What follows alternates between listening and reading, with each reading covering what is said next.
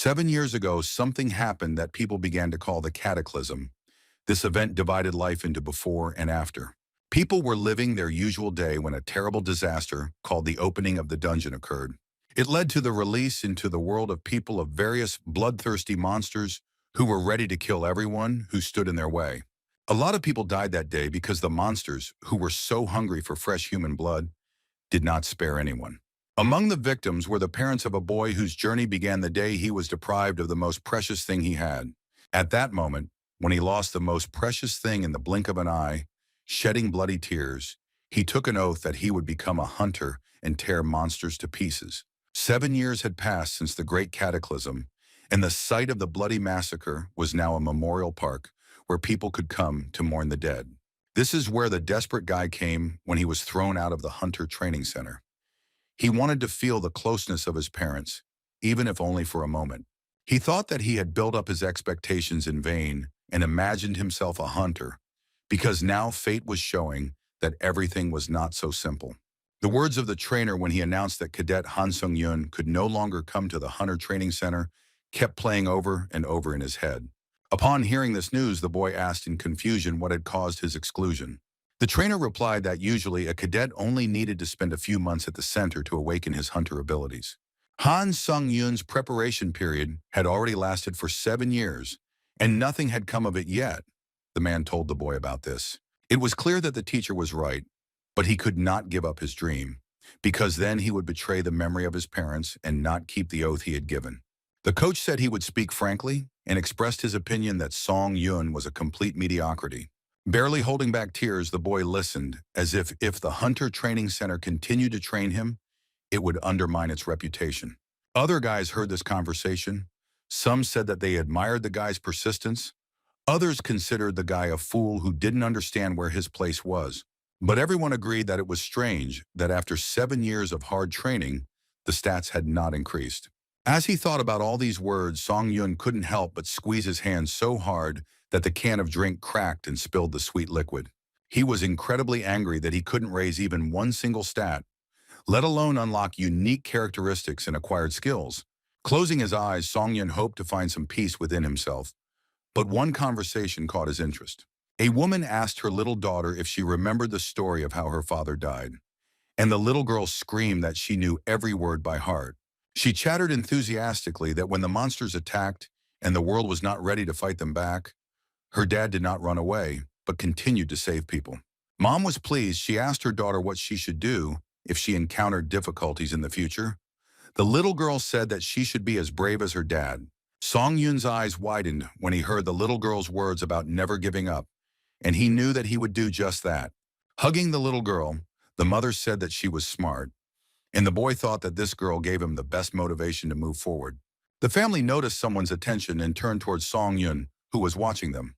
Coming closer, the boy bowed respectfully, because this was the only way to thank these people for their sudden help. Leaving the family in bewilderment, he rushed to run towards the exit of the park, because it became clear what to do next. Song-yun suddenly realized that he had managed to endure steadfastly for the past 7 years, which meant that his path as a hunter was not yet over. He did not want to give up the business to which he was ready to devote his whole life. It did not correspond to his principles. With full understanding that he could not afford to give up, the guy ran through the streets of the evening city. After some time, the weather turned completely bad. The clouds thickened and a cool rain began. Han Sung-yun stood on the porch of the house and knocked on the door, hoping to quickly hide in a warm room from this moisture and cold. Finally, the door opened, and the guy was enveloped in a pleasant warmth that came from the depths of the building. A trainer stood at the door and told the cadet to get lost. Requests that he try one more time had no effect on the man. Song-yun did not give up. He asked for help to pass the hunter exam one last time, because he could not just give up and abandon his life's work. It was clear that the man was barely containing his anger. He turned away and was breathing heavily. But apparently it didn't help, because a second later he turned around and, with a face twisted with anger, asked why the guy couldn't get what they were trying to hammer into his head. This hostile behavior surprised Song-yun a lot, because the coach was generally very reserved and did not behave like this. The man started shouting that the guy had come here to take back the money he had invested in his education, and he had promised to return half of it if the hapless student left. This assumption greatly offended the young man, So he shouted that he was not standing there for this reason at all. What irritated the coach the most was that this insolent young man was talking to him in such a tone, so he punched him with all his might, causing blood to spurt from the boy's nose. The impact sent the would-be hunter flying several meters and landing in a pile of trash that lay near the dumpster. Finally, the man said that he could tell from the student's eyes that the reason for such importunity was solely about money. Tears and raindrops moved across Songyun's cheeks as he heard the coach call him a piece of trash who was incapable of anything. He sat surrounded by garbage, and at that moment he felt that he felt exactly like what the teacher had said he was. Salty tears burned his wounded lip, but the guy kept thinking what would happen if he too had unique characteristics. He did not wish for too much. He wanted fate to grant him just a bit of talent, which he would use correctly. If it were his way, he wouldn't be among the trash heap. Songyun would be improving what he was talented at every day. Suddenly, raindrops began to rise from the ground and shine with a strange light, after which a voice was heard that said that the Tower of Trials praised the boy's unwavering will. Songyun fell right into a puddle out of surprise, because it's not every day that an invisible interlocutor will talk to you. He didn't understand what was happening and who was talking to him. For a moment, the guy thought he was going crazy. The otherworldly light grew brighter, and at one point it completely engulfed the boy, who screamed in fear. This scream was heard by the coach, who abruptly opened the doors and angrily told the failed student to get lost. He began to say that this kind of tyranny was already boring, but then he noticed that the boy was no longer in his former place. There was only a huge boulder lying near the trash can. The man picked it up and began looking around, hoping to understand who had left it. After no one was found, the coach threw the stone away and returned to the building, grumbling. At that very moment, the guy was drowning in some strange portal that was outside of space and time. He felt like his lungs were already starting to burn from lack of oxygen. Songyun was suffocating, but he didn't know where to swim to get out of this place. At one point, when it seemed to the boy that he had already reached the bottom, the water suddenly turned into empty space, and his body began to quickly fall down. A blue screen appeared in front of Songyun's face, which said that the testing tower had selected all the strongest on Earth. The guy did not understand what this meant. His eyes widened even more when the screen asked him to choose a difficulty level, which would determine the reward. He had no idea in his soul what was happening, but his inner instinct was screaming at the top of its lungs. The guy had some kind of premonition that told him to grab this opportunity, despite the fact that it was all very suspicious. After he chose the difficulty level, he again began to fall into some other space. Songyun saw the windows with information that in the next few seconds, the entrance to the first floor of the tower would be carried out. Opening his eyes, the boy saw that he was in the desert. All his wounds were healed, which meant that he needed to prepare for the upcoming trials. He was confused and didn't know what to expect, because this whole situation didn't fit in his head. Some kind of shine appeared next to the guy, and a weapon began to materialize. A second later, a sword appeared out of nowhere. The blade fell to the ground and got stuck in the sand. Songyun did not dare to go and take it, because everything seemed too surreal. After that, the guy received information that the theme of this test was survival, and for overcoming it, you can get unique characteristics. It was hard to believe that the unique characteristic he had been trying to obtain for the past 7 years, working hard for it, would be given out as a reward. He knew that if this was really the case, it was a real jackpot that he couldn't miss. The guy stood up resolutely and realized that first he needed to take the sword and figure out what was required of it. He hadn't even taken 5 steps when the earth suddenly shook and trembled, and it instantly became clear that it simply wouldn't happen. When Songyun turned around, he saw that the sand had begun to rise and form a wave that was moving straight towards him. A notification appeared before his eyes that the training test had begun, and now the guy became truly scared. Since the difficulty was set to high, the sand wave formed a creature called golem, and it was clearly not friendly. It was unclear how all this was possible, but what was even more alarming was that he had no idea how to deal with this monster. His mission was to survive the sand golem's attacks for 10 minutes. Songyun read this information and realized that these would be the longest minutes of his life. But the main thing was that they would not be the last. But there was another clause written in small print. The penalty for failure was the death of the applicant. Running away with all his might, the boy realized that he did not want to die, especially under such mysterious circumstances. He thought about the need to come up with a better strategy, since it was unlikely that he would be able to escape pursuit if he simply ran. Although the sand golem looked slow, due to its size, it moved much faster than Song Yun thought. The boy understood that the first difficulty was that with his endurance, he would not be able to run across the desert for 10 minutes, especially considering the fact that his enemy was literally breathing down his neck and trying to trample him. It turns out that the guy had to fight with a sword in his hands in order to survive. That was the point of the test. He was doomed to either run away and meet death or fight and face it. Song Yun thought that this was all some kind of madness, because it was simply impossible to defeat such a creature. But then he remembered the mocking speeches of the guys from the training center. They said that such a talentless person like him was not even worth pitying. These memories caused a cry of anger, because everyone around him thought that he was good for nothing. He wanted to prove the opposite. Song Yun felt like this golem was his coach, who wanted to prove that he was a nobody who didn't deserve a chance. At that moment, he realized that he would die a miserable death if he continued to run away without doing anything new.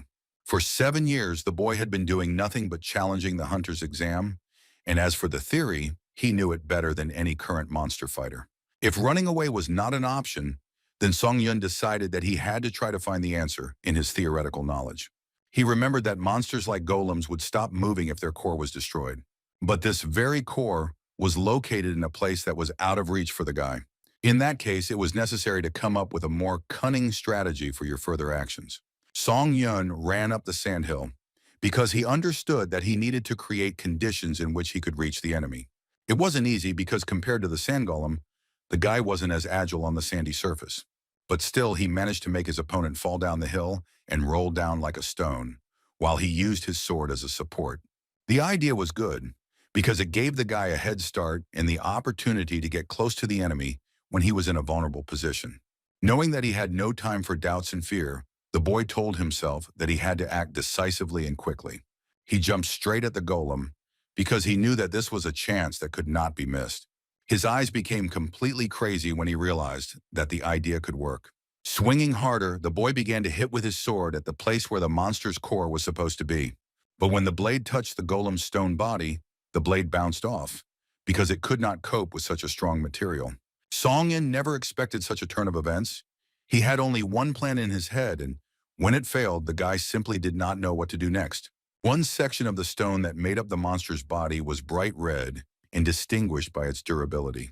It was in that very place that the core was located, which turned out to be much stronger than expected. It was obvious that if they didn't immediately figure out what to do, the life of the novice hunter could end at any second.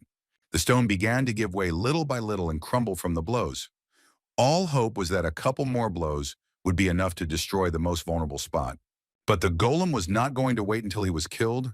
He went on the offensive and grabbed his opponent so tightly that he choked on his own blood.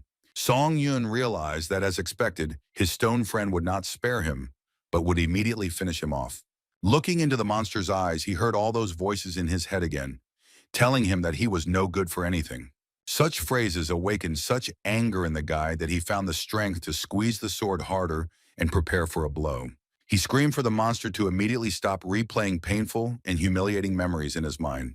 The boy told the voices in his head to shut up, and then threw his sword towards where the monster's core was located. Finally, the weapon hit the target.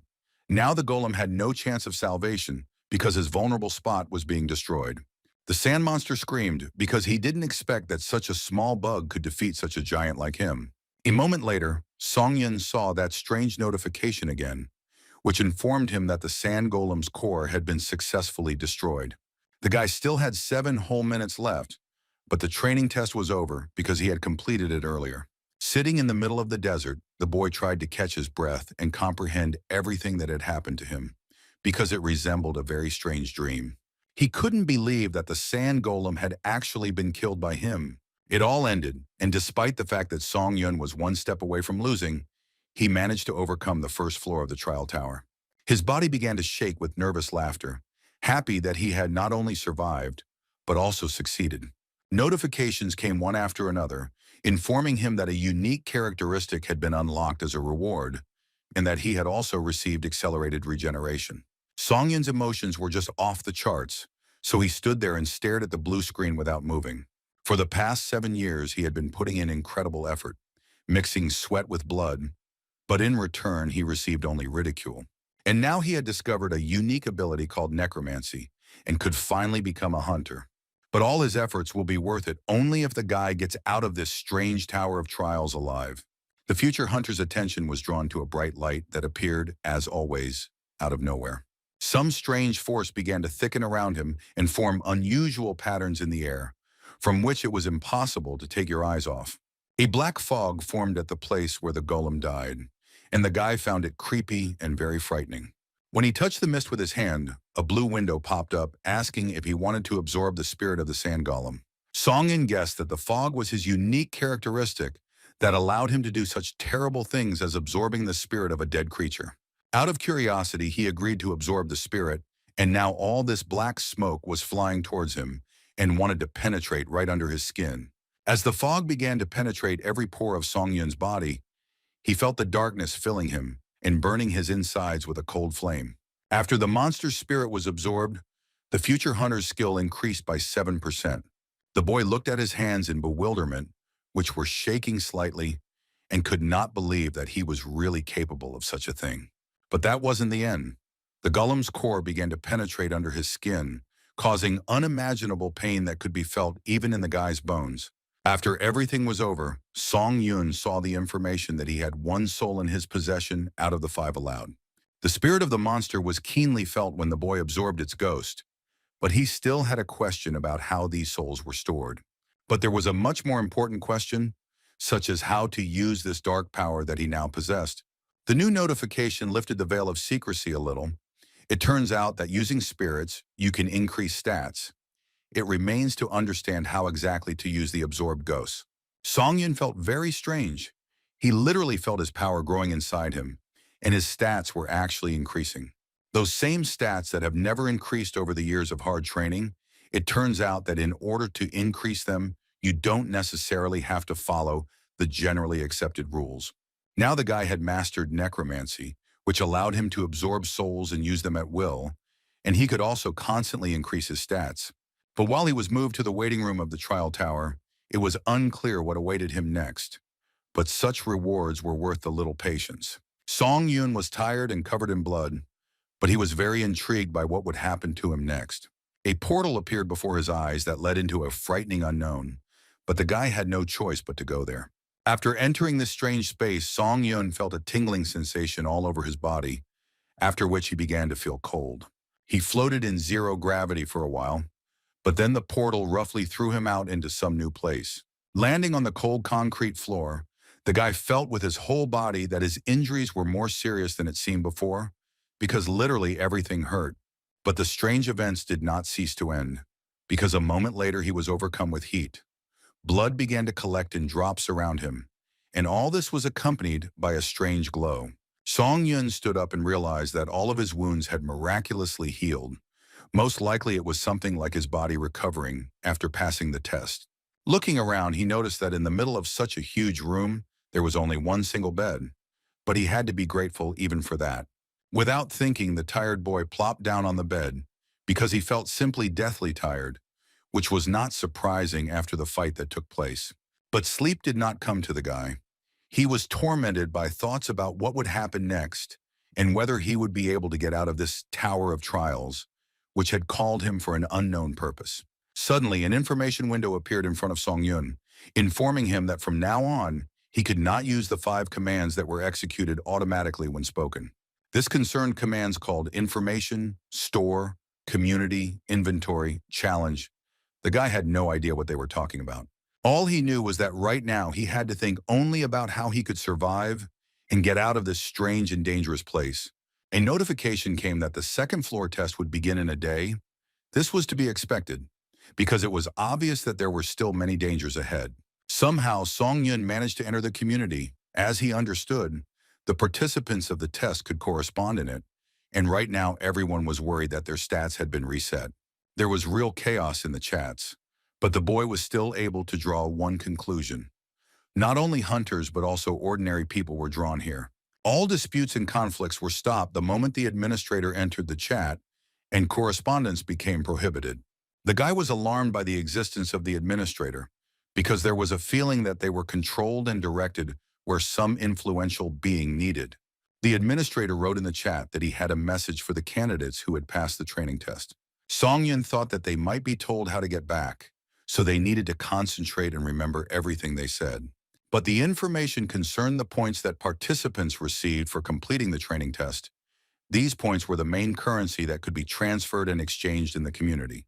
He listened to all this in suspense because it turned out that without this resource, it was impossible to get even a drop of water in the tower, and points could only be earned during trials.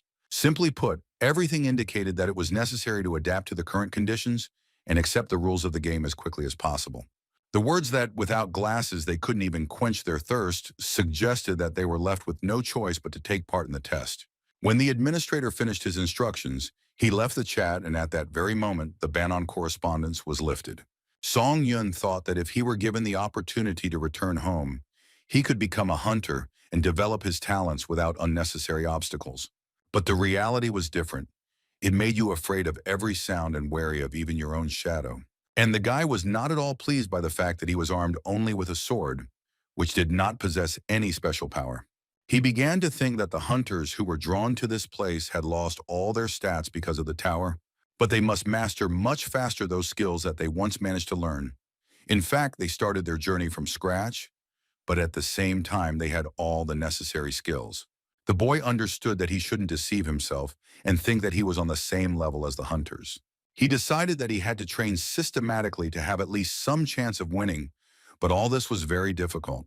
Song Yun exhausted himself so much that each time an unknown force had to restore his body, because he literally exhausted himself. But the guy was glad that he could train like this.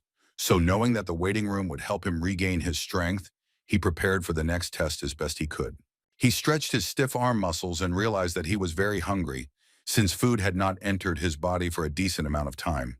There were sad thoughts in his head that the waiting room could have saved him from the feeling of hunger, and out of despair he decided to go into the inventory.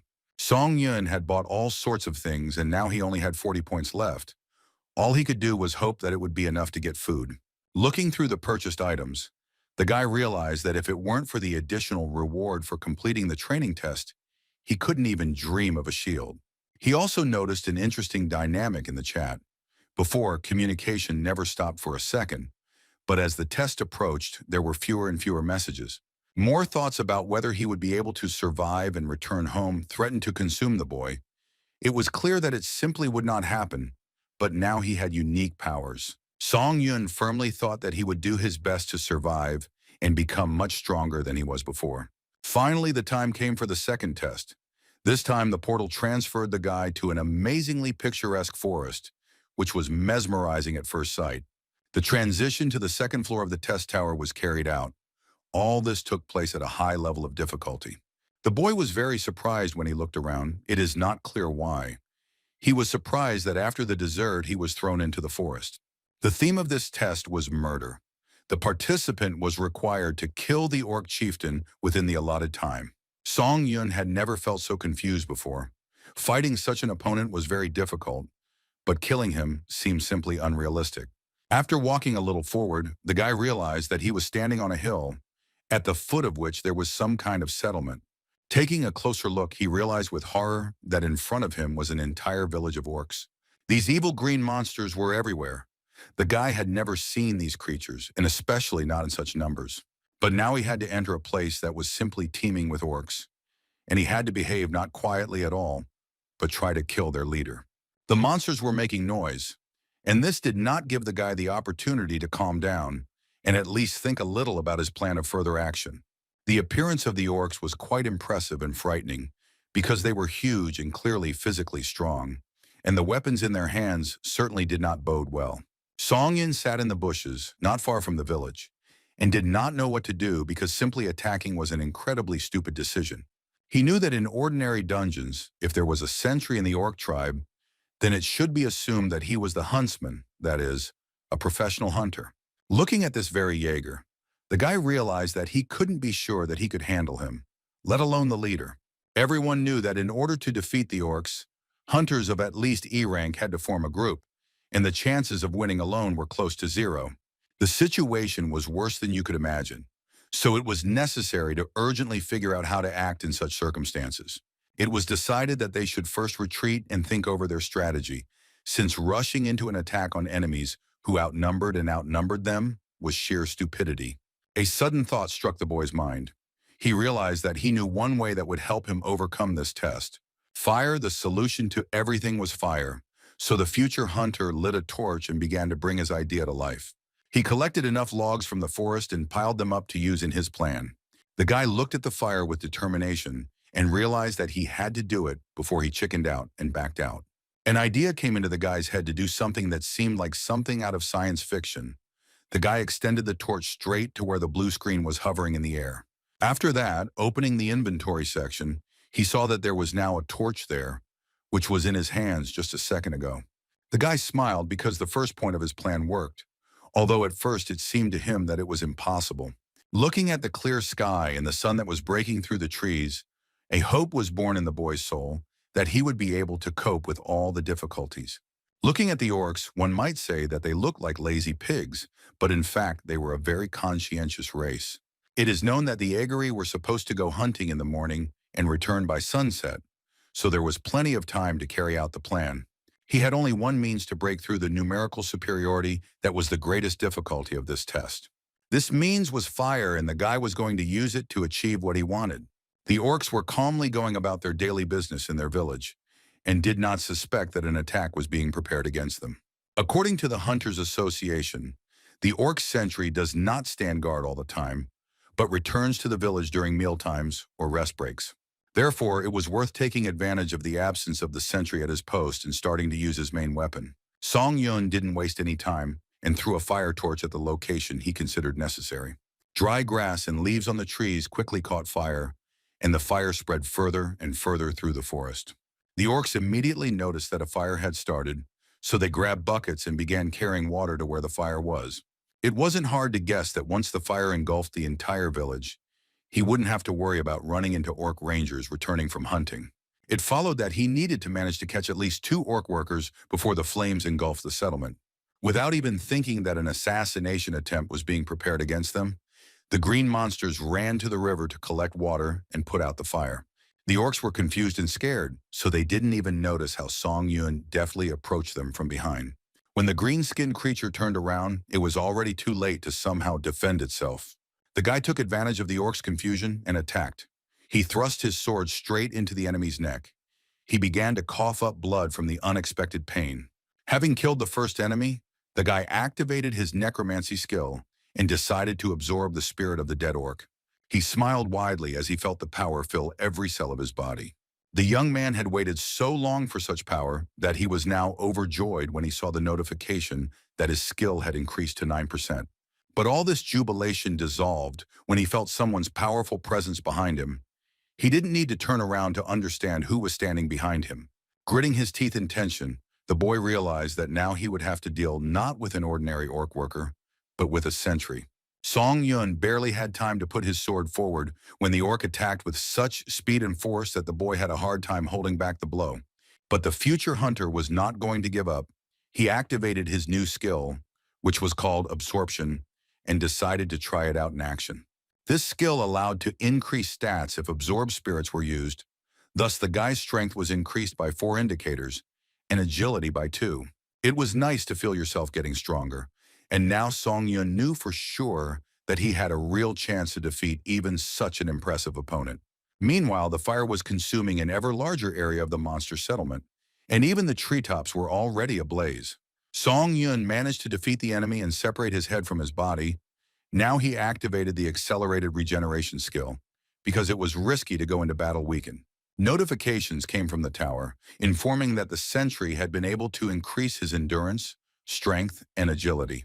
This was very good news because now he did not risk being killed if he met another sentry.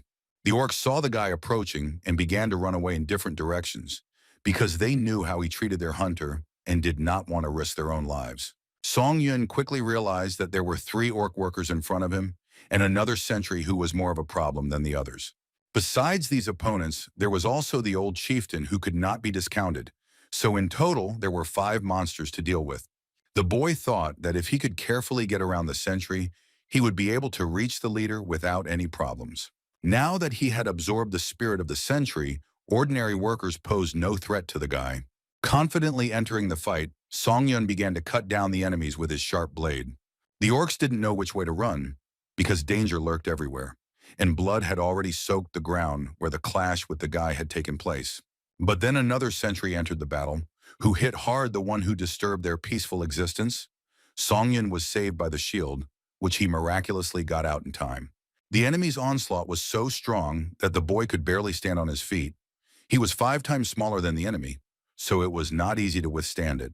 But this attack by the sentry meant that he had moved away from the leader, and this meant that there was no one near the leader who acted as a bodyguard. In essence, this orc sentry was the last obstacle to completing the mission. When the guy realized that defeating him would open the way to victory, he began to attack even more actively than before, because his future was at stake. This motivation was the strongest driver that pushed Song Yun to fight like it was his last time. The fire was as fierce as the one who lit it. The flame was unstoppable, which was to the advantage of the future hunter. Having dealt with the sentry, the guy silently looked at his corpse and his bloody sword for a while. If he wanted to win, then sacrifices were needed, and he was ready to make them. The one whom the orcs considered the most important among the representatives of their people made his way through the wild flames. The leader, step by step, overcame the raging elements. It was unexpected that the head of the settlement would decide to personally go to the destroyer of the village. The guy expected to use the moment of surprise and kill him, but everything went a little wrong. The orc raised some strange staff up and then pointed it at his opponent. A flame burst out of the weapon, which went straight to Song Yun. The guy barely managed to put up his shield, which fortunately was able to withstand such a strong blow from the fire element. The head of the settlement laughed, seeing that his enemy had switched from attack to defense. He knew that it was difficult to resist his strength, but nevertheless the guy came out of the smoke and was safe and sound, except that he was coughing a little due to such an abundance of fire. The orc did not expect such a turn of events. Usually, none of his enemies survived such an attack, and here such a fragile little man was still on his feet. Song Yun wasn't feeling his best, but he got the achievement, he who endured flames and now had the burn resistance skill. Gritting his teeth in uncontrollable anger, the young man told the orc that now he would definitely not survive this battle. But the head of the settlement did not take the little man's threat too seriously, so he began to slowly approach the guy, grinning at him with his rotten teeth. He decided to use the flame attack again, so he concentrated his powers into the staff and directed the energy through it at the boy, creating fire out of nowhere. While Song Yun was recovering from another fire blast, the orc took advantage of his confusion and got close enough to hit him. When the boy fought off this attack, the head of the settlement screamed furiously because this boy was starting to really irritate him. The scream was not only from anger, but also from pain, because Song Yun managed to cut off the hand of the orc, who considered himself simply invulnerable. Unable to bear such humiliation, the leader began to run back to his tent, hoping that he would be able to lick his wounds before he was attacked again.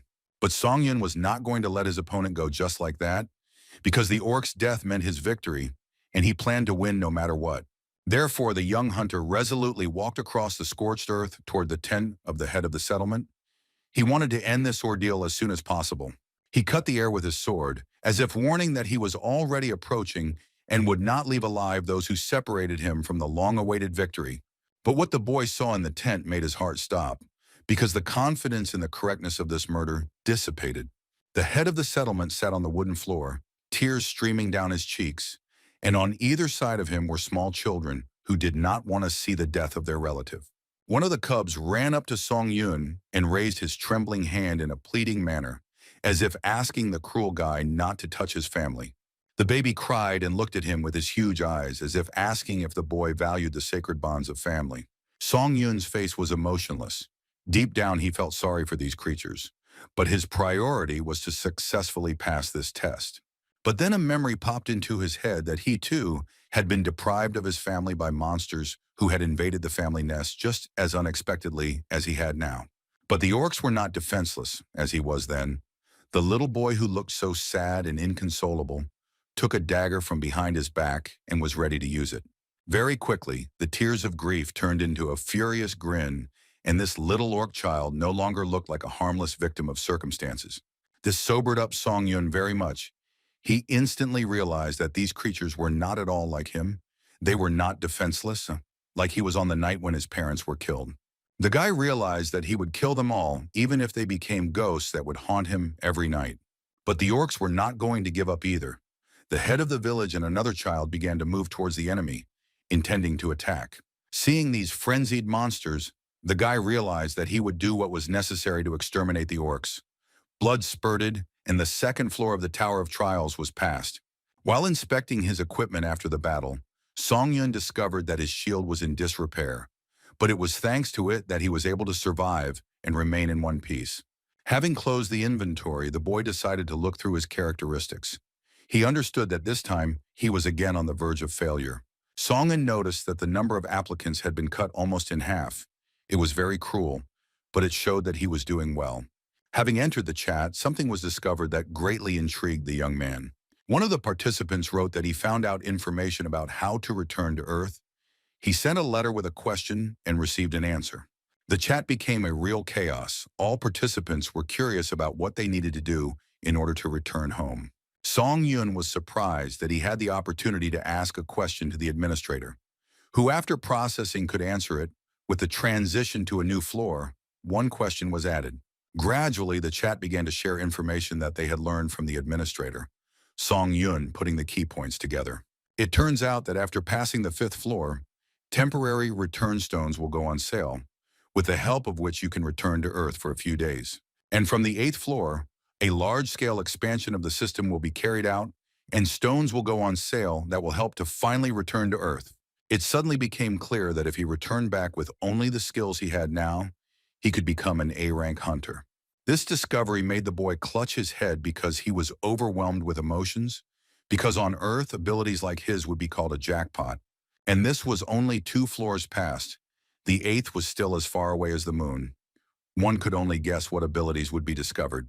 He threw off his burnt sweater and decided that he needed to think positively because his 0 stats had finally approached the average 20 points. Song Yun decided that the first thing he needed to do was to absorb the 5 spirits that he had obtained at the risk of his own life. Then his strength would increase significantly. For the first time, the young hunter felt a sense of power overflowing him and moving through his veins like hot iron, and this pain bordered on a strange pleasure. He tore off and ran with incredible speed. The guy was beyond human capabilities. He had only read about this in books before. He was even able to run along the ceiling. Song Yun felt like a real superhero who could do absolutely anything. The feeling of power overwhelmed the guy, and he didn't want to stop running, because this was the only way to let off some steam in this closed space. The boy was so carried away that troubles were not long in coming. After great joy, small disappointments often followed. The wall turned out to be closer than the future hunter thought.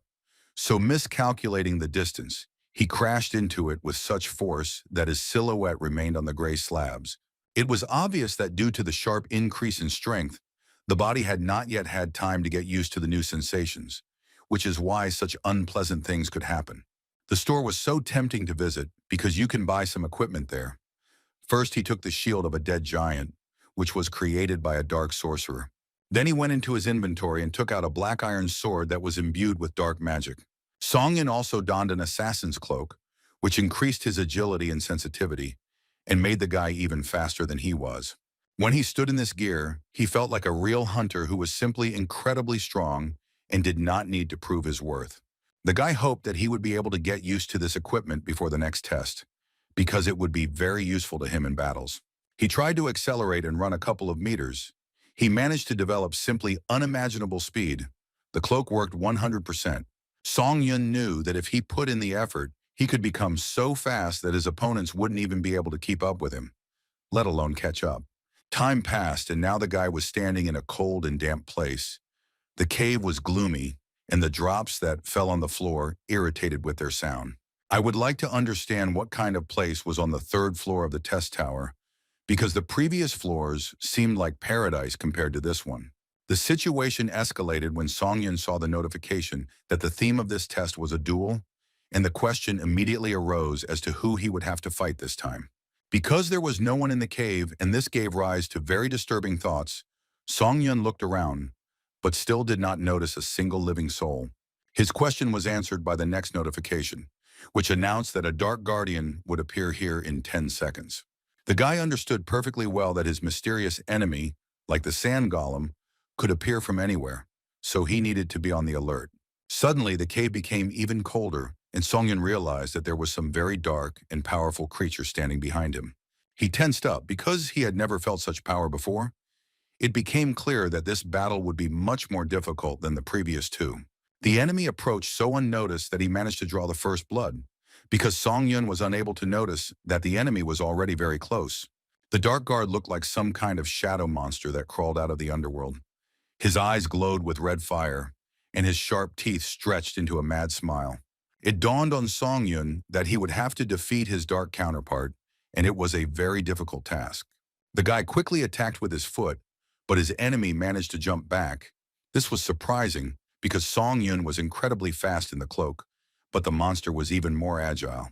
The future hunter looked at the creature he needed to defeat and didn't know what to do yet, because no matter what move he made, it seemed the enemy was one step ahead. The monster smiled even wider, as if it had heard the thoughts of the one who had come to this cave to kill it. Having activated the accelerated regeneration skill, the boy realized that if he had not reacted in time, his spine would have broken in half. He took a closer look at the monster and was surprised by one thing. The enemy's pose was terrifyingly similar to his own. The guy suddenly realized that his enemy was imitating his movements, which made the task more difficult, because in that case it was some kind of shadow boxing. But to confirm this guess, it was necessary to engage in battle, which is exactly what Songyun planned to do in the near future. An idea came up to deceive the enemy. At first, the hunter moved towards him, making it clear that an attack would be made.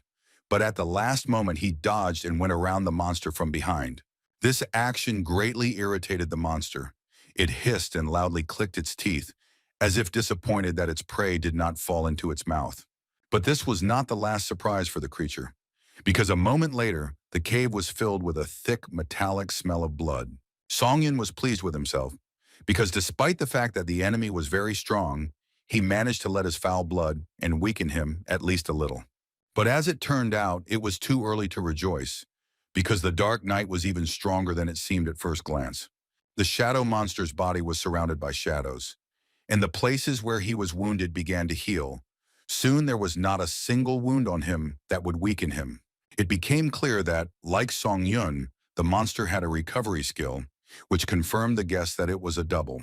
Once all the wounds were healed and the shadows dispersed, the monster rushed into the attack with incredible speed, trying to inflict damage on the enemy. The monster did what the boy had demonstrated to him a couple of minutes ago, first rushing to strike, but at the last moment he went around the enemy from behind. Songyun had predicted this because he noticed that the knight was repeating his attacks. Well, this theory turned out to be correct. By timing it correctly, the guy managed to figure out when the monster would strike, which allowed him to dodge and not let himself get hurt. He acted deftly, but the enemy's sword was still a couple of centimeters away from him. It became clear that in order to defeat the monster, one had to use one's own weaknesses and shortcomings that were in one's fencing skills. The guy's new attack made it clear that his thoughts about his weaknesses were correct, because he managed to throw the enemy back a few steps. He was glad, because he decided that at this rate he could win. It would not be too much of a problem for him. But everything turned out to be not so simple, because the enemy seemed to even think exactly the same as the guy. So the Dark Knight managed to go on the attack and point the blade at his opponent. The swords clashed, and the force of the blow sent both combatants flying back several meters. The young man did not immediately understand what had happened. He only felt pain in his hands, which testified to the incredible power of their collision. But the shadow monster had no intention of giving his enemy a break, and a second later he was already attacking. And he did it so quickly that Songyun barely had time to put up his shield. It seems that the hunter was not imagining things, and this creature really was able to become so strong in such a short period of time. Songyun was ready to meet a new attack, but for some reason the monster jumped back. This did not mean anything good. Most likely, he was thinking about a more cunning strategy.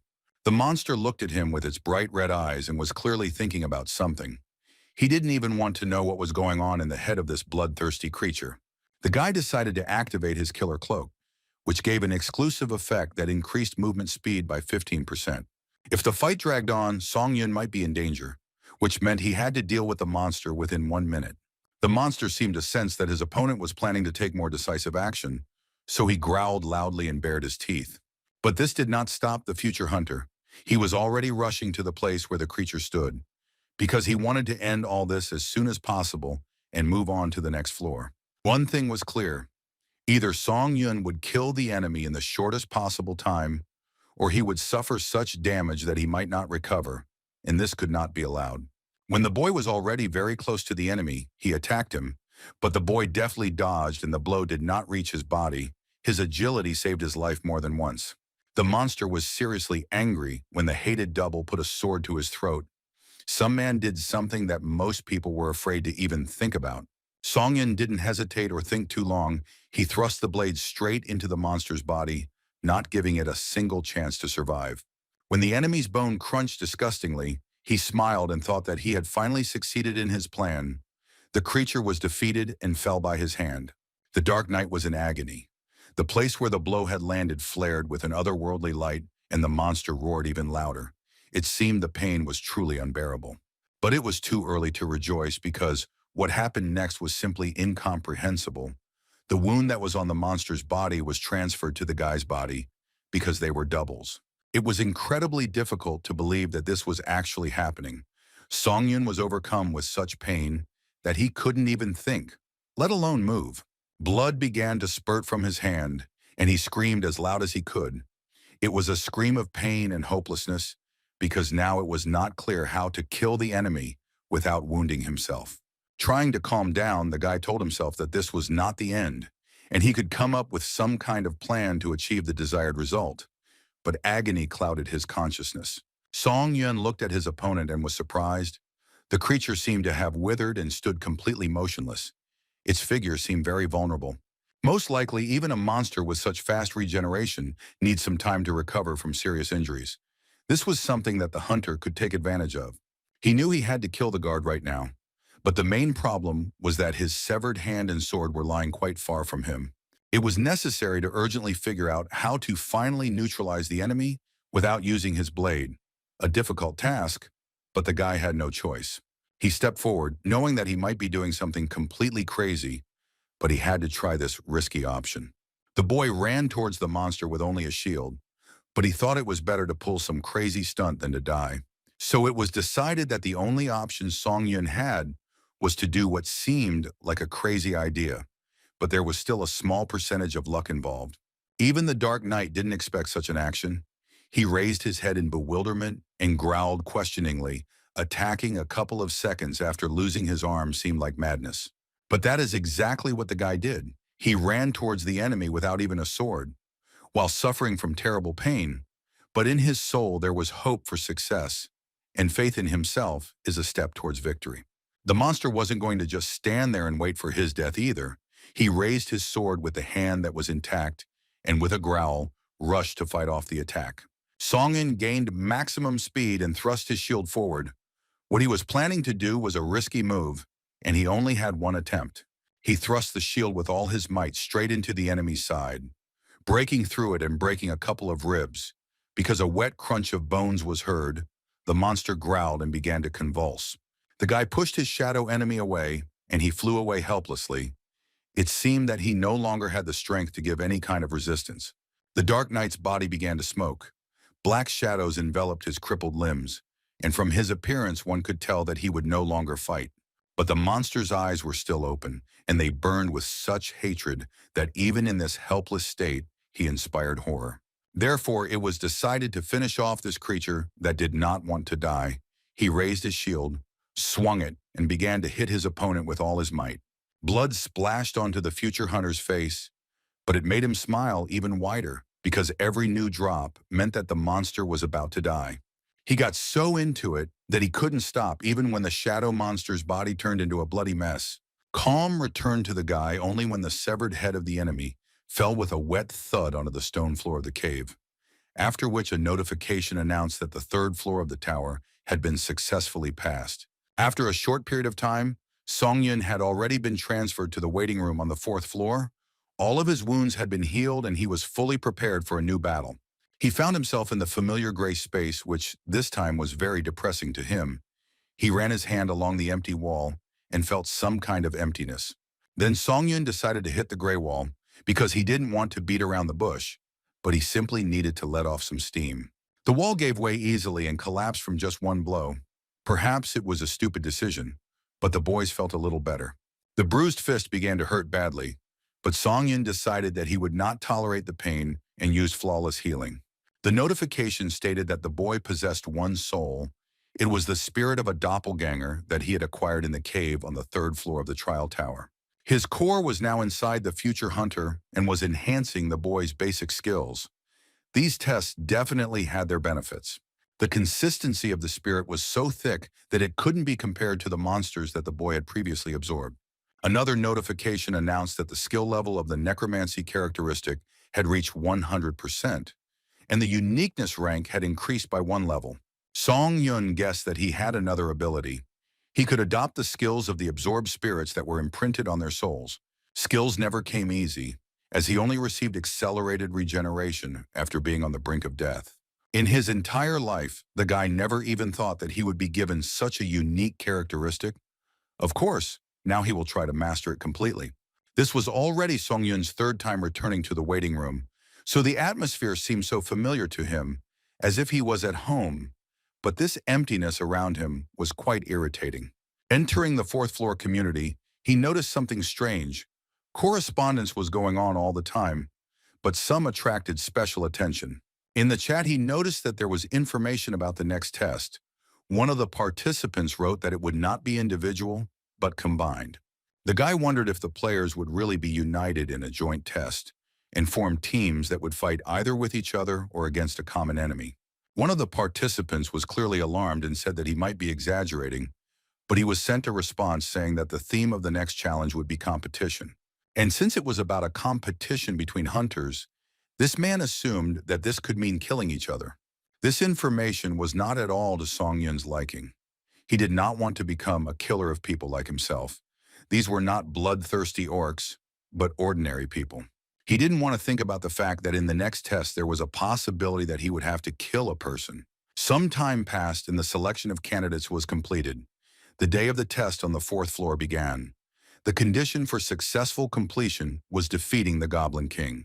The condition for failure was the destruction of all candidates selected for the team.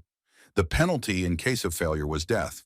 Song-Yun was transported to some dark space and looked with interest at the people who stood in front of him and were his allies in this test. They stood in the center of some strange, huge pentagram. No one dared to take a step. Everyone looked at each other with anxiety, not knowing what to do. The guy had even forgotten how to communicate with normal people, because lately he had only crossed paths with monsters. One of the participants said that since they had become one team, it would be nice to introduce themselves to each other and talk a little. The offer came from a cute, dark-haired girl who said her name was Lee Ha-yeon. She looked very cute, although first impressions were not to be trusted. She revealed that she specializes in providing support to the team and is also an E-rank hunter outside of this space.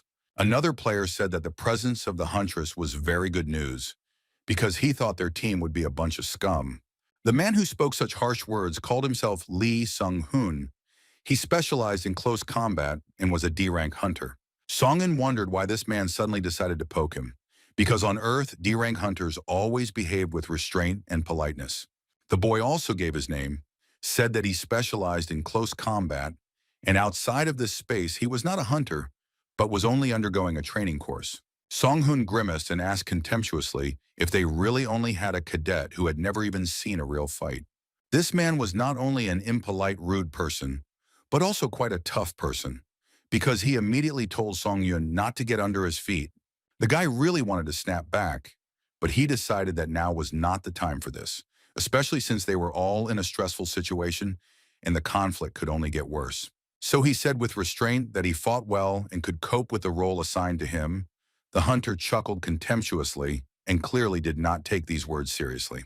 Sung-hoon said that he warns in advance that if he thinks that the guy is harming the team, he will immediately kill him because no one needs a burden. The boy immediately remembered those mocking looks that accompanied him every time during training.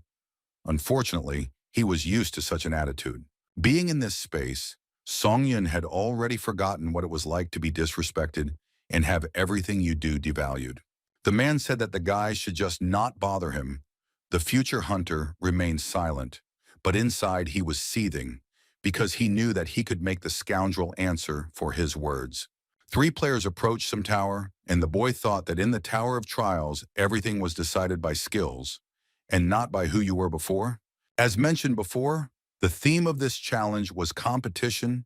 You had to cooperate with your team members and complete the task before your opponents. As soon as the main gates of the citadel opened, 3 goblins immediately jumped out and began to attack the uninvited guests.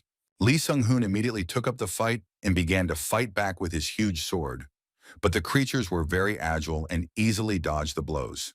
The man didn't understand how the goblins could move in such a battle formation. He shouted at Song-yun if he was going to fight.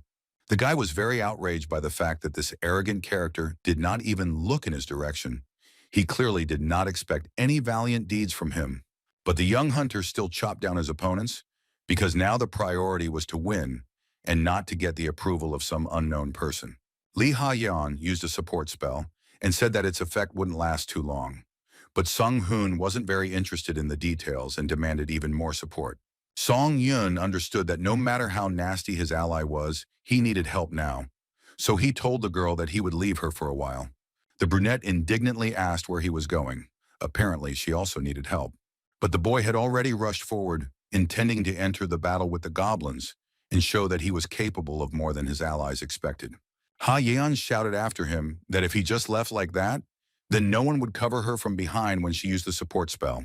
But as soon as the girl noticed what was happening, she immediately fell silent, because it seemed that there was no need for her spells. Whole crowds of goblins lay in rows in pools of blood, and just as many more were potential corpses. Ha-yeon couldn't believe her eyes because it was hard to comprehend that one inconspicuous boy, who wasn't even one of the hunters, was capable of such a thing. But the green-skinned monsters weren't going to back down either. They attacked again and again, despite the fact that their numbers were becoming fewer. Song-hoon could barely hold back the onslaught of these nasty creatures. They came running towards him in a whole bunch, sensing that his defense was sagging. But despite the difficulties, the man managed to repel the attacks. After all, he was a D-rank hunter, and his experience in battles was not an empty phrase. But the little goblin warriors were unusually agile and brave, so they posed a serious threat to their enemies. Their power was felt by Song-hun, who so loved to underestimate his opponents.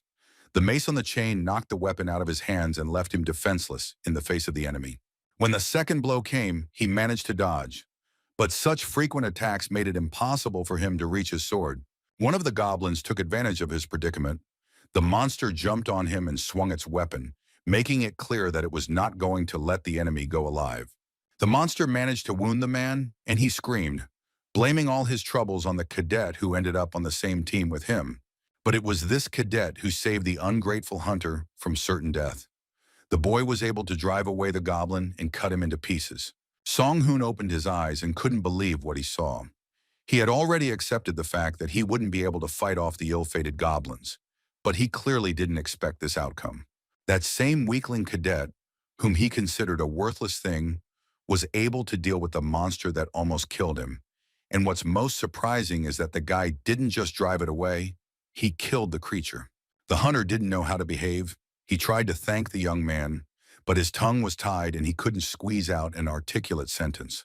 Song-yun decided to tell the man the same thing that he told him. The boy asked the experienced warrior to stand aside and not interfere with the test. Song-hoon realized that his arrogance had not gone unnoticed, and now he felt embarrassed about the way he had behaved toward this cadet. But the fact that he regretted it didn't matter to the guy, who angrily warned him not to get under his feet. Otherwise, the conversation would go differently. The man was stunned, so he watched without moving as the young man began to chop down his enemies with such force and speed that they simply did not have time to run in different directions. Such active work did not go unnoticed, so after a couple of minutes, a notification appeared that the guy had received the Goblin Hunter achievement. Seeing this bloody massacre that the youth had caused, the man screamed, because he had never seen such power even among experienced hunters, let alone cadets. The shadows thickened around Song-yun. The spirits of the dead goblins beckoned him to absorb them and improve his skills, but he was in no hurry to do so. The boy realized that the black haze was a sign of his unique characteristic, and it was invisible to outside eyes, so he could easily absorb as many souls as he wanted. He was intrigued by the message that he had absorbed one of the skills of the Goblin Guard, and immediately became curious about what skills had appeared in his arsenal. As it turned out, thanks to the acquired skill, the guy's field of view increased and allowed him to easily notice approaching subjects. Song Yun immediately wanted to test this skill and concentrated on his strength, wanting to get what he needed from its depths. Then something happened that greatly surprised the future hunter. His vision suddenly sharpened, and now he saw the world from a wider angle, catching every movement around him. He chuckled contentedly as he realized that he had won another jackpot that the Tower of Trials had given him. When the showdown with the goblins was over, the three participants began to approach each other because it was necessary to decide what to do next. Lee Sung-hoon decided to somehow justify his failure, so he said that despite the fact that Song-yun was only confronted by weak goblins, he did well. Both the boy and Ha-yun looked at the man as if he was an idiot, because even a stupid person would have understood that none of their opponents were weak. Song-yun chose to ignore the hunter's words, so he only said that from now on, he would lead the operation. Moving in the vanguard, it would bring more benefits. After these words, he turned his gaze to Song-hoon and asked if any of the team members had any objections. The man was tensely silent because he was ashamed that such an inexperienced youth was superior to him in strength, and no one could deny that he would be a better leader than him. Sung-hoon sighed and said that he didn't mind, then asked what the first instructions would be. The new leader replied that the man just needed to protect Lee Ha-yeon. He asked the girl to provide support and orientation on the terrain. She beamed and said that they should work productively in the remaining time.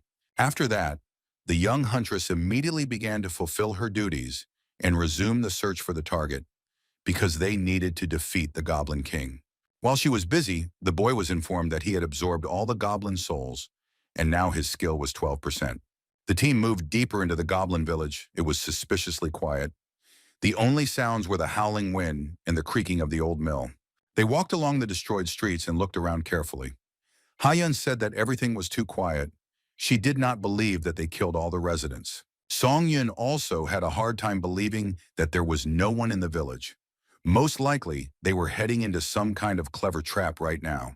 He decided to test his theory, so he quickly ran towards the direction where he thought there might be danger. Ha-yeon and Sung-hoon looked at the guy with bewilderment. They asked what was the reason for such a sharp advance into the depths of the town. But soon everything became clear to the brunette, because what she saw explained everything and made their situation more difficult. They came out into the central square, where there was a golden fountain, and the ground around it was strewn with the bodies of slain goblins, whose blood flowed straight into the water. Song-yun said that all this meant only one thing. Other contenders were ahead of them and had already been here. Song-hoon asked if their competitors really had turbines instead of legs.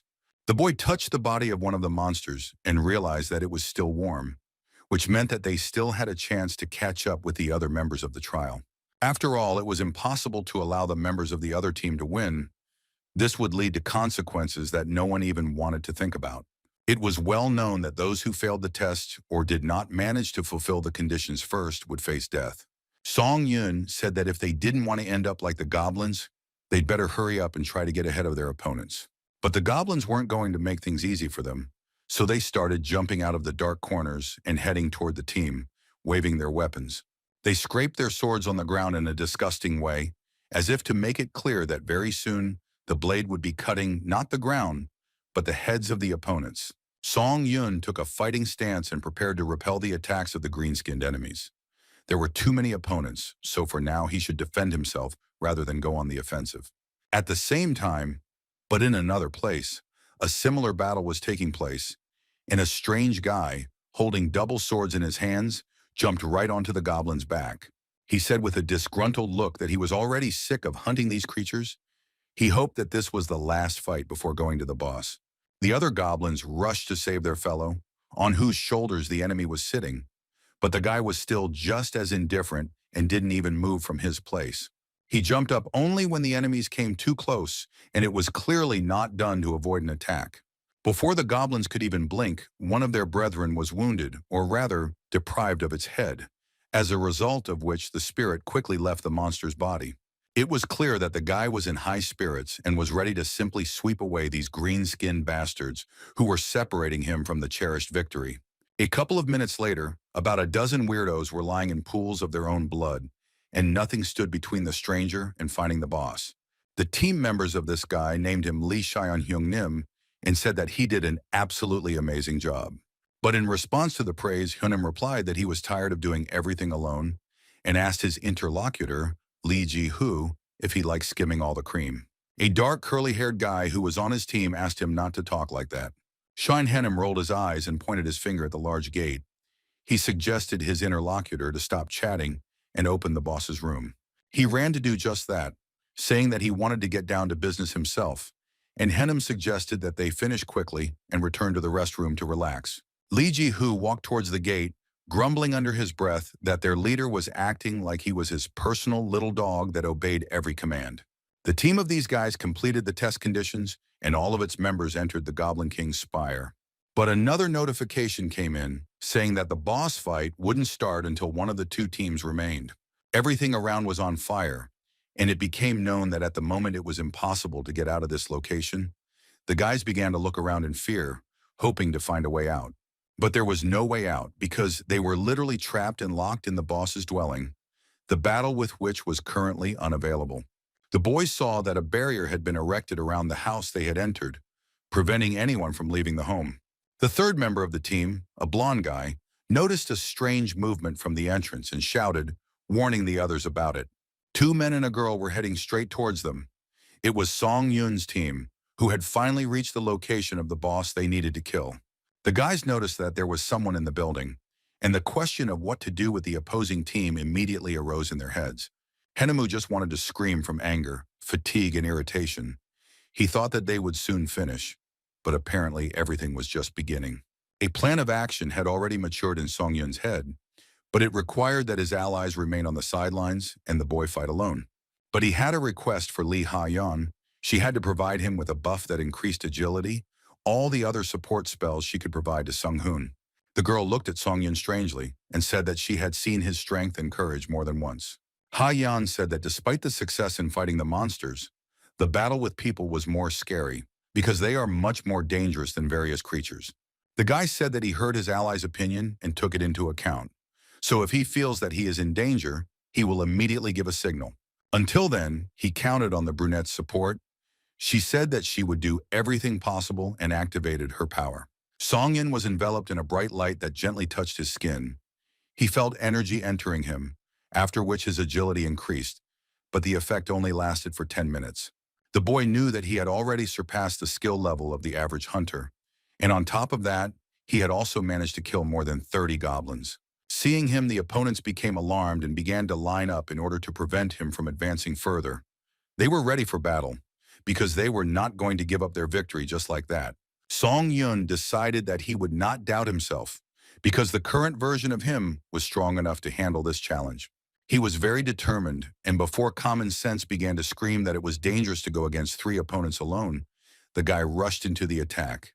Sean Henham watched the enemy approach and thought that some madman was running towards them, because who in their right mind would go into the enemy's lair alone? He shouted at the curly-haired Ji-hoo to use his shield at full power. He said that he would do so immediately. The boy activated all the defensive properties of his weapon and began to wait for their enemy to approach him. A shield began to grow around his team, which was able to protect them from any danger, so they did not worry about being harmed. But Song-yun wasn't stopped by such trivial things as the protective barrier, so he resolutely jumped straight at it, clearly intending to neutralize it. When his sword touched the surface of the protective magical structure, sparks rained down and it cracked. The guy put in even more effort, and finally he succeeded in what seemed almost impossible. The barrier began to disintegrate, opening access to those who were hiding inside it. Ji-hoo, who had created a defense, couldn't withstand the force of the enemy's attack and flew to the side, leaving his comrades without cover. Song-yun did not stop for a moment. He wanted to quickly deal with his opponents and bring the team the long-awaited victory. Finally, he managed to break through the barrier and meet the enemies face to face. He still didn't know how to properly neutralize them, but he was sure that he would do what was necessary. Swinging his sword harder, he approached the first member of the opposing team and decided that he would not doubt his actions. His allies watched the events unfold with amazement, amazed that the guy was overcoming all obstacles on the way to his goal without a doubt. Shion Henham was no timid person either, so he accepted this challenge with his head held high and was ready for a fight that would put an end to one of them. The boys' swords clashed and a heated battle began, in which no one was going to give in, because lives were at stake. Hennem parried the attacks, but discovered one oddity. His opponent's skills were inferior to his own, but paradoxically, the enemy easily parried all his blows. He looked the boy over from head to toe and decided that he needed to act more harshly, because survival in the Tower of Trials was not easy. Just as he was about to use one of his strongest attacks, Song Yun suddenly quickly moved behind him. It was difficult to track this movement, so he was unable to react in time. The boy swung his sword and aimed at Hennem's back. He understood that now his enemy was finished. But everything turned out to be not so simple, because somehow, Shion Henemu managed to block the sword that threatened to pierce his spine. Such skill surprised Song Yun, because in order to repel an attack without even turning to the enemy, one had to possess a unique fighting technique. But still, his opponent had a hard time because he barely coped with this blow, because he did not expect such a fast and powerful attack. Song Yun noticed a strange glint in his enemy's eyes, and he realized that it was because of this that he was able to see the trace of a blade aimed at him, giving him an advantage in battle. Accordingly, the guy could predict the blows, since he clearly sees in which direction the enemy is swinging, from which it was possible to conclude where the blade of the sword would be directed. Shion Hennem successfully used this skill, allowing him to react more quickly to all attacks and successfully repel them. But this time his skill somehow failed, because he felt his eyes begin to burn, and his supernatural vision became clouded, limiting his field of view and making the enemy's sword trail elusive. Song Yin noticed his opponent's weakness and activated the skill, after which his eyes also lit up with an otherworldly glow, and he rushed to attack. While the enemy was in confusion, the boy managed to successfully wound him in the stomach, releasing a whole fountain of blood. Shun Hennem coughed and thought that he was especially unlucky today, because usually his skill never failed and always helped in the fight. Song Yun saw a notification that he had completed the special task, and bonuses would be added to the reward for completing the 4th floor. After the enemies were dealt with, the guy's allies began to approach him, silently looking at the corpses lying in the middle of the building. Lee Ha-yun noticed that the guy's hand, which was holding the bloody sword, was shaking slightly. She assumed that this was the future hunter's first kill.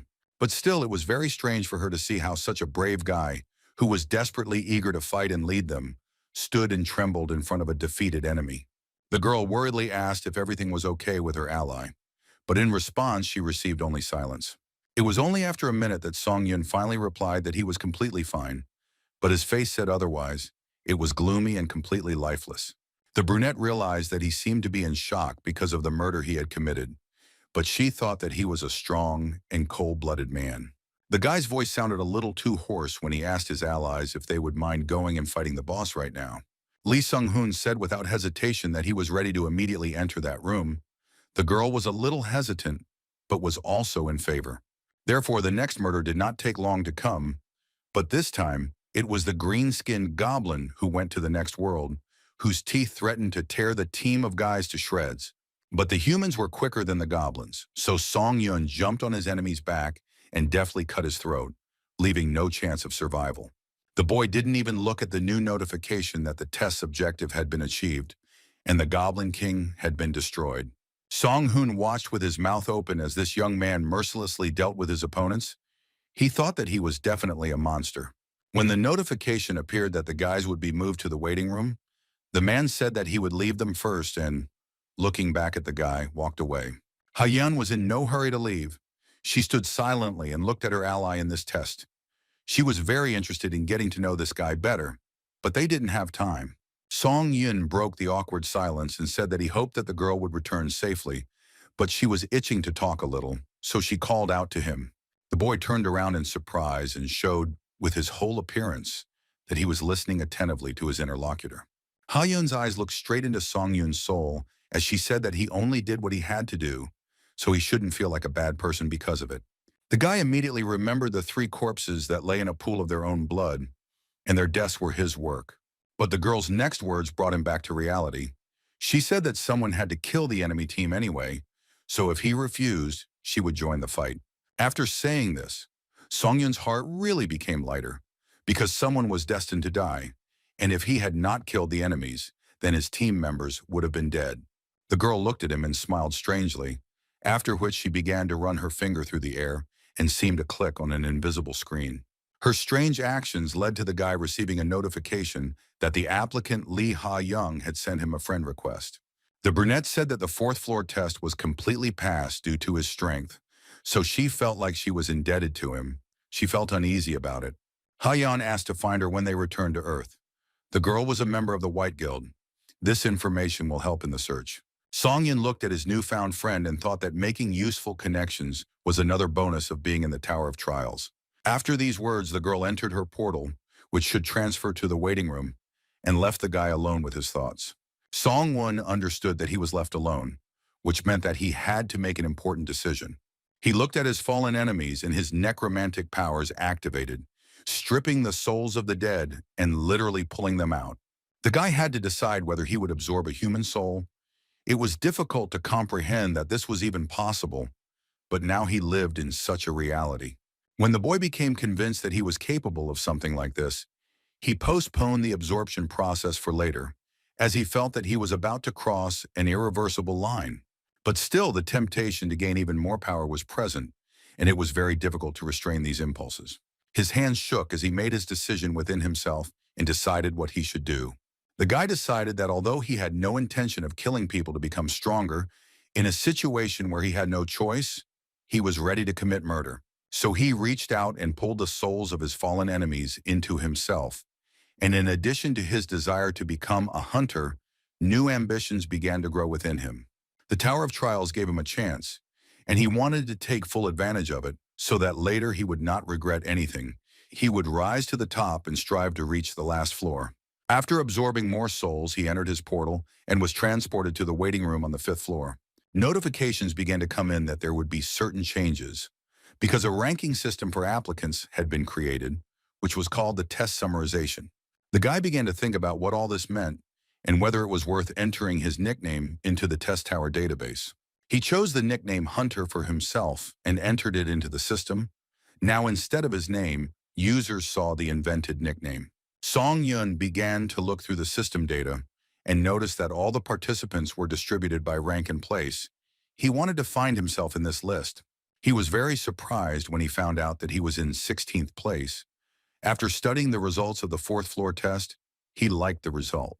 The future hunter was pleasantly impressed by the fact that his place in the ranking was much higher than he thought. The next message announced that the top 50 contenders would be designated as pathfinders and would receive an advantage on the 8th floor, and could also receive the halo privilege. The guy's eyes immediately lit up with interest, because if this skill was given for such merits, it meant he was very powerful. He decided that there was no need to think about it yet, because all the details would become known to him when the time came. The system asked him to choose a spirit to absorb from the available souls in his arsenal. There were 3 players from the opposing team and the Goblin King. Song-yun felt that some processes were starting inside him. He had the opportunity to increase his stats using the spirits he had. He finally felt that he had finally crossed the boundaries of human capabilities and was at some new level of strength. It was decided to buy a return stone, which helps to leave the Tower of Trials for 3 days and return to the original place of stay. The guy wanted to check if he could move to Earth with all his equipment. Song-yun chuckled and was ready to go home for a while. He was very interested to see if his abilities would change.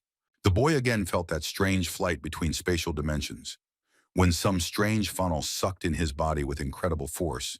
It was a very unpleasant feeling. It seemed to him that all his limbs were stretching, and he was turning into some kind of liquid that was flowing between dimensions. Eventually, he found himself in his room, where everything was as before, and he was warned that in 3 days he would be moved back to the trial tower.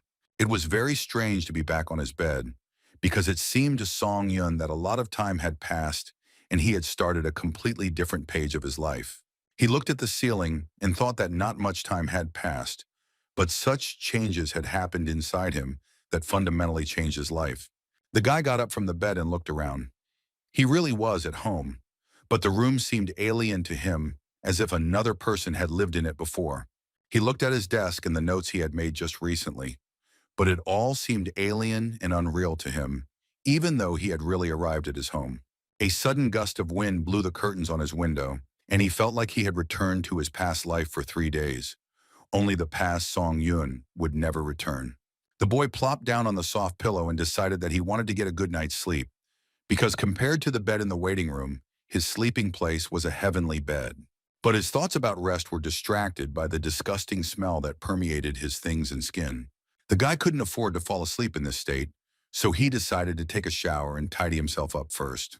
But when he lowered his feet to the floor, something caught his eye that made his heart jump with joy. All the gear he had taken with him out of the fifth-floor waiting room was lying on the floor next to his bed, and those items had moved with him.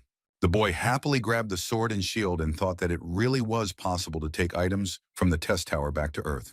But he immediately realized that he needed to be quicker, because other contenders would also be able to take their weapons. Very soon, the number of those returning to Earth would increase, which would lead to a sharp increase in the number of powerful weapons, which meant that prices on the market for equipment for hunters would decrease. The boy decided that he needed to get rid of his equipment as soon as possible. But the problem was that only those with the hunter qualification could sell items on the market. Originally, Song Yun only planned to apply for the hunter's exam and pass it during his next return. He picked up his phone and realized that he had a lot more to do than he thought. At the training center, things were the same as always. The guys fought, trained, and improved their strength, trying to bring it to perfection. The coach watched with satisfaction as his charges honed their skills and became better and better warriors. The man was distracted by a phone call. It was strange that they were calling him at such a time, because everyone knew perfectly well that he was working. Instructor Huang Man-ho answered the call and said he was listening carefully. Song Yun asked if the coach remembered his former student who failed to achieve the desired results. The man rolled his eyes and said he remembered. He asked why the guy didn't apply for a refund online. He was very surprised when he heard the words that the tuition fee paid could not be returned. The coach asked the guy if he was being serious about this, since he might regret this decision later, but he replied that he wouldn't regret it.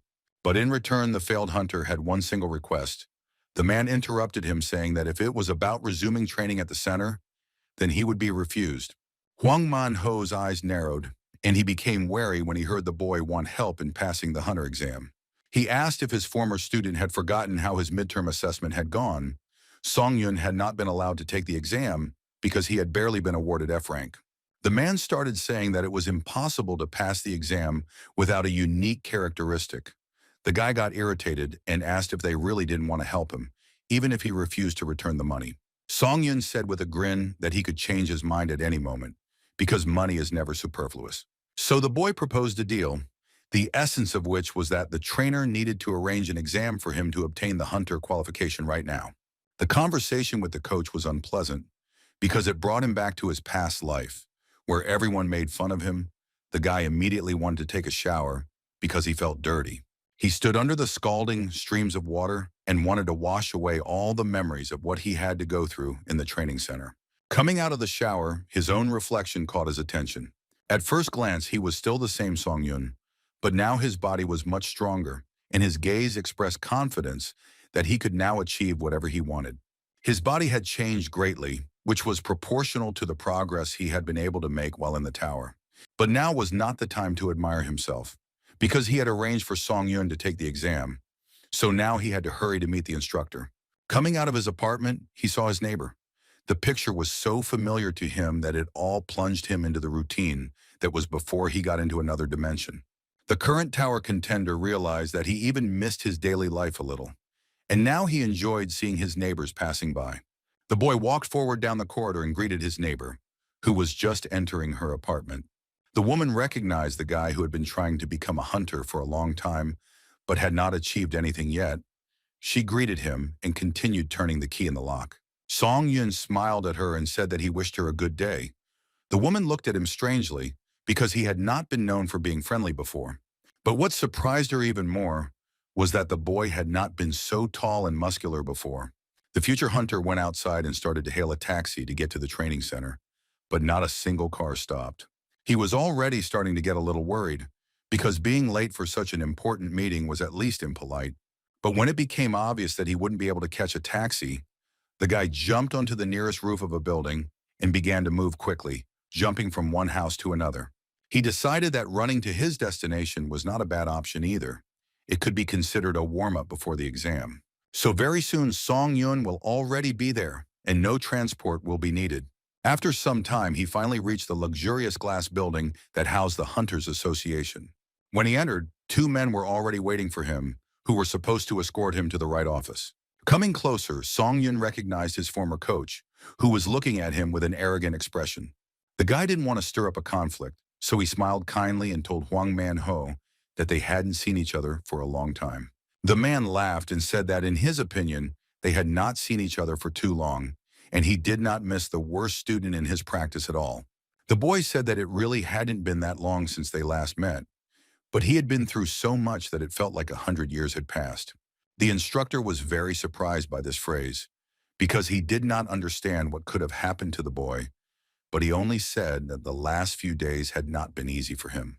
Another man came closer to them, introduced himself as Kim In-hoo, and said that he was the examiner who would be taking today's test. The man informed that at the instructor's request, Song Yun did not need to take the theory test and interview, and asked if the guy had any additional questions. He said that he was aware of how the test was conducted, and the examiner replied that in that case, they could proceed with the test. Song Yun took out his sword and prepared himself for what he would have to face in a few seconds. The instructor told Mr. Kim to eliminate the guy as soon as possible. The examiner replied that he had picked the monsters that had the least compatibility with this candidate hunter.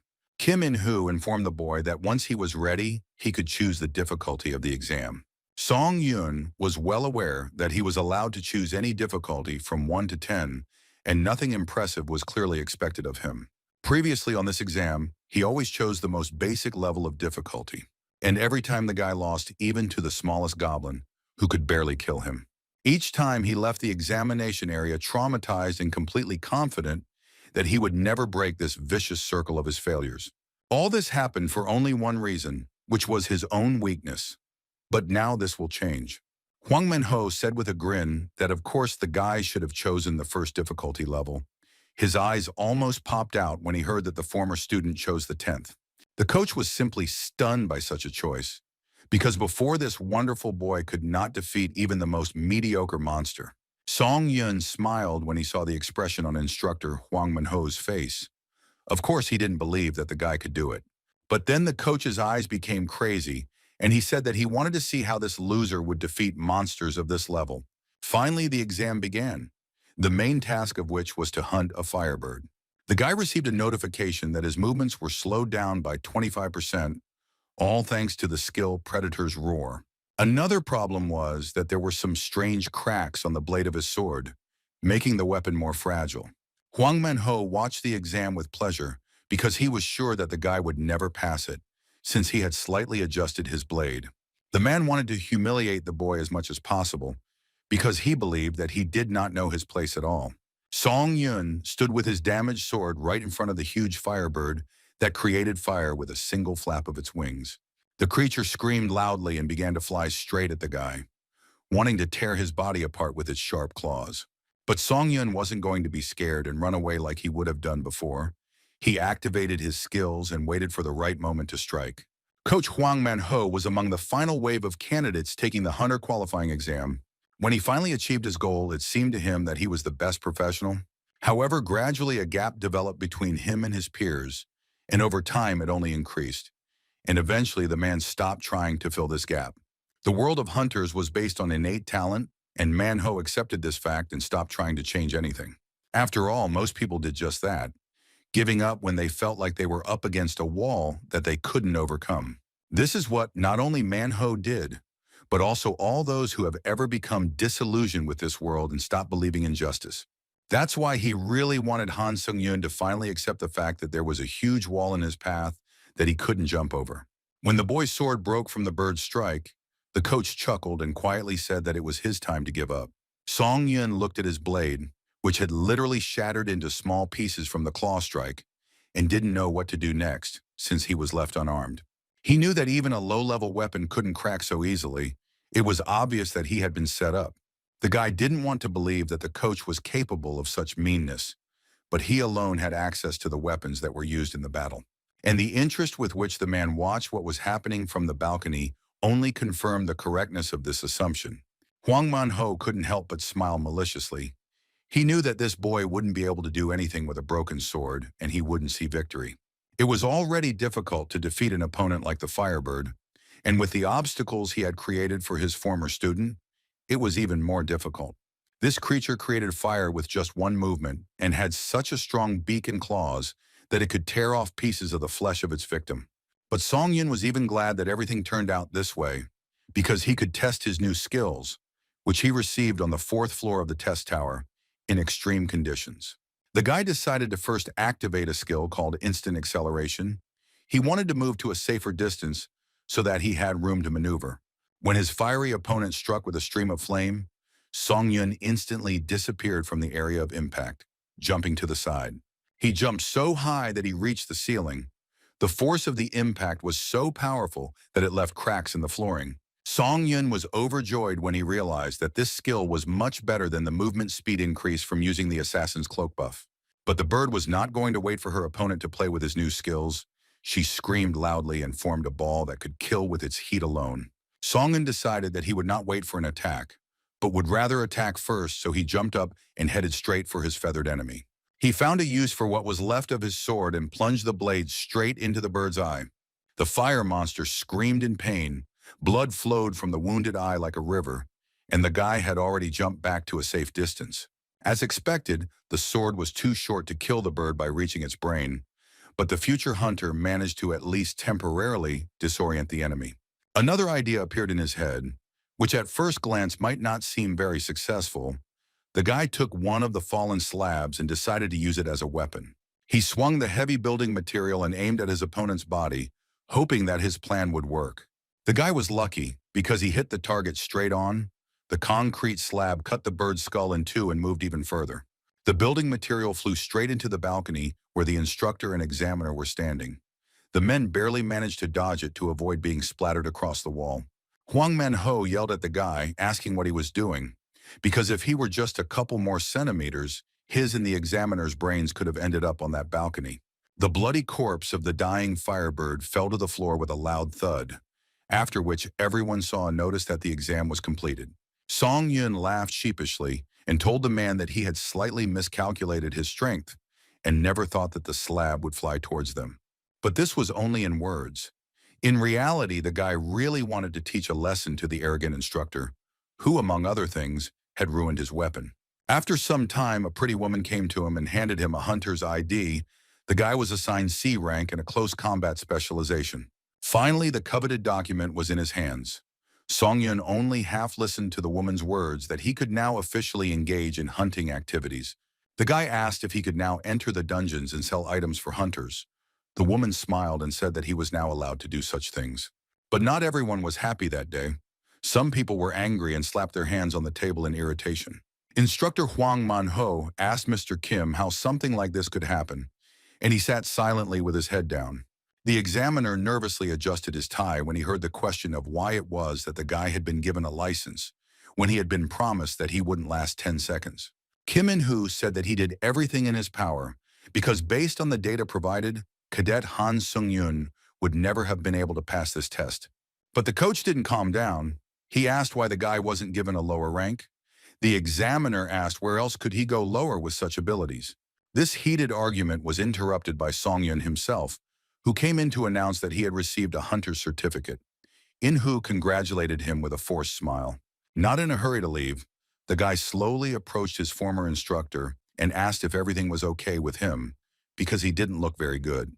But the man only grinned and with a hint of sarcasm congratulated, now not the cadet, but the hunter on successfully passing the test. Song-in said that if his memory serves him right, Huang Manhwa had reached C rank before he retired. The coach turned pale and asked what the guy meant by that. The boy mentioned that the instructor very often called him a loser when he failed some exercises or failed an exam again. So now the thought crept into Song-yun's head that maybe the coach was the scum. The man could not stand such humiliation from this stupid bastard, so he rushed at him, wanting to teach him a lesson once and for all. The boy could hardly contain his smile, because contrary to his expectations, the coach easily fell for this provocation. Song-yun managed to avoid the punch that the coach wanted to hit him right in the jaw. The guy turned out to be much more agile because he was able not only to avoid the attack, but also to counterattack, hitting the enemy in the stomach. He said that he was now acting in self-defense, which meant that Song-yun would not bear any responsibility for this blow. The boy hit the hapless coach on the cheek with all his might, and said that this was his response to the man's aggressive actions. Coughing up blood, Huang Man's son could only think about how such strength could come from an ordinary C rank. When the boy left the Hunters Association building, it was already late evening. Kim and Hu went to see him off. The man offered Song Yun a job as a direct employee of the Hunters Association, which surprised the guy very much. Mr. Kim said that if he accepted the offer, his salary would be 1 billion won. So by agreeing to this condition, everyone would benefit. The guy understood that receiving such money was a very good start for his career. The man began to nod his head in agreement and say that he had managed to see potential in the young hunter. But his joy turned to worry when he heard Song Yun suggest that the difficulty level of the exam had been adjusted arbitrarily. The guy promised not to make a big deal out of it, but added that he wasn't going to make a deal with someone he didn't trust one bit. So he threw away the business card that Kim and Hoi gave him and left the Hunters Association building. 2 days had already passed since then, which meant that Song Yun would soon need to return to another dimension. The guy was standing in his room watching the news. A journalist was telling him that a mysterious phenomenon called the Trial Tower was observed among hunters. He chuckled, although it was not at all funny, because the interest in this place had grown too much. Song Yun spent these 3 days very productively, received a hunter's license, and also got rid of his equipment and got a very good price for it. He looked at the time on his phone and realized that very soon he would again face various challenges and would be able to gain amazing skills if he succeeded. The long-awaited blue screen appeared in front of him, which notified him that in a few seconds the guy would be transferred to the tower. This was very good news for him, as he was looking forward to his further progress and strength growth. When he returns to Earth, he will have a lot of things to do again, so he should try to acquire new skills. This time the teleportation was more painless. Song Yun almost no longer felt that terrible muscle stretching, which meant he was getting used to it too. He was thrown straight onto the hard bed of the waiting room. He looked at the familiar gray walls and realized that he was back in the tower. Song Yun was glad that, as expected, it was possible to freely move objects between this place and the real world. He put the things he took with him from Earth into his inventory. They would still be useful to him in future battles. After that, he decided to stretch his body a little, so he began jumping and running around the room. The travel between dimensions made his muscles ache a little. While stretching his numb limbs, the boy saw a system notification that he had received the first return achievement, and that the Eye of Truth skill had also been created. He became curious about what new skill had appeared in his arsenal, and before he could do anything, his eyes lit up purple, and everything became clear to him. The Eye of Truth helped to obtain information about the target being monitored, but in order for it to work, mana had to be used. This skill also allowed one to determine whether the opponent's words were truthful or whether he was blatantly lying.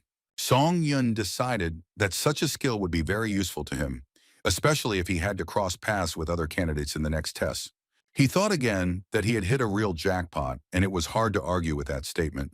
The guy bought himself a new sword, which was called Thunder, and cost a whole 5,500 points.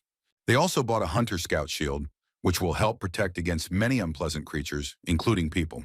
Even though Song Yun had paid a lot of money for the sword, he was very pleased with its options, which ensured that the weapon would pay for itself. This sword gave a 10% chance that when it hit an enemy, the lightning effect would be applied. Before he had time to rest, the system already asked whether the guy was ready to move on to the test on the 5th floor. Song Yun didn't hesitate because he felt like he had already spent too much time traveling to Earth. So now he wanted to quickly begin the test. The theme of the current test was hunting. The condition for successful completion was defeating the werewolf boss in the Wolf Gorge. The condition for failure was, as always, death. It was also possible to receive a reward for a successful breakthrough in the form of a werewolf headband. I would like to say that the conditions are quite simple, but when Song Yun saw the abundance of red eyes and sharp, deadly fangs, he realized that he would have to sweat. The werewolves didn't think long about whether to attack or not. They rushed straight at the guy with a growl, and it was obvious that the huge wolves didn't want to play at all. Song Yun also didn't hesitate and immediately put his brand new sword into action, which had successfully passed the test of strength and lethality. The guy chopped his enemies and their blood poured onto the snow-white sand. With such a weapon, he could easily defeat the boss. But some strange doubts were arising in the hunter's soul, because these wolves seemed very weak.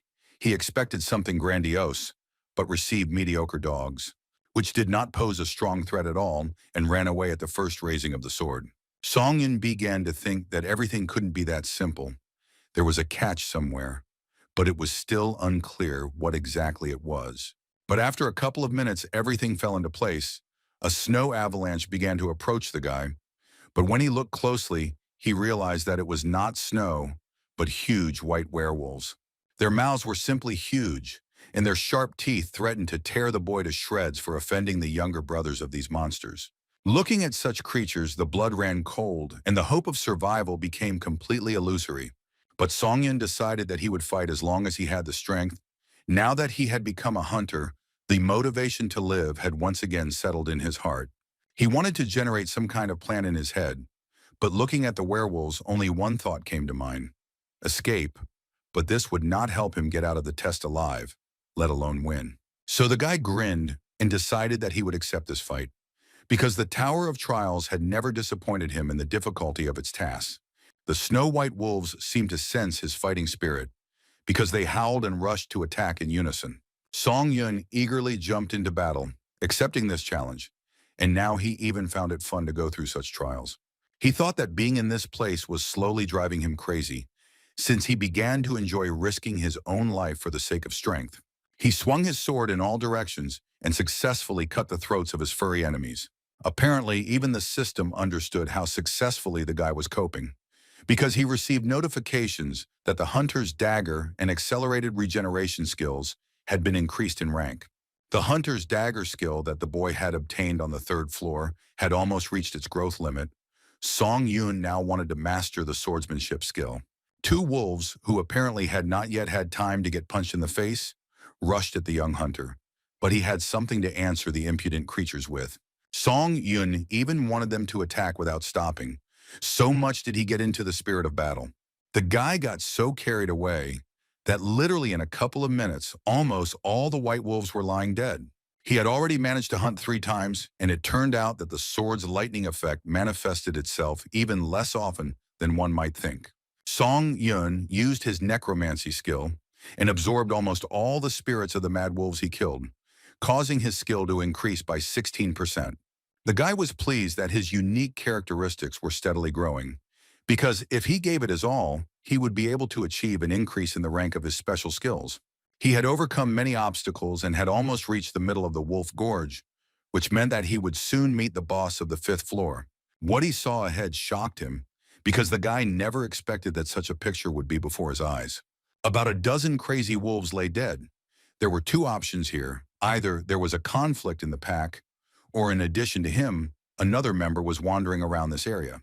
The guy sat down next to one of the corpses of the killed wolf, and noticed that the cut where the fatal blow was inflicted was very clear, which meant that the wound was from a sword. Later, he saw footprints left nearby that confirmed one of his assumptions. Song Yun decided to try out a new skill and activated the Eye of Truth, which was supposed to shed light on what was happening.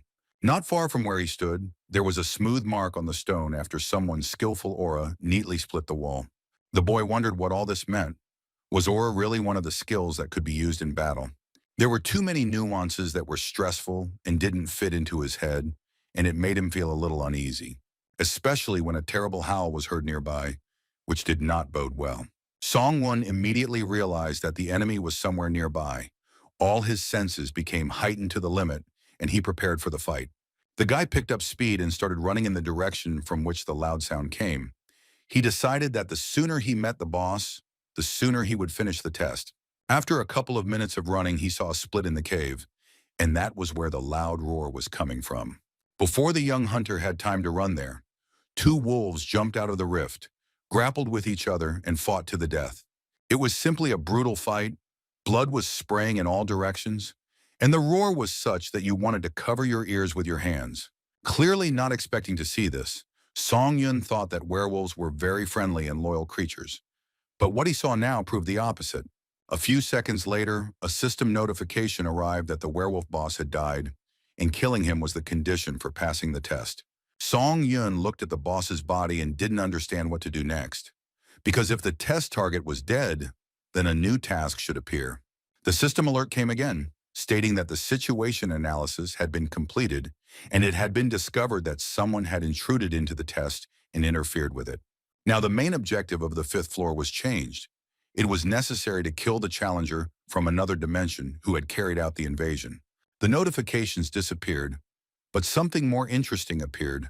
A huge monster dressed in armor came out of the cracks of the cave and looked straight at Song Yun.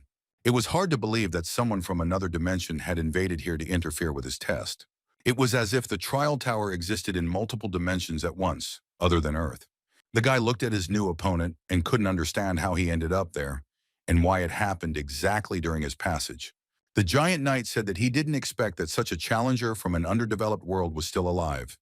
He asked if Song Yun was the master of this test. The guy was confused and didn't know what to answer. The monster from another dimension asked if he was really gripped by fear of impending death. For some reason, this phrase made Song Yun laugh a lot. He thought that this huge Iron Man had simply gone crazy. But be that as it may, the enemy seemed very impressive, which meant that killing him would not be such an easy task, especially considering the fact that it was the fifth floor. The guy couldn't even imagine that a situation would arise where the goal of his test would be to kill an intruder from another dimension. However, he was very lucky that the test did not fail at all, and he was allowed to continue it despite the death of the boss. The knight from another world began to mock, saying that the boy was so scared that he could not utter a word. He promised to put an end to the suffering of the unfortunate man. Song Yun analyzed his actions and realized that the huge monster was about to attack, which meant that he needed to concentrate as much as possible. The monster ran towards him, and the guy got into a fighting stance, while he decided to simply defend himself in order to follow his opponent's combat tactics. When he realized that his enemy would try to gain the upper hand solely by physical force, a plan formed in his head. The boy ran as fast as he could and decided to make a maneuver that the enemy definitely did not expect. He waited until his opponent got closer, and when he reached the required distance, he swung his leg and kicked him with all his might. The blow was very good because the monster was thrown back several meters, despite the fact that it was twice as big. This attack greatly angered the knight. His eyes flashed a bright purple flame, and he waved his clawed hand, making it clear that there was no mercy to be expected. He struck with his paw again, but the boy easily managed to dodge this attack. Now Song Yun finally understood how the enemy would act, so it could be considered that he was caught. The boy chose the most convenient angle for the strike, after which he swung his sword and attacked the enemy, hitting him right between the ribs. But everything turned out to be not so simple because something happened that the guy did not expect. He planned to cut the armor in half since the power of the sword allowed it, but there was not a scratch on the armor, so the enemy's bones remained in place. The knight laughed, his sword also flashing purple. He growled that the boy had fallen for his supposed weakness and had fallen into a trap. After that, the alien from another dimension attacked, and the blow was so powerful that for a moment Song Yun lost track of time and orientation in space. His shield split in half, unable to withstand such an onslaught from the enemy. But the guy didn't even have the strength to be surprised by this. The weapon flew in one direction, the guy in another. It seemed to him that this flight had been going on for an eternity. He landed right at the foot of some small hills. The impact was so strong that the stone simply cracked. The boy felt his bones begin to hurt unbearably. Blood was flowing from the wound on his body, but he clenched his teeth and tried to get up and continue the battle because his victory was at stake. It was very difficult for him to gather his strength, but Song Yun was still able to do it because the motivation to win was too great. The knight from another dimension began to be surprised that the guy blocked the aura. He said that if the enemy had allowed himself to be cut in half, he would have died more quickly. Song Yun screamed, asking why the system recognized him as an intruder when he had never heard of anything like that. The enemy began to laugh and say, "How could such a barbarian know what floor implementation is?" The boy once again thought irritably why all this happened precisely at the moment of his test. The knight said that the boy should not hold a grudge, because the tower was originally such an unpredictable place, but now he wanted to do something other than talk about the injustice of the world. Song Yun shouted at his opponent to stop immediately, but he was so surprised that he froze in place. The guy asked the knight to tell him what floor implementation was, and how something like that could even happen. The monster from another dimension thought for a second. It was clear that he was hesitating, but he also wanted to play with his victim. Then he said that he could tell this information because the guy was already dead anyway. Among the options of the system, the expansion of which occurs from the 8th floor, There is floor implementation. If you buy a ticket for it in the store, then you get the opportunity to interfere with the tests of others. But this was not the last question that Song Yun wanted to ask. He was interested in the fact that the monsters called this place an underdeveloped world. It turns out that he himself came from another. The knight chuckled and asked if the boy really thought he came from another world. Song Yun nodded uncertainly. Before his opponent could begin his story, the boy used the Eye of Truth skill to immediately detect lies. The eyes showed that so far all of his opponent's words were true, which surprised the young hunter a little. The knight didn't like having his words questioned, so he said that Song Yun had done something extremely unpleasant. The boy grinned and said that he couldn't help himself, because he was very interested in knowing the truth about this place. But these words angered the monster even more, because he perceived them as insolence and wanted to teach the naughty boy a lesson. But Song Yun said that since he had obtained the information, he could now repay the monster in kind and share one funny fact with him. The guy said that thanks to his pain tolerance skill, his injured arm doesn't bother him at all, which means that he wasn't holding it because it hurt. He jerked his hand sharply and set the bone back into place, saying that if he had let go of it earlier, the plan would not have worked, because his hand would have healed with the help of accelerated regeneration. But now he had no need to hide this information, so he used a healing skill and restored his arm so that it could function normally again. The knight's eyes widened when he heard that the boy had done so because he thought that the only way to get information was to make him look pathetic. This made the monster very angry. He said that he would make the boy pay for such tricks, and if his powers were only what he demonstrated, then he was finished.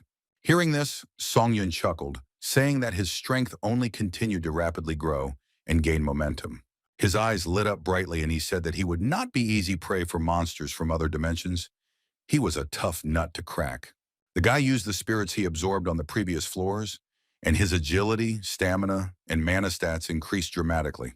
The knight looked at his opponent with different eyes because it turned out that in addition to the healing skill, he also had a unique characteristic.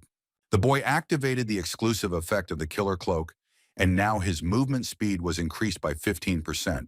In addition to this, he also used instant acceleration, so now he was simply elusive. At this moment, his opponent became seriously tense because he did not understand why the challenger from the 5th floor had so many skills. But the guy didn't answer this question because he was busy with something else. Now the most priority task was to complete the test, no matter what it cost. A heated battle began. Swords rang, sparks flew into the air, but neither of the participants in the duel gave up or intended to give up the victory to the enemy. The knight said tensely that the 5th floor simply couldn't have such outrageous stats as his opponent. His body, clad in armor, glowed with a bright purple light, indicating that some special skill was about to be used. Song Yun guessed that the opponent had used aura, which meant that his physical strength could increase dramatically. That's exactly what happened. Not only the strength increased, but also the speed. So the enemy dealt lightning fast and very powerful blows with the sword. But the boy did not give up and deftly dodged all attacks, trying to get around the enemy from behind so that he would have a better view to strike. Song Yun was well aware that aura was a high-level skill, so attacks like this could cause serious damage to him. However, the guy was definitely ahead of the enemy in terms of stats, so he was able to avoid critical hits without any difficulty, but the catch was different. The armor was high-level equipment that was simply impossible to destroy with Song Yun's current abilities. However, if the guy continues to strike her repeatedly, she may show a weakness that should definitely be exploited. Suddenly, what the guy was waiting for most happened. Lightning burst out of his sword and struck straight at the enemy. It engulfed his entire body, including his armor, and made him writhe in agony and pain as it literally burned him from the inside. The knight's body was burning, and blood began to flow through the latticed opening on his helmet. He screamed and asked what was happening. Song Yun smiled and looked at what was happening with some kind of childish delight, because it was the first time he had seen a sword possess such powerful force. After some time, when several lightning discharges passed through the knight's body, he fell to the ground and seemed completely unable to move. The guy decided to come closer and see how things were, but his opponent was not dead, but only badly wounded. He was coughing up blood and could not utter a word. Song Yun knew very well that if the armor had a lightning rod function, it would have added to his troubles, but fortunately, his risk was worth it. The body of the huge monster was smoking, and the pungent smell of burnt flesh was noticeable. The knight from another dimension would hardly be able to cause any harm since his body was now too damaged. The giant warrior opened his eyes and said that he should have won initially because in front of him was just some challenger from the 5th floor.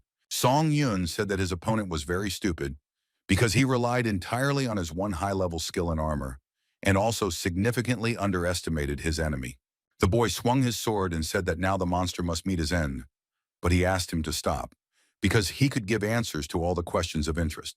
Previously, this proposal might have interested Song Yun greatly, but now he realized that there was no need for it, and he would find out everything at the right time. So he attacked the enemy, aiming straight at the eye hole that was in the helmet, a sharp blade. That was the last thing the guest from another dimension saw.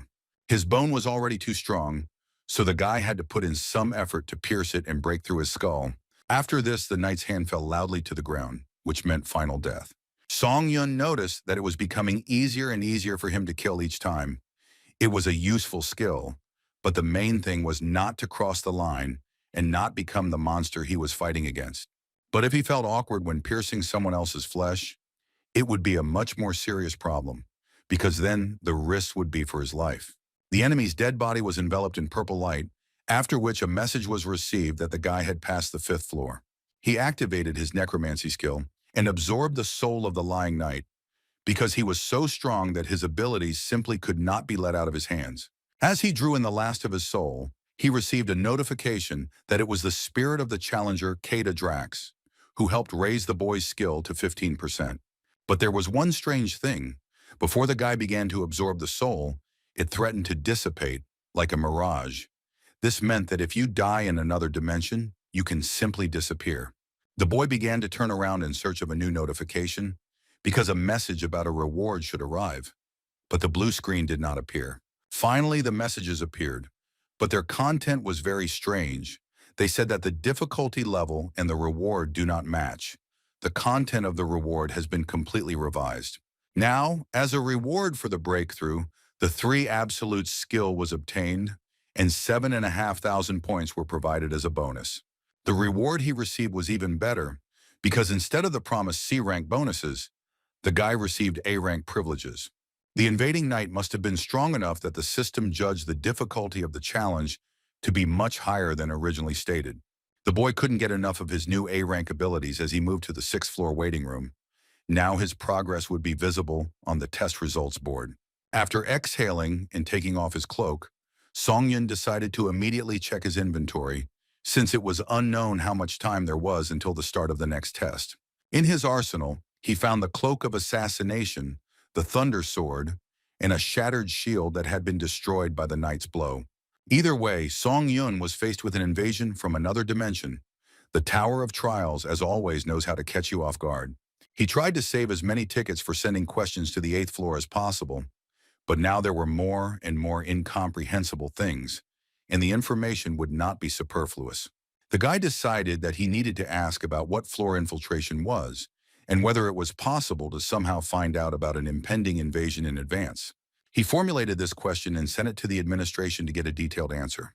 A moment later, the answer came. Song Yun was surprised that it happened so quickly. With trembling fingers, he began to open the email that had been sent to him. For some reason, it was very exciting to learn such details. He was informed that the floor implementation allows one to enter the test of a candidate with whom there is a gap of no more than 10 floors. Only personal tests can be interfered with. These functions were accessible from the 8th floor, and the guy immediately wondered if it was possible to break the stairs while climbing. But when he entered it into the system, he was informed that this information was not available on the current floor.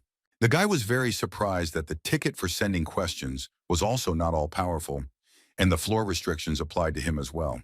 However, the boy's ticket remained intact since his request was only half satisfied. Song Yun realized that while he had time between tests, he wanted to use the items he had brought with him from Earth. The guy opened his inventory and took out some kind of chest, a broken shield and a stone. If you use the restoration chest of the Croken Magic Tower, you can repair the secret hunter's shield. By using this function, the shield was safe and sound in just a few seconds, and looked even better than before. After that, he picked up the Stone of Purity and decided to try it out too, because at first glance, this purchase might seem like a waste of money, but it was not. It was important for Song Yun to feel fresh and energetic, like after taking a shower, and it was not at all a pity to pay a couple thousand won for this feeling. There was still a whole hour left before the start of the new challenge, so the guy had time to check the challenge summary board and look into the community. He found that he was now in third place in the ranking. This was a very good result, which pleased the boy quite a bit, because he made a jump from 16th place straight to third. The boy wondered if this had brought him any closer to gaining the pioneer advantage, but he would have to go all the way to the 8th floor to find out. When he entered the community, he saw a bunch of messages about applicants looking for achievements related to killing. Some of the participants condemned this, but most were not against it. He realized that the once informative chat had turned into a field of chaotic madness, where people swear and insult each other, while others try to trade some skills. The guy knew that the mental resistance skills that were now being actively traded had the attractive effect of reducing psychological shock. But at the same time, they were not so clear-cut, because if you use the skill every time to let go of mental pain, then the essence of the problem will not change. The next message caught Song Yun's interest. One of the participants wrote that the person who leaked the information about the tests on the 4th floor was named Sudi Gong Yu. The guy remembered that this was the same challenger who had spoiled the atmosphere in the 4th floor community chat. It felt like he was inciting everyone to fight each other. Song Yun thought irritably, would it really be the same this time? He wanted to somehow protect himself from such psychological attacks. He decided that he needed to remember Sudi Gong Yu's nickname well and look for some information about him. But these thoughts were distracted by the announcement that from this moment on, the test on the 6th floor could begin. The goal of this test was occupation. Within the allotted time, it was necessary to capture one of the strongholds in any direction. When the guy opened his eyes, he discovered that he was in some strange place. He was in the sea, on which platforms were built so that one could move along them.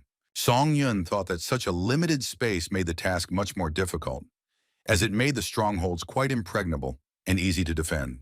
New notifications informed you that you need to work together with your teammates to complete the challenge. The guy began to wait for his allies to appear, but they did not join him for too long, and his soul became a little anxious. But he became much more alarmed after he saw a spear flying straight at his head. He managed to get his bearings in time and intercept the weapon so that it did not pierce his skull. The hunter began to pull the spear towards himself, and an unfamiliar guy fell out of the nearest portal, to whom, apparently, the weapon belonged. The stranger was slightly frightened and surprised at where he found himself, and that a supposed ally stood before him.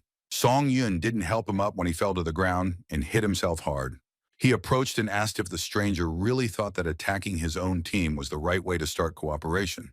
The unfamiliar green-eyed guy looked at him angrily and asked if he really didn't visit the community at all and didn't know what was going on. Song Yun guessed that his interlocutor meant that killing was the easiest way to get achievements that would help pass the trials. He asked if his potential ally was really trying to tell him that his main goal was to earn as many achievements as possible and to do so at the expense of someone else's life. The stranger's eyes turned wild. He said that Song Yun's hypocrisy was going beyond the pale. He wanted him to look around before playing the role of a conscientious person. The green-eyed boy began to justify his actions, saying that he was not guilty of anything, and if anyone should be blamed, it should be the tower. After these words, he rushed at Song Yun and said that he should die as quickly as possible because he needed to earn an achievement. But the hunter was not going to sacrifice his life so easily. He wanted to deal with his unfortunate ally, but he was stopped by the cries of some people asking for help. The green-eyed man said that everyone around him was trying to earn rewards, and the guy should finally understand what was what. There was some kind of madness going on around. Instead of fulfilling the conditions of the test, the participants tried to kill each other. The platforms on which the contenders stood were covered in blood and strewn with corpses, and screams and sword blows were heard from each end. At first glance, it might seem that some people began to form alliances in order to join forces in such a difficult situation. The participants shook hands and said that they were glad to meet those who shared their opinion about the fact that one should not betray one's allies. One woman said that applicants should come to their senses and not sell their conscience for a reward. Her interlocutor shook her hand and said that she completely agreed with this opinion.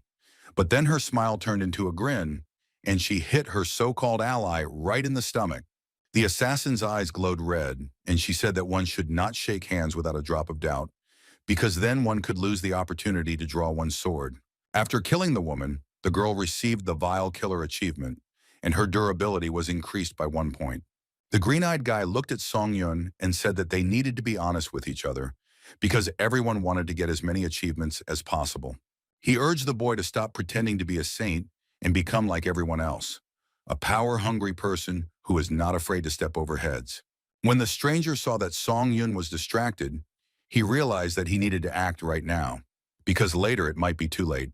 He tried to attack again, and with a scream he rushed at the guy with the aim of driving the spear straight into his head. But Song Yun had everything under control. He didn't flinch even when the sword was a few centimeters from his eye.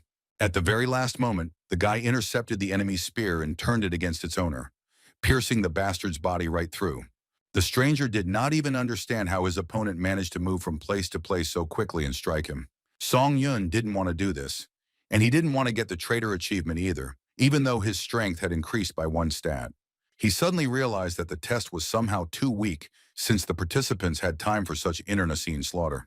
All these announcements about a special combination test now only cause laughter, but at the same time, this battle could safely be called an event, especially for Song Yun. After all, here he will be able to improve the mastery of his unique characteristics, and if he's lucky, he will be able to add a couple of new skills to his collection. However, the guy had no intention of attacking other contenders. He would simply follow the conditions and fight whoever decided to attack him first. One of the participants decided to protect himself from the maddened challengers, so he activated a protective iron dome around himself. He was so powerful that even the water parted in front of him, making room for his creator. This test was perfect for the man, who had previously studied water magic and was able to construct such a barrier. The challenger's attention was drawn to the fact that one of the participants was quickly approaching him.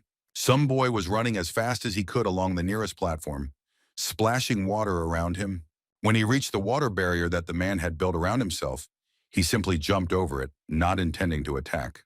Song Yun's gaze met with the man, who was clearly expecting a brutal attack from him, as the two candidates had become disillusioned with each other and no longer trusted each other. The man began to think how he could save himself from this crazy bastard who was about to attack him. And he thought so for a reason, because Song Yun decided to live up to this man's expectations. So he hit his barrier, intending to break through it. But the guy didn't succeed, so the man started laughing and shouting that he would never be able to break through this iron dome. But Song Yun was able to neutralize the defense, so when he managed to get inside, he immediately attacked. He didn't just hit this stranger, he beat him so brutally that he was unable to even resist. After several blows, the man flew several meters to the side and fell dead. The boy's actions were very cruel, but at that moment the most important thing for him was the end result. In his eyes, the end justified the means. Seeing this guy's behavior, the other players thought that he was an awakened one who occupied a very high position. Some of them began to run away, believing that this applicant resembled a monster that was best left alone. Song Yun was able to instill fear in his opponents with his actions. But still, the guy wanted to earn achievements without committing unnecessary murders. After some time, the guy captured the stronghold. Now he needed to hold out for 10 minutes and not let members of other teams into his territory. The guy knew that the high-ranking candidates were already beyond the 6th floor, which meant that most of the people around him were low-ranking, which made the task much easier. The test on this floor made one think about many things, such as how mistrust of others was a reality for low-ranking participants. Haunted by the darkness and gloom that the Tower of Trials fostered, they were doomed to die in fear. But feigned sympathy is real hypocrisy, even if the guy managed to drive his rivals away from himself by switching their attention to another stronghold. It was clear that in the end, someone would die anyway, and Song Yun would do everything to avoid being that person. A couple of minutes later, the guy received a notification that the enemy had entered the territory of his stronghold. He noticed movement to the side. It wasn't just one enemy approaching him, but 4. They were grinning and slowly approaching him. The blonde boy told Song Yun that he had a very confused face because he probably expected to see a team of 2 people, but suddenly there were 4. Song Yun put the most arrogant note into his voice and said that everything was obvious to him even without the blonde's explanation. He believed that 4 notorious bastards got together and formed a squad of assassins in order to earn more achievements. The blonde said that the boy was not stupid and immediately grasped the essence, and now he would like to carry out this sentence and kill the one who was stopping him. The blond boy smiled and now looked like a madman who wished death to everything that moved. He did not act on his own, but sent two henchmen to do the dirty work so that he would not get his own hands dirty. Song Yun prepared himself for a fight. It would not be easy to defeat two at once, but he was not going to give up his stronghold and victory to this arrogant idiot and his gang. The guy standing next to the blonde activated his unique characteristic called heart fusion, and purple light began to spread around him. Song Yun felt uneasy when he saw the notifications that came to him through the use of heart fusion. From that moment on, he shared the pain of the challenger, Kim Jin-hyun. After that, the blonde's henchman smiled and grabbed his sword. This action clearly meant more than it seemed at first glance. That's how it was, because this Kim Jin-hyun pierced his palm, which was not at all logical, because they were about to go on the attack.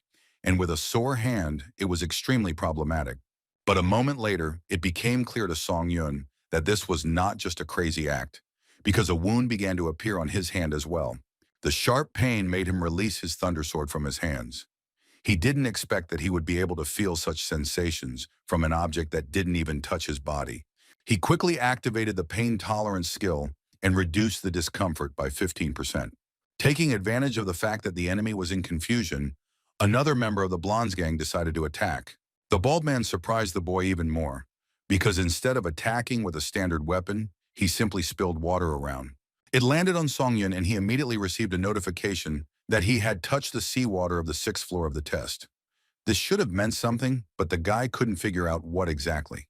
But a second later, everything became clear to him. Because his strength, agility, and endurance were reduced by 10 points, the duration of the penalty lasted for 3 whole minutes. Song Yun understood that there was a penalty for contact with water, but it was surprising that he was not warned about this at the beginning of the test. When the guy was at his most vulnerable, 4 of his opponents decided to attack at the same time. He looked at it all and was surprised that this was now his reality. He understood that all these circumstances were clearly not in his favor. But despite this, the guy began to think about his plan of further actions, because he was not going to lose. A couple of thoughts came to his mind, so he chuckled and said that an ordinary player might be confused, but he was a hunter who could handle anything. But his enemies did not take these words seriously, so they rushed towards him with great enthusiasm to kill him and get the achievement. When the first enemy was already very close and swung his sword, Song Yun quickly and very easily dodged the blow. He didn't even have time to understand what happened. The guy said that the strategy of depriving the enemy of weapons and reducing his stats was pretty good, but the 4 scoundrels made one fatal mistake. Now the attacker was seriously scared, because he realized that they had gotten involved with a very difficult player, and even 4 of them might have a hard time. Song Yun grabbed his enemy and said that the guys had chosen the wrong victim, because he would not timidly watch as they tried to take away his victory. The guy from the Blonde's gang flew back a few meters and landed painfully in the middle of the platform, causing it to crack from the weight of his body and the force of the blow. His 3 comrades watched this with their mouths open, because they did not expect at all that this weak-looking guy would possess such strength. Song Yun didn't even pay attention when he received a notification that he had obtained the one-hit kill achievement and created the disdain for the weak skill. If the opponent was unable to surpass one of Song Yun's characteristics, this skill would increase his own strength according to the difference in characteristics. When a bald man decided to try his luck and avenge his comrade, the guy immediately received a message that all the enemy's stats were much lower than his, which allowed him to increase his strength. The big guy believed that he definitely had enough strength to defeat their enemy, because it seemed to him that he had more than enough skills. But Song Yun decided to try out his new skill that allowed him to increase his stats and attack the overconfident man, kneeing him in the face. Even though the guy hit the bald bastard really well, he was able to swing and counterattack, so Song Yun had to jump to the side. But a new blow was not long in coming, because this 4 narcissistic idiots began to seriously irritate the young hunter. The bald giant did not survive this blow, and Song Yun was awarded the achievement Merciless Killer, which increased his agility by 1 stat. The blonde and his last henchman watched as the enemy skillfully dealt with their comrades. They already regretted that they messed with this guy, but the fair-haired guy had such strong pride that he simply could not allow someone to treat him like that. But Song Yun didn't care about this at all, because after dealing with 2 guys, he slowly approached the remaining 2. The brunette who had the heart fusion skill asked what they should do now. He suggested attacking simultaneously, as it would increase the chances of success. But his ally did not respond. Instead, he silently drew his sword and showed his readiness to engage in battle. Then he did something that no one expected, not even the boy standing next to him. The blonde hit his ally in the leg, covering the poor guy's body with blood, and all this was done so that Song Yun would also feel wild pain, which is what happened. The pain was so sharp that the guy couldn't stay on one leg. He was knocked down and had to sit on his knee to avoid falling altogether. The boys were literally sharing the same pain, but fortunately for Song Yun, there was no real damage. The main problem was in limiting his actions. The blonde's ally writhed in pain and screamed that the guy he trusted was a bastard who shouldn't be considered human.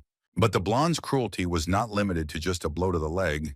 He decided to use his so-called comrade to inflict maximum damage on the enemy. The boy tried to crawl away from this killer, but he failed and the blonde once again pierced him with his sword, thereby causing the two boys to scream from unbearable pain. The distraught boy screamed, telling Song Yun that if he came one step closer, he would slit his henchman's throat. Thanks to the pain tolerance skill, the young hunter could at least move around somehow. But the problem was that at such speed, it was difficult to react to the enemy's attacks. Song Yun thought that, as expected, there was only one answer to solving this difficult problem. He must kill the challenger who activated the heart fusion skill and connected their bodies at an inexplicable level as soon as possible.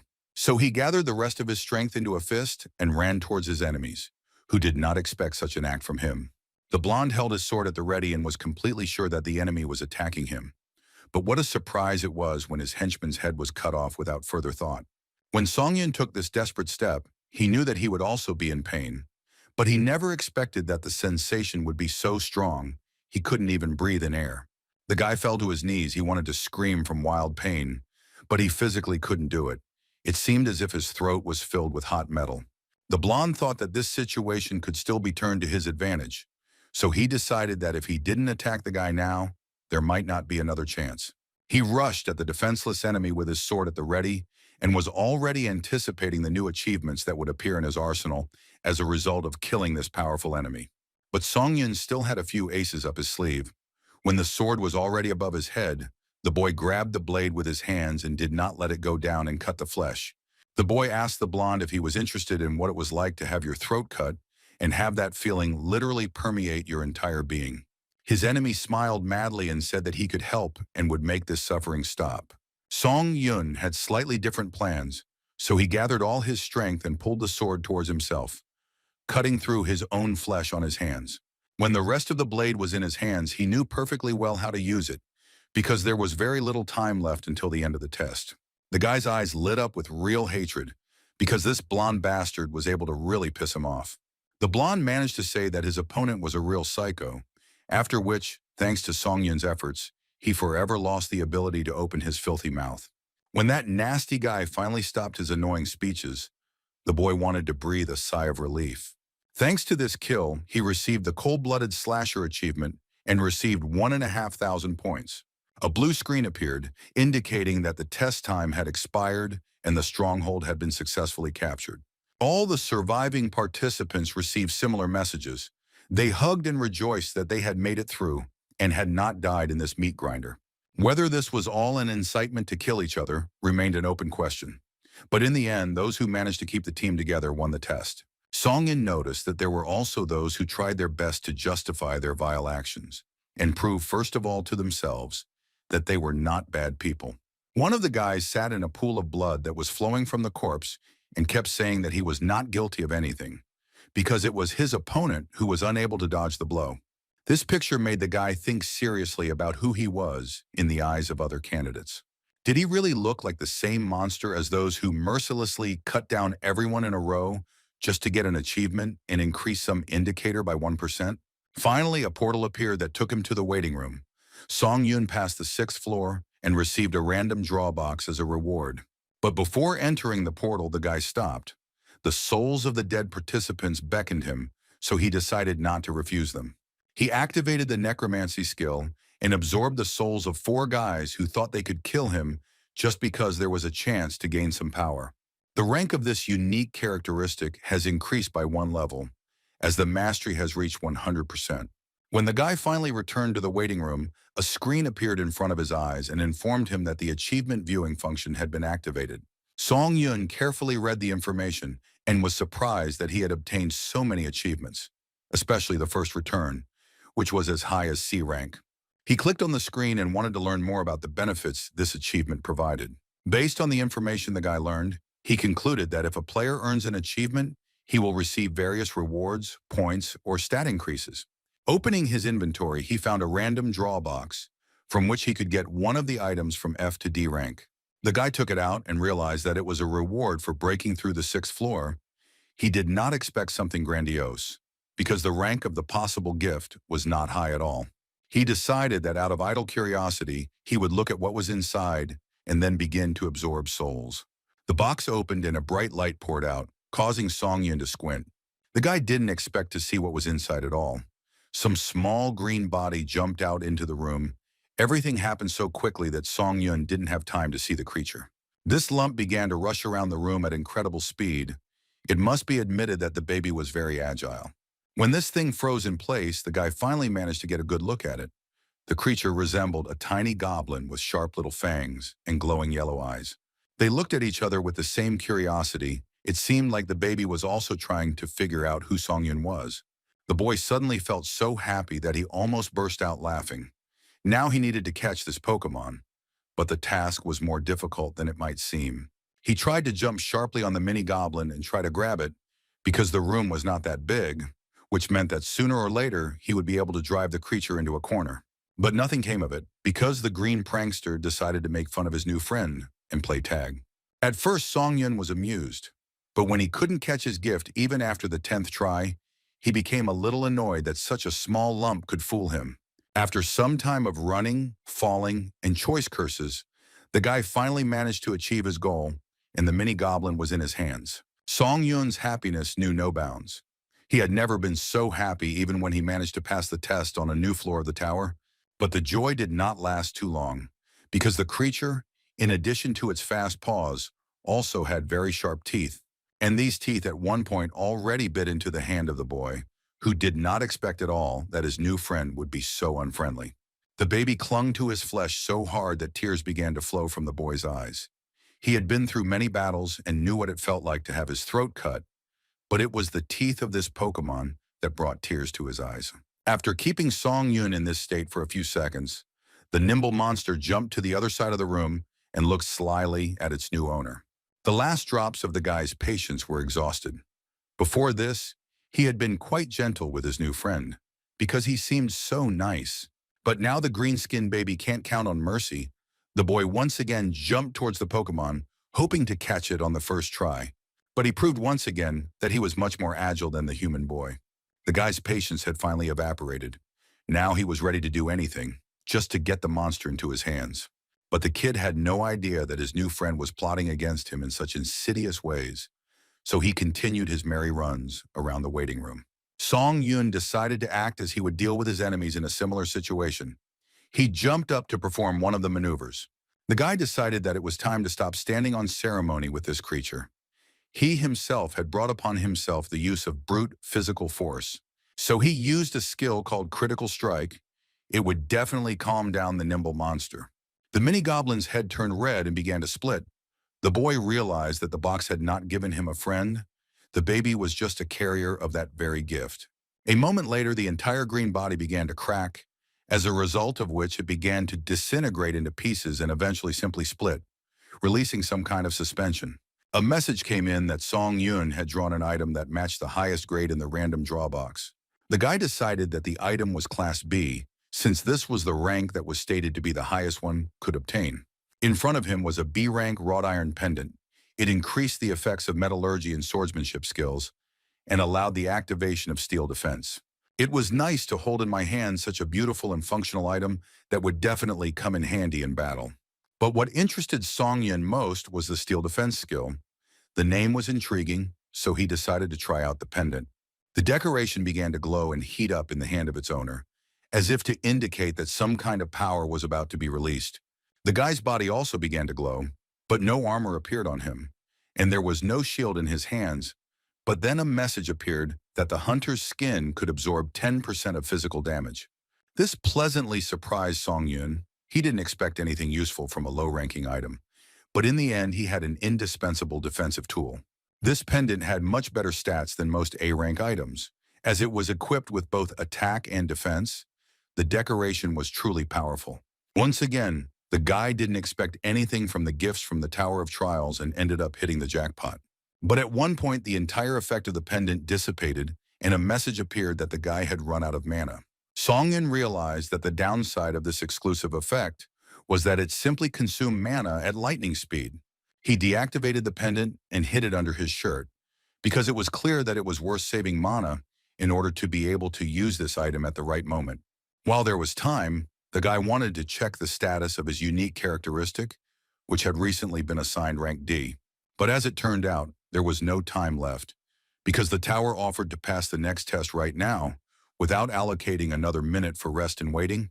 Song Yun didn't see anything wrong with being able to start the test earlier. He was just wondering if everyone's waiting time had been lifted. After visiting the chat, he realized that everyone had been in the same situation. But the guys didn't care, because all the conversations were only about how they wanted to get home as soon as possible. Song Yun guessed that this attitude might be because most of these applicants were low-ranking hunters. Compared to the 6th floor, the manner of communication in the chat had changed greatly.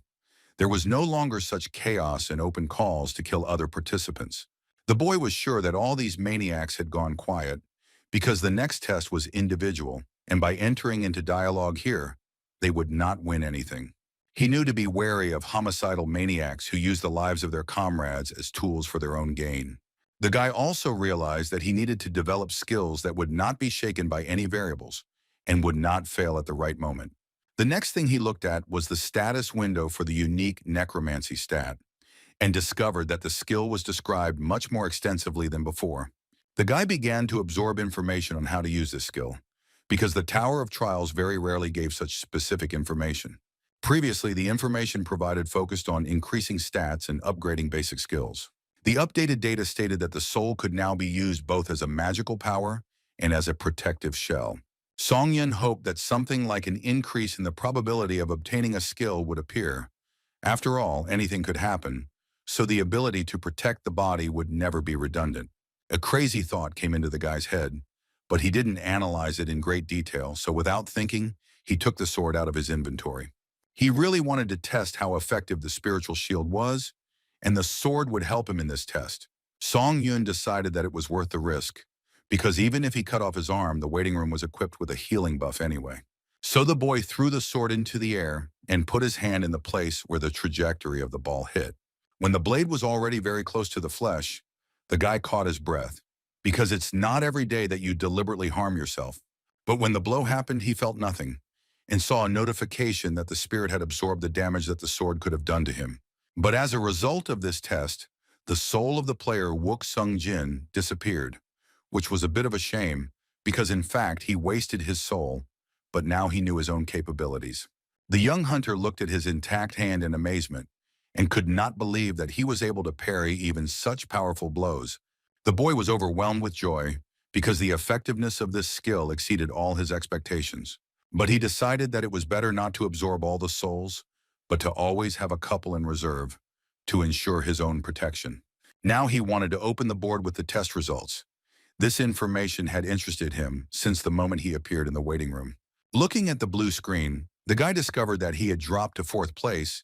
It was a bit of a shame, but it wasn't critical, because to get the title of Pioneer, you need to get into the top 50. Feeling his muscles starting to ache, Song Yun began to stretch and realized that he was very tired, but now was not the time to beat around the bush. He looked at the portal that would take him to the next floor and told himself it was time to take on the next challenge. The guy entered the portal and was transported to the 7th floor. The theme of this test was proof. It was necessary to manage to complete 3 tasks in the allotted time. The reward was the skill Grace of the Wind. Song Yun began to look around the strange corridor he had been transported to. He felt strange because the atmosphere of this room was completely different from the previous test sites. He walked along the eerie corridors and felt the ringing silence and the complete absence of anyone, which began to terribly bother him. Suddenly, at the end of the tunnel, he noticed a blinding light. The guy almost rolled his eyes because the picture was terribly cliched. But he still began to walk towards this light because it was a clear sign that his presence was expected ahead. After passing through the wall of light, the guy found himself in the first test zone, where he must prove that he has overcome all his fears. A shudder ran through Song Yun's body as he looked around and noticed that he was alone in the middle of a vast desert. He realized that if it was about fears, then this was exactly the place he had to go. After all, before, no one had scared him more than the sand monsters that could mix you with mud and swallow you into the depths of the desert. Song Yun knew very well that he would have to face a sand golem similar to the one he had defeated back on the first floor of the tower. This space was a reproduction of the training test. During the first playthrough, then 3 tests that the guy had already passed would be recreated. But Song Yun was no longer the same scared boy who first came here. Now he could defeat the sand golem with his eyes closed. But did this mean that he would soon find himself on the 8th floor? Or would the Tower of Trials, as always, be able to surprise him with its tricks? Most likely, the task will not be as simple as one might think, because the sand golem was growing literally before our eyes. It was so huge that Song Yun had to raise his head as high as possible to see the creature's face. Last time, the monster was definitely smaller in size. It seemed like his size had tripled, and one could only wonder if his basic skills had changed. But the guy was ready to accept this challenge with pride, because now he accepted the battle as a gift and not as a punishment. This was his main change. The golem didn't wait long, so he immediately swung his huge stone fist and aimed it at the guy, who had already put up his shield. He took his weapon from his inventory and decided that he would try to hit his opponent on the head, even though the guy looked like a toy soldier compared to him. But a soldier like Song Yun could easily inflict damage on anyone. The guy understood this perfectly well inside himself, so he rushed into battle without any doubts. As he approached the monster, he began to calculate the trajectory of the blow, which would inflict as much damage on the enemy as possible, because the correct blow was the key to a quick victory. Song Yun jumped up as the monster's fist almost crushed him. Now he could easily run up the golem's arm and reach its head. He finally managed to jump on the monster's head. It couldn't do anything about it, so the guy had space to examine his opponent. Song Yun noticed a very strange thing. The weak point of the sand golem is the core, but on this particular monster, it was nowhere to be seen. The boy suggested that it could be hidden somewhere very deep. Perhaps the more massive the golem, the more hidden the weak spot was. The guy had time to look around and think, and the golem only now realized that his opponent had climbed onto his head and was feeling comfortable there. He swung the stone skull and the boy fell off his skull, after which he tried to grab him with his stone hand. The attempt was quite successful because the monster's palms slammed shut, trapping the boy's body inside. To make sure that the annoying little man was dead, the golem clenched his hand into a fist, leaving the guy no chance of survival. But this insidious plan did not work, because Song Yun had unique skills that helped him free himself from the monster's grip without any problems. The stone vise could not withstand the guy's strength, so it literally exploded from such an onslaught. At this time, Song Yun was able to escape. He was safe and sound, so attempts to kill him were futile. The guy realized that he wouldn't be able to deal with the enemy with one blow, so it was decided to simply cut him into pieces. This is exactly what he started doing. The sand golem was getting hit in every part of his body. There was no living place left on him, but the guy continued to attack. Song Yun was already tired of chopping the stone flesh, but he knew that if he didn't do this, he wouldn't be able to proceed to the next test. Finally, the golem began to give way. His body began to crumble, and his head literally split in half. The guy just cut the sand over and over again. He understood that he had to find and destroy the core at any cost. But for now, this tactic only enraged the monster, which made the task much more difficult since he was now too active. The stone monster attacked more and more furiously, sweeping away everything in its path. But Song Yun still managed to stay on his feet despite the real sandstorm that raged around him. The boy was surprised that the golem was capable of creating such chaos, but it was obvious because the monster was of such a size that anything could be expected from it. But when the sand monster jumped, the guy suddenly wanted to be in a completely different place because he did not expect such a turn of events. At that moment, he became truly scared because the ground began to shake under his feet, and it seemed that even the sky was not visible because of the sand. It was no problem to dodge the enemy's blow, but if a sand wave fell on the boy, he could be considered dead. Song Yun barely managed to jump back from the new attack. The The monster, although huge, acted very quickly, so it was necessary to always be on guard. It all turned into a real sandy nightmare. The guy kept dodging attacks, not being able to land a single blow. If you looked at this battle from the outside, it might seem as if some powerful bomb had exploded right in the middle of the desert. The golem continued to create a real sand madness, hoping that he could finally kill the annoying little man who hurt him. But this guy was not so easy to kill, because despite all the efforts of the monster, he was still alive. The guy wasn't just angry, he was in a real rage, which he wanted to take out on his sworn enemy, who had fed him plenty of sand. The sandstorm carried him to a very advantageous position, which was above the monster's head, so the guy had an excellent view and room to maneuver. He took out his thunder sword and decided that he needed to act right now, because the enemy was in a very convenient position for his attack. Song Yun quickly descended onto the sandy ground and was already looking around for where to strike, but the enemy had discovered him too quickly and clearly had no intention of simply standing still. The boy decided to use a skill called 3 Absolutes. Activating this skill, his eyes lit up with a blue light and lightning began to crackle around his body. The effect of this skill was to strengthen 3 sword attacks using mana, and it also increased the cutting power of swords by 2.5 times. Without thinking twice, the guy attacked, and this time, the monster had a hard time, because he received a wound to his torso. The golem's limbs began to fall off. The first to lose was his arm, and he roared in rage, but that was not all that the monster had lost. After all, the guy didn't even think about finishing hitting him with his thunder sword, which cut through even such a durable material as the body of the sand monster. His own strength surprised Song Yun himself because he didn't think that he would be able to blow off the arm with just one blow. It was simply an amazing effect. When he encountered the so-called floor infiltration, he was angry. But now he realized that he should probably thank that knight for intruding on his trial. Even though the golem was restored with the help of sand, the boy must still continue to slash with his sword until he finds the core inside its body.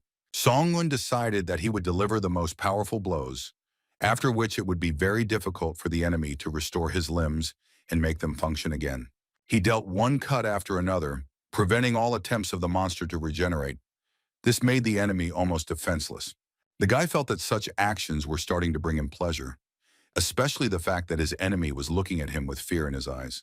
His attacks bore fruit, and the golem could no longer move his limbs normally, because they simply did not have time to restore their activity. But despite the fact that he had already almost completely cut the golem to pieces, the core still could not be found. But still, the continuous blows did their job and affected the monster in the most unexpected way. The monster significantly decreased in size. The guy grinned and asked when the golem managed to become such a cutie. The monster didn't even know how to react to such words, apparently. It was the first time he heard that he was considered cute. It seemed that the word sarcasm was inaccessible to his stone brain. It was clear that the sand that made up the golem's work could not be extracted from the environment indefinitely, which was why it had shrunk so much in size. The boy thought about it, because this new information forced him to reconsider his plan of further actions. He laughed and asked the monster if he wanted to lose a few more extra pounds, because if he wanted to, the guy would be happy to help him with this. When the meaning of these words reached the monster, he screamed, because he understood that at this rate he would lose all his strength. He really didn't want to part with his extra pounds, so he decided not to wait for the guy to attack and rushed into battle first. But Song Yun had clearly defined his goal, and now no actions would create obstacles that would prevent him from achieving it. Swinging his sword, he chose a place to strike. Once again, the golem's arm was damaged, and he began waving his healthy arm, trying to drive the guy away like an annoying fly. The boy already felt that his energy was running out, but he could not give up his idea, because his victory and successful passing of the test of fear were at stake. He decided to gather the rest of his strength into a fist and deliver the most powerful blow. He succeeded, and now the golem's body was cut in half at the waist. The stone monster roared and fell into the sand. It was clear that it was trying to get up, but its attempts were unsuccessful. The golem roared and tried to do something, but all he could do was let out unrelated sounds that spoke of his weakness and imminent death. But that was what Song Yun thought. But Golem had no plans to die at all. Yes, he had shrunk in size, but after a couple of seconds, the sand helped him recover, and he was back on his feet.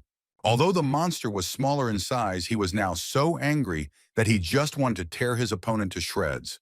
But Song Yun had no time to worry, because he had finally found what he had been looking for so long, the key to his victory in this test. The golem's core was on his back. Previously, his body was covered with a thick layer of sand, so it was extremely difficult to get to him or even just see him. The guy realized that about 10 minutes had passed. Only 40 minutes were allotted to complete the 7th floor test, so he needed to calm down and hurry. The golem was not going to stand and wait for the enemy to attack, so he decided to rush into battle first and swung his fist. Song Yun managed to easily dodge this blow, since it was now much easier to move since the enemy was about the same height as him. He decided to play a joke on the golem, saying that after such an intensive diet, the monster became much more agile than it had been before. Although the guy wanted to play with his enemy a little longer, he didn't have time for it, because he had to manage to pass the remaining 2 tests. He jumped behind his opponent and finally pierced his thunder sword into his core, which was huge and seemed to be calling out to be split. Feeling that its weak point had been destroyed, the sand beast screamed loudly, for this was definitely the end for it. The red core shattered into 1,000 small pieces, and finally it could be considered that the first stage of testing the 7th floor had been completed. Song Yun saw a notification from the system that he had proven his ability to overcome fear and had successfully completed all the conditions of the first test. The guy exhaled and watched with relief as his opponent literally crumbled before his eyes, turning into what he was made of, into the most ordinary sand. Suddenly, he was blinded by a bright light that threatened to engulf his body. But the boy knew that he shouldn't be afraid of this flash, because it should carry him to the next stage of the task. But before that, he wanted to have time to use his necromancy skill and absorb the spirit of the destroyed golem, which was supposed to bring him some new skills. But the problem was that the absorption started too late, and the guy had already entered the portal when he started doing it. The spirit followed him into the portal and began to dissolve in the middle of the light space. A second later, a notification came that the absorption had failed. Song Yun was very angry and annoyed because of this, because the increase in his skill was lost between spaces. Soon he entered the second testing zone, in which he had to prove that he had become wiser than he had been before, a wording that raised many questions. He began to look around and discovered some oddities that immediately caught his eye. The location of the second test was an orc settlement, which he burned down during the passage of the 2nd floor. As expected, there was a repetition of the previous tests. Song Yun guessed what to expect next, so he boldly stepped forward and walked straight into the center of the burning village. But something caught his attention, a sight he had never seen before when he went through this test the first time. A crowd of orcs gathered in the middle of the village. Completely ignoring the fire, they sat near the corpse of their fellow and silently looked at it. He realized that there were orc rangers in front of him. During the test on the 2nd floor, he destroyed them in the village. It turns out that now the subsequent events are unfolding in front of him. He recognized the corpse in front of which everyone had gathered, because it was he who had killed it. Now it caused him unpleasant feelings, but at the time it seemed to him the only correct decision. Finally, one of the green-skinned monsters looked up and saw a guy standing very close, one of his eyes glowing red, which did not bode well. It seemed that the orc who was looking at the guy so attentively had taken on the duties of the head of the village, because he began to order things around to the rest of his brothers.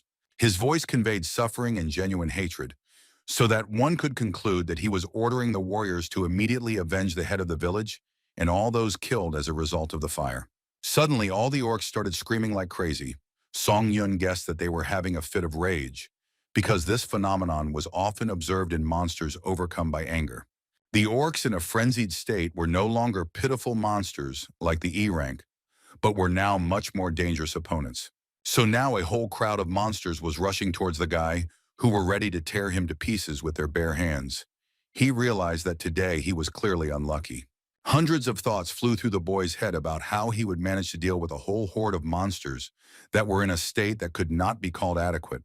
The guy was surprised by another thing. Monsters were not supposed to show pain from the loss of a family member. This is not at all typical behavior for them. He decided to activate the skill's instant acceleration in 3 absolutes. Feeling a little more confident, Song Yun rushed to attack. It seemed that this fight was unequal, because a bunch of monsters were rushing at one weak little man, but everything turned out the opposite, and the boy managed to bring the enemies to their knees. When only one orc remained alive, he looked around and saw only the scattered body parts of his brothers, and decided that the best solution would be to surrender. The orc simply saw no point in fighting, since his entire village had been burned down, and his friends and relatives were lying in pools of their own blood, right in the middle of the street. The guy asked what it was like to stand there and just watch your family die, unable to do anything, because he knew those feelings all too well. These words caused another fit of rage in the monster. His eyes glowed red, and his mouth twisted with anger and unbearable mental pain. The orc decided that even if there were no more reasons to fight, he could at least try to kill the one who was the culprit of all these misfortunes. This behavior was expected because a cornered predator was always the most dangerous, so he deftly dodged the monster's blow. After that, he decided to do what he had to do to finally end this ordeal, so without thinking twice, the guy cut off the head of the last orc from the village. After this, the system immediately notified him that he had proven that he had become wiser, and the second test had been successfully completed. Song Yun realized that this time there was no time to waste, and if he wanted to have time to activate the necromancy skill, he needed to do it right now. The light that promised to take him to the next location had already begun to appear, but the guy had managed to activate his skill, and the absorption of the orcs' souls had already begun. The souls of the dead flocked to him as if he were their master, and threatened to tear him in half, so strong was the energy felt inside the guy's body. This was not surprising because he had absorbed all the spirits of the orc rangers. Thanks to this, his skill increased by 6%, and the souls that were in his possession were as many as 19. He increased his mastery of the hunter's dagger and instant acceleration skills, and finally entered the third trial zone, where he had to prove that he had overcome all his doubts. The guy realized that this time they were going to really screw with his brains, so he decided that he needed to gather his courage as soon as possible. Unexpectedly, he found himself in the middle of the sea. In front of him were familiar platforms for movement, a location Song Yun did not expect to see at all. The sixth-floor battle platform was not a place he wanted to return to, which was probably why it became his test. Based on the logic of the tower, the guy thought that he would end up on the third-floor landing, since he had previously been to the reconstruction of the first and second floors. But upon closer inspection, he noticed that the layout of the slabs was different. Song Yun sighed and realized that there was no point in looking for common sense in the Tower of Trials, because what was surprising if such an ignorant test with the orcs received the label of wisdom. Opening his inventory, the guy took out a life potion, which allowed him to restore 20% of his physical and magical strength. He uncorked the bottle and decided that he needed to have a drink before some pretenders jumped out at him with a manic desire to kill someone. Song Yun quickly swallowed the terribly bitter liquid, which burned his throat and caused a disgusting feeling of nausea. But when he drank the last drop, he felt much better, because literally every cell of his body was filled with energy and eager to fight. The boy decided that the Trials Tower deserved to be a little messed up, so he threw the empty bottle straight into the water. He clearly didn't expect such a reaction from the tower. The water suddenly rose and began to bubble, after which a wave formed and doused the guy from head to toe. But the strangeness didn't end there, because now the water began to throw up platforms on which one could previously move freely. The guy had already regretted 10 times that he had thrown that filthy bottle into the sea, because now the location seemed to want to take revenge on him for the disrespect he had shown. He activated the killer cloak and began to quickly run away, because all the platforms began to collapse, and the boy risked ending up right in the open sea and temporarily reducing his skills. The tests that had been played so far had all followed the existing rules, so Song Yun decided that in order to pass this task, he would need to find and occupy a stronghold. Until then, he needs to do everything he can to avoid coming into contact with the water here, as it will make him much weaker. The guy understood that his speed was higher than the speed with which the wave was approaching, so the water should not catch up with him. He already thought that everything was going more than well, and he just needed to move in the same direction. But something went wrong. After all, the slab beneath him began to shake, and then flew into the air, throwing the boy straight into the seawater.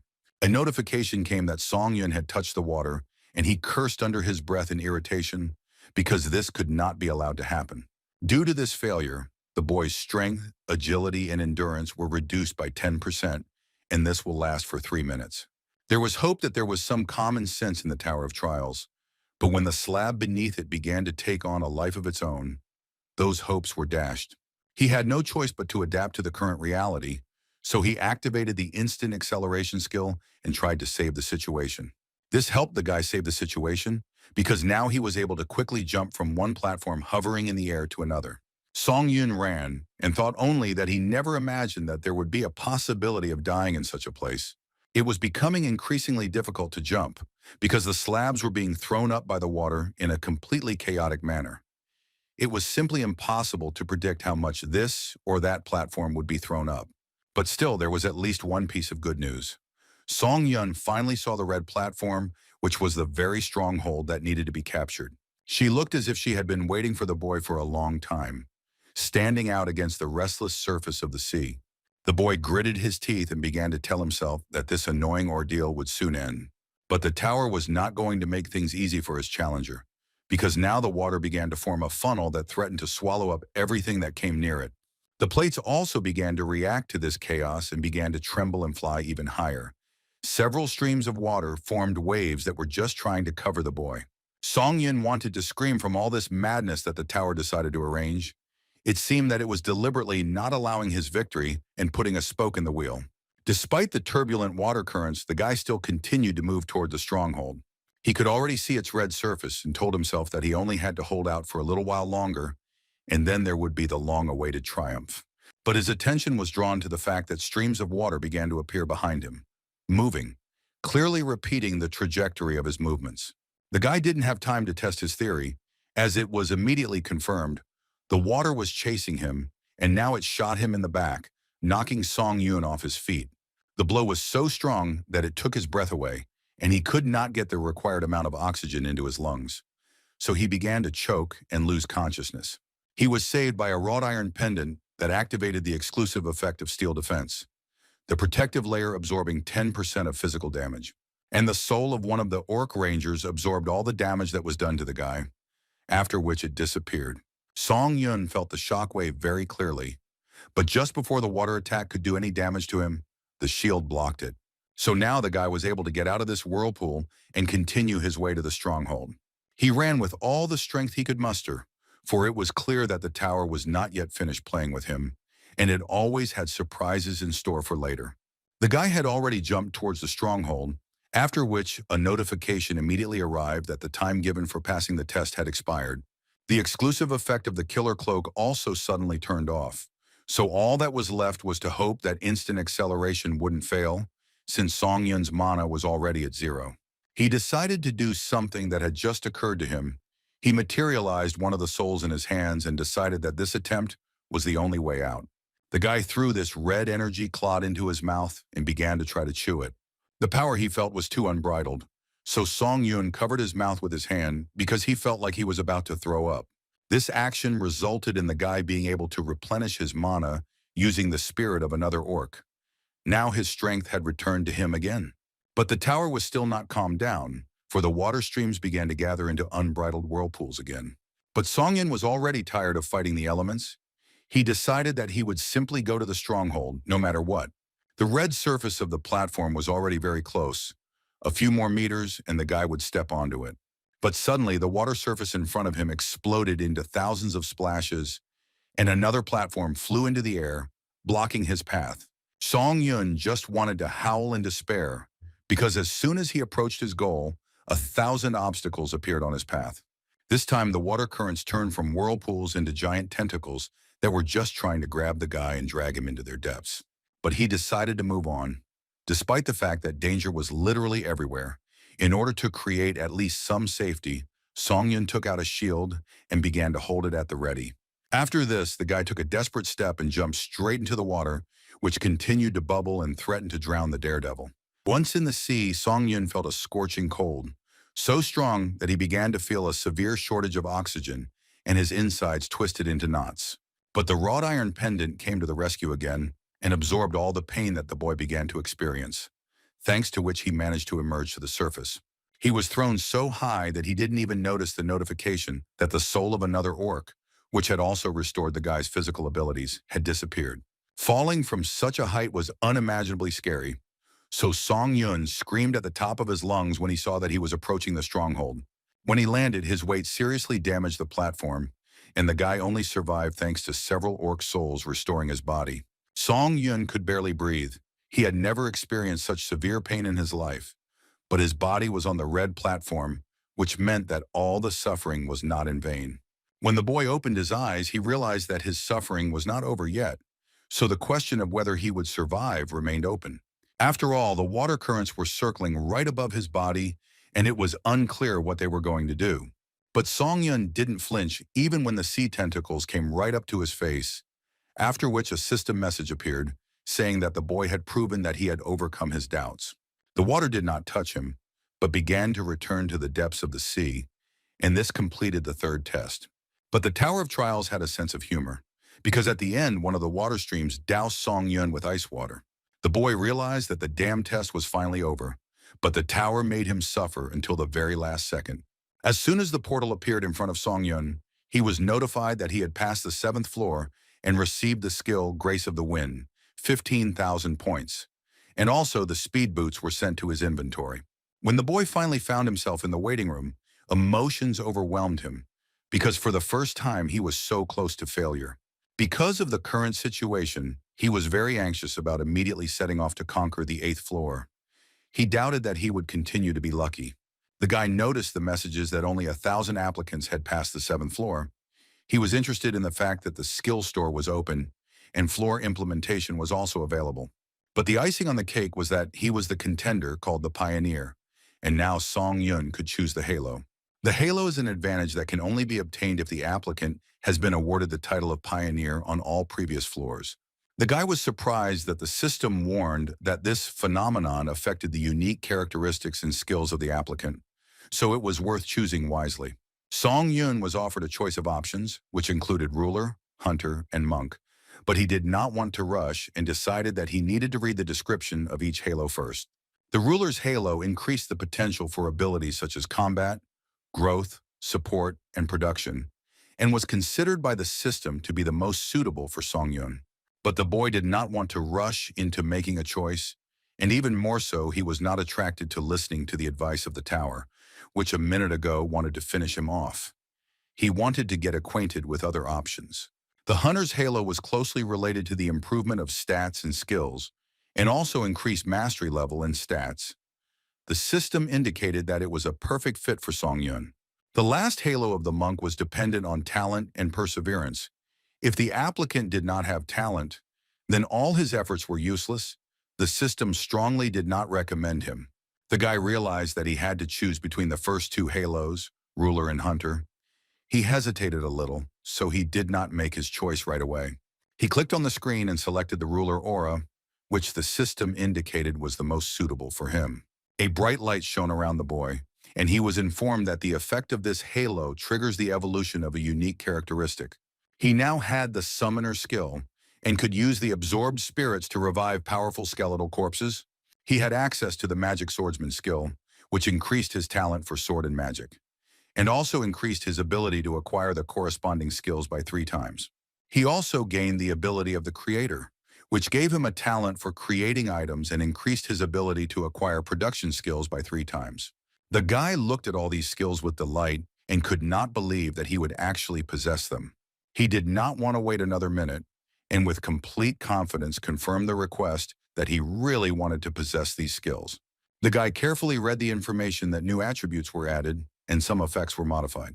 After that, he felt a stream of power flowing into him that threatened to tear him apart. But the boy decided that for the sake of such power, he could endure temporary discomfort. When the halo was finally created, Song Yun felt very strange. On the one hand, it was still him, but on the other hand, the guy felt like he had become a completely different person. He decided to test his stats and discovered that he now had the unique power of skill synthesis, which allowed him to combine 2 desired skills together.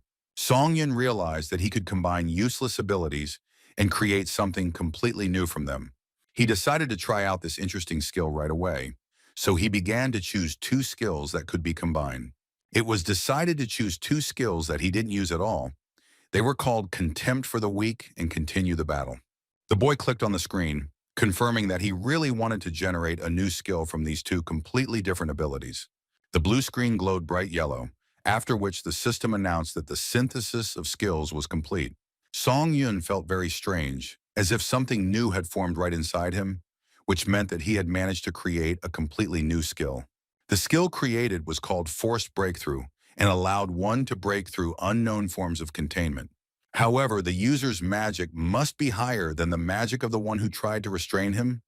The boy looked at the screen in shock and did not understand how he managed to do such a thing. The guy thought that he could breathe a sigh of relief if he got at least an E rank skill, but by combining two F rank skills, he got a D rank. So from that moment on, he had another truly mind-blowing ability in his arsenal. He was so interested that he decided to try to combine some other skills, because he was so curious to see the result. He again selected two F rank skills, which were Ranger Training and Burn Resistance. Song-in decided that something interesting should come out, so he pressed the button with interest, which meant confirmation of the synthesis of abilities. The boy was eagerly awaiting the result of the synthesis this time, because the previous attempt had left him very pleasantly surprised. The blue screen displayed information that a skill called Keen Eye had been created, which allowed the user to have visibility even in poor conditions. The guy realized that the skill that was created now was only one step higher than those that were chosen for synthesis. Perhaps the reason was that the previously synthesized Contempt for the Weak and Continue the Battle worked well together. But the combination of the skills Ranger Preparation and Burn Resistance turned out to be not the most successful. At first glance, it is clear that they are completely incompatible with each other. Song Yun felt tired after everything he had been through, so he decided to flop down on the bed and rest for a bit. He thought about how they had gone from holding the status of a first ranger to receiving the reward of a halo, but for some reason he felt a little strange. There were doubts in his mind whether he had really achieved everything through his own efforts, or whether he had just been lucky with a unique characteristic. These thoughts tormented him so much that they completely deprived him of the opportunity to sleep and fully restore his physical strength. The boy stood up and decided that he had enough of lying around doing nothing, because thinking about all sorts of nonsense, he would not be able to find a way to cope with the problems. It was better to check the reward he had received. He carefully read the skill Wind's Grace, the effect of which increased all speeds by 10%. This ability could be stacked and reproduced up to 7 times. The guy thought with delight that this ability was simply amazing, because it allowed him to increase any speed by as much as 70%. With such skills, he will become simply elusive and almost invisible to the eye of an ordinary applicant. In addition, this skill did not consume any mana at all, which meant that he could use it without any limits. In essence, the Mercy of the Wind was a skill that had absolutely no downsides, which was good news. Then the guy opened his inventory and noticed the speed boots, which he couldn't wait to try out. He didn't keep himself waiting and immediately put them on to test them out by running around the waiting room. These boots increased attack speed and movement speed by almost 5%. All the rewards on the 7th floor were related to speed. This layout pleased the boy. Song Yun decided to check out the skill shop, and contrary to his expectations, the quality of the shop left much to be desired, and the prices were also quite high. For example, the instant acceleration skill was offered for purchase for as much as 8,000 points. However, the boy was really lacking a skill that was related to magic. So he clicked on the blue screen and selected the shopping section. Now Song Yun had a skill in his arsenal called Magic Chain, and it cost a whopping 15,000 points. Next, he bought the skill Magic Resistance for 12,000 points, the effect of which allowed him to create resistance to other people's magical abilities in his body. Song Yun remembered how on the 6th floor, one of the opponents used the Heart Fusion skill on him. He thought that magic resistance would have been very useful back then. But now that he had this skill in his arsenal, he wouldn't be caught off guard by someone's unique characteristics that could make things very bad for him. Next, he became familiar with the skill Magic Chain. Its effect was that the mana in the body was collected into a chain, increasing its effectiveness. Magic chains were engraved on the user's body. When Song Yun activated this skill, he felt like his entire body was burning, as if someone was burning those very chains inside him. The pain enveloped his entire body again. But the guy knew that if he could endure it now, then this ability would be very useful to him in the future. When it was all over and the boy was finally able to get out of bed, he felt an amazing lightness in his body that he had never felt before. Nam began to walk around the room and was surprised because he had the feeling that he was not walking, but hovering above the floor of his apartment. Song-in decided to test his strength, so he raised his leg and swung it harder. When his foot hit the floor, The entire room shook from the force of the blow. It seemed like even the walls rang from such power. The boy himself was quite surprised because he expected less power, but it once again exceeded all his expectations. The tower really knew how to surprise, and the surprises were not always only bad. The boy wondered if mana used randomly could actually form a chain and enhance physical abilities. He smiled and realized that, as expected, his purchase had been surprisingly successful. The guy also had the ability to use the spirit of the deceased to resurrect a dead person nearby. He was incredibly curious about how it worked in practice. But it was decided not to activate it in the room, since there were no corpses nearby anyway, so it was a useless exercise. Song Yun closed his eyes and tried to control his emotions, because so much had happened recently that his impressions were simply spilling over. He understood that the time had come to make another very important decision. He had to decide whether he was ready to take on the next floor right now, or whether he should return to Earth and take a little time out. One hunter, who was on the ground and sitting on a bench in the great Cataclysm Park, was waiting for someone to send him an application for a vacancy as a hunter. He was so intently looking at the messages that he didn't even notice someone approaching him. 3 men asked him with irony in their voices if he still couldn't assemble a team. They said they thought he should hand over the portal entry permission to them, since the 3 thought they were more successful. One of the men said that if the dungeon raid did not begin within the allotted time, the right to enter would be automatically revoked. The man sitting on the bench listened with irritation to the proposal to hand over the pass to the men for an appropriate fee. He replied that he had no intention of handing over his pass to anyone, so the annoying 3 could go away. But the men continued to mock, saying that there were so many hunters gathered in the park. But for some reason, no one was eager to join his team. The cocky bastard said that it was all because the man was just an E-rank loser. He asked if such a weak hunter really thought that anyone in their right mind would want to be on the same team with him. The scoundrel's comrade said that his friend was too insolent, but nevertheless, he spoke the pure truth. But then, behind the backs of all these hunters, someone's voice was heard asking if recruitment was still open for any of the teams. Han Sung-yun confidently stepped forward and showed his C-rank hunter ID. The guy asked if this was enough to join the team of the hunter sitting on the bench. He didn't immediately find an answer, because he couldn't believe that someone had responded to his proposal. But then he said that the applicant fully satisfied his requirements. One of the scoundrels asked if Song Yun couldn't see how big the line of people was waiting was, or if he didn't understand what was going on at all. The boy smiled and realized that dealing with people was much more fun than dealing with monsters. He replied that if a man was dissatisfied with something, he could apply to Lee Chul-wan's team. Such impudent words made the self-confident scoundrel incredibly angry. Song-yin didn't like the tone of voice he was being spoken to in at all, so he ordered that the hand be quickly removed from his shoulder, otherwise he would break it to the base. The man was surprised that such a fragile-looking guy had such power in his voice, so he froze in place, feeling the powerful energy emanating from the stranger. The scoundrel did not understand why such a strange energy was emanating from this hunter. He even doubted whether they were of the same C rank. The men who stood next to this upstart began to rejoice, saying that their friend was emitting simply unimaginable power. But their comrade turned to them and disappointed them, saying that it was not his doing. He cleared his throat and said that since representatives from the Hunters Association were present, he would tolerate such an outburst this time. The cocky, impudent fellow began to leave, saying that Song Yun was just lucky today, because he was not in the mood to conflict with other hunters.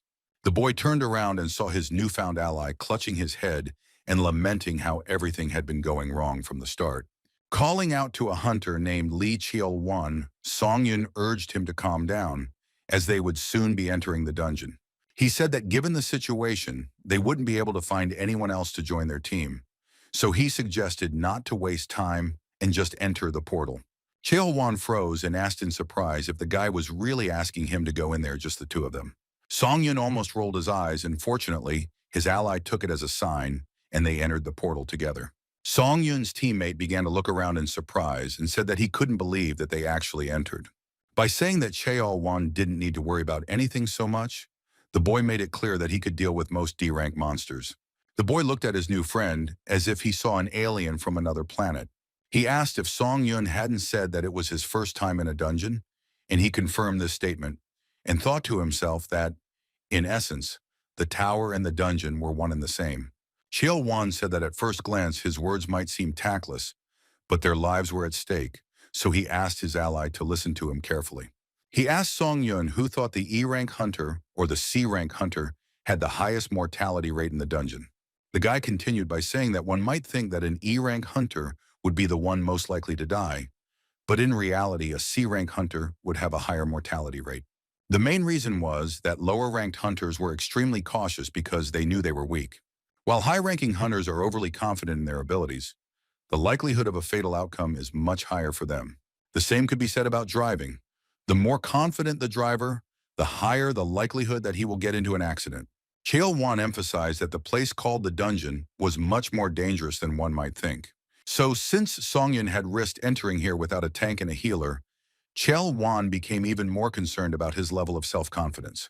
Song Yun said that there was a lot of truth and logic in his ally's words. His new companion added that even though he was an E-rank hunter, he had a lot of experience going into dungeons, so he wanted to take on the role of the leader of their group. Song Yun was very reluctant to give up his role as leader because he was eager to lead this expedition. But he decided to make concessions and agreed to his ally's proposal, who bowed his head and thanked him for his understanding, explaining that he was doing this for everyone's safety. It was clear that his newfound ally really didn't want to ruin his mood and become a leader just to assert himself, so he trusted his friend. The boys walked through the stone expanses of the cave, and suddenly a huge lizardman armed with a sharp spear appeared on their path. Chiel Wan said that these monsters were known for their skillful use of various weapons, so it was bad news that their opponent was him. The guy said that first he would draw the creature's attention to himself, and Song Yun, on signal, should attack the lizard man as soon as he opened his back. Song Yun said that everything was clear to him, because the guy was very interested to see how an experienced hunter would fight such a monster. The giant snake-like creature roared and immediately rushed to attack, waving its huge spear.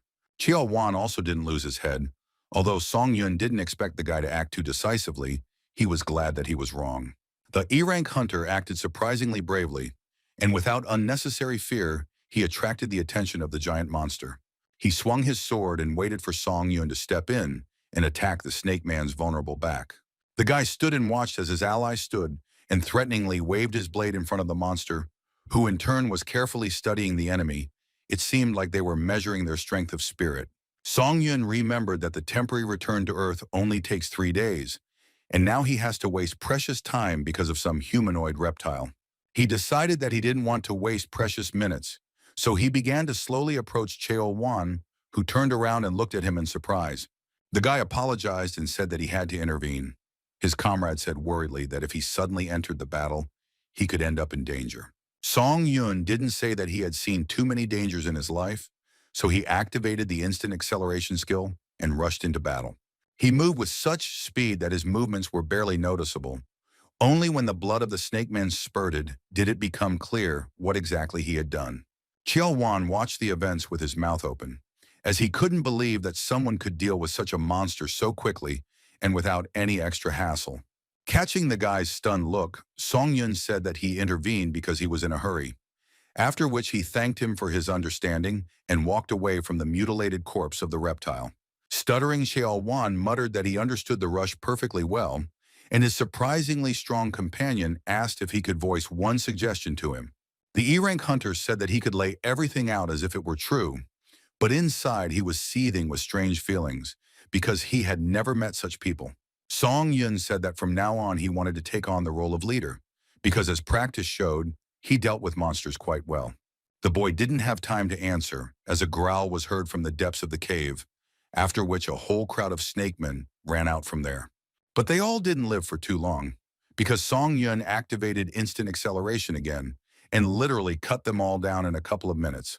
Those creatures that remained alive tried to catch up with the guy, but they failed because his speed was simply amazing.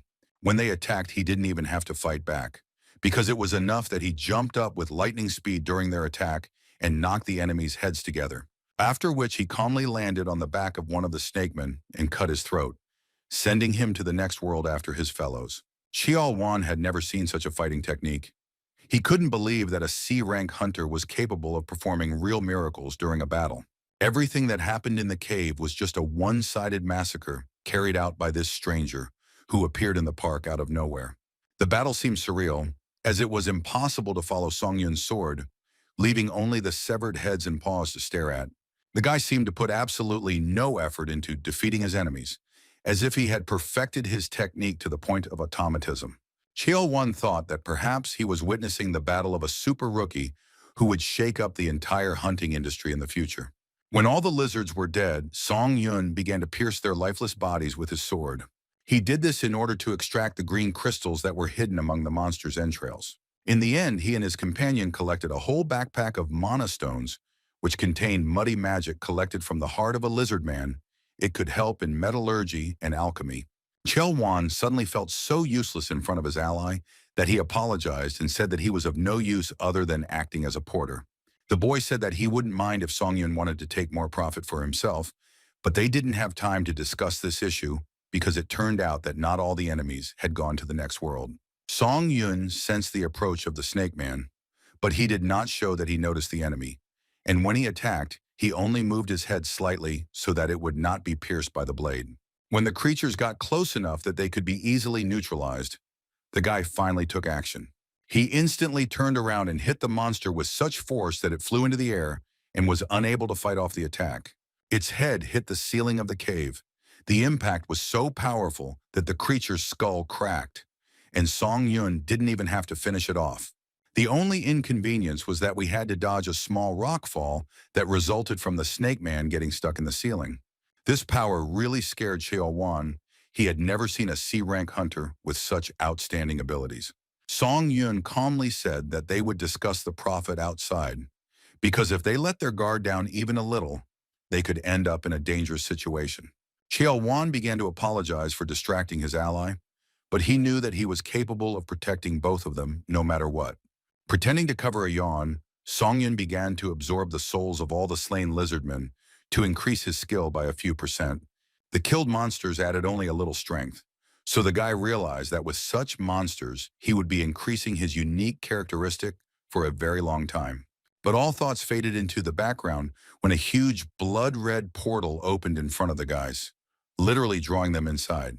Song Yun realized that the door in front of them was the one leading to the boss's room. His ally was amazed that they were able to reach it with just the two of them. Cheol-Wan didn't even think about raiding the boss, because he originally thought that if they got through at least half of the dungeon, it would already be a success. The boy realized that in front of him stood a man who could easily carry out a complete defense of the dungeon, without a whole team of assistants. Song Yun asked his comrade if it was okay if they invaded the boss's room right now, and he enthusiastically replied that it was okay, but suggested that he take a little rest. Hearing that there was no need for rest, Cheol-Wan said that in that case, they could enter the boss's room. That's exactly what they did. After passing through the portal, the guys found themselves in exactly the same cave, but in the middle of it stood a throne on which sat a huge orange lizard man. As expected, the boys were met by the Lizard King, who slowly rose to his feet and was ready to avenge his murdered relatives. Cheol-Wan backed away and asked in a trembling voice what they should do, but his comrade was in no hurry to answer, as he needed to assess the situation thoroughly. The boy shouted, asking if their team leader hadn't come up with any clear plan of action. At that moment, a huge humanoid snake rushed into battle with a deafening roar. Despite its size, it was quite fast and agile. Smiling, Song Yun said that the enemy had decided to attack them at the right time. Now was the time to improvise. The boy tried to throw one of his daggers at him, but the monster dodged the attack so quickly that the blade didn't even touch his body. This speed really surprised the hunter, because he didn't expect that the king of the snake people would be so much faster than his ordinary relatives. The hunter barely had time to jump back when the snake rushed at him with incredible speed, intending to strike him with its spear. The creature's enormous size should have slowed its movements, but everything was exactly the opposite. It moved with the grace of a snake, and its size did not interfere at all. However, the monster was not fast enough for Song Yun to match its fighting pace. Although it wasn't without the fact that the guy missed his intended target more than once with his thunder sword. From time to time, the snake had the advantage, even managing to hit Song Yun with its powerful tail. This was not a simple opponent, having defeated whom, one can safely say that nothing more is scary.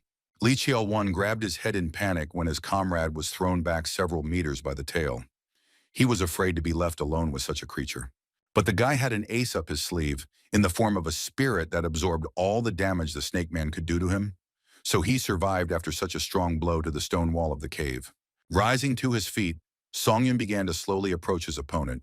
He was quite tired of this game of cat and mouse, so he decided to move on to more effective action.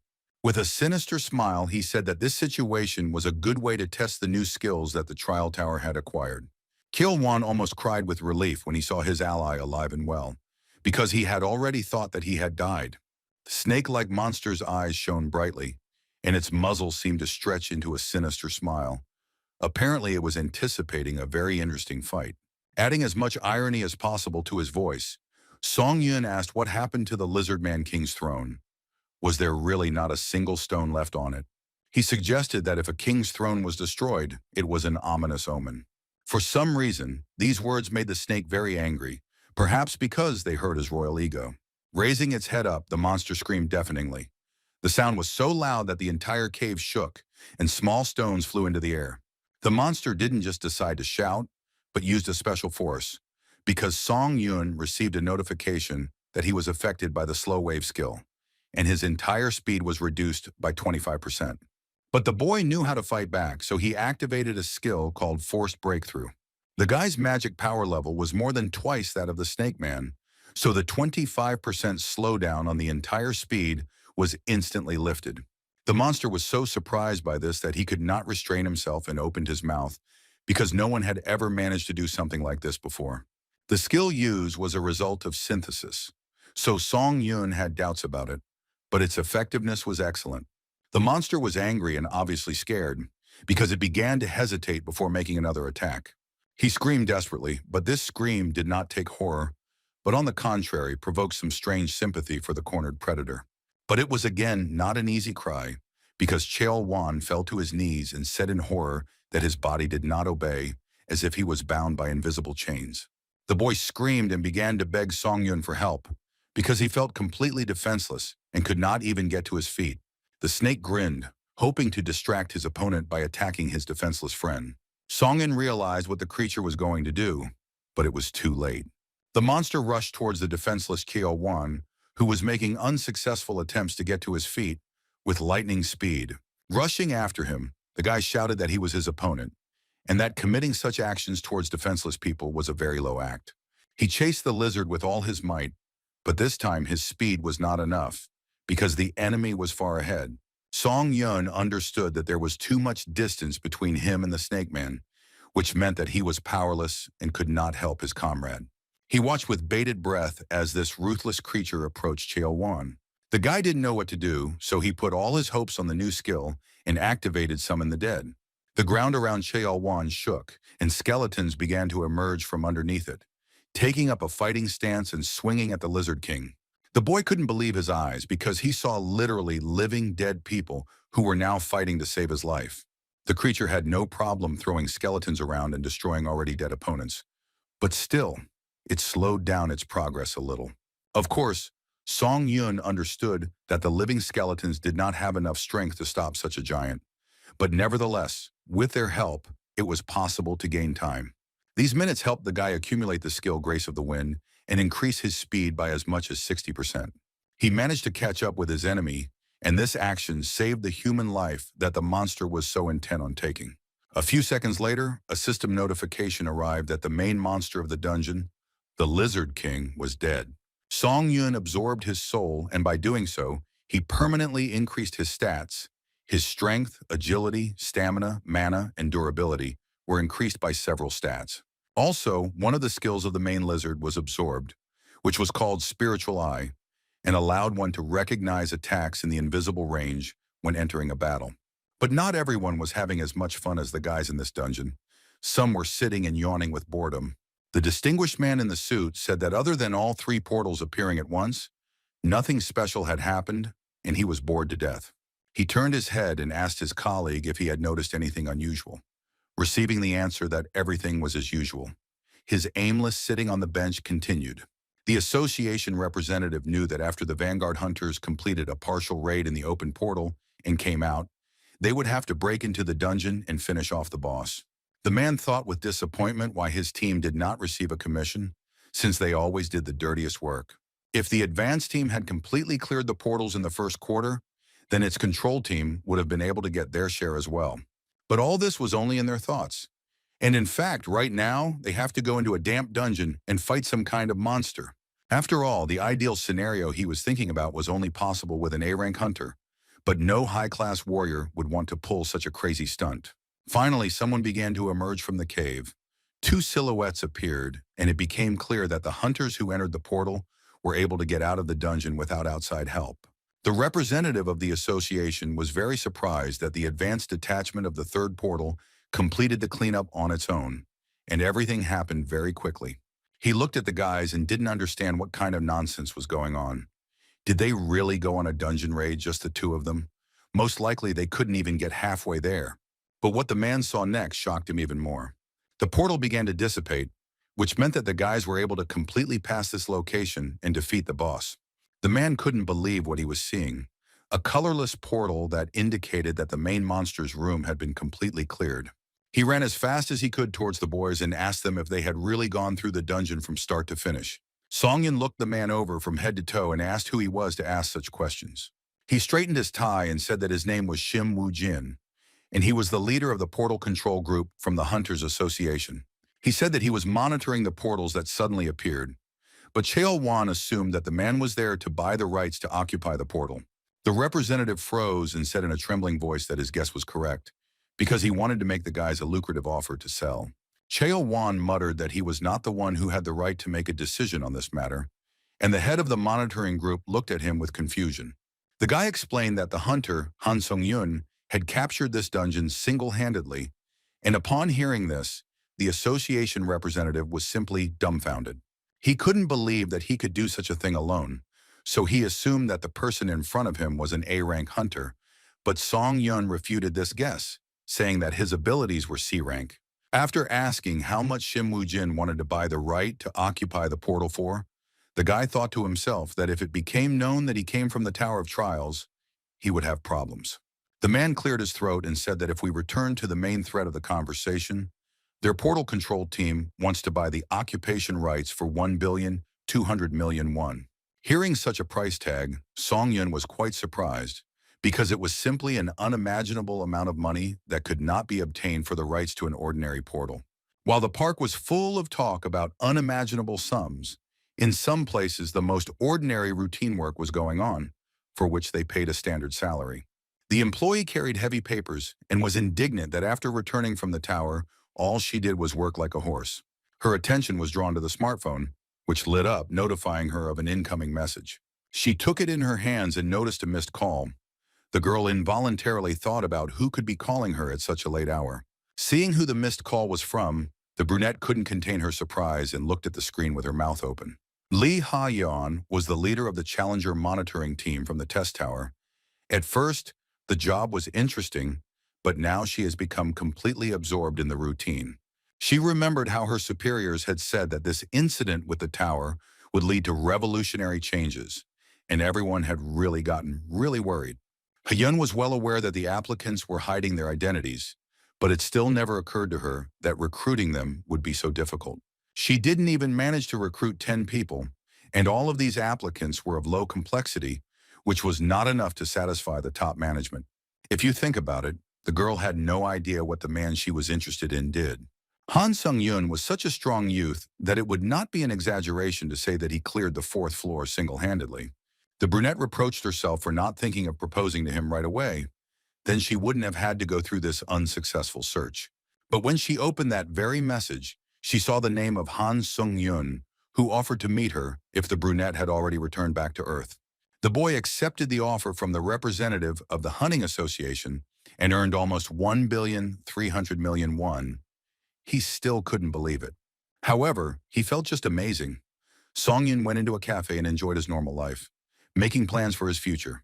When he turned his head, he saw a beautiful, long-legged brunette entering the cafe and looking for him with her eyes. It was Lee Ha-yeon, his ally during the fourth floor test. The guy raised his hand and waited for the girl to notice him. Seeing her former comrade, she quickly walked towards him. Songyun noticed that the brunette was completely out of breath. It seemed like she had run here as fast as she could. He said embarrassedly that there was no need to rush like that. Li Hayan sat down opposite him in irritation and reproached him for not even deigning to respond to her message. He became even more embarrassed when he heard that the girl had been waiting for his answer for a very long time. The boy began to make excuses and apologize, saying that he didn't have time to read it because he was in a hurry. Hayon sighed and said that she would accept an apology in the form of a cup of coffee and cheesecake. Sung Yun smiled and said that his interlocutor could order whatever she wanted. When the order was brought, Hayon silently began to drink the aromatic drink. The guy was impatiently waiting for what she would say. The girl asked if he was planning to continue climbing to the upper floors of the tower. Song Yun said that he planned to hold out as long as possible. He said he contacted his former ally because he had one request of her. He needed to join a guild because then he would have the opportunity to attack dungeons during short returns from the Tower of Trials. His conditions were not simple. The first point he announced was the right to refuse the call to appear in the guild. The second point was that no one would interfere with his affairs related to the tower. And the third was a request for permission to use the guild dungeons at any time. The guy asked if there was any guild that would be willing to meet all these requirements. After these words, there was a long pause between the guys. Song Yun began to sense some strange atmosphere. He assumed that he had gone too far with his points. But then the girl spoke up, saying that the conditions he had named were absolutely impossible to fulfill, since from the guild's point of view, she would get nothing. The guy was noticeably upset and said that he probably asked for too much, but Ha-yeon put her hand on his palm and he fell silent. She crossed their arms and began to rise from her seat, looking closely into Song Yun's eyes, the intense eye contact making him feel a little uneasy. Ha-yeon began to very insistently convince him to join the White Guild, to which she also belonged. This behavior was surprising and at the same time strange, because her motivation to make the guy's conditions feasible was unclear. This is exactly what Song Yun was thinking as he rode on the roof of a bus through the noisy city. He had an extremely productive day yesterday, raiding a dungeon, selling occupation rights, and even joining a guild. Although in order to join the ranks of the White Guild, he still had one task left to complete, namely, clearing a C-class dungeon alone. In order for Ha-yeon to easily convince the management, the guy had to demonstrate his abilities, because the privilege of free use of the dungeons is available to only a few. The girl's words meant that not everyone is given the chance to bathe in cream, and in order to receive special rights, one must be a hunter who shows great promise. That was exactly how Song Yun was, so he said without further ado that the guild should prepare a C-class dungeon. They shook hands and the boy said that the organization would not regret its decision. The bus approached the Weijong area, where Mount Chongbo was located, and as a warm-up, the young hunter decided to take a short jog to his destination. He deftly jumped off the roof of the bus and ran straight toward the summit, which was clearly visible from anywhere in the area. He was so fast that people passing by didn't even notice that some kind of blurry spot was flying past them. At this time, Ha-yeon walked near the portal and checked if everything was okay. She was a little nervous because she didn't want anything to go wrong. Approaching the men who were guarding the entrance, the girl said that she had come here to confirm a reservation for the assault on the portal, which would take place in an hour. After the security guard checked the employee's documents, he checked his database and said that the appearance was confirmed. There was still plenty of time to spare, so Ha-yeon was escorted under the canopy and offered to rest for a while. Before she even had time to sit down, Song Yun appeared, apparently having run here on his own 2 feet. Following the arrival of the potential member of the White Guild, a terrible wind arose, which threatened to blow away everything in its path. The canopy was barely holding up. The plastic chairs were blown away in an instant, and the guards and Li Ha-yeon were also barely able to stand on their feet. Song Yun caught the chair that was flying past and smiled awkwardly, saying that he must have run too fast, causing the shockwave to be created.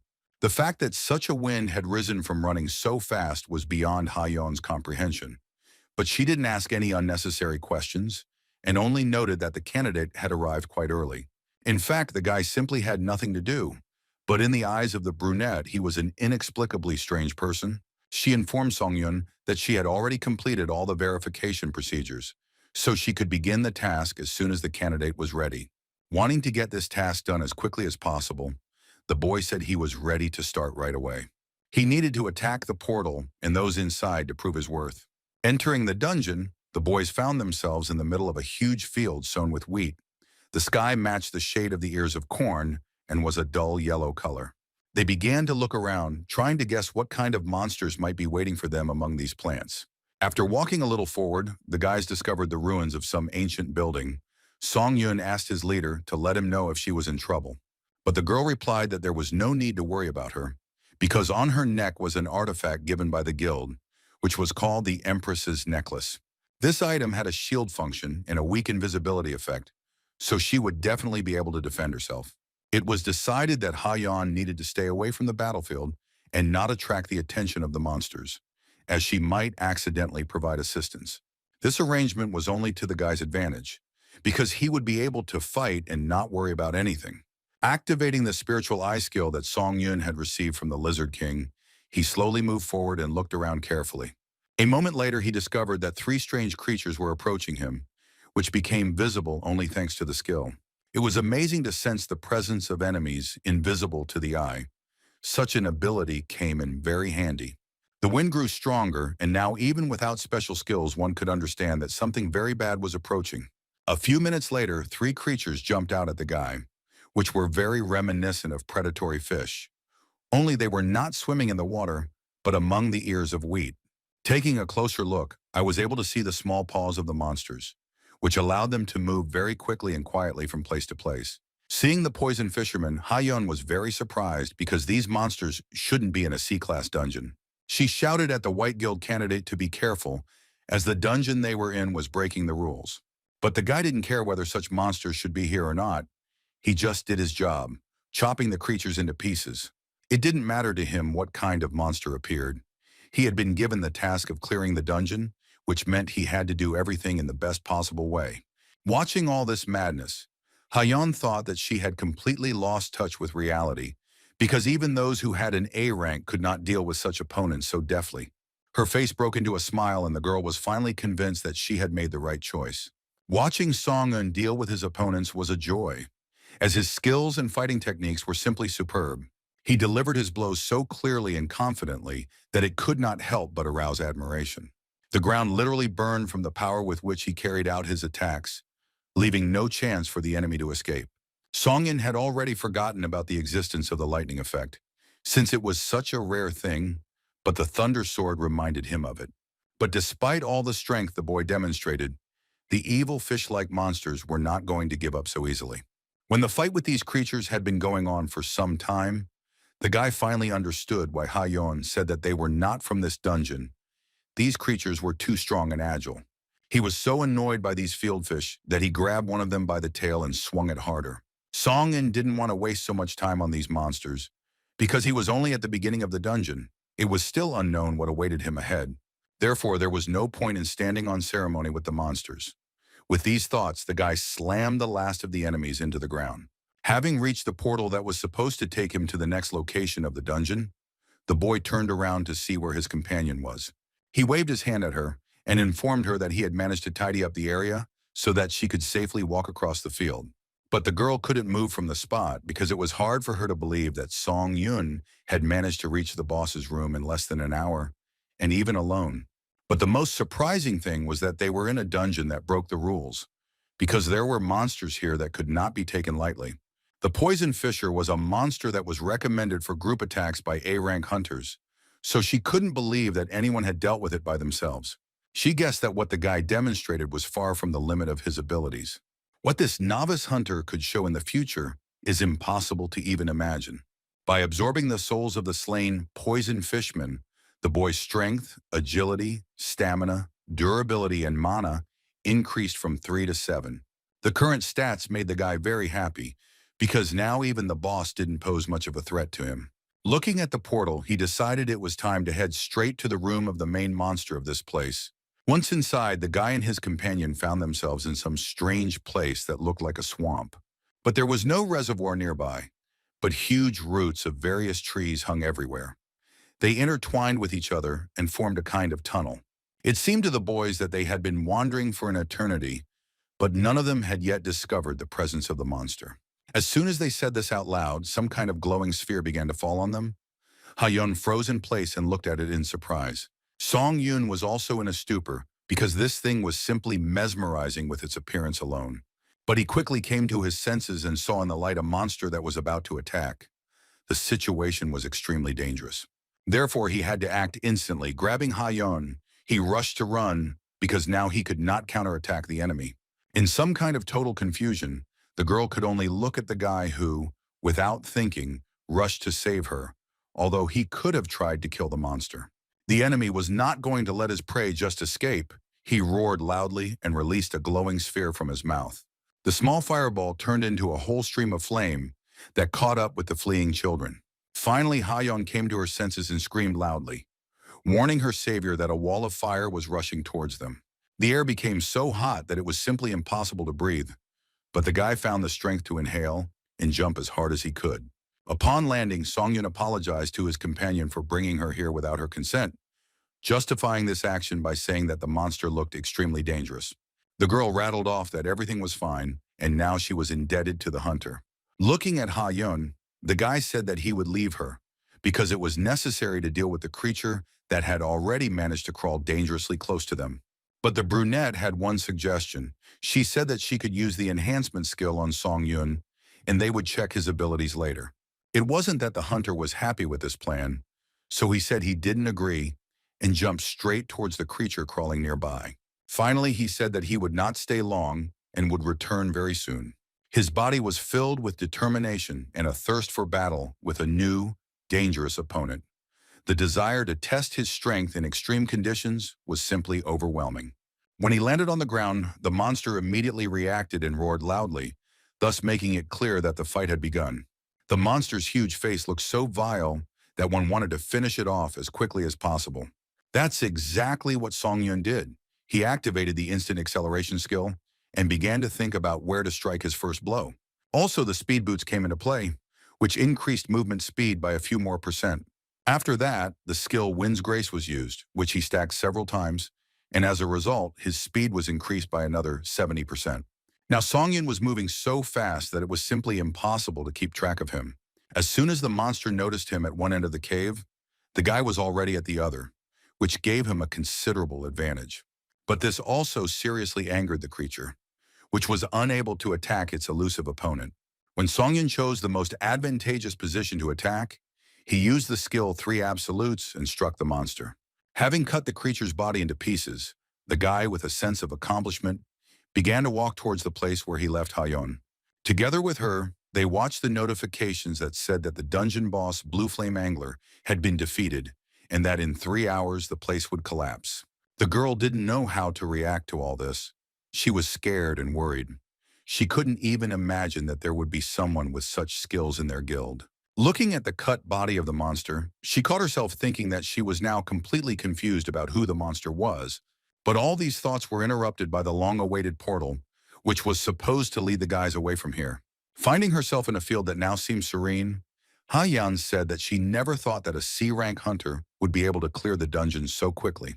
Turning to face his interlocutor, Song-yeon heard that he could freely use the White Guild's dungeons, because the management was not so stupid as to let such a candidate pass. The guy noticed that the brunette was somehow gloomy, and then she even said that she wanted to deviate from the main topic of conversation and find out something. She said that when a person is called to the trial tower, the difficulty level initially chosen does not matter much, because if you show good results, the task will become more difficult. This system worked the other way around too. Even if a person was at a high difficulty level, but his performance was poor, the candidate could gradually slide down to a low difficulty level. Based on this principle, the fact that Song-yeon had achieved such impressive results indicated the high level of difficulty in climbing to the top of the tower. To be more precise, the level was not just high, but killer, which made him stand out among the top 50 participants on the summary board. Listening to all this, the guy couldn't object, because everything was exactly as Ha-yeon said. Without turning around, the brunette said that she really hoped that Song-yeon would try to be a little more careful. His further words that the girl would very much like to accompany him as long as possible and see with her own eyes this amazing growth greatly surprised and confused the boy. He replayed this conversation over and over in his head as he sat on one of the multi-story buildings. While he was gnawing on the remains of his apple, he read the notice that in 5 minutes he would be transported to the trials tower. For the past 3 days, Song-yeon had been running around like a squirrel in a wheel, unable to just sit down and digest everything that had happened. Only now could he allow himself to close his eyes and enjoy how his stats had grown. It added to his self-confidence.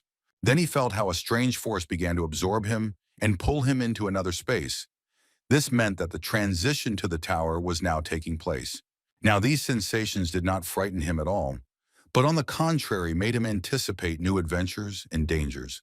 Once in the waiting room, the guy immediately stood up and walked over to the blue screen, which asked if he was ready to begin the test on the 8th floor. Having exhaled and prepared himself for the next fight, the boy began to click the necessary buttons on the screen.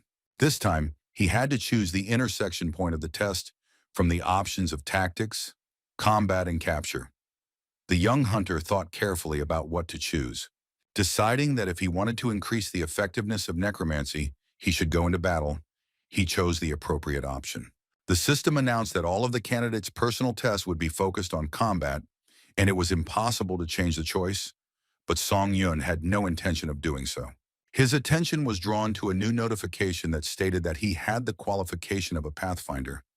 It was strange that the system had repeated this several times already. But what alarmed him even more was that a personal chat would now open with the administrator, who specializes in combat. At this very moment, Song Yun was about to begin a consultation with the Steel Blood Lord, who was the manager of the combat intersection point. As soon as he read this message, he immediately felt like he was being transported to another space. He opened his eyes and saw that he was in a snowy clearing. Song Yun didn't understand what was happening and where he was being transported, because he hadn't yet pressed the button that would take him to the 8th floor. It turns out that the challenger entered the world of steel blood. Looking around, he saw many swords sticking out of the ground. Having activated the Eye of Truth, the guy began to look closely at everything that was nearby, wanting to find at least one living soul as soon as possible. Thanks to his unique ability, he learned that he had entered a space created specifically for the administrator of the Steel Blood Lord. The place was accessible only by invitation, and the Lord was not pleased that anyone was making inquiries about him. Looking back, Song Yun discovered that there was a sword hovering behind him, approaching him at a dangerous distance. A message appeared stating that the administrator strongly recommends to stop finding out information about him and asked to follow the sword. Song Yun tensed up because after receiving such messages, one could conclude that the administrator had been watching him all this time. But the guy decided that it was not worth thinking about it now, so he silently followed the sword that pointed him in the direction. They passed a snowy clearing and a valley filled with swords, but still didn't reach the right place. Song Yun felt uneasy about this space, but he saw no other choice but to follow this strange weapon to the administrator's lair. After some time, the sword stopped near a cozy house. The boy could feel the warmth and comfort emanating from there. This was not how he imagined the abode of the Lord of Steel Blood. Opening the door, the guy received a notification that the administrator was looking at him. His first impulse was to stop, but he decided not to be a coward and went inside. Once inside the house, the atmosphere that reigned there surprised the hunter quite a bit, because he had imagined everything completely differently. It was warm inside and smelled of freshly baked goods and burnt candles, and beautiful candelabra hung overhead, creating a special coziness. In the center of the room, near the fireplace, there was a chair on which sat a beautiful blonde woman. She greeted the pioneer and said that he could pass. It was the administrator who was assigned to conduct a consultation with Song Yun. The pretty girl was the same Lord of Steel Blood. The guy couldn't hold back and looked at her from head to toe in surprise. Outwardly, she looked like a foreign beauty, which didn't fit with the image of a bloodthirsty killer. But in reality, what was in front of him was a being who was in control of the trial tower, making her involved in 1,000 murders. The woman jumped up sharply and found herself right in front of Song Yun's face. Just a couple more centimeters, and her lips would have touched the hunter's lips. What surprised the guy most was that he didn't even notice how she managed to approach him. The woman took a bottle from the shelf and said that she was curious about what this monster looked like. Not knowing how to interpret these words, Song Yun asked if she really knew him. The blonde nodded affirmatively and said that the test on the 4th floor was quite impressive. Having poured the amber liquid into a glass, the administrator said that she knew about everything only from the data in the final report, since it was impossible to observe the tests of the candidates below the 8th floor. It was surprising because the guy thought that if she was an administrator, she would have the opportunity to fully monitor the course of events. Noticing the applicant's stunned face, the woman said that the administrators were not almighty beings, and they did not control the tower at all. Administrators should rather be seen as being subordinate to the tower, so she advised the boy not to be too nervous in her presence. The words that as long as the Lord of Steelblood obeyed the tower, he could not harm him, gave the guy some strange relief. The blonde said that this personal consultation was an earned benefit, so if Song Yun had any questions, he could ask them without hesitation. Having assessed the situation, the guy realized that he did not feel any hostility from the woman, so he felt more free and relaxed. He became curious about what this personal consultation was like, so he asked the receptionist about it. The woman explained that every Pathfinder received this benefit, so the guy didn't need to use question tickets to get complete answers. Hearing this, Song Yun asked about something that had been bothering him for a long time. Why did the applicant from another dimension come to him? Smiling, the blonde took a sip from her glass and said that there was no particular reason for the creature's appearance. What happened was that when entering a floor in another world, an intruder could not only steal the reward for testing that floor, but also gain advantages. The challengers from other worlds came from where the tower had existed for decades, and they were well aware that the reward for harming a challenger from another world was great. And they also knew that the tower of this world would one day be united with the towers of other worlds. The guy looked at the instructor in bewilderment. She explained that starting from the 20th floor, the focus is on combined trials, and then there is a chance to meet challengers from other worlds. Song Yun thought that the knight's actions were very similar to trying to eliminate a competitor in advance so that he wouldn't have to meet him in the future. Having placed the empty glass on the table, the blonde asked whether she had satisfied the applicant's curiosity. He replied that if you don't take into account the last question, he learned most of what he wanted. But there was still one question that was bothering me. What was the test tower behind the structure? Hearing what information the applicant was interested in, the Ice Blood Lord froze in place and fell silent. She walked up to the fireplace and looked into it for a long time, after which she said in a quiet voice that she herself would like to know the answer to this question. These words surprised the guy very much because he thought that the tower administrators should know what it was like. The woman explained that initially, the administrators were the same applicants as the others. Those of them who died after the 40th floor were given the right to be reborn as administrators. At one time, the blonde also climbed the tower, but was unable to reach the top, so everyone who was an administrator died before reaching the end. Clenching his hands into fists, the guy asked if those who supervised the candidates were really just former participants in the tests. He was a little upset because he had hoped that at least someone could answer all his questions about the top of the tower. These words made the Ice Blood Lord wince in irritation. Such words seemed like a sign of disrespect to her. So she quickly jumped up to the boy and pinned him against the wooden door, preventing him from moving. Her eyes glowed red as she said that the words about the top of the tower were not something that could be said so casually and carelessly. Feeling the woman's hand begin to strangle him, Song Yun's eyes widened in surprise. But there was no fear in them. So the blonde smirked and said that the guy did not look puzzled. She was curious that the applicant was not afraid at all. Making his voice as calm as possible, Song Yun reminded that the consultation was his advantage, and he did not feel any hostility from the administrator. Deciding that he needed to get out of her grip, the guy grabbed the door with his hand, intending to break it. He succeeded because soon she gave in and flew out of the loops, leaving the blonde standing in bewilderment. The boy said that he was not going to let the administrator hurt him so easily. This kind of courage greatly impressed the Ice Blood Lord. She had never seen a challenger be so bold even on the 8th floor. After inspecting her house, she discovered a lot of damage, which made an even greater impression on her. Laughing loudly, she said that she had been living for so many years, but this was the first time she saw the one who destroyed the administrator's residence. Looking at the woman steadily, he felt a slight surprise when she said that his actions had convinced her. Making her voice calm, the blonde woman said that she was offering the applicant Han Seong-yun a patronage contract. This news was something new for the guy because he had never heard anything like it before. When he entered the waiting room on the 8th floor and finally found himself on his bed, he could not digest everything that had happened in the last hour. But he didn't get too caught up in his thoughts because a blue screen appeared in front of him, and the guy decided to check out the exclusive store. When he entered, he saw his signed contract and finally realized that he had indeed entered into an agreement with the administrator. It seemed that he had not dreamed that such a powerful figure was telling him that he could not pass up a candidate who was both talented and brave. Now, all he had to do was press the button and confirm that he was indeed signing the patronage agreement. Now, an exclusive contract shop has been opened for him, where special glasses will be available, and also all of the guy's stats have increased by one indicator. The image of the Lord of Steel Blood appeared in his head. The blonde smiled and looked at him slyly, saying that they would have a lot of fun.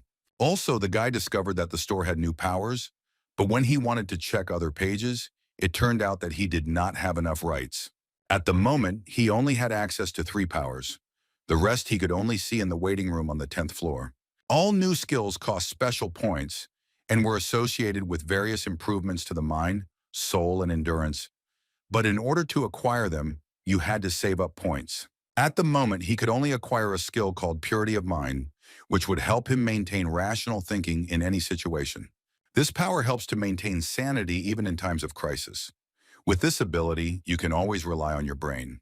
It will also help raise your survival rate, since from this floor, there is a possibility of encountering an invasion of aliens from other worlds.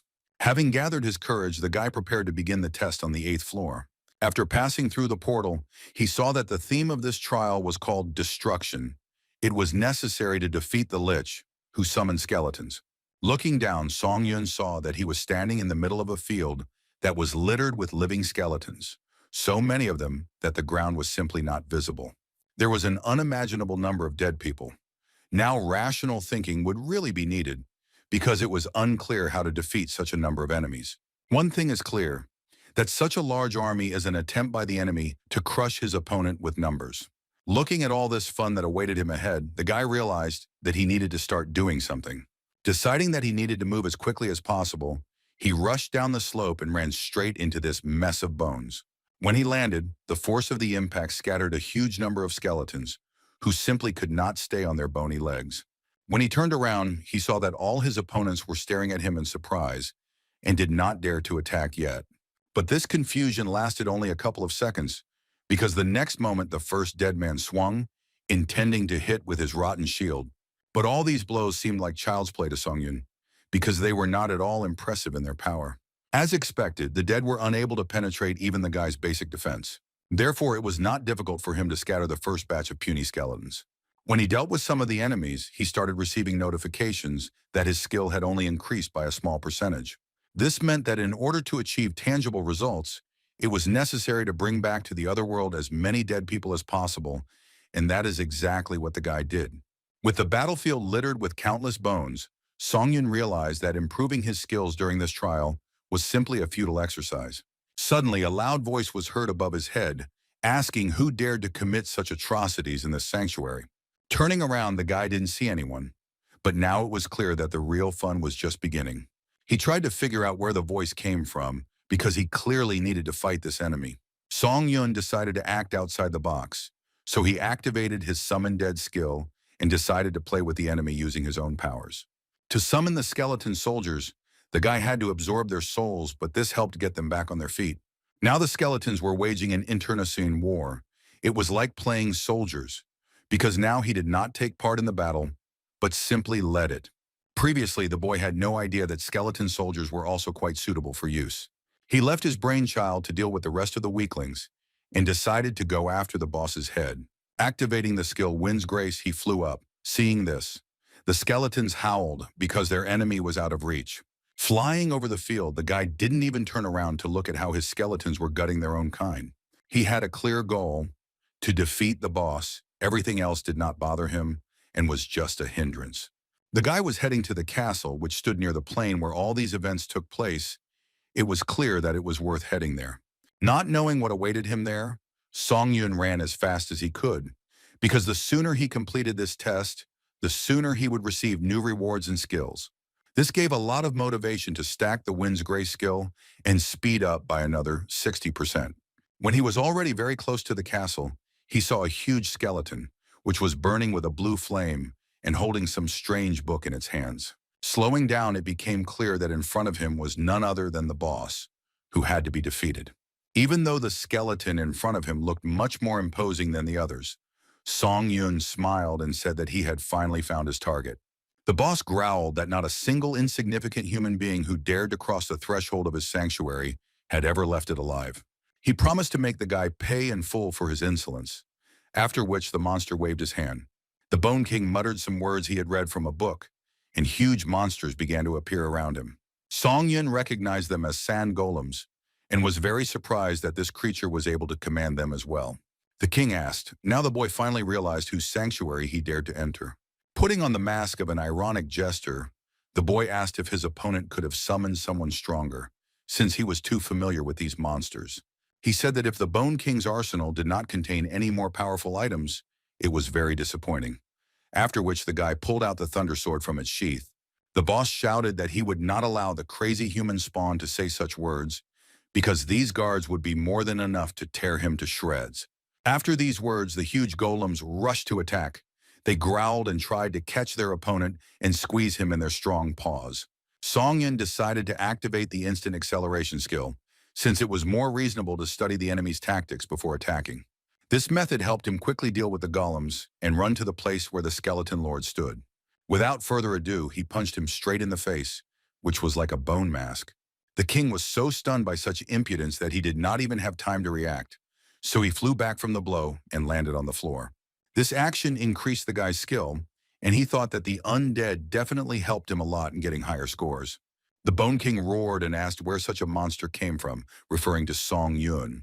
The skeleton lord, who was called the Lich, saw the darkest sides of the boy, and they seriously scared him.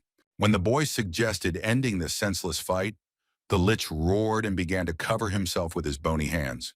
But the challenger was in no hurry to deal with him, because his attention was drawn to one object that was lying not far from the place where he stood. This was the same book of spells that the king held in his hands. With its help, one could summon various monsters. Thinking that he too might be able to master a similar skill, the guy smiled as an interesting thought occurred to him. The Skeleton King was very surprised when the man threw the spellbook into his lap. It was unclear why the guy would ask him to summon those guards again. Not receiving a clear answer, Song Yun said that they could end on that note, but Lich began shouting that he could fulfill his request. The boss said that after a few minutes of the guard's death, he was able to summon them again. Having mentally calculated the time since the murder, the hunter said that it was time to start the summoning, but the skeleton was interested in why the guy needed all this, because the monsters were not an obstacle for him. Song Yun was getting tired of these stupid questions, so he swung his sword, and his enemy immediately started flipping through the book, saying that he was already starting the summoning. Having opened the necessary page, the monster raised his hand up and began to whisper some incomprehensible words, and dark energy began to thicken around him. This continued for several minutes, then several golems began to appear not far from them. As soon as they got close, the guy killed them again, causing the Lich to be completely confused. The skeleton could only ask whether the man was satisfied with his work. Songen narrowed his eyes and said that it was too early to talk about it since they had just started. He ordered the boss to summon all the skeletons that were not yet dead and put all their strength into these guards. Meanwhile, the guy continued to kill more and more golems that appeared thanks to the spell. The Skeleton King's strength was already running out. He felt terribly exhausted, so he asked how long he should do all this. But the boy didn't answer, because he was very busy destroying more and more monsters. After that, he made eye contact with Lich and gave him a wide smile, saying that boss would do this until he was ordered to stop. Song Yun left his dead friend to read the magic spells and went to deal with another huge monster, which for some reason was still alive. Wanting to correct this mistake, the guy extended his hand forward and activated the necessary skill. When the monster's fist threatened to knock him down, the force awakened and stopped the attempt on the boy's life. While the monster was confused, the hunter climbed up its arm and began to run along its body, trying to find the weakest spot. When he got to the neck, he cut it, separating the head from the body. Thanks to all these kills, his skill was increased by several percent. All this resulted in the mastery of the unique characteristic Necromancy reaching 100% and was increased by 1 rank. Rejoicing that his Necromancy skill had reached C rank, the boy thought that now he was not afraid of any enemy. But the joyful thoughts were interrupted by the evil whisper of the Skeleton King, which became louder and louder. The monster's strength was already running out. He continued to mutter that even demons tremble before Song Yun. The skeleton said that he would curse him even after death. But nevertheless, he continued to cast spells, and because of this last one, the strength left the bony body, and the bone mask began to crack bloodily. Looking at this picture, the guy realized that with every word, the cracks became more and more. This foreshadowed the imminent death of the enemy. Song Yun said that he was very sorry because he wanted to use the lich's powers a little longer. The Skeleton King managed to say that their meeting was truly disgusting, after which his head flew off his shoulders. After the action was completed, notifications came that an achievement called "A Man More Terrible Than a Demon" had been received. Having absorbed the soul of such a powerful creature, the boy's skill increased by as much as 17.5%. Then a portal appeared that transferred to the waiting room, because the test of the 8th floor was completed, and all the characteristics of the applicant were increased by 2 indicators. Finally, the guy found himself in his room. He was informed that from now on, moderators could observe the tests, and the restrictions on tickets with questions were lifted. The first thing Song Yun checked was his unique attribute. It was now C rank and had received several new additional effects. The guy was especially happy that he now had a chance to obtain the skill of a defeated enemy. Closing the blue screen, the hunter thought that although the 8th test was quite easy, there was no guarantee that the 9th would be the same, so it was worth preparing. After examining his thunder sword, he realized that this weapon was still good enough, but the shield did not suit him. Having unlocked the skill hunting dagger, which doubled the power of cuts, the guy realized that he had pumped it up to the maximum, and it was necessary to acquire a new skill to replace it. It was decided to go to the skill store and look at the options available for purchase. Surprisingly, there were quite a few sword skills, so it was worth choosing carefully. After all, if he was not satisfied with a certain set of skills, he could create a new one, because he had the necessary abilities. But still, he found one that suited him, so he bought basic sword mastery. This skill increased all the characteristics of the sword. Song Yun calculated in his head that in order to increase the rank of the hunter's dagger, he needed to consider the compatibility of skills, and among what was available, buying it was the best option. Therefore, he selected 2 skills, D-rank hunting dagger and C-rank sword mastery basics, which he felt were ideal for synthesis. But the system notified that the skill level did not match and the synthesis would be based on the hunting dagger. After this process was completed, a notification appeared that a new skill had been created. His title was Demon Slayer, and his rank was C-Mark, which clearly exceeded Song Yun's expectations. These skills helped in the battle against non-humans, making the attack speed twice as fast. The ability was simply perfect for hunting monsters, because it also increased the cutting power of a sword by 3 times. Smiling, the boy realized that skill synthesis was a very useful thing, because it allowed him to turn mediocre skills into something special. Looking at the remaining skills, he thought, why not do the same with them? Such excitement was born inside him that the guy could not be stopped. He told himself that he only wanted to test compatibility and the likelihood of synthesis. This analysis showed that the skills rapid regeneration and resistance to natural laws will create iron blood regeneration. And if you add resistance to pain to the created skill, you get Blood of Ashen, a skill that allows you to regenerate 3 times faster and can absorb 40% of pain. The ability was simply amazing, especially considering the fact that it required rather mediocre skills to create. Looking at the Thunder Sword, the guy realized that he wouldn't be able to test the new ability because there was a regeneration effect in the waiting room. Song Yun spent 50 points to cancel this effect in the room, and he also spent all the souls, which meant that the shield would not activate. Now there was nothing stopping him from checking the skill.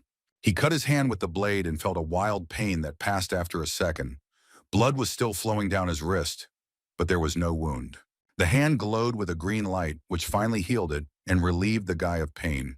The ability worked just great. It could be compared to the healing effect in the waiting room.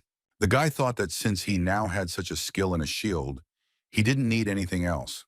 He wanted to use the blade until it broke, because he really liked the Thunder Sword. Finally, Song Yun went into the community and checked the messages in the chat, but did not find anything interesting there. Approaching the portal that was supposed to take him to the 9th floor, the guy realized that nothing was holding him back in the room anymore. The theme of the new test was battle. To successfully complete it was necessary to kill all the monsters in the area. 1 day was given for this. Strange messages have started coming in stating that other players' missions have been intruded upon. When Song Yun looked around, he saw many killed monsters, and then received a message that the target of his test was changing. Taking a look at the man standing near the monster's corpse, he immediately realized that there was an intruder in front of him. The man said that he had been waiting for the applicant to arrive for a long time, so now he was happy to meet him. The old gray-haired man said that his name was Baek Sunhak, and he was the leader of the Murim League. Songyun received a message from the system that his goal was now to kill this player from another world. The guy's gaze became stern. He needed to prepare himself for such changes, because you can't prepare yourself in advance for having to kill a person. The old man demanded that Songyun give his name, but when the boy said that he didn't see the point, Baek Sunhak reminded him that he had already given his own within the bounds of decency. Having assessed the situation, the guy said that the elderly warrior had clearly not invaded his floor with good intentions, so why get acquainted and be polite? Baek Sunhak said that it was a matter of mutual respect between swordsmen, and he accused his opponent of being too narrow-minded. Barely holding back the roll of his eyes, the boy wondered if all players from other worlds would be this weird. There was the sound of a sword being drawn from its sheath, and the old warrior said that he could do nothing since his enemy was so ignorant. Having spoken these words, he rushed into the attack and moved surprisingly quickly, considering his venerable age. Songyun noticed that the blade in his enemy's hands was not an ordinary one, as its edge sparkled as if it was reflecting the bright rays of the sun. Holding a flaming sword in his hands, the old man was going to win this battle, but the boy didn't plan on giving up so easily. He activated the skill Wind's Grace and accelerated his movements by 30%. Now he could calmly repel even the fastest attacks of his interdimensional opponent, who so badly wanted to kill him. The old man clearly did not expect such enormous speed and dexterous movements, so he watched his opponent in a stupor for several seconds. It was surprising to him that there were such strong people in this primitive world. Surprisingly, the old warrior even apologized for his arrogance. But these words only caused a new wave of irritation inside Songyun. He said that it was time for the old man to stop being nobly and pretend to be an example of a true knight. After all his talk about respect was negated by the fact that he had intruded into someone else's test with the aim of killing the challenger and taking the reward. Therefore, in Songyun's opinion, such attempts to be polite and courteous were simply disgusting. Baek Sunhak said that such behavior was alien to the guy because he was from another, unfamiliar world. After what was said, he decided not to stand on ceremony with the enemy for another minute, but to immediately move on to battle. Raising his sword to the sky, the old warrior said that it was time for him to say goodbye to the unknown swordsman, who never gave his name. It wasn't just a nice gesture that heralded the start of the battle, as the old man activated the light sword skill and deprived his opponent of his sight for 5 seconds. Finding himself in pitch darkness, the boy became truly anxious, because not being able to see where your enemy was and what he was doing was truly creepy. But then the magic resistance skill was activated and the duration of vision loss was reduced by half. But the guy didn't wait for that time either, so he used the spiritual eye skill and was now able to recognize attacks even in the invisible range. This decision was very timely, because a moment later the enemy's lightsaber was already close to his face. Songyun noticed it just in time, so he was able to successfully dodge the attack, although the blade almost grazed the skin on his cheek. When the enemy was left with nothing, the boy received a notification that he now had the Avoid Blindness achievement in his arsenal, and his agility had increased by 2%. When the darkening effect of the unique attribute Swordlight was removed, Baek Sunhak saw that his opponent was still alive.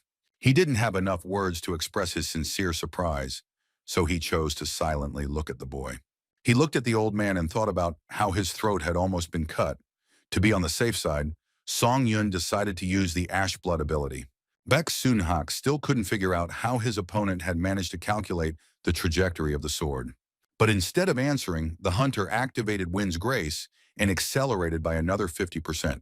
He was very determined because he really wanted to teach a lesson to the old man who decided that he had power over his test. Apparently, the invader from another world noticed that his enemy's mood had changed, and now the guy was not going to play games. The swords crossed, and the battle became truly serious, because neither participant planned to simply give up the victory to the opponent. Songyun realized that if he wanted to emerge victorious, he would have to use not only his fencing skills, but also other, more cunning maneuvers. At first, he jumped to the side to deceive his opponent, and he thought that the enemy was retreating. But then the boy kicked the old man with all his might. But he was an experienced warrior, not a novice amateur, so he foresaw such a treacherous move and was able to jump in time. The old man counterattacked, but the boy was also not one to be caught, so he was able to easily dodge the blow. However, Baek Sunhak managed to grab the opponent's hand, which was holding the sword.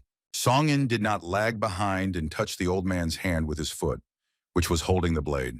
And so they froze, because each of them understood that they were on the opponent's hook. The elderly warrior expressed his opinion that the challenger was using some strange techniques. In a puzzled state, the boy could not find an answer, because he was only thinking about the fact that despite his incredible growth, his characteristics with the old man were on the same level. The first to come out of the general stupor was a man. He pushed away Song-yun's leg and he jumped back. The old man's eyes blazed angrily, and he muttered that from this moment on he would be extremely serious. He used his unique characteristic skill again, and the sword light blinded the guy for 5 seconds. Again pitch darkness, and again that nasty feeling of anxiety that turned into fear rising in the throat. To reduce the effect of blindness, the boy quickly activated magic resistance and then used spiritual eye. He barely managed to parry the blow of the elderly warrior because the speed of his attacks had increased significantly compared to the previous ones. However, luck was not always on Song-yun's side, as at one point the enemy's sword still managed to touch his flesh. The exclusive effect of the forged iron pendant came to his aid. Steel defense absorbed 10% of physical damage. When he activated pain resistance, he bitterly noticed that the shield on his arm had split in half. This led to the idea that the enemy's attack was so powerful that the steel defense was simply not enough to block the blow. The blinding effect finally ended, but the old man still did not stop swinging his blade, as he was visibly enraged that his opponent was still breathing. Song-yun decided to retreat a little because he understood that this would help him take a more advantageous position. Having figured out his enemy's plan, the elderly warrior knew what to do. The best option, in his opinion, was to rush to catch up with the naughty boy, and that is exactly what he did. The arm was bleeding, and the boy discovered with irritation that it was broken. But since there was no open wound, the limb was in no hurry to regenerate, so he had to injure himself. The young hunter's movements were so fast that he managed to escape from his enemy. The old man could barely turn his head in order to somehow track his opponent's movements. This time Gain helped the guy finish the treatment of his injured hand, because now it was recovering. Meeting Song-yun's eyes, the elderly challenger said that at first he thought the boy was a good warrior, but all his techniques turned out to be borrowed from somewhere. Not wanting to be judged, the boy said that the unique ability that Baek Sun-hak used was also a power that the tower gave. Having increased his speed to 70%, the boy asked if the old man really allowed himself to criticize others and at the same time did not notice his own sins. Putting on his best intelligent face, the intruder said that as a swordsman, using borrowed ability was extremely disrespectful to himself. Song-yun was already so fed up with this empty chatter that he wanted to stop it as soon as possible, so he rushed to attack. His opponent didn't even have time to blink before he was already under attack, and he miraculously managed to put his sword out and not allow the guy to pierce him through. Without stopping, looking the old man in the eyes, the boy asked if he would mind dying from the borrowed ability. He was unable to answer because he was in an extremely tense situation and could barely contain this onslaught. The old man mentally went back in time and remembered that he had performed floor implementation dozens of times. With his sword, he cut down opponents from a wide variety of worlds. Everyone knew that the people from the world called Earth were very weak in terms of abilities. Everything was so bad that this place was nicknamed the Honey Jar. The challengers from Earth were unable to touch a hair on Baek Sun-hak's head, and his ability to blind was always enough to deal with each of them. This time he was also sure that history would repeat itself, but everything turned out to be not as simple as the warrior thought. Song-yun managed to touch his hair, and the guy literally straightened his enemy's hair. This seriously angered Baek Sun-hak. Previously, none of the earthly contenders could harm him, and now some boy allowed himself such impudence. These thoughts were followed by fierce blows with a dagger, which noticeably affected the enemy.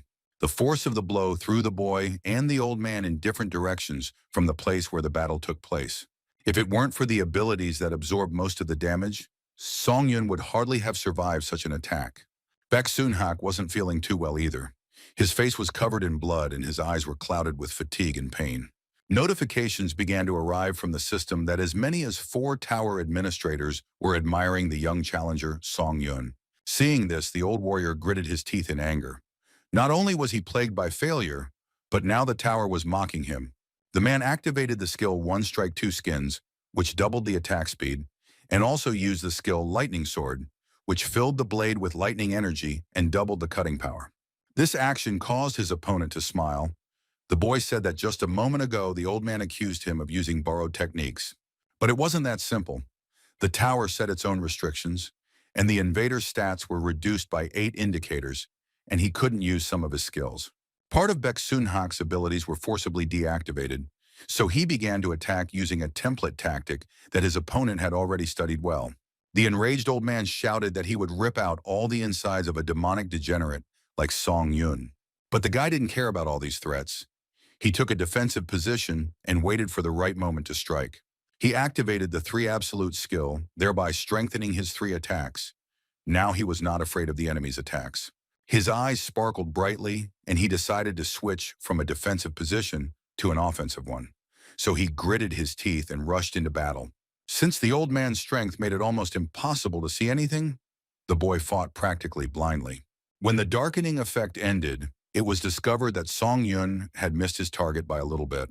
He felt very exhausted, but that was not to stop him from snatching his victory from the clutches of this invader. Fortunately, the long-awaited sound of a sword falling to the ground was heard, which meant the opponent's surrender. The exhausted guy fell to his knees in relief, feeling that the mission was accomplished. The strength almost completely leaving his body. Baek-Sun-hak roared. It was clear that he did not want to accept his loss, because giving the victory to some boy was extremely humiliating. The man couldn't calm down and kept shouting that this simply couldn't happen. But a moment later, he fell into a pool of his own blood and made no more sound. The smiling boy watched the notifications that stated that the 9th floor of the test tower had been successfully completed. By activating the Necromancy skill, he absorbed the soul of the invader Baek-Sun-hak, and his proficiency increased by a whopping 27%. This was a very good indicator, which meant that the old man possessed very impressive strength. Since the previous reward did not match the difficulty, it was revised, and the guy received the 6th sense skill and 35,000 points. But it was decided to get acquainted with the remaining details upon returning to the waiting room. Song Yun was very surprised by the notification that the 4 administrators were impressed by his fight, acknowledged his efforts, and also applauded him. Whatever this meant, the young hunter did not want to deal with it now. He would understand everything in due time. Also, there was another innovation. The system was expanded, and now administrators could observe the tests. Smiling, the boy thought that he was pleased that the administrators recognized him and were impressed by the battles he won. A few seconds later, Song Yun received a notification that the Iron Blood Lord was unhappy with the increased interest in her contractor, and she also advised him not to charm the other curators. The administrator, nicknamed Master of the White Crane, wanted to add his will to the guy's exclusive store. The message was strange, and it was unclear whether it was worth accepting such a gift. The young hunter did not understand at all what was happening and why one of the curators of the tower would give up his will. The Iron Blood Lord reluctantly suggested that her contractor could accept the gift, but the abilities were given so that the player would later remain in debt. But it was unclear what the administrators could get from a simple applicant if he was their debtor. The guy suggested that a meeting with them might take place. A new notice came from the White Crane Master, saying that he was laughing and that meetings would be frequent. The Iron Blood Lord said that the pushy administrator wasn't very strong, so there was no need to worry. But still, they wanted to take something from Song Yun. The guy decided that there was no point in delaying the decision, so he clicked on the screen and finished off the will of the White Crane Master. Upon entering the waiting room, Song Yun was informed that from now on, he could enter the public arena. He was immediately curious about what this meant, so he wanted to get to know this feature. But also, the guy was curious if the administrators could watch him in the room. Ooh asked if they were watching now. A minute passed, then a second, but he still didn't receive an answer, which meant he was finally alone with himself. Breathing a sigh of relief, the challenger decided that it was worth getting acquainted with all the abilities, skills, and functions that he had received as a result of passing the 9th floor. Having looked at the will that one of the curators gave, the young hunter was pleasantly impressed because it allowed him to use many skills. He clicked on the screen and opened the characteristics of the Chi Sword Master skill, which strengthened the blade using mana, the consumption of which increased the longer it was used. It turns out that the boy could pour mana into the weapon. He was told that it was an ordinary will, but it was quite strong. The guy looked at other abilities available for purchase, which allowed him to rebuild bones or summon the Iron Blood Sword, and some increased necromancy and dark magic. The talents were just incredible, but he didn't have that many bonuses, So now he can either get bone reconstruction or unlock the Chi Swordmaster skill, which could be applied to the Thunder Sword. The guy began to think hard about what he should do, acquire a new skill or keep the bonuses. He continued to hesitate because the soul of such a strong old man like Baek Sunhak had added quite a few skills.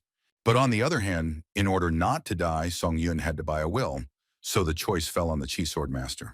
Having activated the purchase skill, the boy felt a new force flowing into his sword, penetrating the metal and making the weapon literally sing in his hands. The triple slash ability also used mana, but the feeling was completely different. After all, in the triple cut, it enters the sword like a wave that covers with its energy. And in sword mastery, chi and mana enter like a river, and its energy flows calmly and harmoniously in its channel. For every minute this skill is used, mana is spent by 2% more, which means it could be spent all in 50 minutes. This meant that he had to keep a close eye on her level if he didn't want to be left completely exhausted in the middle of battle. Also, Songyun remembered that the rewards included the sixth sense. He decided to look at the characteristics. It turns out that the effect of this power sharpened all instincts. The fact that one could rely on a sixth sense was quite useful, because in the middle of a fight, common sense did not always suggest the right actions. The young hunter wondered if the community was discussing the public arena, and when he went there, he saw heated debates and stories about how this strange place was for applicants from all worlds. There have been quite a few reports about this arena, and all of them are quite ambiguous. Part of the correspondence really caught Songyun's attention. Some guy was saying that a foreign hunter offered him to swap wills with his contractor. The fact that wills could be changed was a real discovery for the boy. He was very interested in getting to a place where he could meet a bunch of players and make deals with the administrators. He didn't even have any doubts about whether he should visit the public arena, so he began moving there. This place was very strange, and unlike anything the test tower had shown before. The unfamiliar boy looked with delight at the place, which was surprisingly ordinary and looked like a street of some provincial town. The guy realized that he could get certain advantages here and return back. He was so delighted that he didn't even notice how some strange applicants were watching him from behind the trees. The foreign men were talking among themselves about how this member was from Korea, one of them adding that he had an A rank in that country. The leader of this gang was very annoyed that the people from Korea called their country the place with the most powerful hunters. After wondering if it was okay to kill other people here, a cunning plan came into the man's head. The boy moved calmly along the dirt road and did not suspect anything, because for the first time in many days he felt real peace and tranquility. Suddenly his legs gave way and he fell. His mana consumption was increased by 100% due to the weakening light ability, and the terror skill reduced all of the guy's stats by 20%. But the icing on the cake was the use of the Eyes of Fear skill, which completely paralyzed the young hunter's body. Despite his titanic efforts, he managed to move only one finger. All his other limbs refused to listen to him. Hearing the laughter, he somehow managed to turn his head to look at the one who was the cause of his suffering. He stood up and saw three men approaching, who clearly did not want to just meet him and have a friendly chat. The boy began to panic and ask what these men were doing. The gang leader licked his blade and asked if such a strong Korean hunter really didn't understand the purpose of their arrival. The thought arose in the stranger's head that he was finished, because now he was powerless against his opponents, who were looking for profit even here. But suddenly a voice was heard calling on the men to stop and stop behaving in this way. A girl dressed as a nun approached them and asked if the bandits would be able to handle the consequences if she told the community about the incident. Surprisingly, these words had an effect on the gang leader, and he stopped. Lowering his head, the man muttered that he was ready to stop this indecency right now. The girl thought she had managed to convince the impudent man, but he laughed and said that he would only do it if she took off her clothes. The bandit said that if the boys gave him all the items and were obedient, then maybe he would leave one of them alive. The stranger became alarmed, asking what these scoundrels were talking about. Laughing even louder, the man asked if the nun was asking for help in fulfilling the terms of the deal. But the scoundrel's attention was drawn to the sounds of someone's footsteps, which were heard very close by. Song Yun walked past this whole mess, but he wasn't going to interfere yet, since that wasn't why he came here. The bandits began to talk among themselves, asking if any of them knew what kind of bastard this was. No one knew the identity of the guy in the black hood, so they called him over to them in a brazen voice. Song Yun almost rolled his eyes in irritation because he just wanted to pass by and not get involved in someone else's squabbles. But he couldn't find peace, so he took off his hood and turned to the men, asking why they were calling him. The three scoundrels grinned and began to talk about whether they were so lucky today and met another Korean on their way. They all raised their hands together and began to cast their magic spells at him, which were supposed to neutralize Song Yun as well as the stranger who was kneeling. The boy noticed just in time that they were going to attack him, so he already knew what to do. He sighed and muttered darkly that he simply wanted to leave, but the gang of scoundrels did not let him do so. By activating the skills Power Breakthrough and Mana Resistance, he neutralized all the spells of the opponents, and they did not affect him in any way. When the gang leader realized that his rival was not lying motionless, he was very surprised, because this had never happened to him before. Without giving his enemies time to recover from the initial shock, the guy pulled out his Thunder Sword with updated abilities from his inventory. Having told his opponents that they were the ones who started this farce, he rushed into the attack. Using the instant acceleration skill, he began to strike with lightning speed, not giving his enemies a chance to even swing.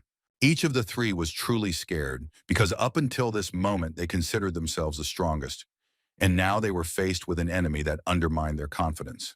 Using amazing speed, the boy was able to deal with these scoundrels and finally rid the world of their presence.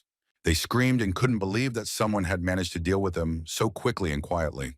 But Song Yun wasn't done yet, because these scoundrels deserved to be hit not only with his sword, but also with his fists.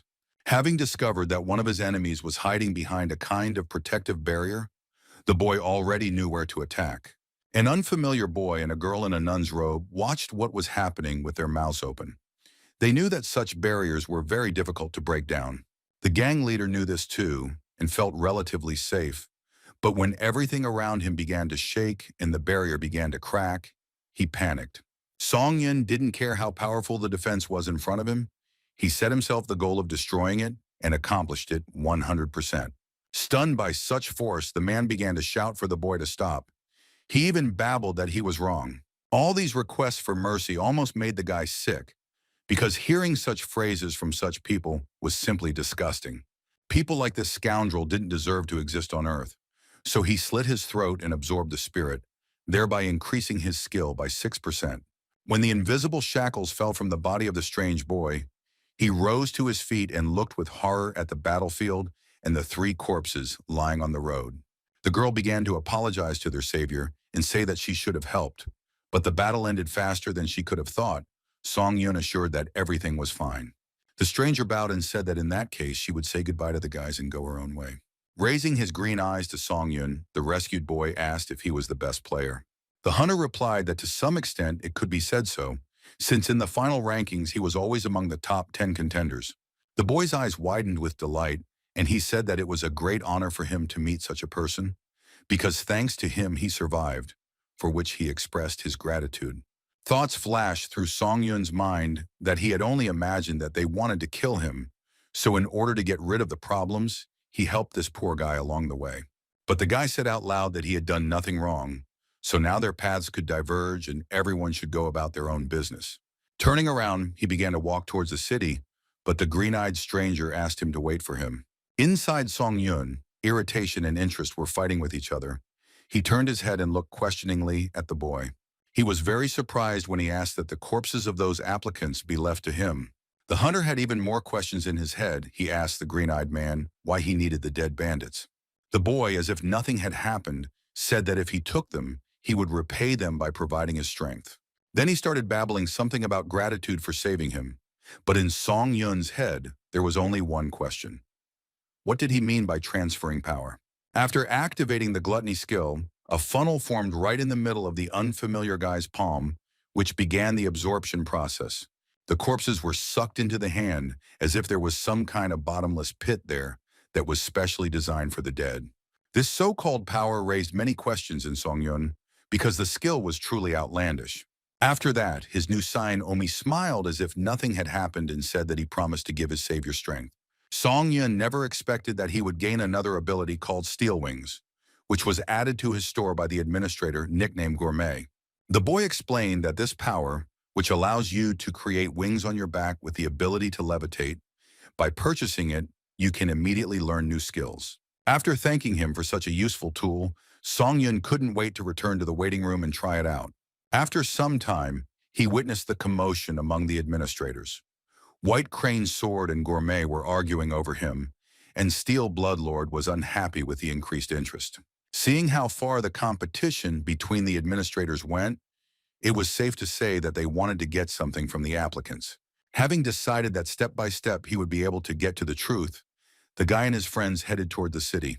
The green-eyed boy said that the common area was divided into the arena, auction, and game zones. And besides these well-known facts, he had more interesting information to share. There were other dimensions that had been revealed so far during the floor implementation process. They were called Ares, Murim, and Kalyan. Songyun realized that when it came to floor implementation, the challengers could only encounter these three dimensions. The newfound acquaintance explained that the candidates from the world of Ares placed great importance on chivalry, and Songyun realized that the very first intruder he met was from there. Then he learned that Murim's candidates were similar to the previous ones, but a little more aggressive, and the image of the old man Bak Sunhak immediately popped into his head. But the dimension of Kalyan was a world of such races as elves, fairies, and beastmen. The guy had never seen anyone from there. He was surprised that the boy was so knowledgeable about all these worlds. The green-eyed man explained that he had found out everything in advance, using his right to ask questions. As they got closer to the city, they saw a huge stone structure that served as a gate. This place served as a common area. The boy extended his hand and said that although he was not the best player, he still offered to take his business card. After looking at the paper, Songyun realized that the person standing in front of him was the leader of the applicant monitoring team from the Hunters Association, who offered to contact him if anything happened. Upon entering the general area, a notification was received that all abnormal statuses were removed and battles between challengers became impossible. The guy's new friends said that he needed to slowly move towards the auction zone. He didn't mind because he just had a place where he definitely had to visit. The green-eyed leader of the Hunters Association asked where his new friend intended to go.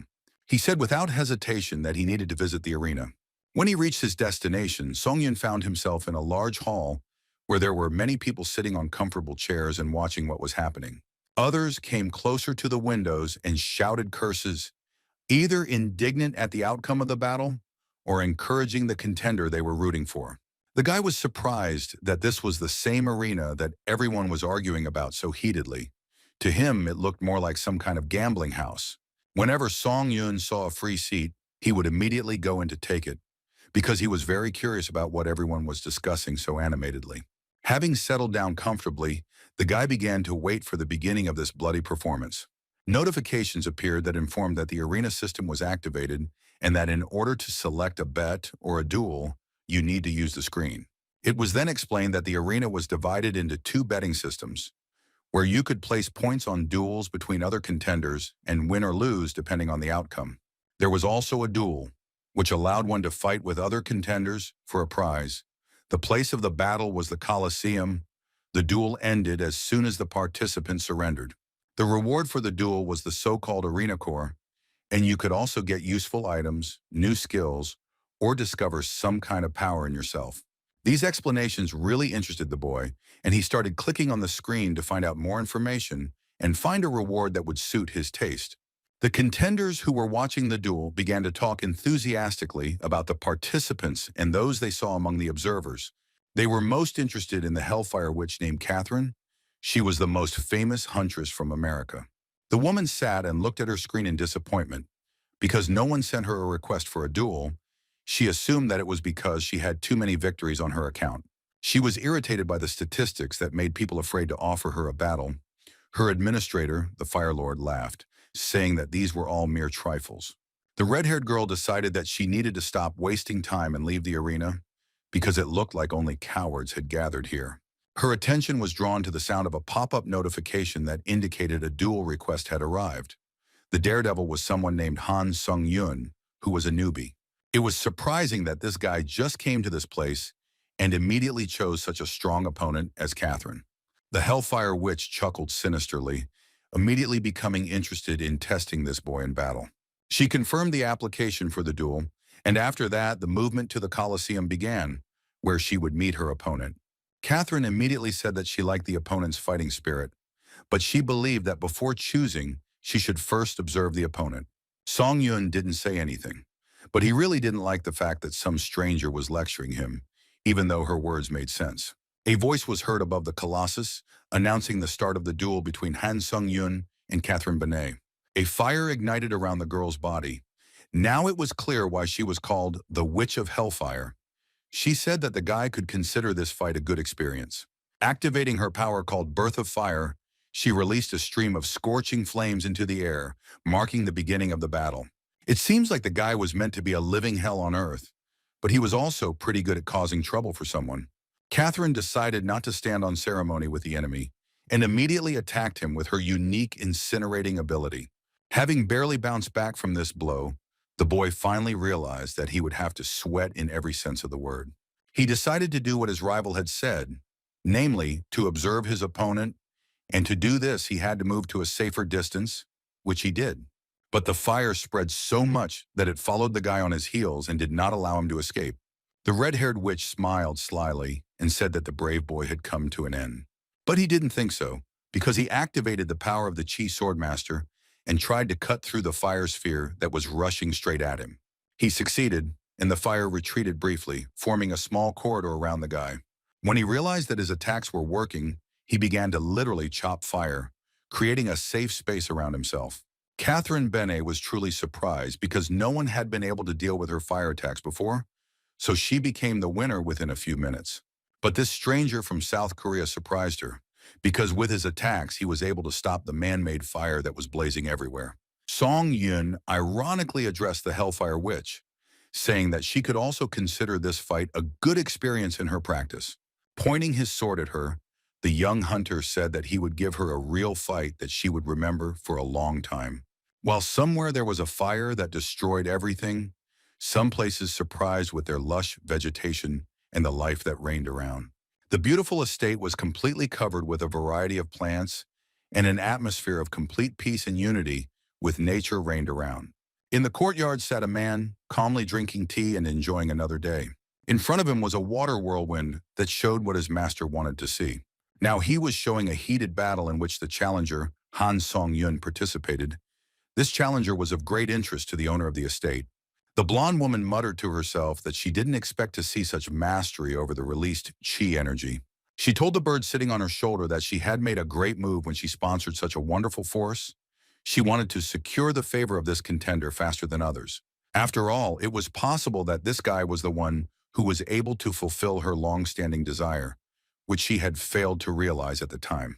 But at the moment, the guy was fulfilling his desire, which was to defeat this fire-breathing upstart.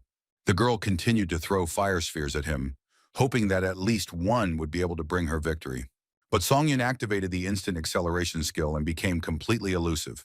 He dodged all the blows, and not a single hair on his body was burned by the Hellfire Witch's attack. He was able to successfully cut through the fireballs and create a safe space around himself. But still, his cloak was slightly damaged, because the girl also had a high speed of using her power.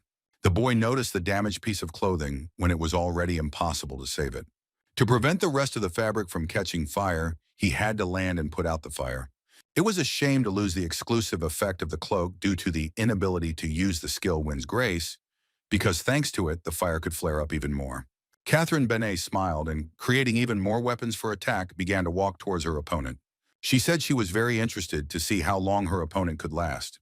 Administrator Lord Ironblood watched the battle with interest, and White Crane's sword had high hopes for the guy. A certain black devil laughed loudly as he watched the power of the fire. Exactly 3 minutes had passed since the activation of the Chi Swordmaster's power. Mana consumption had been increased by 6%. After 4 minutes had passed, the boy felt a little exhausted, which indicated that it was time to start saving mana. It was clear that if the battle dragged on, Song Yun would be at a great disadvantage. Therefore, it was decided to absorb Baek Sun-hak's soul, thereby increasing his stats, so his strength, agility, stamina, and mana were increased by 3. The boy also received the old man's skill, which was called Lightning Chi Sword, which helped him perform the slashing strike and, in theory, allowed him to launch chi energy over long distances. The red-haired beast screamed, asking if her opponent really had time to be distracted by other matters. Song Yun really didn't want his rival to find out what he was doing, Looking up, he saw a huge number of tongues of flame rushing straight towards the place where the battle was taking place.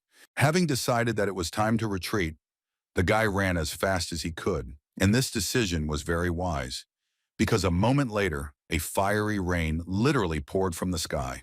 To dodge an attack of such power, it took maximum effort and dexterity. When one of the fire streams touched his palm, it was decided to try out a new skill. He activated a skill called Ash Blood, causing his hand to glow with a faint greenish light. Looking at the approaching flame, the guy had no idea whether he would succeed the first time. But as he channeled the power into his sword, he decided he would never know unless he practiced. The sword's abilities were at their peak when the boy decided to strike at the girl's fire weapons. At first, his blue light field merged with Catherine's fireball, but after a few seconds, it cut through it and flew right through. The Hellfire Witch screamed. She couldn't help it, because she was simply shocked by what was happening. She had never seen such a reaction from her power before. When the girl felt the guy's power reaching her, she built a protective barrier around herself. She was alarmed by the fact that her opponent decided to counterattack immediately. She had hoped that she had greatly exhausted his strength. While trying to hold back one attack, Catherine didn't notice at all that the enemy was behind her and had already pointed his thunder sword at her. Feeling the cold blade near her neck, she closed her eyes and agreed with the statement that the guy was indeed very strong. After these words, Song Yun suddenly moved to the chair where it all started. It turns out that Catherine gave in and he won, receiving as a reward a skill called Storm. The guy knew that he had decided to take part in the duel to hone his sword skills, but the opponent turned out to be quite strong, and as a result, his robe burned. He decided that he should remember the name Catherine Benet well, because it would not be surprising if she decided to take revenge on him for the fact that someone dared to throw her off her pedestal. After looking at the description of the new skill, he was a little disappointed because he thought it was a fencing skill, but it was about to deliver piercing blows. Song Yun decided that one victory was not enough for him. He wanted to start growing actively, so he moved to the Colosseum again in order to fight a new opponent. His opponent was a certain Yuji Oiwaki, who was ranked 11th on the Japanese server. The man said that he was really looking forward to this fight because he noticed that Song Yun was in third place on the Korean server, but he was very disappointed with the guy's appearance.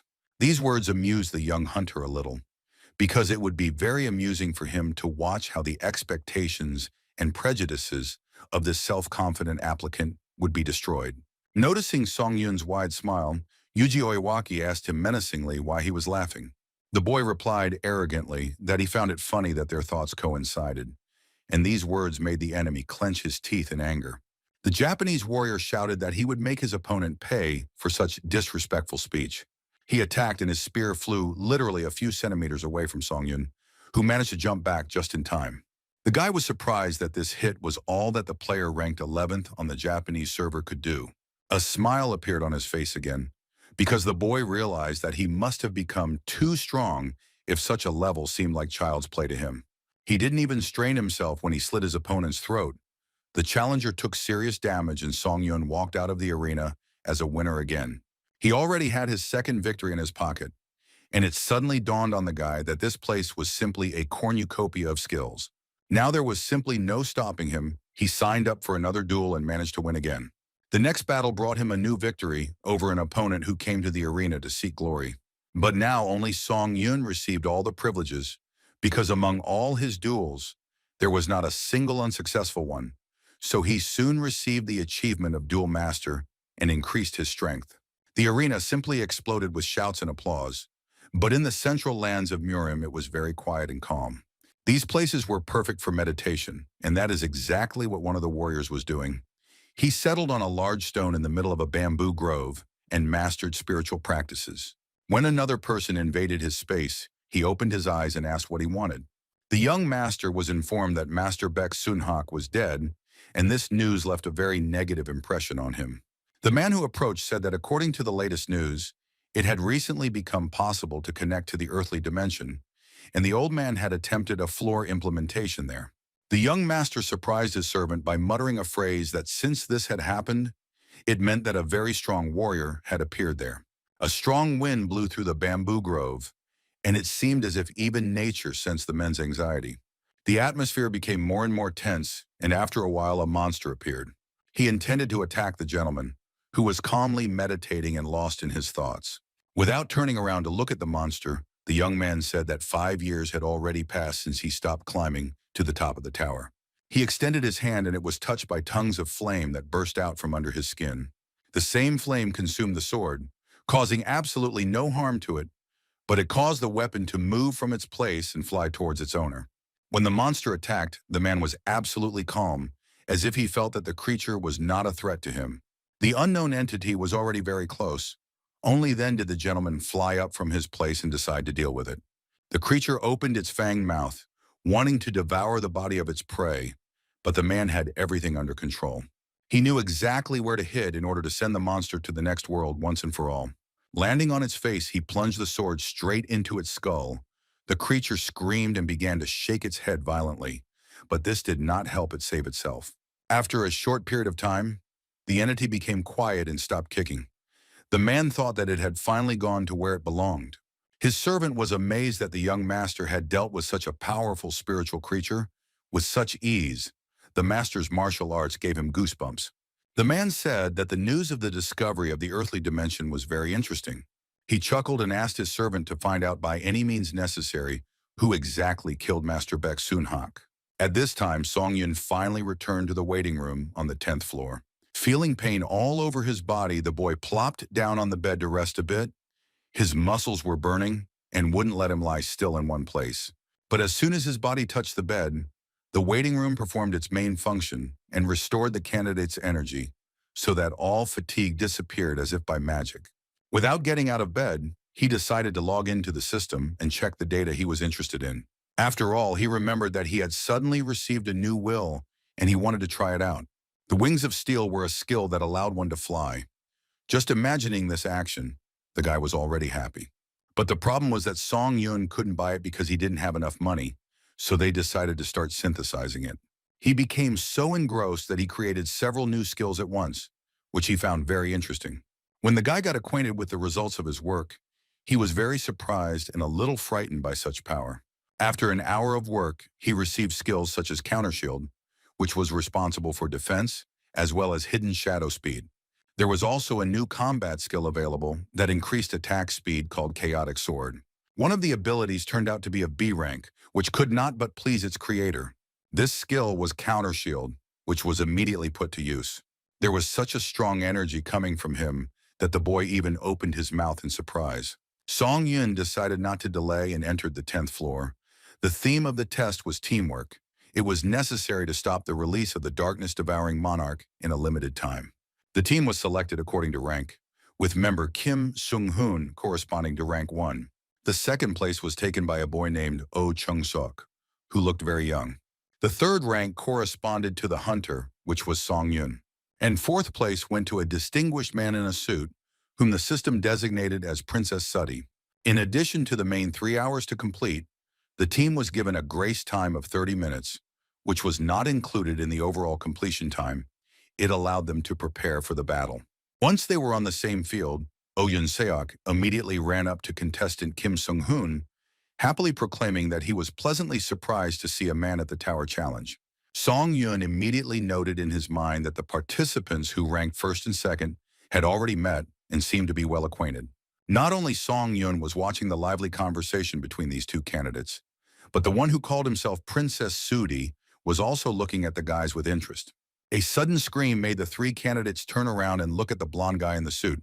He shouted that he had met one of the members of this team on the 4th floor. After that, his finger pointed at Song Yun. It was clear that the man was not at all friendly towards him. The masked contender, who was in first place, asked if the guys had already met, since judging by the blonde, things hadn't gone very smoothly.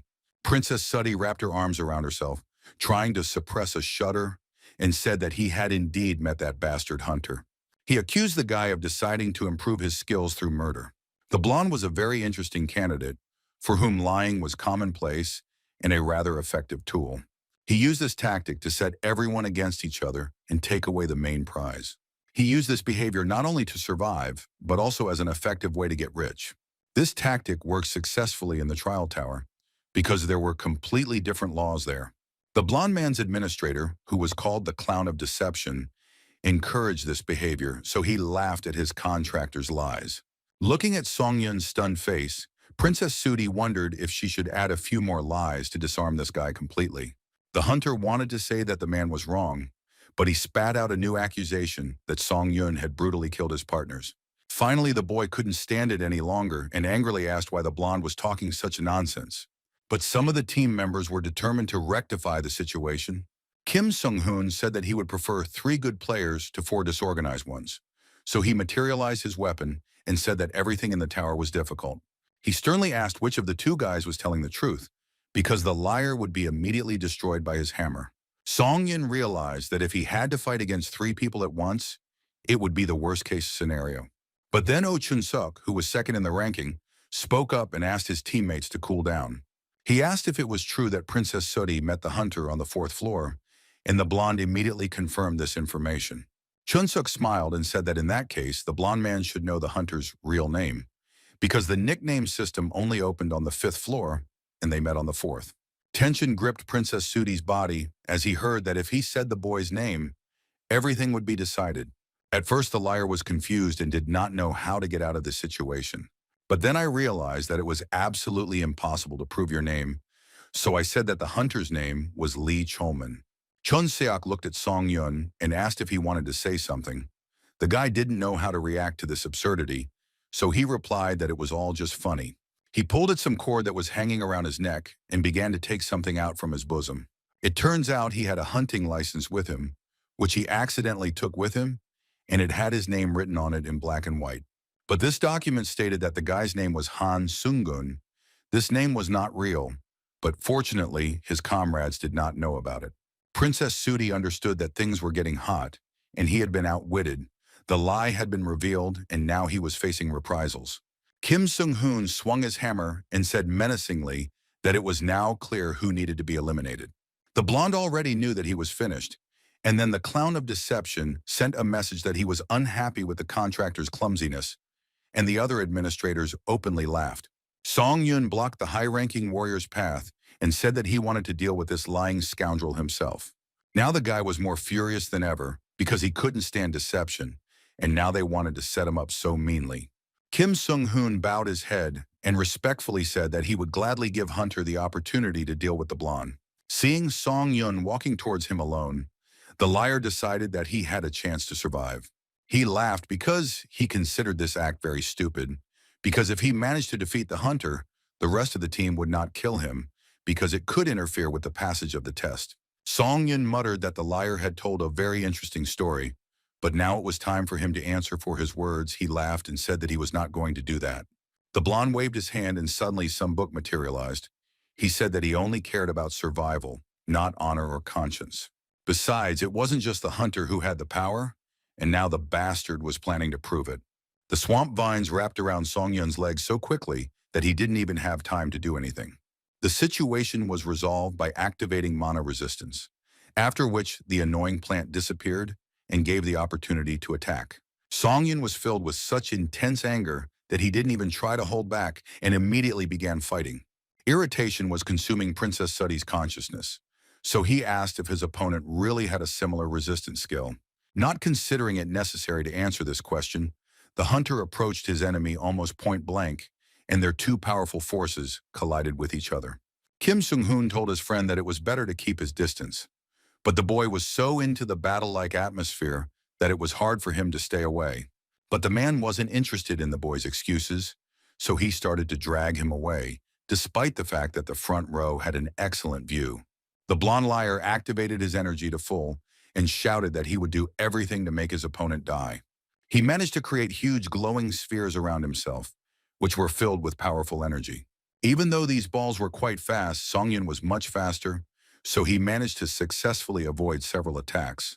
The fact that he couldn't deal with his sworn enemy quickly irritated the boy beyond belief, as he was already imagining his opponent's skull shattering from his blow. He swung the shield that was hanging on his arm and threw it straight at Princess Sudi's body. He withstood the blow and said sarcastically that it seemed the hunter had become the prey. These words surprised Song Yun, because he did not yet understand what exactly his sworn enemy meant. Raising his head up, he saw that there were so many spheres that they blocked his view of the heavens and were already rushing in his direction. It was clear that these energy clots that the fair-haired liar released were very unusual. After all, at one point, they stopped in place and began to emit very powerful energy, which shot out multiple lightning bolts. One of these lightning bolts turned into a huge stream of light that hit Song Yun straight. Watching this scene, Princess Sooty laughed loudly, asking the boy why he was not as brave now as he was when he showed off his strength. But his joy turned to tension, because what he saw next was not at all part of his plans. The stream of light was unable to cause any harm to the hunter, because he activated the counter shield and was able to protect his body from the attack. Seeing the opponent's confused look, Song Yun asked why he was so surprised, because what he saw was only the beginning of the fun. Feeling anger boiling up inside him, the blonde gritted his teeth and wondered how his enemy had managed to block his technique so easily. Of course, he would never get an answer to this question, because the hunter was already rushing towards him to call him to account for his words. Realizing that things were starting to get hot and that he could be in serious trouble right now, Princess Sooty began frantically flipping through the book, trying to find the spell he needed.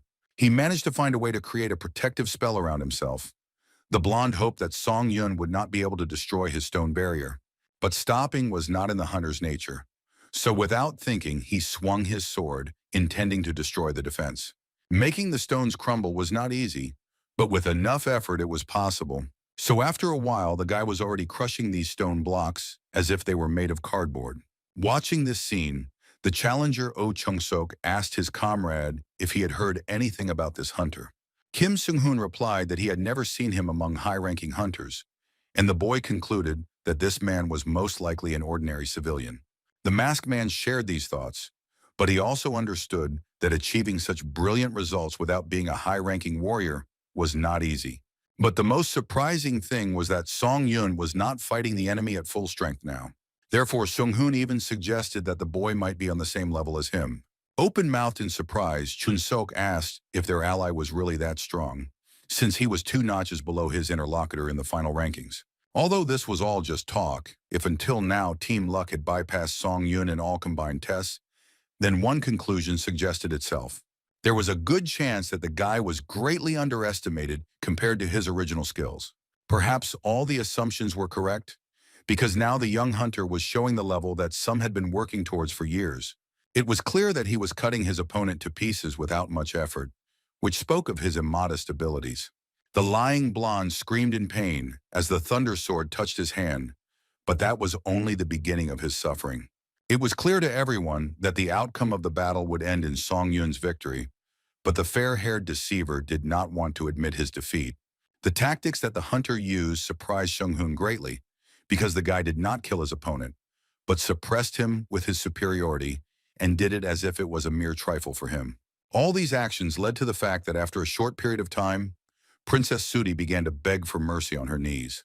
He said that if he was killed, then perhaps no one would be able to survive this test, because the 4th player could play a key role in winning.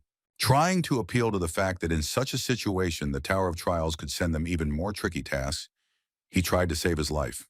These words made Song Yun think, because there was logic in them, the tower would not give such a simple task that it could be easily completed without one participant. Now he doubted his actions and decided to ask the opinions of other team members. Turning around, he saw that they were watching the outcome of the battle carefully. Kim Sun-hung said that they would not interfere, so the guy should choose what he thought was right. While the enemy was distracted, Princess Sooty began to look for some way to get out of this hopeless situation. No particularly clever move came to his mind, so he acted rather primitively, drawing his blade and rushing into the attack, hoping for an advantage due to the moment of surprise. This action made Song Yun even more angry, but it helped him make a final decision regarding the fate of the deceiver. Thanks to the hunter's efforts, the blonde's two-faced face was now literally divided into 2 halves. He didn't feel sorry at all to watch Princess Sooty literally dissolve into space, because such people didn't deserve to walk the earth. But it was too early to rejoice, because it turns out that Song Yun destroyed the projection of the blonde, his so-called double. The deceiver wanted to hide his last trump card until the very end, but now everyone knew that he had such a unique characteristic as deception. In a truly enraged state, Princess Sooty shouted that she would make her opponent pay for the harm he had caused and would finish him off. These words made the hunter laugh, because if his opponent was capable of doing this, he would have been dead long ago. Therefore, the guy was even interested in what his enemy would do this time. Now magic chains came into play, but Song Yun had no trouble parrying this blow. The links of this long chain began to fly apart from contact with his new shield. Fighting off one attack after another, the boy noticed that there were more and more chains, and they surrounded him from all sides. Therefore, he decided to activate the skill Wind's Grace and increase his speed by 40%. This will help him dodge the attack in time. The blonde had not at all expected that his attacks would lead to the enemy getting unforgivably close to him. Now, Song Yun understood very well that it was far more dangerous to get involved with a trash like Princess Sudi than to challenge the threesome. This phrase had the desired effect, and the scoundrel screamed in anger. His eyes embodied real madness, and it was clear how to deal with such a person. The hunter's shield had one very interesting property: it accumulated damage, and at the right moment allowed it to be released, which is exactly what Song Yun did. When Princess Sudi felt this power on himself, it seemed to him that his skin was melting and sliding off his bones, exposing all his muscles and nerves. When the enemy was finally dealt with, new things appeared in the boy's inventory.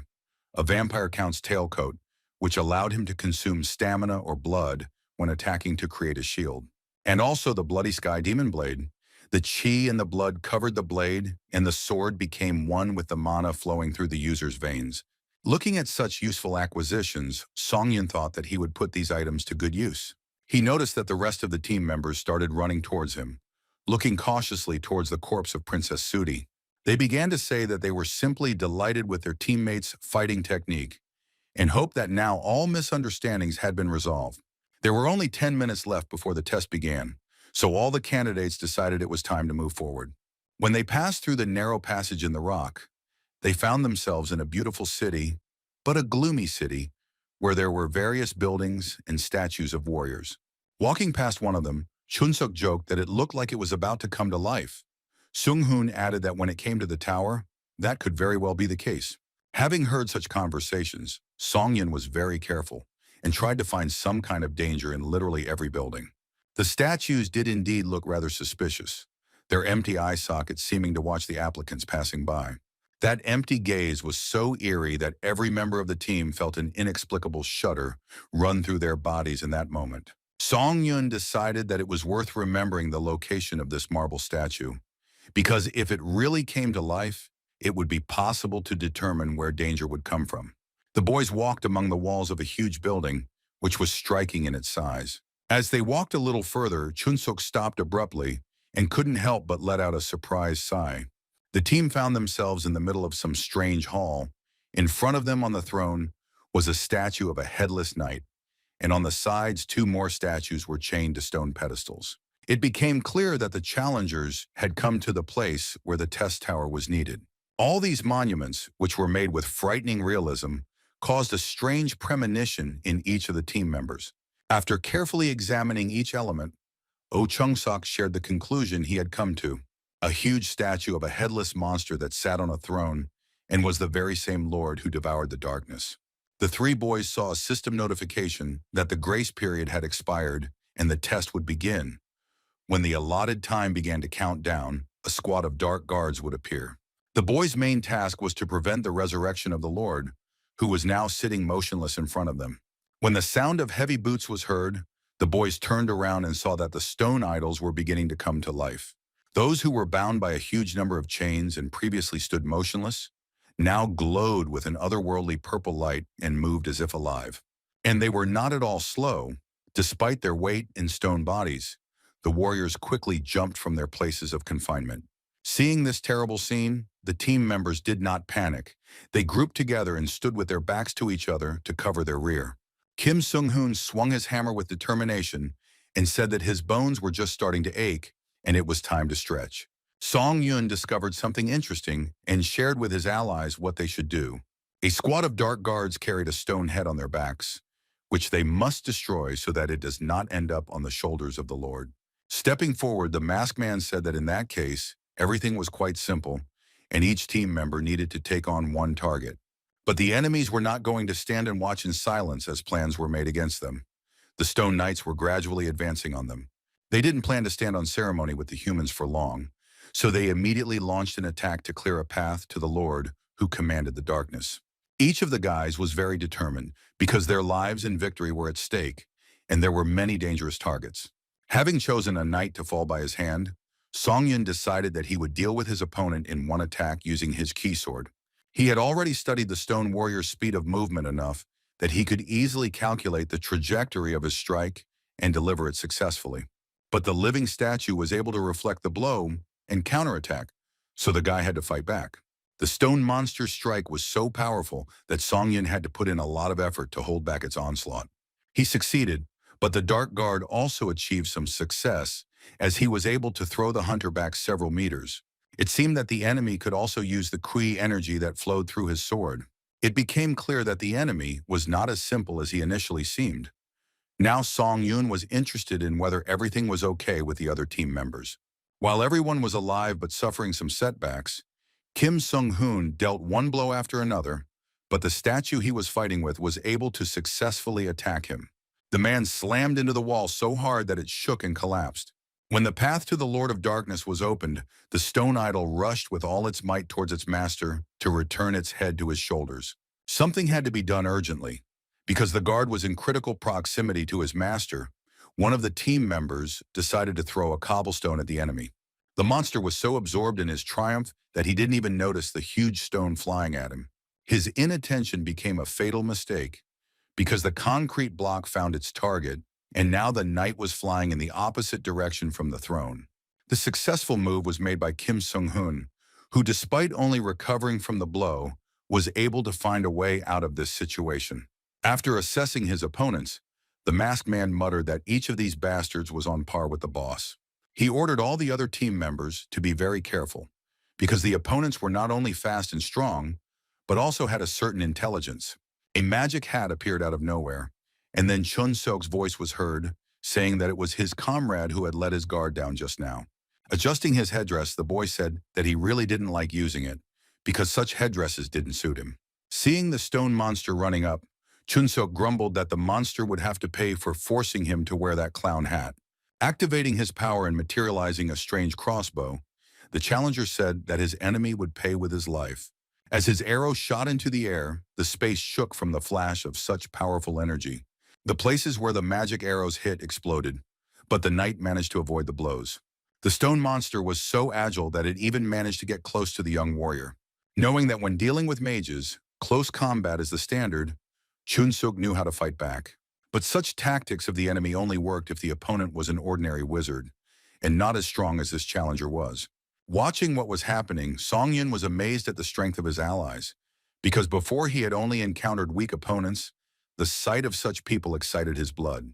The most important thing was not to fail in such an amazingly strong team, so it was worth giving it our all. Using a wide variety of techniques, the guy was not shy about showing off his skills, because he knew that these people would appreciate them. Just like the opponents who tried to avoid a direct confrontation with Song Yun, but they failed. Having activated the skill, which helped him accelerate by 50%, the guy realized that he needed to take the enemy with speed and maneuvers.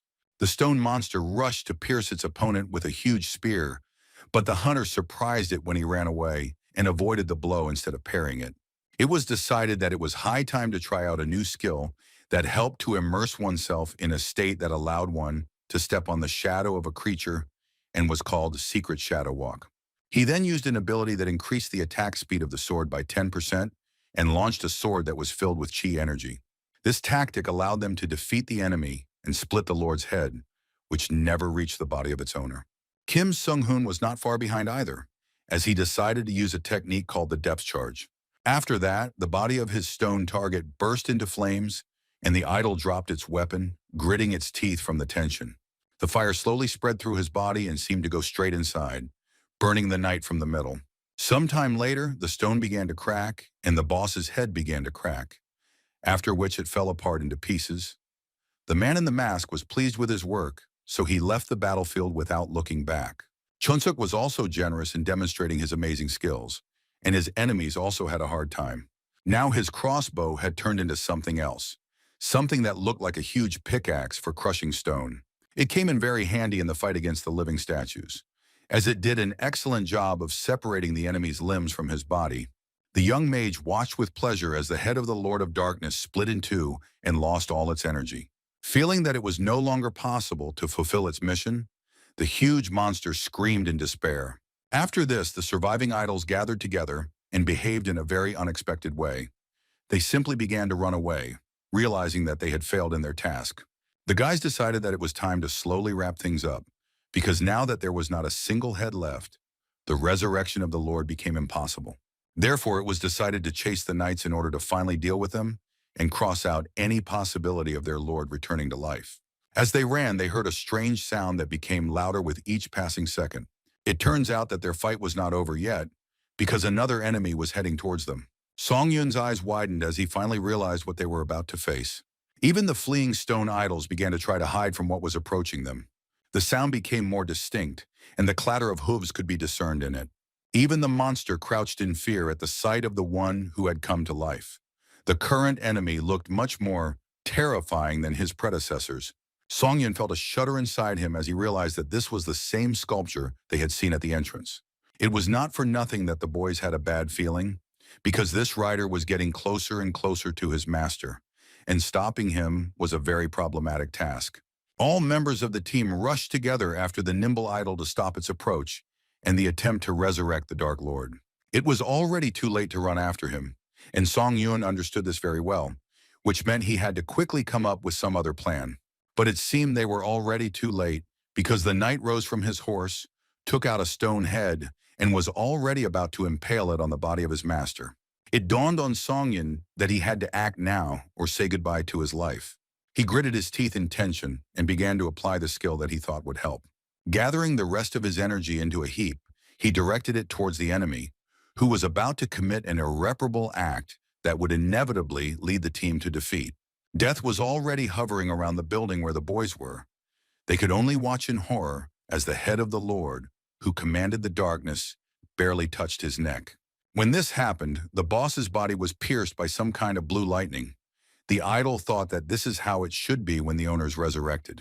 But everything was not so, because stones began to fall from the stone body, and the crown fell down and rolled down the steps. The knight's eyes gleamed angrily, because right now his last hope for bringing his king back to life was taken away from him. He screamed deafeningly, because all his dreams were destroyed in one moment, and all because of some people who were much weaker than him. Oh Chun-seok jumped up happily, rejoicing that there was still hope that everyone would not survive. With a sigh of relief, Song Yun finally realized that he had just contributed to his team meeting tomorrow. But the guy should remember that there is no need to rejoice prematurely, because everything can change in an instant. The idol that carried the head of its master put on a golden crown, and something happened that no one expected to see. Everyone watched with bated breath as the stone statue with the crown slowly took the weapon into its hands. It was possible to notice that the idol was as if under hypnosis and its actions were controlled by someone else, because it pierced its own neck with its own spear. The guys were so surprised that they didn't even know what to do, so they just stood and watched what would happen next. When they realized that their sluggishness could lead to fatal consequences, they immediately rushed into the attack, hoping to have time to stop their enemy.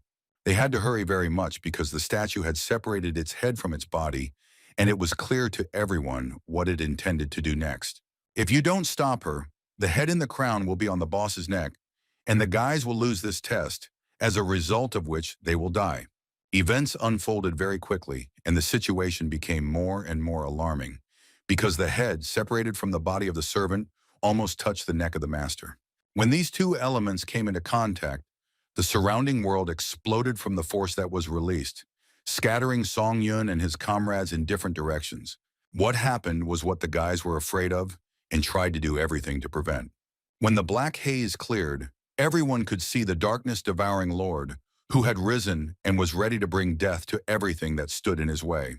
It was clear that this was going to be a battle for survival, but when Song Yun saw that they had to destroy the Overlord, his skin crawled.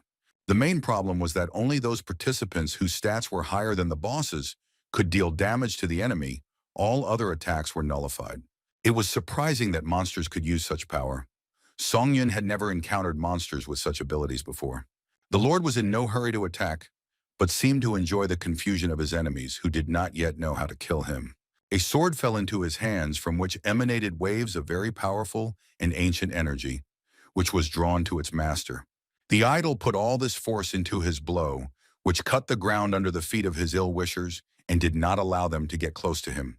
After bouncing back from the blow, Songyun began to think hard about what he and his team could do, since in fact, dealing damage on its own was impossible.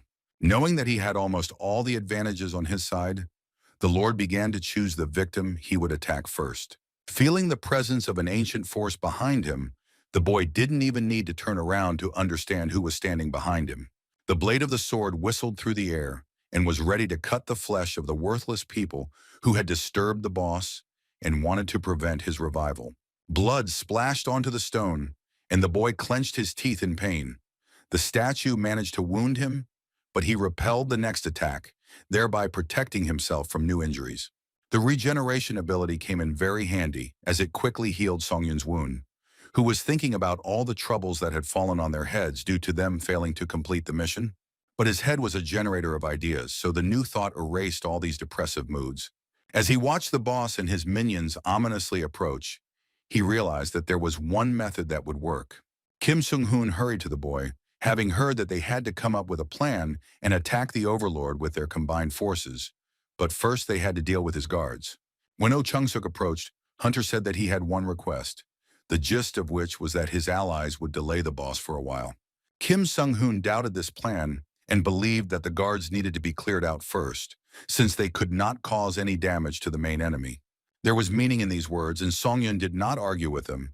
He only said that he had a very interesting idea. He assumed that there was one way that would help them solve their living problem and kill the Overlord once and for all. The man in the mask was overcome with doubts, but the boy had not let them down before, so perhaps it was worth trusting him. Sighing, Kim Sung-hoon overcame his last doubts and said that they would trust Songyun and do what he asked them to do. Adding that he and Chun-seok would not be able to hold out for long, he urged his ally not to drag things out and to act quickly. After these words, he and his comrade rushed towards the guards, fully prepared to do whatever it took for their survival. Seeing his allies desperately rush into battle, Songyun knew that now was the time to put his plan into action. The size of his opponents was simply astounding, but the guy grinned and decided that playing with such opponents would be very interesting. All available weapons were used because only powerful techniques had to be used against such enemies, and Kim Sung-hoon's hammer was very helpful in this. By using the depth charge technique, the man planned to neutralize the boss, who was about to attack. The Dark Lord growled, as if to remind him that any damage they tried to inflict on him would be immediately nullified. As expected, there was no sense in this action. All the guys managed to do was anger the enemy, who was now furious. With a loud roar, the idol activated a power called the Lord's Majesty, which was capable of bringing down the walls of the structure to their very foundations. Everyone had to show respect towards the Lord. Otherwise, any action that did not satisfy this requirement would be blocked, so the boys' bodies became uncontrollable. The monster attacked, and everyone who was within the radius of its blow felt that they were simply talentless compared to this creature. The flow of power was getting closer and closer to the kneeling men, but they had no way to escape. Kim Sung-hoon wasn't going to give in even to such a strong opponent, so he was able to strike with his spear and activate the magic resistance skill. At the same moment, the blockage on his body was partially released, allowing him to rise to his feet, although it was still not easy to do so. His friend looked at this picture in amazement, because she understood what titanic efforts Kim Sung-hoon was making to stay on his own 2 feet. There was no time to enjoy the fleeting triumph, because the shock wave had almost caught up with them, so they had to save themselves and their friend from a fatal blow. It became clear that it would no longer be possible to escape, so the brave warrior decided to cover Oh Chun-seok with his body and take all the damage on himself. His friend was simply amazed by this action, because he never expected that the man would be ready to sacrifice his well-being for his sake. Kim Sung-hoon felt a sharp, painful flash, followed by a nauseating metallic taste in his mouth. When he began to lose consciousness, his comrade caught him, hoping that not everything was so tragic and the man's condition was not critical. Trying to escape to a safer place as quickly as possible, Oh Chung-seok's only thought was that he needed to find a way to save his friend. Their enemy did not stop. He swung his sword in rage, trying to neutralize everyone who stood in his way. Seeing that the enemy's blade was already very close, the boy closed his eyes and realized that only a miracle could save them. As it turned out, miracles happened not so rarely, because help arrived at the most necessary moment. Taking out his shield, Song Yun took another blow on himself, thus protecting his allies from the devastating attack. When Chun-Sok opened his eyes, he saw that the danger had temporarily passed, and their comrade apologized for being a little late. It was simply amazing to watch how the guy steadfastly withstood the attacks of this stone giant.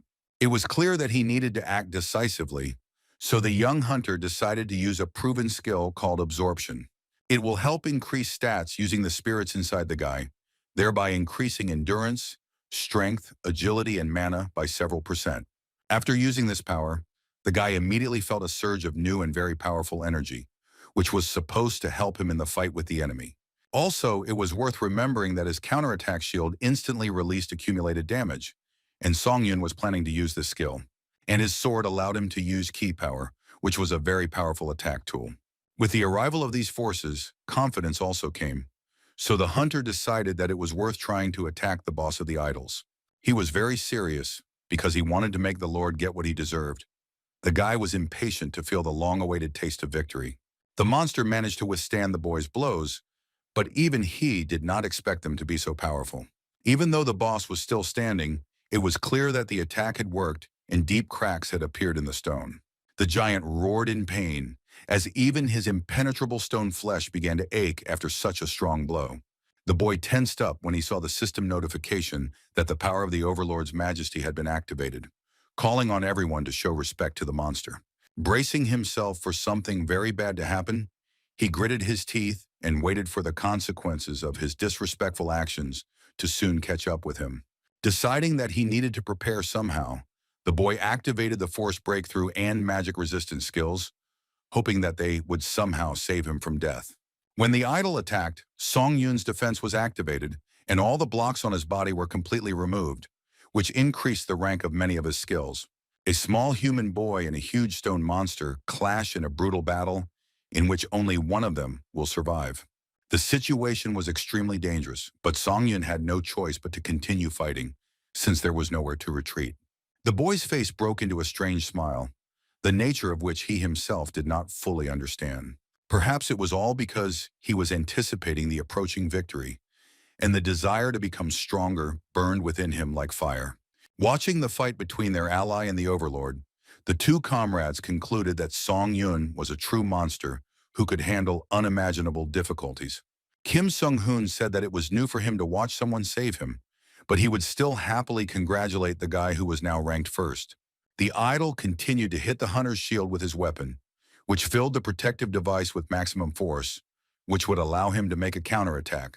Holding an object filled with such energy in his hands, Song Yun felt that he was now capable of crushing any enemy.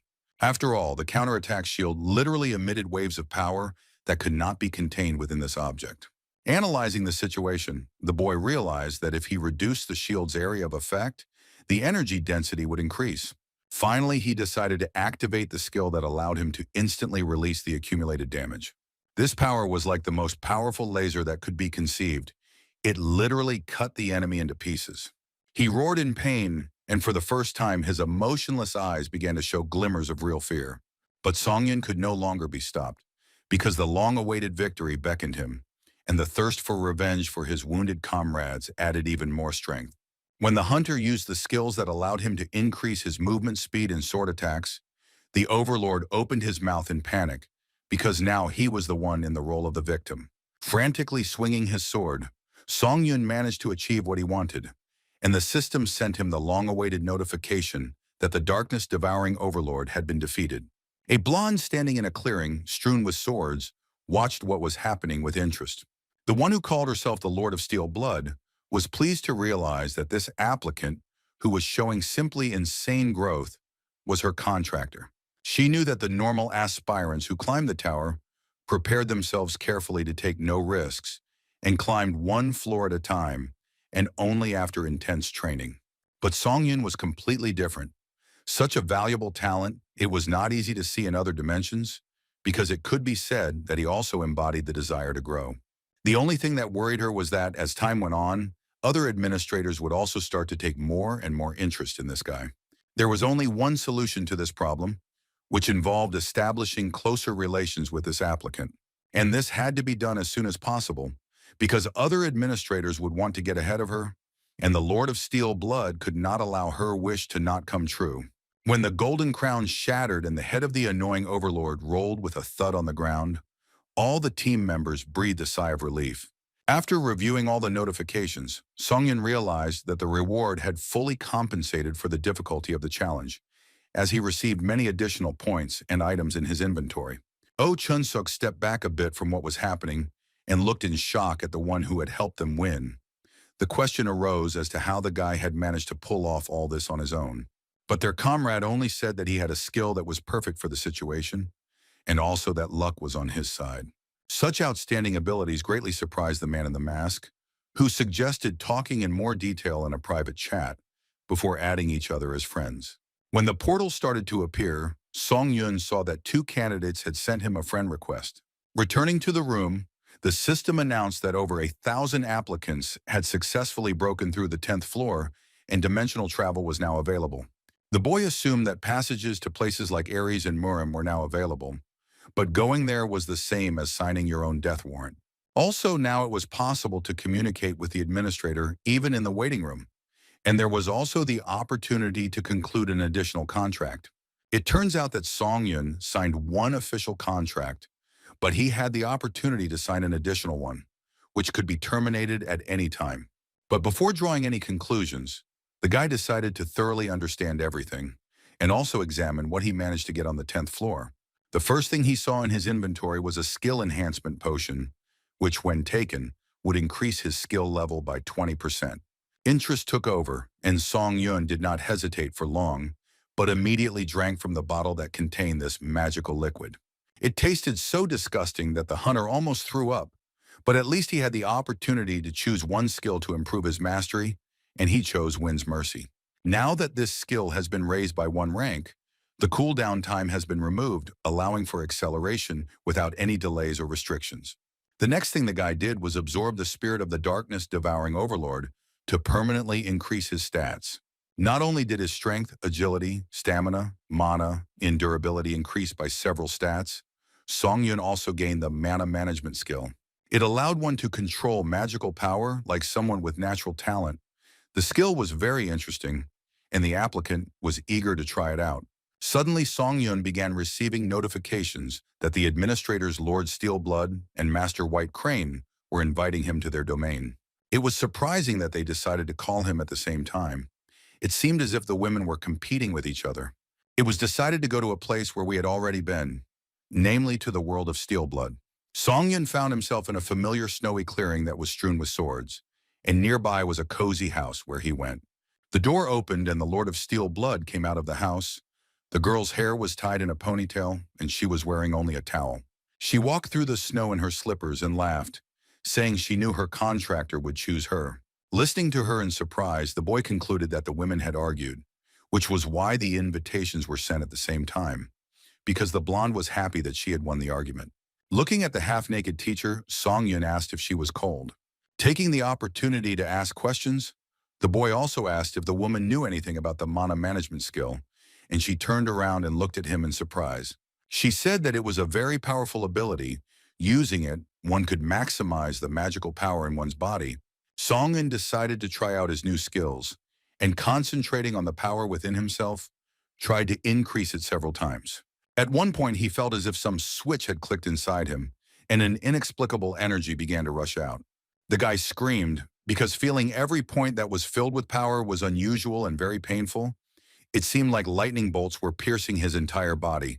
All these feelings caused the mana management skill to forcibly increase the magic circuit stats and make this skill more dangerous. The young hunter's body was literally smoking, and he had the feeling that his physical abilities had increased several times. Wanting to test this theory, Song Yun slammed his sword into the ground with all his might. The force was so strong that even the swords that were deeply embedded in the ground could not withstand it and flew up.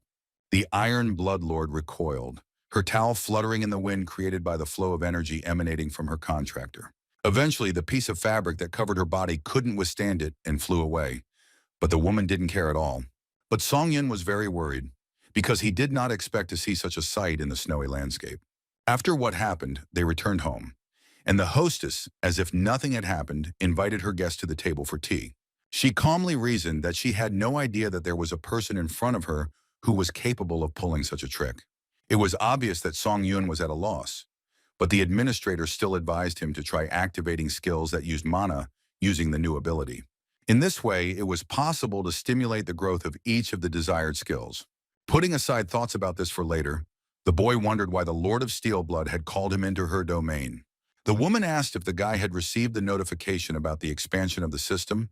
He nodded affirmatively and said that it was thanks to this that he was able to come here, bypassing the tower.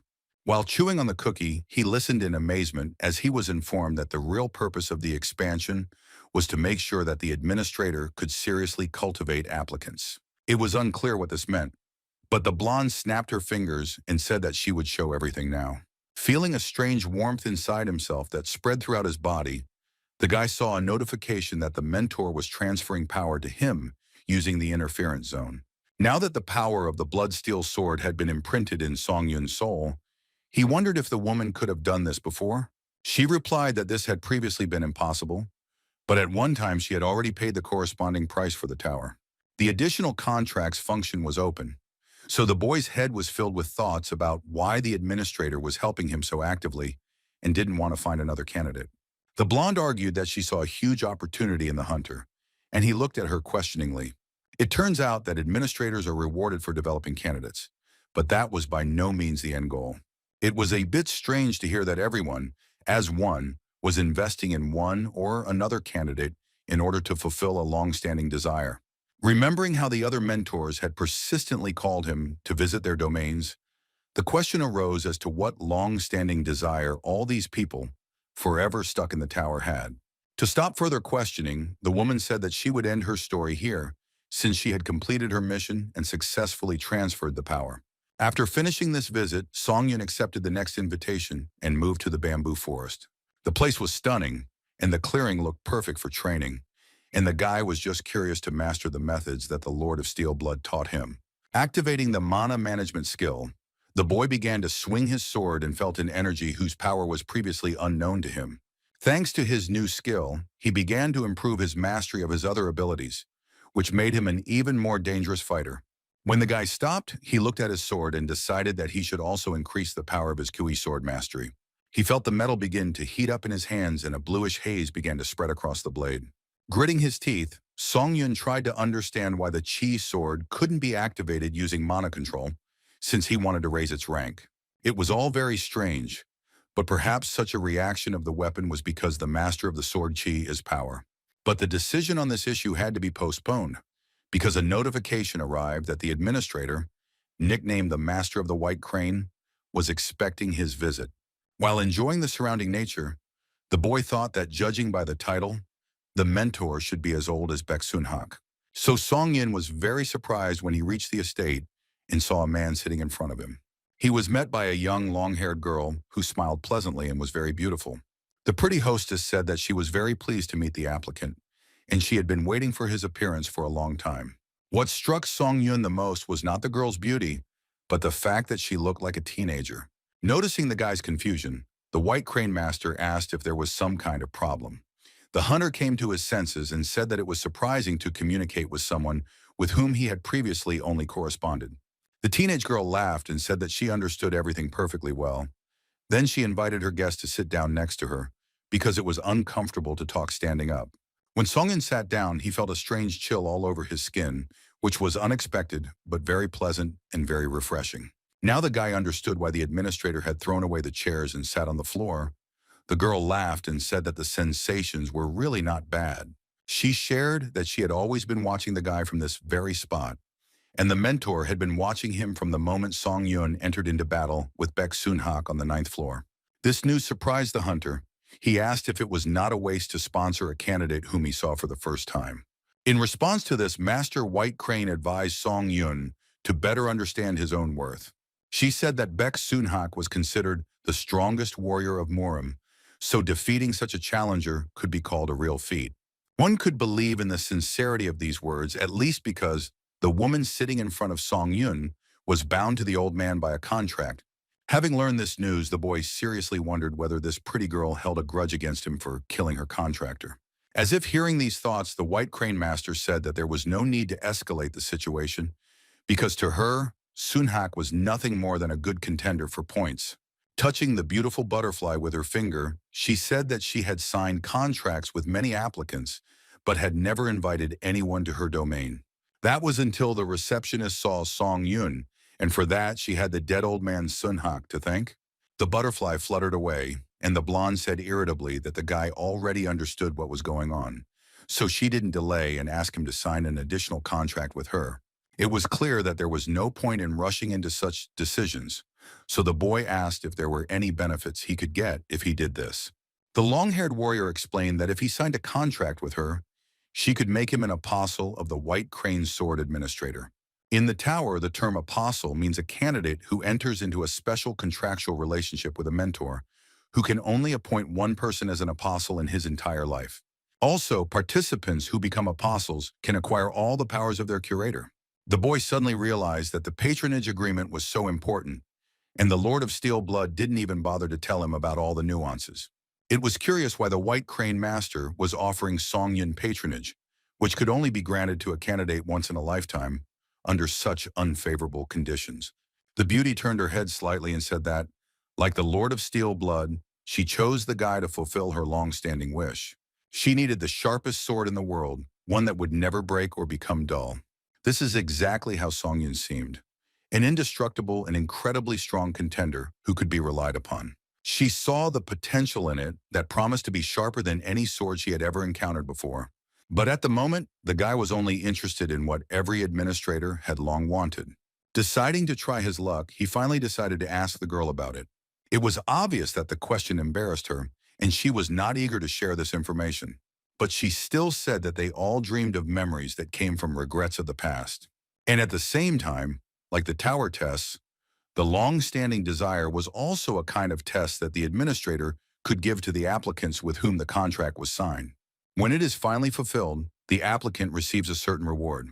Also, if the participant can perform it, it will be possible to change the events of the past. Hearing this, Song Yun was simply amazed because now he understood why everyone was so eager for his incarnation. He wondered if it was really possible to change an event in the past, as it turned out to be completely unrealistic. Lost in thought, the girl said that since the challenger had already gone through the tower test a long time ago, he should already know perfectly well whether she was telling the truth or lying. Looking at this strange teenage girl who reasoned like a wise woman, he came to certain conclusions. When it came to the Tower of Trials, you could expect anything, and even the most incredible things could come true. Song Yun said that he wanted to know the answer to one more question, and Master White Crane promised to try to answer it. He wondered how high one would have to climb in the Tower of Trials to fulfill this most ancient of desires. Turning away, the girl began to think about how to correctly present the information to the applicant. The news that Song Yun heard could not be called very joyful, because according to the administrator, he should have reached at least the top floor. But nevertheless, he decided that it was worth signing a contract with this woman. She was very happy about this and began to say that the guy would not regret anything. She waved her arms and laughed so enthusiastically that she looked even more like an ordinary teenage girl than a warrior who had once reached the 40th floor. So the last floor, the guy learned that the top of the tower was the goal that needed to be reached to fulfill an ancient wish. He was shocked when he saw the notification that he had become the apostle of not only the White Crane Master, but also the Steel Blood Lord. Such advantages could not be ignored. Besides, one shouldn't forget that he had an unexpected gift in his hands, presented by an additional contractor. By the way, she was interested in what exactly Song Yun had been told by the woman with whom he had signed the main contract. Having heard nothing worthwhile, his new mentor told him that there was a creature that was searching for him. It sounded quite ominous, especially considering that it was the first time he heard about it. The White Crane Master rolled her eyes and said that it seemed like the Steel Blood Lord had complete faith in the boy's powers since she didn't explain anything to him. Concern showed on the girl's face, and she said that what she was going to say from now on would use up all the question tickets the boy had. But Song Yun was only interested in information, so he agreed and said that they hadn't used these tickets anyway, and now they would at least spend them usefully. Seeing that absolutely all opportunities to ask questions had been wasted, the guy realized that it seemed like the topic for discussion was quite serious. It turns out that in the Murim dimension, there is a huge force called the Murim Union. Baek Soon-hak, who was killed by Song Yun on the ninth floor, held an important position as a commander in this alliance. Because of his high position, there were people from this dimension who were searching for the old man's killer. To clarify the information, the guy asked again whether the Murim Union would really pursue him to kill him. But the girl said that everything was not so. The Union was now in disarray due to the struggle for the vacant position of commander. Song Yun still did not understand who was holding a grudge against him. According to the teacher, that someone was the Namgung family's dragon sword, who took it upon himself to punish Sun-hak's killer. The warrior named Namgung Hyuk was very agile, and no one knew that he was already in Tokyo. He was a being who was called a genius in the Murim dimension, and all the inhabitants there were simply obsessed with martial arts. It was he who was looking for the guy, using nothing less than revenge as an excuse. The administrator couldn't even guess when the meeting between this warrior and Song Yun would take place. But one thing was clear. When this happened, the boy would have to risk his life to get out of this fight alive. After all, with an opponent like Namgung Hyuk, it was impossible to relax and rely on luck alone. After all these innovations, decisions made and details revealed, the guy finally returned to the waiting room. He thought about his new mysterious enemy who was literally breathing down his neck. And Song Yun remained in the dark all this time. The fact that he was being sought by a psychopathic killer from the Murim dimension did not add any enthusiasm at all. But still, thoughts flashed through the guy's head about whether he should go to that world himself. Having purchased the power of steel wings and the return stone, Song Yun decided that he had no choice but to level up his skills before facing Namgung Hyuk. To take a breather and escape from his worries, the guy decided to move to Earth. When he looked at his phone, he was surprised by the huge number of missed calls and messages. They were all from Lee Ha-yeon, and that didn't bode well for him. In one of the messages, the girl urged him to go to the hunting association immediately after reading the messages. It was clear that something had happened, because the brunette was very responsible and would not have bothered him without reason. After activating the steel wings, Song Yun felt something appear behind him that would help him fly to the association building as quickly as possible. He rushed from the spot because he was already impatient to find out what had happened. A crowd of people were coming out of the Hunters Association office, and Song Yun couldn't figure out what was causing the crowd. Some of the guys were talking among themselves about how glad they were to know that it wasn't forced conscription, because judging by the video, the criminal was ruthless and bloodthirsty. After these words, they froze and stared blankly at the sky, as if they saw a monster flying straight at them.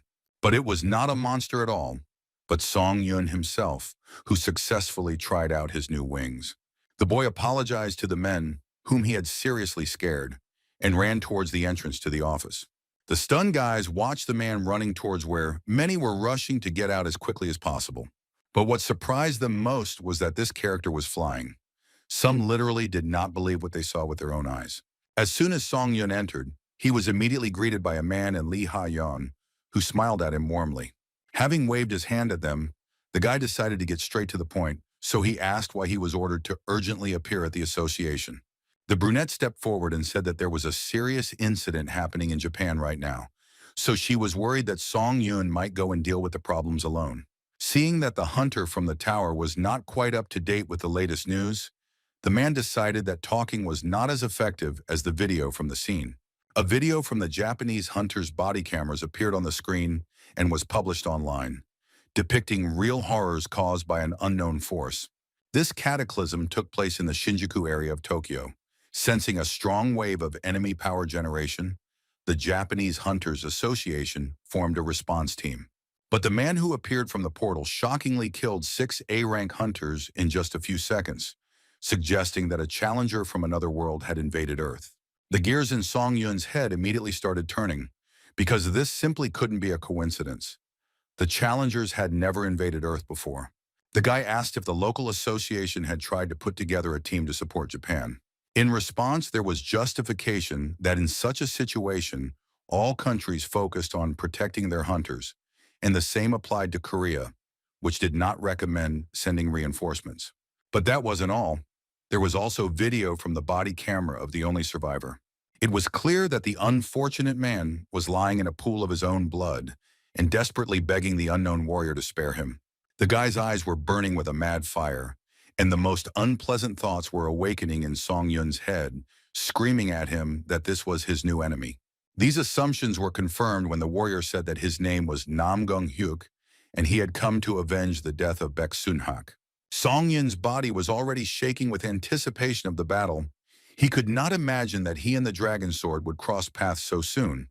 When he was already planning to leave the office, he felt that someone was stopping him. Someone's fragile hand was tugging at his sleeve very insistently, urging him to turn around. Lee Ha-yun asked him why he had such a serious expression since it wasn't a forced mobilization, and then she hinted that she wanted to have lunch together. Such unexpected invitations put Song Yun into a bit of a stupor, so he didn't immediately find an answer. Taking advantage of this pause, the brunette asked if her friend was going to take on this matter and deal with the guests from another dimension. There was no hesitation in Song Yun's voice when he said that he would answer Japan's call and head to the Shinjuku area of Tokyo. Hearing these words, the girl turned pale and did not know what to say because she hoped with all her heart that her comrade would not interfere in this. When her nerves gave out, she screamed that the guy was acting recklessly and should at least take other people's feelings into account a little. Song Yun understood that his friend was worried about him, so he patted her on the head and thanked her for caring about him. But despite all this, he had already made a decision and was not going to give it up, because this was a problem that he had to solve.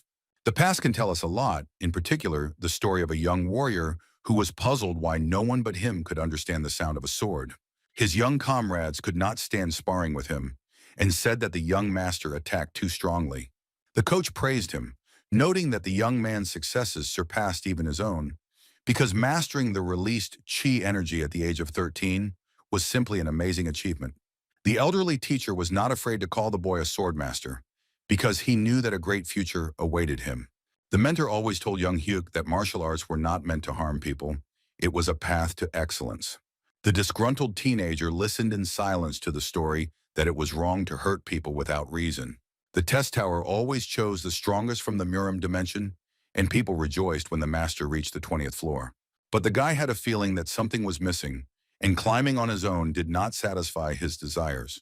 He accomplished such an incredible feat at the age of only 17, but he did not feel the joy of triumph inside him at all. Having come to his mentor with this burden, the boy said that everything happened as expected. After going through many levels and using the rite of spatial invasion, the young master realized that nothing brought him such joy as killing people. He was no longer satisfied with the death of some idiots, and in Murim, he could not kill whenever he wanted. Therefore, the Namgung family's dragon sword decided that a guy named Han Sung-yun, who killed the old man Sun-hak, could relieve his boredom and satisfy his thirst for murder. Song Yun was already mentally preparing for the upcoming fight with the strongest enemy, so without thinking twice, he took a plane ticket and arrived in Japan. At the airport, he was met by a woman from the Hunters Association who escorted him to his car. It was amazing that one man was accompanied by an entire escort of police cars, which raced after them through the city. When they finally got to the office, the woman said the guy could wait inside with the other hunters. Entering the room, he immediately saw his fellow test subjects on the 10th floor. Oh Jun-suk smiled warmly, and Kim Sung-hoon said that the boy arrived later than he thought. Smiling back, Song Yun asked if they were all who had answered Japan's call, and the masked man announced that another applicant from America was due to arrive any minute. Shaking his head, the boy thought that each of these hunters was C-rank, so fighting together with them was already not bad. But the guest who came to their world was a real monster, to whom even such strong hunters could lose. Footsteps were heard outside the door, and Song Yun turned to look at who would be their new ally from America. When he turned his head, his eyes widened in shock, because he never expected to see this person in front of him. A red-haired girl, known by the nickname of the Witch of Hellfire, entered the room. It was the same Catherine Benet that the guy had defeated in the arena. The curator asked if the participants knew each other, and Song Yun said that they had crossed paths in the tower. Catherine scratched her head in embarrassment and said that she didn't want to meet under such circumstances at all. The boy grinned and asked if their meeting could have taken place any other way. But these words did not calm the girl down at all. She irritably said that she wanted to see him in a normal environment. Song Yun tried to calm her down, saying that all these were trifles. Shaking her head, the red-haired beast muttered that she agreed with his statement, but it could have been said in a softer way. Surprised, Kim Sung-hoon laughed and told his comrade that this squabble was like a lover's quarrel between a long-married couple. Trying to speak as convincingly as possible, Songyun began to convince the guys that he was in no way in a relationship with this girl. The conversation was interrupted by the curator, who introduced herself as Ari Chika and said that she was the president of the Japanese Hunters Association. Hearing this, the young hunter was very surprised because when the woman met him at the airport, he thought that she was a regular employee. She announced that no further support was expected, and in her opinion, the situation was more serious than expected. So other countries were in no hurry to send their hunters. Everyone, but especially Oh Chun-seok, was surprised that only 4 people had arrived from all over the world. In Catherine Benet's opinion, the situation was extremely dangerous. Trying to suppress her trembling, Ari Chika said that currently no one wants to help Japan. The woman bowed and said that she was very grateful to the 4 boys for coming to her aid when everyone else had turned away. Picking up the fragile woman, Songyun said that now was not the time to bend over backwards, because the problem needed to be dealt with as soon as possible. Conversation was closely watched by Catherine, who thought that the guy in front of her was insensitive, but he was not. In order to gain their support, Songyun asked to double the promised reward. The Hellfire Witch almost rolled her eyes. It seemed like the guy was callous after all.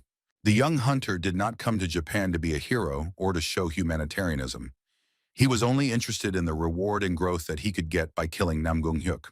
Shaking herself off, the woman said that the creature that had appeared in their area was no ordinary monster, so considering that the applicants would risk their lives, the reward would be doubled.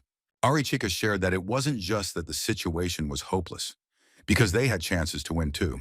A contender like Catherine Benet could make a difference in this battle, as her abilities were simply unimaginable.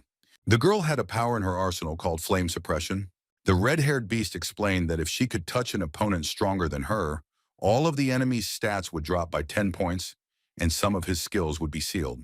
With this power, the team of boys can take the initiative into their own hands. But this will only succeed if the girl touches the monster. In short, the team needed to create a situation in which the Hellfire Witch would have a chance to use her unique ability. The task was not an easy one, but the guys had already been in such situations more than once, from which there were few ways out. The latest news informed the people of Japan that the Chinese C-rank hunter Peng Jiwen, who went out to fight the enemy alone, met a challenger from another world. They both did not move, and from the outside it looked like the enemies were talking to each other. There were rumors that all the tower's contenders could conduct a dialogue regardless of dimension or country. When a Chinese warrior approached the Namgung family's dragon sword, he immediately asked if he was Han Sung-yun. A volunteer from China said he would make aliens from another dimension regret the way he treats Earth. Sighing, Namgung Hyuk said that he didn't understand why the one he told to come didn't come, and there were only bugs scurrying around. When the visitor from Murim made a dash to get even with the man, the Chinese warrior surprised him and was able not only to repel the attack, but also to attack. The man used a fist technique that helped him carry out the attack quite successfully. These actions greatly intrigued the young master, who seemed to be waiting for his enemy to reveal himself so that he could fully enjoy the battle. This behavior seemed wild to Peng Jiwen, who was not used to fighting such battles. A loud sound, reminiscent of an explosion, was heard on the city streets, but it was only the aftermath of the Murim warrior's attack. Watching the scene from his helicopter, Oh Jong-suk said with irritation that the Chinese hunter had started acting alone, and the situation was far from good. Taking the opportunity, Songyun asked if Catherine would be able to land properly if she found herself in the air, and the girl looked at him with confusion. The boy didn't really explain anything, but he said that a very good idea had come to his mind. Lost in thought, the red-haired girl muttered that there was a skill called Purity Jump that made her immune to all damage from falling. If this plan worked, Songyun would be able to deal a strong blow to the enemy, and at that moment, Catherine would have to immediately activate her power. Abruptly grabbing the girl, the hunter whispered that it was high time to go to the exit. The confused Miss Bennett did not know how to react to all this.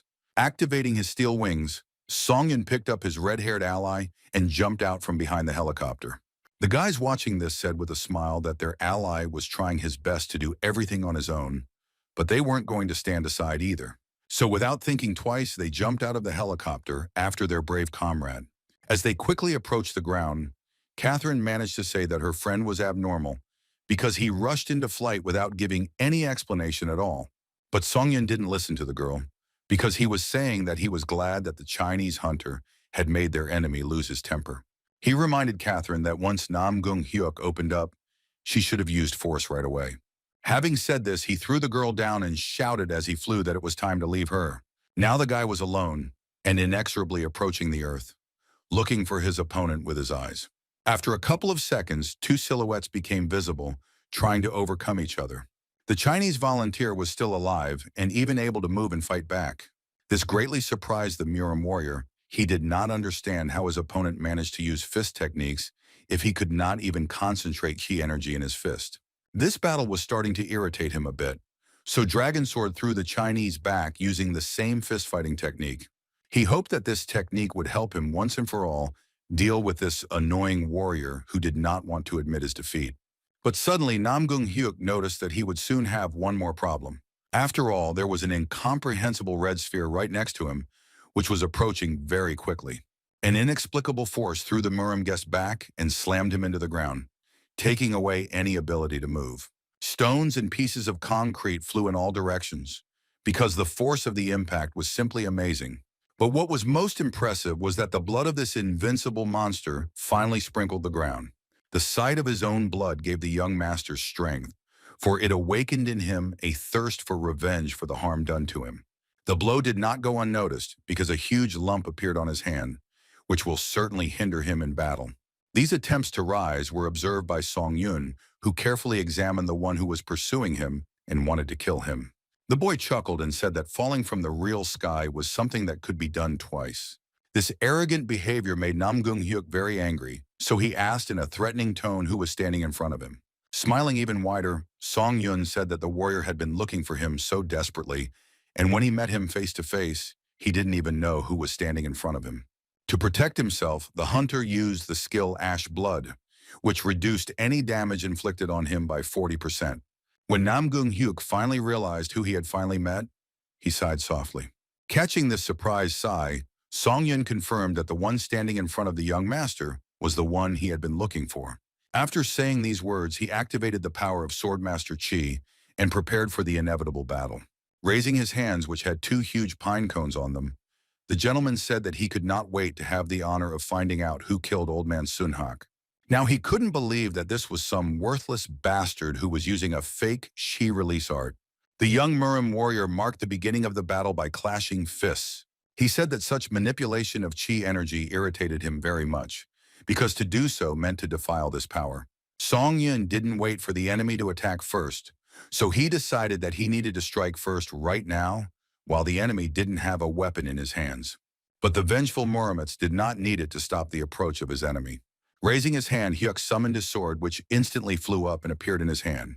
The battle began, the two forces clashed, and the two strongest representatives of their dimension began to fight.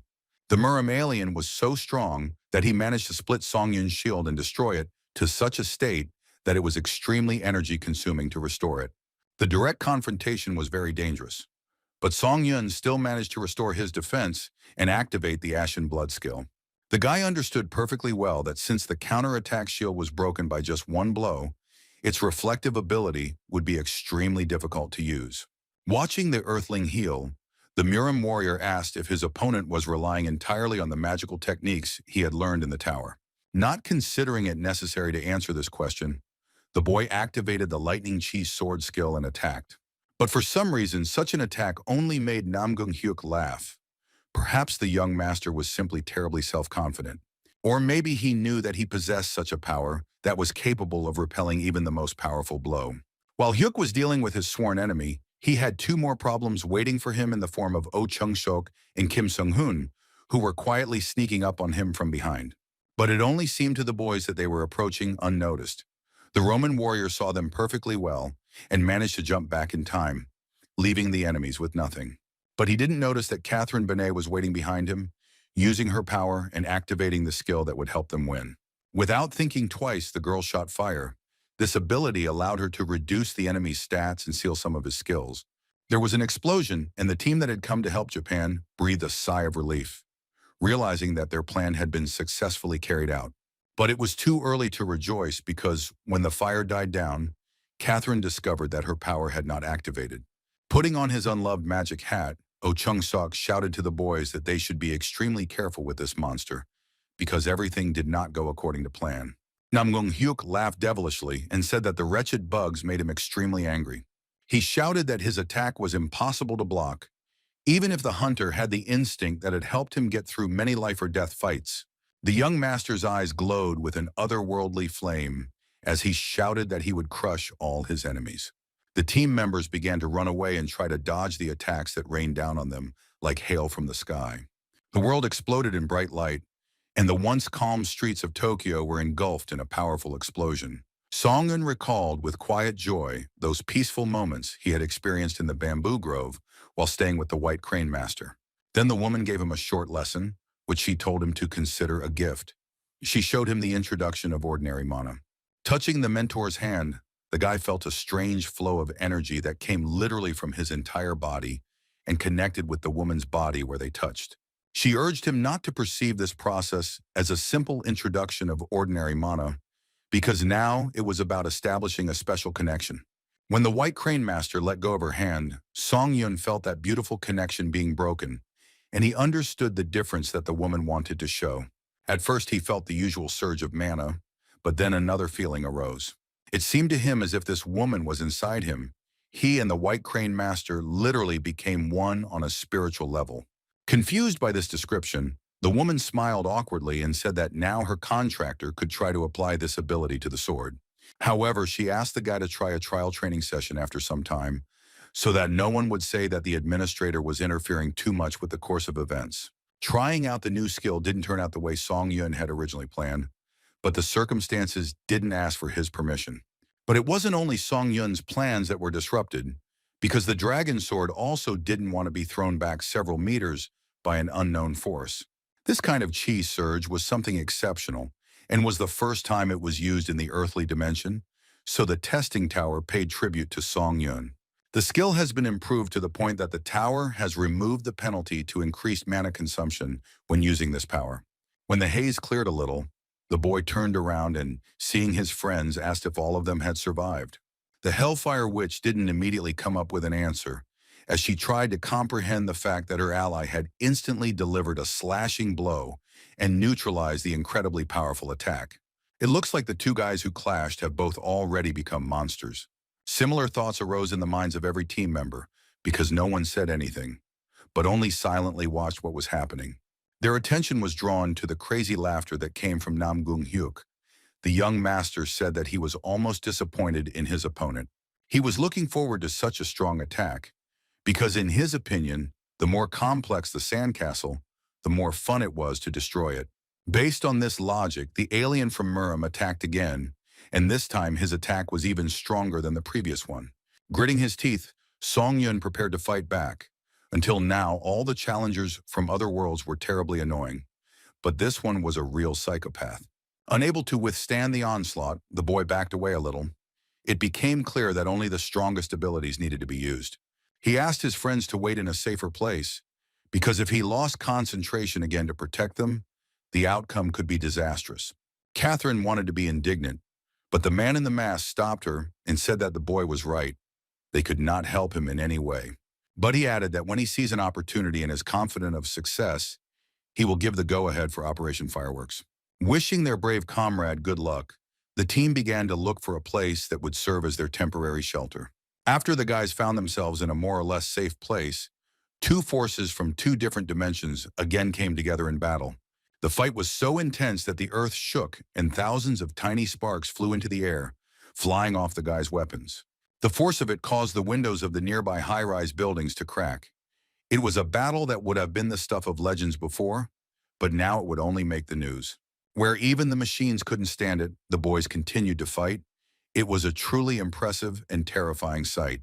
The entire city seemed to freeze, waiting to see how this battle would end, because the outcome was of great importance, both for Tokyo and for all of Japan. The area was so deserted and quiet that it seemed even the birds were afraid to fly near it. And not in vain, because at one moment, fires flared up and the sounds of explosions were heard. The boys who were hiding nearby finally understood why Song-eun told them to leave the battlefield. But despite everything, the boys still fought that monster on equal terms. The only one who disagreed with this was Kim Sung-hoon. He felt that his ally was one step behind his opponent, and at this rate, he would lose sooner or later. There may come a point when he loses concentration and then misses an attack, which could be a fatal mistake for him. In the midst of the battle, Song Yun began to despair, thinking that he would be able to face the enemy if his Kui skills improved. The teacher said that Namgung Hyuk's sword proficiency was A rank, while his skills were C rank. But even if you close your eyes to all these ranks and levels, the dragon sword was a real monster that possessed simply monstrous strength. When the guy literally couldn't breathe from fatigue and fell to his knees, Huck wasn't even out of breath. He even had the strength to mock his opponent. Wincing in anger, Song Yun knew that he had used too much stamina to recover, so if he used any more, it would affect his ability to fight. Suddenly, Catherine Benet appeared on the horizon, called out to the guy and threw him a flask with some kind of potion. Having caught the fragile glass jar, the young hunter felt relief because he knew what was inside it. He managed to uncork it and open his mouth to drink from the flask, but as expected, he was not allowed to do so. Namgung Hyuk was too fast and agile, so he managed to prevent his opponent from becoming stronger by hitting him in the stomach and knocking the glass container out of his hands. Deciding that the potion might be useful to him as well, he drank the entire contents, expecting a surprising effect of enhancing his abilities. Seeing this, the guys felt a chill inside because their opponent was a real thorn that ruined absolutely all plans. Song Yun no longer had the strength to endure his opponent's antics.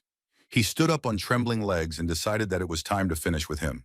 After regaining his stamina, Namgung Hyuk said that people have always had something called hope, and in his opinion, Song Yun was no different from others. With the skill of an actor, he began to act out despair and theatrically ask questions about whether he would be able to win this battle and whether he would survive after it.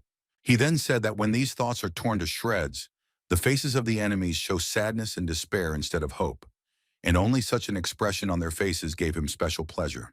After these words, he attacked again, and the entire city shook from his blows, which rained chaotically on the enemy's body. But despite all these efforts, Song Yun did not give up, and in his eyes one could still see that same hope and core that was not so easy to break. This infuriated Namgung Hyuk even more, because he did everything to extinguish these glimmers of faith in himself. Realizing that it would not be so easy, the Murim warrior clenched his teeth in tension, because he realized that this time he had a tough nut to crack. He was just like that too, so he did not give up trying to break his enemy and see the despair in his eyes. Song Yun flew from one end of the area to the other. The blows were very difficult to parry, so for now he took them on himself.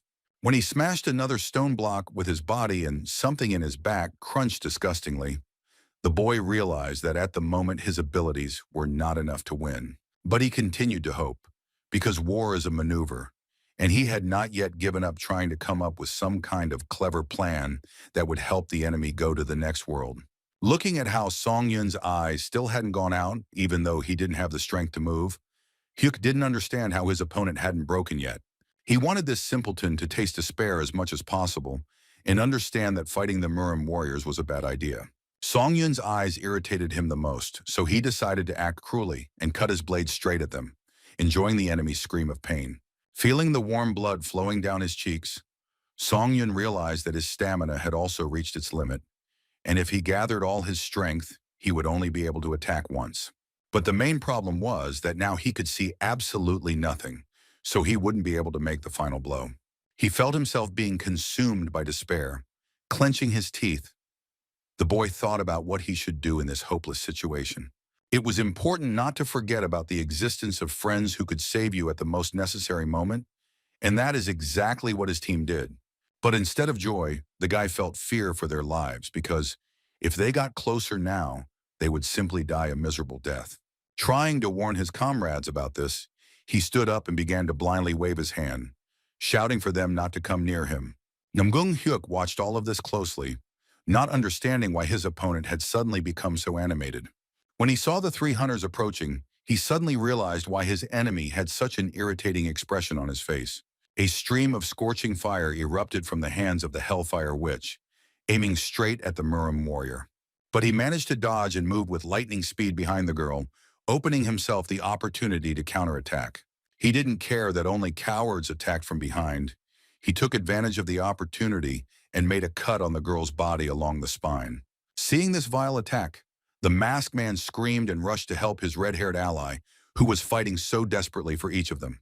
Kim Sung-hoon managed to push the scoundrel away and prevent him from continuing to cut Catherine's tender skin, which was unable to fight off the attack. Outraged by such behavior, the man was ready to rage and throw. He wanted to destroy this unprincipled Muramitz. But he was able to easily avoid the attack again and jump to the side. Leaving Shungyuk with nothing, he watched from above as the lady's defender collided with the asphalt. All this time, Song Yun suffered from unbearable pain in his eyes.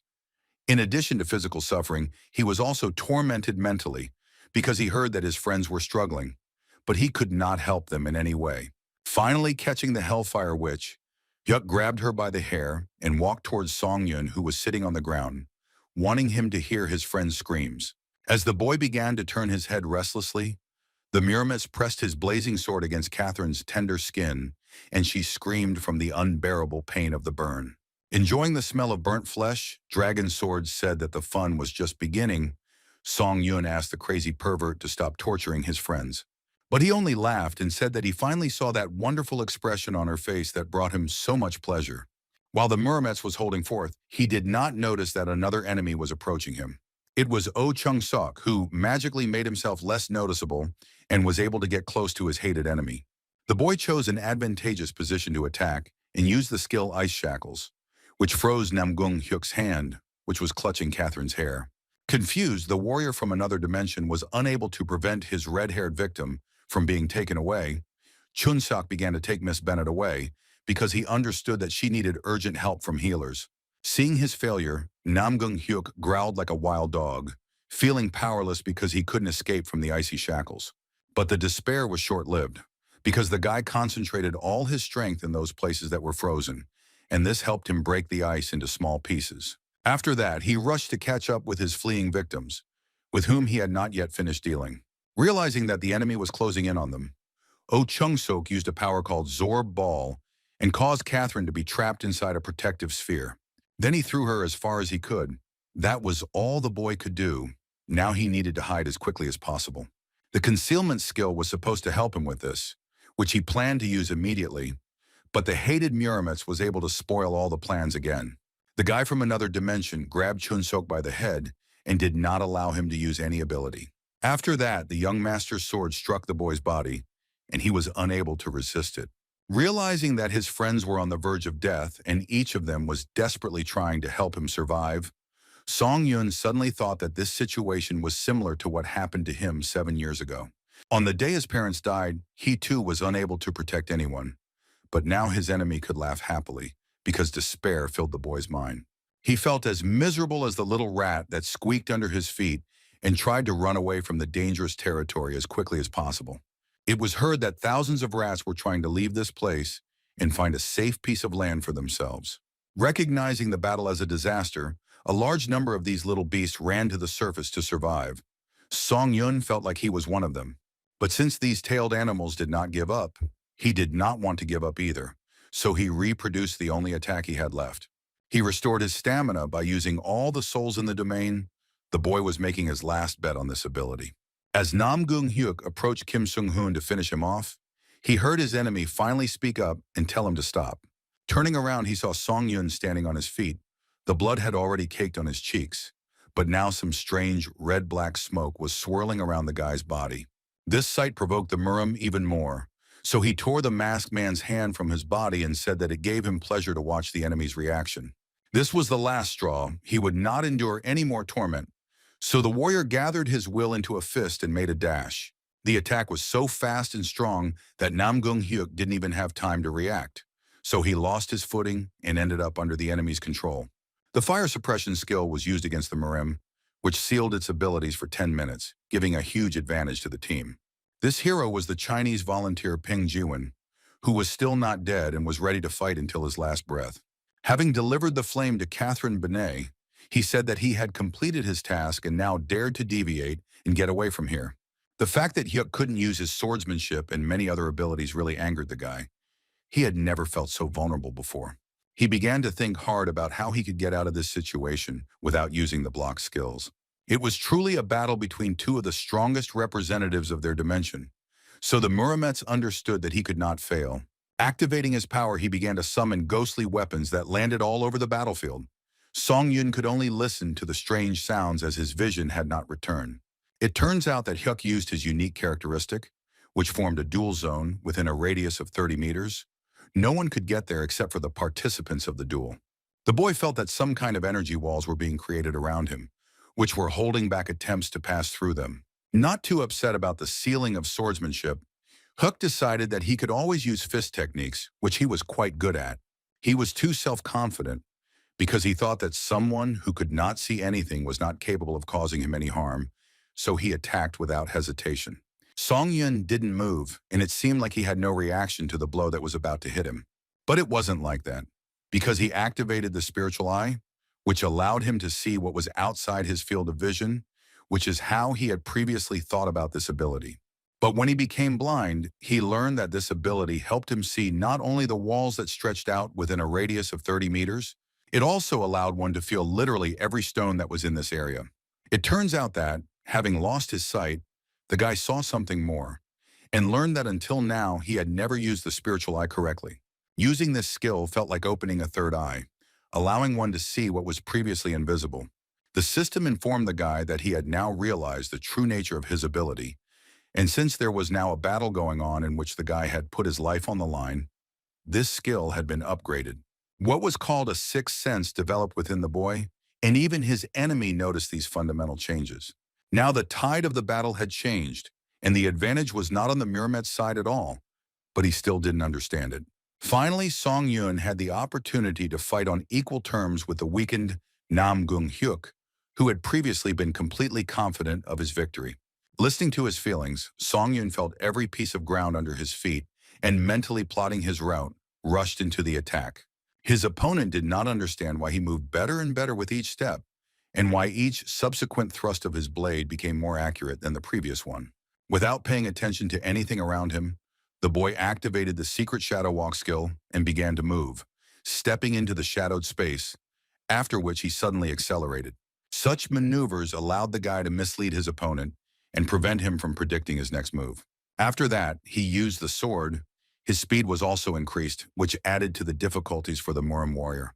But still, Song Yun was still in a high-risk zone, because even with everything he had in his arsenal, he barely got close to the point of fighting on equal terms. Realizing that his stamina would soon go to zero, and the enemy's abilities were about to return to their previous state, it became clear that it was worth dealing with him while Catherine's flame was active. Raising his sword, the boy decided that there was only one thing that could turn the tide of close combat. A sudden change was what could really change the course of events, so the boy decided to act unpredictably and threw his sword at the enemy. But he seemed to have expected such an action, so he easily dodged and laughed and said that Song Yun had made a very stupid choice, so he found himself driven into a corner. After this, the Muramets concentrated all his strength in his fist and decided to please himself with another blow to the earthly boy. He couldn't even imagine that such a commoner would be able to dodge his blow, and with such dexterity that even the strongest Muram warriors could envy. Looking at the enemy's deadly fist with indifference, Song Yun decided to try out the steel blood sword. The power was so overwhelming that it pushed its owner back and formed a blood-red sword that flew straight at Namong Hyuk. Now the young master certainly did not expect a blow, because this extraordinary sword managed to break through his defense and enter the enemy's stomach. Feeling the warm blood on his lips, Hyuk couldn't believe that some warrior from the tower had managed to wound him so seriously. Unable to stay on his feet, he fell to his knees, and one could see how the phantom sword pierced him through and through.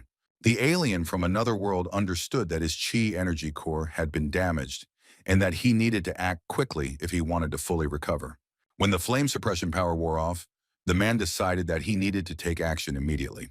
The duel zone also began to disappear because the effect of the unique characteristic of the Muramets ended. Now strangers could enter this territory. Throwing the steel blood blade aside, the Namgung family dragon sword realized that he had played around too much and should finish this battle next time if he didn't want it to be his last. Taking the return stone out of his pocket, he activated it and began to flee the battlefield like the last rat. A moment later, a portal appeared that promised to transport the young gentleman to a calmer and safer place for him. His enemies couldn't believe that Yuk would just go back to his dimension like that. Seeing this warrior enter the portal, all the team members instinctively felt that if they couldn't kill him now, then a great disaster was coming. And one day this Murim warrior will become a real disaster for the earth. So the guys rushed after him and tried to prevent the villain from escaping from the scene. Namgung Hyuk never expected that the inhabitants of the earthly dimension would rush after him.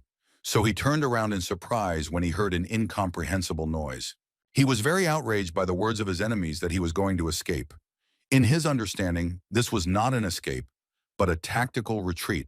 Since his pride and fragile male ego were hurt, the man activated his flame sword and decided to deal with the impudent commoners. But the guys couldn't be stopped. They ran with all their might straight to the place where the flow of Murim's energy was directed.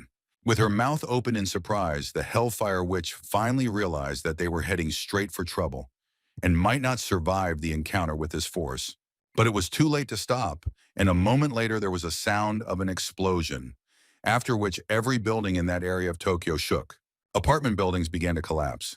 Concrete and small shards of glass fell from them. It seemed that soon not a stone would be left standing.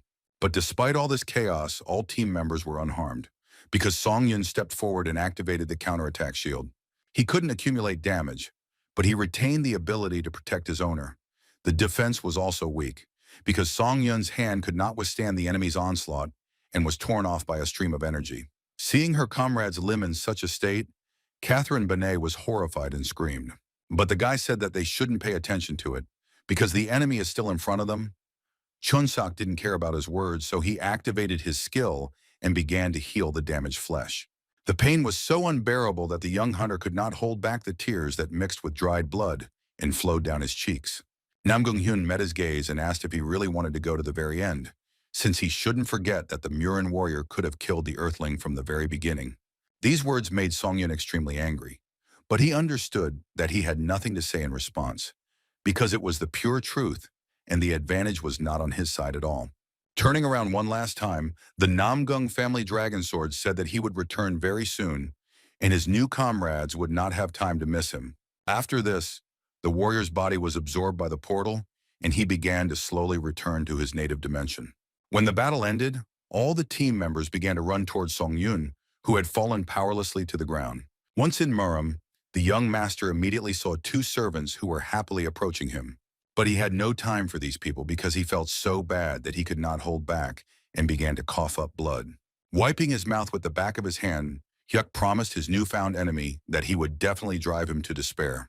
But now was the time to patch up the wounds, so events took us to a hospital that was located near Tokyo. It was in this place that Song Yun opened his eyes for the first time since that horrific battle that brought so much pain and destruction. The curator of the Japanese Hunters Association exclaimed in surprise when she saw that the injured volunteer from Korea had finally come to his senses. Helping the guy get up, she told him that he was in the hospital, and for now it would be better for him to refrain from any sudden movements. Song Yun listened carefully to the fact that he had been badly injured during the battle. He didn't need a mirror to know that bandages covered most of his body. After examining the crippled boy, the woman lowered her head and said that she could not imagine how she could thank him for such a huge sacrifice. It was simply unbearable for her to watch the hunter examine the place where his hand had been. But a moment later, Arichika cried out in surprise. Luckily, Song Yun had the skill Ash Blood in his arsenal, which helped him restore his lost limb, so he was now completely fine. Having inquired in what wards the rest of his comrades were, he rose from his bed and went to visit them.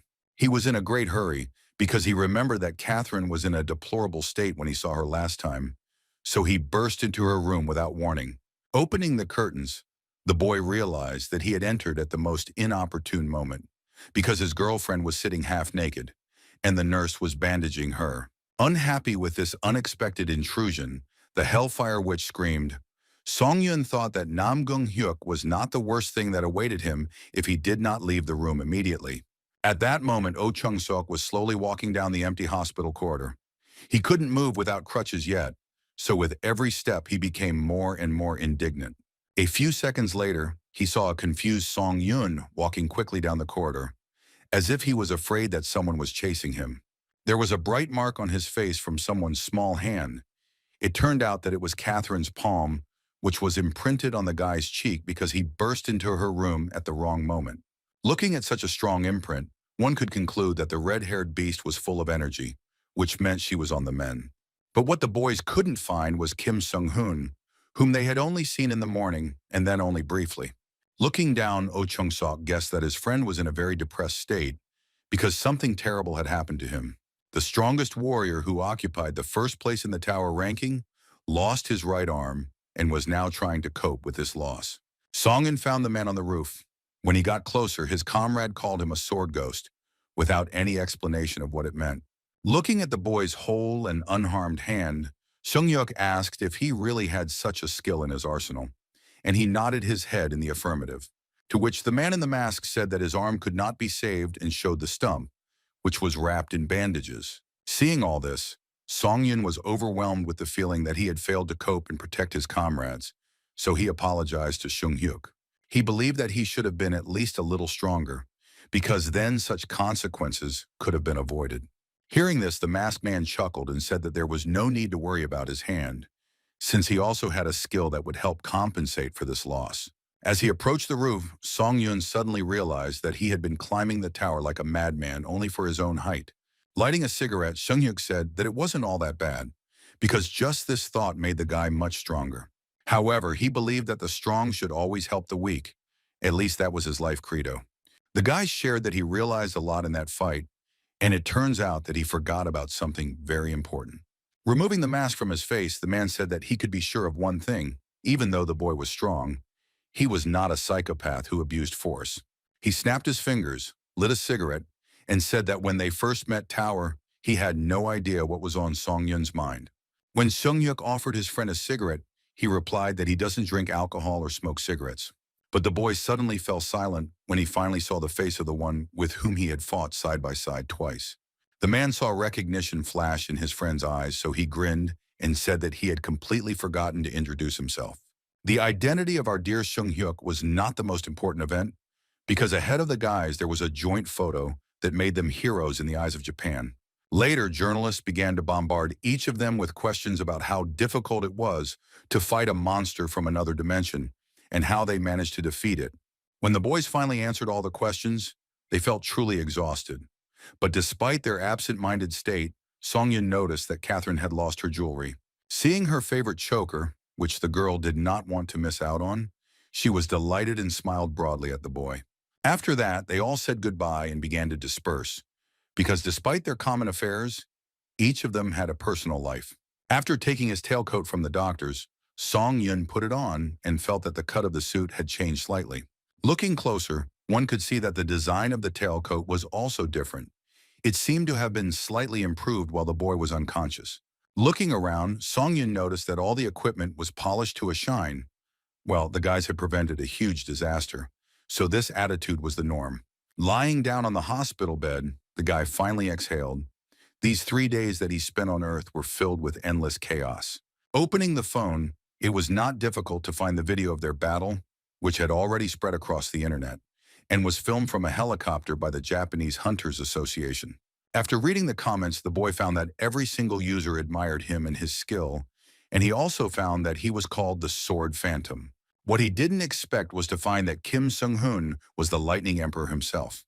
This man was rightfully considered the strongest even among 30 C-rank hunters. All those who wanted to become successful in the field of fighting monsters looked up to him. He cleared portals at a speed that even C-rank hunters could not dream of. This warrior was a true hero of Korea. Then on the roof, the man said that if Song-yun needed his help, he could contact him at any time, and he also wouldn't mind recruiting him.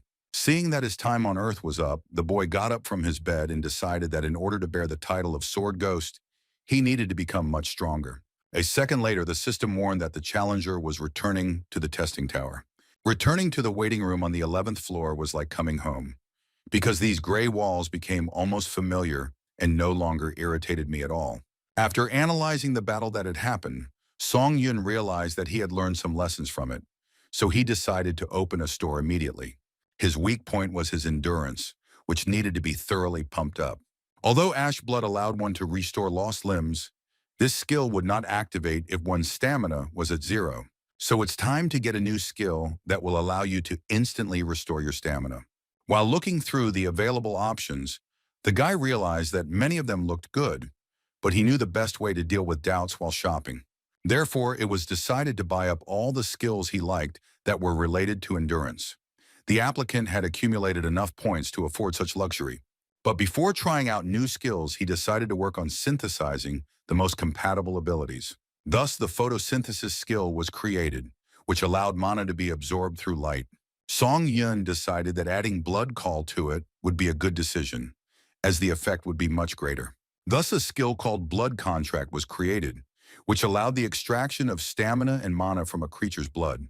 After seeing the result, the guy was a little disappointed because the rank did not increase and the benefits of photosynthesis disappeared. But he didn't despair and simply bought another similar skill and decided that it was time to stop experimenting. Despite this thought, interest took over, and Song Yun still decided to try to combine the blood contract with the blood call that he had just acquired. And in the end, the guy ended up winning because he managed to create the Bloodseeker skill, which was even B rank.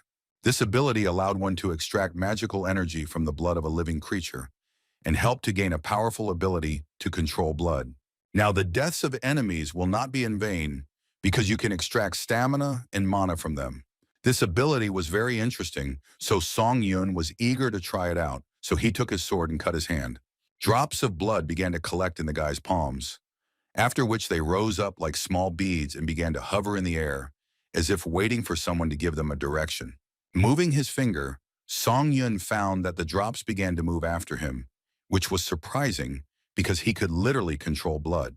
He could give her absolutely any shape and make her do whatever he wanted.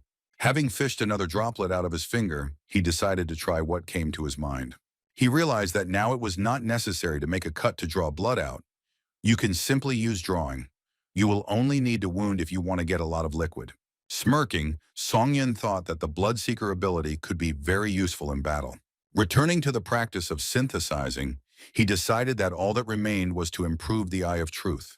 Thus, the ability of the Fire Dragon's Eye appeared, which allowed one to see invisible things, learn information, and determine the lies of another person. After using this skill, the guy immediately felt how his eyes changed and became like a dragon's. They were so sensitive and sharp-sighted that the world seemed completely different.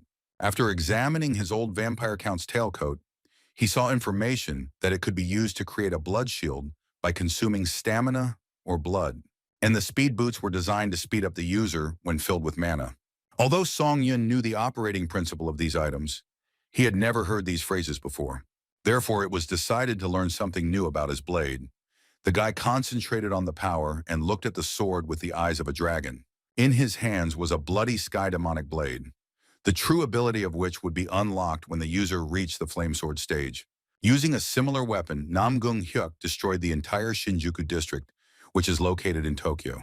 It turned out that only those who had reached the required stage could awaken the true ability of this blade, so it was a very unusual sword. But the tower wouldn't conquer itself, so it wasn't worth spending too much time in dreams. So Song Yun closed the shop. The guy entered the 11th floor, the theme of which was mental test. In order to successfully complete the task, it was necessary to break through 7 gates. The first time he climbed the tower, he was met at the entrance by a man who welcomed Song Yun to the inspection temple. The unknown warrior said that from now on, all candidates would go through tests given by the god of testing, and this would continue until their death. When the boy asked how he could get through the first gate, the strange man was surprised that he did not know the rules of the tests of the 7 supreme gods of Ares. He didn't understand what wind had brought such a stupid adventurer to the Ares dimension, but now it was his responsibility to explain all the rules.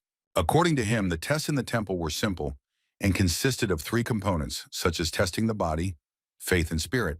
Breaking through the gate was not easy. First, you had to prove the strength of your body, and then pass the mental test, which was even more difficult. Details were revealed that in each testing room, Song Yun would be faced with a high priest who would need to be either convinced or killed in order to proceed.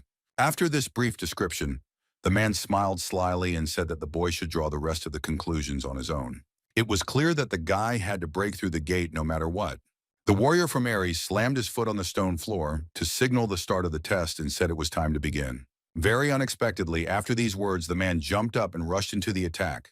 Of course, Song Yun managed to repel the attack, but he still felt the unimaginable power of this strange man. This power was quite enough to become a candidate who received the qualification of a pioneer and passed the tests of high difficulty. It was time to use his new skills, So the boy activated the blood seeker and focused on the liquid that flowed through his veins. He took a drop of blood from his finger and formed it into something resembling a bullet, then aimed it at his enemy.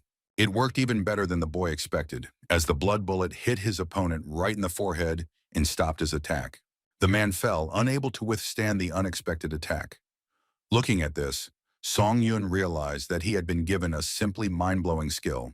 Thanking him for the explanation, the boy absorbed the spirit of a murdered priest named Johann, thereby increasing his skill by 6%. Notifications from administrators began to arrive. Some were indignant at such disrespectful treatment of the priest. Others nodded approvingly and praised him. All of these curators' nicknames were related to Ares, so it could be said that the guy attracted their attention because the test concerned some god. But the administrators with whom the guy had a contract were upset because his actions were ambiguous, and he didn't even warn that he would start the test so immediately. Deciding that he would have to think about it later, the boy examined the body of his dead enemy. Having found one interesting object, Song Yun began to wonder what he had in his hands. The thing looked like a mirror. The administrators continued to watch his actions. In order to not rack his brains and better understand what he was up against, Song Yun activated the fire dragon's eye and decided to learn all the secrets of this strange mirror. It turns out that this mirror was daily imbued with the divinity of the priest Johann. With the help of this power, it was possible to create a shield, but only once.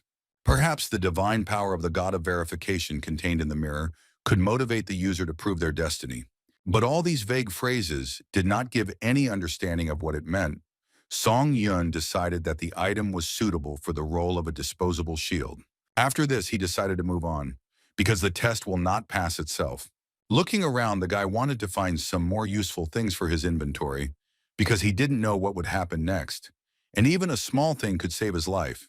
Having reached the next door, the applicant heard a voice that said that it was unexpected that they had reached this place so quickly.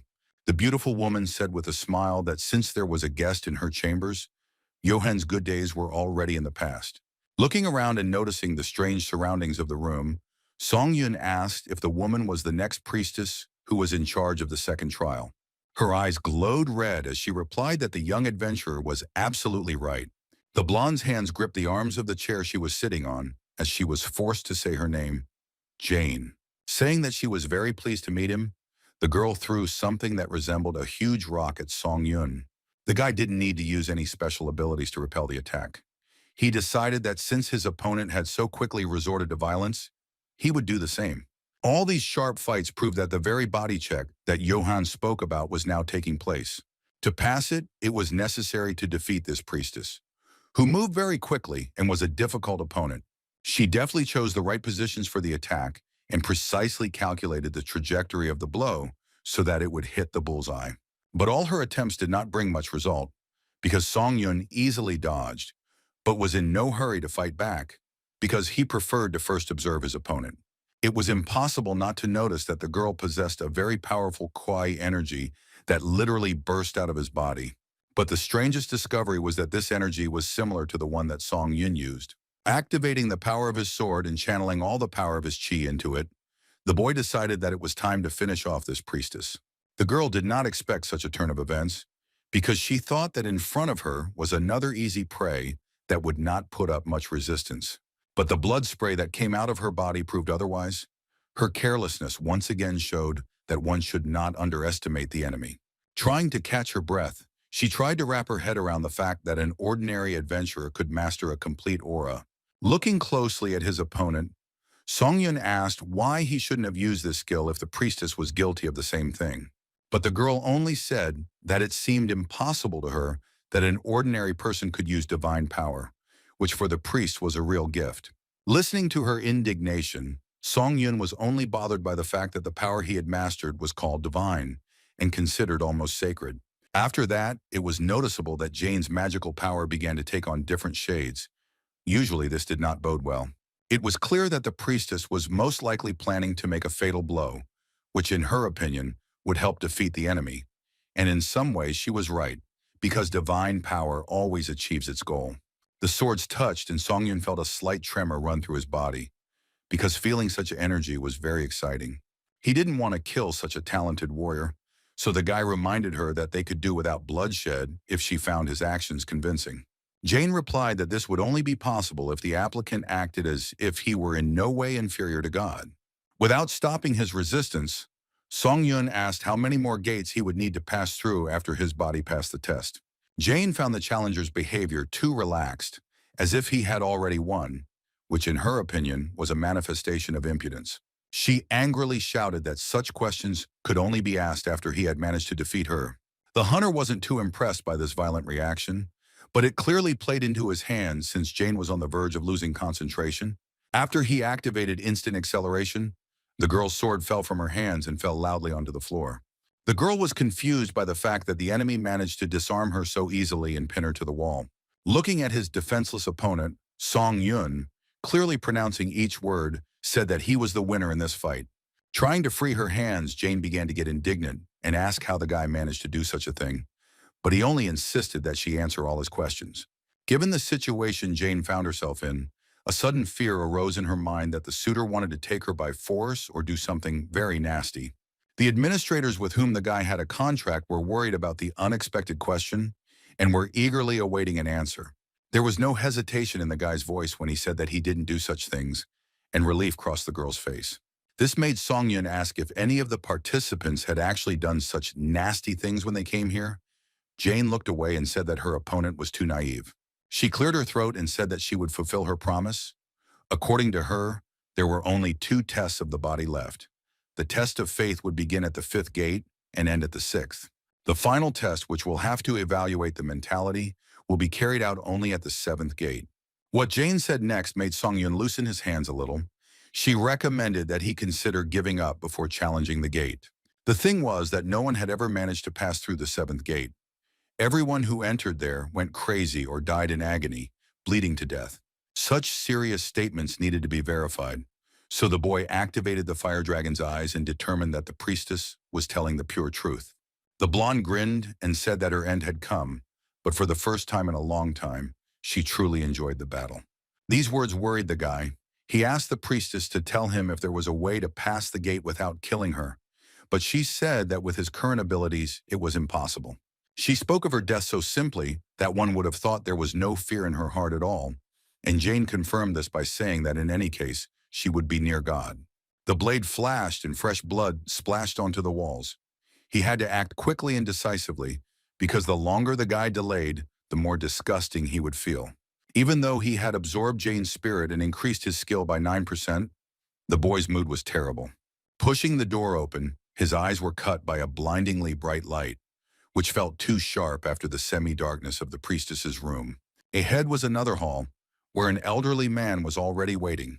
His gray beard spoke of his advanced age, but his body with developed muscles betrayed a seasoned warrior. Exhaling, Song Yun drew his sword, because judging by everything, the battle would not be very easy and pleasant. The old warrior did not react to his guest in any way. He stood in the same fighting position. It seemed that the old man was simply frozen in it. After a few seconds of waiting, he introduced himself as Resilient and called himself the sword that the god of verification would wield. Looking at the blade pointed at him, Song Yun heard that from now on, this man would test his martial arts, and he needed to prove that he was worthy of entering the gate. As if marking the beginning of something very important, the Resilient meme burst into flame. It didn't take long to look at the sword to realize that it was an aura blade. Although its stage was unstable, it was clearly a flame sword. It was an unusual weapon that possessed a power that only the most worthy warriors could comprehend. Song Yun was very surprised that already on the 3rd test of the 11th floor, he had to deal with such a weapon. Most likely, in order to win, the boy will have to risk his life and put literally everything on the line. The battle was going on as usual when the young hunter noticed something that seemed very strange to him. The stats that were related to Resilient's physical abilities were not as powerful as expected, and the power emanating from the sword was clearly inferior to his own. There was one question that did not give the guy peace. If his indicators were higher in all parameters, why did the old man's QI energy significantly outperform the one inside him? If we recall Namong Hyuk and his flame sword, it is immediately clear that we are talking about a high-level skill in wielding weapons and the impeccable strength of a warrior. But as practice shows, even such a strong sword can work a little differently in other hands. Continuing to make one attack after another, the guy only became convinced that her conclusions were correct. No matter how much he attacked, only his Kui energy suffered, and the old man did not even wince from the strain. It seemed like this battle would never end. It was so monotonous and incomprehensible, because any attack seemed to suck the life out of the guy. This was noticeable to the enemy as well. Resilient said that it didn't matter how strong Song Yun's aura was, he wouldn't be able to break his sword anyway. After all, only someone who was capable of dealing with what was invisible to the eye could defeat such a weapon. It was very strange to realize that someone weaker than Song Yun wielded a flaming sword. It was incredibly infuriating because it reminded me of my school days, when those who studied worse than the guy passed their exams with much better results. Gripping his sword tighter, the hunter realized that if he needed to deal with what was invisible to the eye, he had one solution. You just have to try to break this blade, no matter what. So the guy rushed into battle and faced the enemy in a heated fight. Looking at these attempts, the old warrior said that only he who knows how to handle the invisible creates a sword that pierces everything that exists. This is how the magical blade called Aura with absolute power is born. But despite all these stories, the boy did not give up trying to break this amazing weapon and go through the next door. After many minutes of intense fighting, he finally managed to do it, which surprised the priest quite a bit, because he thought he would never see such a sword break in half. Now Song Yun finally understood the difference between the released chi energy and the flaming sword. The principle of activating such a blade was through willpower, which had to be dense enough to be expressed in a real physical shell. It was quite satisfying to watch the priest's blood slowly drip onto the ground, since Song Yun had been trying to defeat him for so long. But the man just looked at his hand, laughing, not even trying to stop the bleeding. He said that it was not the imperfect flame sword borrowed from the god of testing, but the real thing, and the guy really did cope with it. Hearing this, the challenger found it even stranger that the priest was laughing, since it seemed that the achievements of others interested him more than his own death. Raising a trembling hand, the old warrior said that the hunter standing before him had understood the whole essence at once, and this fact made his heart tremble with bliss. He bowed his head and added that Song Yun had passed the test of his martial arts and should continue to move forward in the same spirit. It was clear what the man was hinting at, so the boy coldly said that he would make it so that the priest would not feel pain, after which he cut off his head with one blow.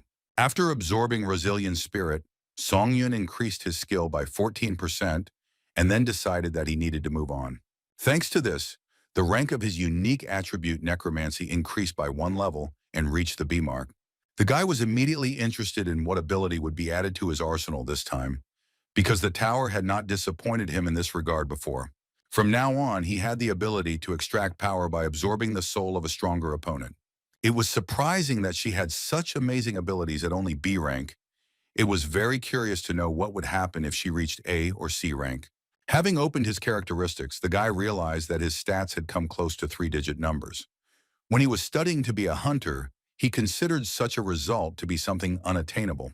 By absorbing the spirits of Johan, Jane, and Rosillian, the challenger increased his strength, agility, stamina, durability, and mana by several more notches. Also, the skill Indomitable Will became available, the main effect of which significantly increased the physical abilities and concentration of the applicant when he encountered an enemy. Delighted with his new skills, Song Yun moved towards the new challenge that was already awaiting him. He didn't know what to expect or how to protect himself, but only one thing was clear. He had to get through the 11th floor to the end at all costs, otherwise he might never leave its confines. Having driven away his disturbing thoughts, the guy pushed another door, trying not to get worked up about what awaited him next. Opening the doors, he found himself in a spacious hall, which at first glance was completely empty. Looking around again, the guy realized that there really was no one in the room, but that couldn't be the case, so he should expect a trick. But when Song Yun no longer expected anyone to appear, a surprisingly gentle voice came from above, which said that his friend Rosillian was no longer in this mortal world. It was another priest who looked like a very young angel. The fair-haired boy sullenly stated that the situation was going against his expectations. The administrators reacted very strangely to the appearance of this angel. They were clearly alarmed and advised Song Yun to be careful, because now he had a real opponent in front of him. Seeing that the challenger was not going to waste time on talking and was already drawing his sword to attack, the priest was not very pleasantly surprised. His dark golden eyes looked the challenger over from head to toe, and he said that it was time to pass another test of the fourth gate. The angel said that his name was Karen. He was a candidate for apostle, serving the god of testing, and now was the time to test the body of the candidate. Feeling the energy of enormous power, Song Yun realized that his current enemy was no match for those he had met before. It was still unclear what Chiron's power was, but when he materialized something resembling a blade in his hands, it became clear that the battle would not be easy. Pointing a gun at the guy, the sweet young man with innocent eyes looked like a character from a nightmare that would not let him wake up. Watching every move of the winged enemy, Song Yun noticed that a lightning attack was being prepared for him, which he would hardly be able to repel. Having dodged this power, he realized that it was simply exceptional. The boy had never encountered anything like it before. Thinking that he had avoided the blow, Song Yun never expected that a pillar of light would ricochet off the wall and head straight for his back. In order to understand the nature of the enemy's abilities, the boy activated the Fire Dragon's Eye skill and prepared to find out the truth. But he was bothered by the rays of light that were reflected in the mirrors in the most irritating way and did not allow Song Yun to concentrate. Having decided that he needed to attack the enemy before he started shooting his beams at him endlessly, the boy rushed into the attack. It was not all that simple because the enemy had a huge advantage, namely the ability to fly. His wings were of great value, helping him choose the most advantageous positions to strike. Another of their special features was that they could create a wind so strong that it literally knocked the unsuspecting Song Yun off his feet. This once again proved that in front of the guy stood not a sweet angel, but an inhuman killer who was ready to deal with any challenger without unnecessary pangs of conscience. It seems that in this test, all of the guy's enemies will have a weapon like a flaming sword, because it was the one that was in Chiron's hands. When the attack was successfully repelled, the winged warrior flew up indignantly. He realized that his opponent was far from being a simple human. Song Yun realized that the angel's strategy was to strike with a beam from a safe distance. Even if his victim dodged, the mirrors placed everywhere would reflect the beam and direct it to the enemy's blind spot. In close combat, Chiron preferred to use his wings to create a gust of wind and disrupt his opponent's balance, and then counterattack with his blade. It seemed that all these actions helped the priest deal with his enemies, but for now, Song Yun managed to elude him. Analyzing all these actions, the boy was already pretty fed up with this unsuccessful pattern of actions because it obviously did not work against him. Although it wasn't as if the angel couldn't land some pretty successful blows, especially those he used his wings to do so. But despite all these unsuccessful schemes, it was quite difficult to deal with the mirrors because they were hung all over the room. Also, by breaking into smaller fragments, the mirrors will split that beam even more, so it will be almost impossible to dodge it. The difficulty of this test raised questions even among the administrators. They doubted that Chiron was only a candidate for the apostles. Some wondered how exactly Song Yun would die. But the curators with whom the guy had a contract seemed not to be worried about him at all and were looking forward to the upcoming battle with anticipation. The young angel was very determined because he was not going to let this scoundrel pass through the next doors. He knew that he had to try hard because this time he had a very difficult opponent. Focusing his powers on the target, Karen created 2 spheres of light that he fired at Song Yun, a beam of light so concentrated that it resembled a laser. The mirrors did their job, and now there was a real network of deadly rays around the guy. But this was not the main problem, because 4 red-hot spheres were moving towards the young hunter at breakneck speed. After that, there was an explosion. One might think that something like this would not leave even the rats that lived in the dungeons alive, but this was not the case. Karen was shocked when he saw a notification from the tower that his opponent's shield charge had been completed. The counterattack shield had saved the guy's life more than once, and this battle was no exception. Because having absorbed all the damage, he was ready to turn it against the priest. Deciding that there was no point in delaying the release of power, Song Yun used this ability and was already looking forward to seeing Chiron's surprised face. Now it was his turn to direct the deadly rays, and he did so without any hesitation, because it was the only way to save his life and move on. When the power of the counterattack shield pierced through the angel, he froze and could not believe that the human offspring had managed to defeat him. Blood began to pour from his mouth, and he looked at his enemy in even greater bewilderment, as if asking where he got such strength from. It was strange that a person who showed no signs of studying magic was able to carry out such a powerful attack. Song Yun listened in surprise as he was accused of using the power of a god, even though he had no idea what that meant. Apparently, the angel didn't want the guy to finish him off, so he said that in accordance with the law of verification, he declares that all physical verifications are complete. But these words did not help him save his life, because a moment later, his wings refused to hold him, and he fell down like a stone, immediately after he said that the check was complete. Chiron's dead body fell to the ground, and the guy decided to absorb the spirit of the priest, increasing his skill by 9%, and his power was also extracted. This news surprised the boy very much, because he had completely forgotten that his unique ability was now capable of such things. Now engraved on his soul was a power that was called divine and had a C rank. Having felt this unusual energy, the guy guessed that it was used by the local priests, who used it like mana. Now it had penetrated into his heart, but it didn't circulate there at all, and it was also obvious that it needed to be controlled in a completely different way than mana. When the administrators became alarmed because the divine power had penetrated the boy's core, he realized that this was all something very significant. There was no time for long reflections, because it was necessary to continue passing the floor tests. Entering the next location, Song Yun immediately heard someone's hoarse voice saying a greeting that didn't sound friendly at all. There was a very old man standing in the room who didn't look dangerous at all. He said that the challenger standing in front of him was overcome with martial arts madness. Confused about what these words meant, Song Yun decided to ask the old man again. The priest said that in the boy's head there was only victory and an endless desire to become the strongest warrior alive. It was true that the young hunter wanted to become stronger and continue to grow, but the old man's words still sounded like he was greatly exaggerating. Coming closer, the old man seemed to read the guy's thoughts, because he said that he was speaking as it really was, because this was an obvious conclusion that the candidates usually come to in the end. This condescending attitude made Song Yun very nervous. He never liked it when someone thought they were too smart and tried to lecture. Seriously angry, he decided to teach the old sage a lesson, so he activated his abilities and prepared to attack. But it was not difficult for the old man to stop the ardent youth and tell him in a commanding voice not to get excited ahead of time.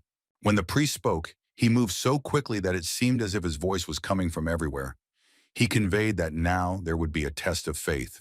Gritting his teeth with tension, Song Yun tried to at least catch the man's movements with his gaze. But they were simply beyond imagination, because the boy had never seen anyone move at such speed, especially considering his advanced age. A sudden thought struck the boy and made the blood in his veins freeze. He wondered if the old man had managed to penetrate his mind and establish control there. These thoughts led to a terrible image in his head of hands reaching out to him and trying to tear his brain to pieces. In an instant, the strength left the body, and the boy found himself a prisoner of his own mind, which the old priest so badly wanted to subjugate. The hands were everywhere, they didn't give me any rest, and were constantly trying to get into my head, both literally and figuratively. There was a complete feeling that the old man wanted to absorb his mind and completely enslave his body. In an instant, the huge head closed its lips around the challenger, and he literally disappeared into its mouth. Closing his eyes, the man enjoyed the fact that he had finally tasted such a strong soul. For Song Yun, everything was even stranger, because he expected something worse than death.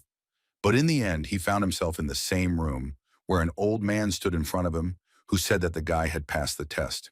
These words caused bewilderment in the applicant, but the priest only repeated that the fifth gate had been passed. Not understanding what was happening at all, the boy asked how this happened, to which the old man replied that initially the fifth gate begins with the contemplation of mental images. To put it simply, those who have an unwavering will have the right to look into their own world of images.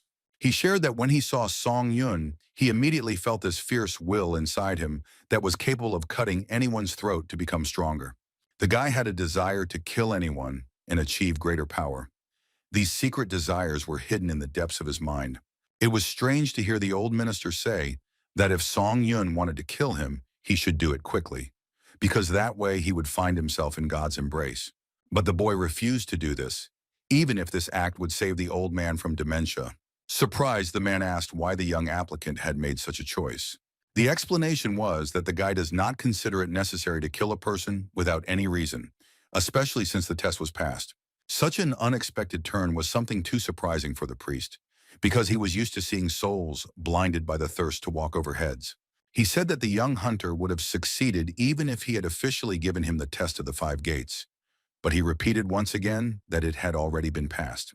The old priest patted the boy on the shoulder and told him that it was time for him to move on if he wanted to finish on time. Smiling in response to the wish to successfully pass all the stages of the test, the guy moved to the next gate. He didn't even know what to expect next because the tower knew how to surprise, and it didn't always provide pleasant surprises. Stopping just before the entrance, Songyun exhaled and told himself that he had come so far that he would stop at nothing. Upon entering, the challenger found himself in pitch darkness. The surface of the mirror on which he stood was swallowed up by darkness and emptiness, where there was not a single glimmer of light. In an instant, he felt someone's presence and heard languid breathing near his ear. The guy froze when he heard the greeting of the mysterious woman. Coming to his senses, he decided to attack, but when he swung his sword, there was no one near him. Thinking that he had seen some image again, the guy calmed down a little, but continued to peer intently into the darkness surrounding him. The mysterious stranger confirmed his thoughts, saying that he was in the world of mental images. She also shared that the priest Kanir planted a seed so that the aspirant could enter the world of mental images. Song Yun immediately remembered the old man patting him on the shoulder, and at the time he thought it was a friendly gesture, but now it was clear that it was much more interesting. Suddenly, the guy's arms and legs were wrapped in some strange vines and hung on a tree. The woman told him not to worry too much about his fate. After all, she would take good care of his physical shell, which could not be said about his soul. These words, on the contrary, made the boy even more nervous, but he tried not to show it and gave his face an indifferent expression. Laughing, the woman in the nun's costume said that such thoughts seemed very cruel to her. The guy should be more careful, because if she wanted to, his neck would be pierced through and through. It was scary to even open her mouth, so Song Yun wondered if he could ask how he should pass the test of his faith. Laughing even louder, the priestess chirped that her guest had suddenly become very polite and nice, and promised to explain everything. According to her, the space in which the guy is located is the world of mental images, where one should try to see one's own image. As soon as this happens, the 6th gate will be passed. All that remained was to understand what her words meant and how to achieve what would help pass the test. The priestess said that everything depends on the person's beliefs, because they are the basis of the image. But no one is able to see this spectacle.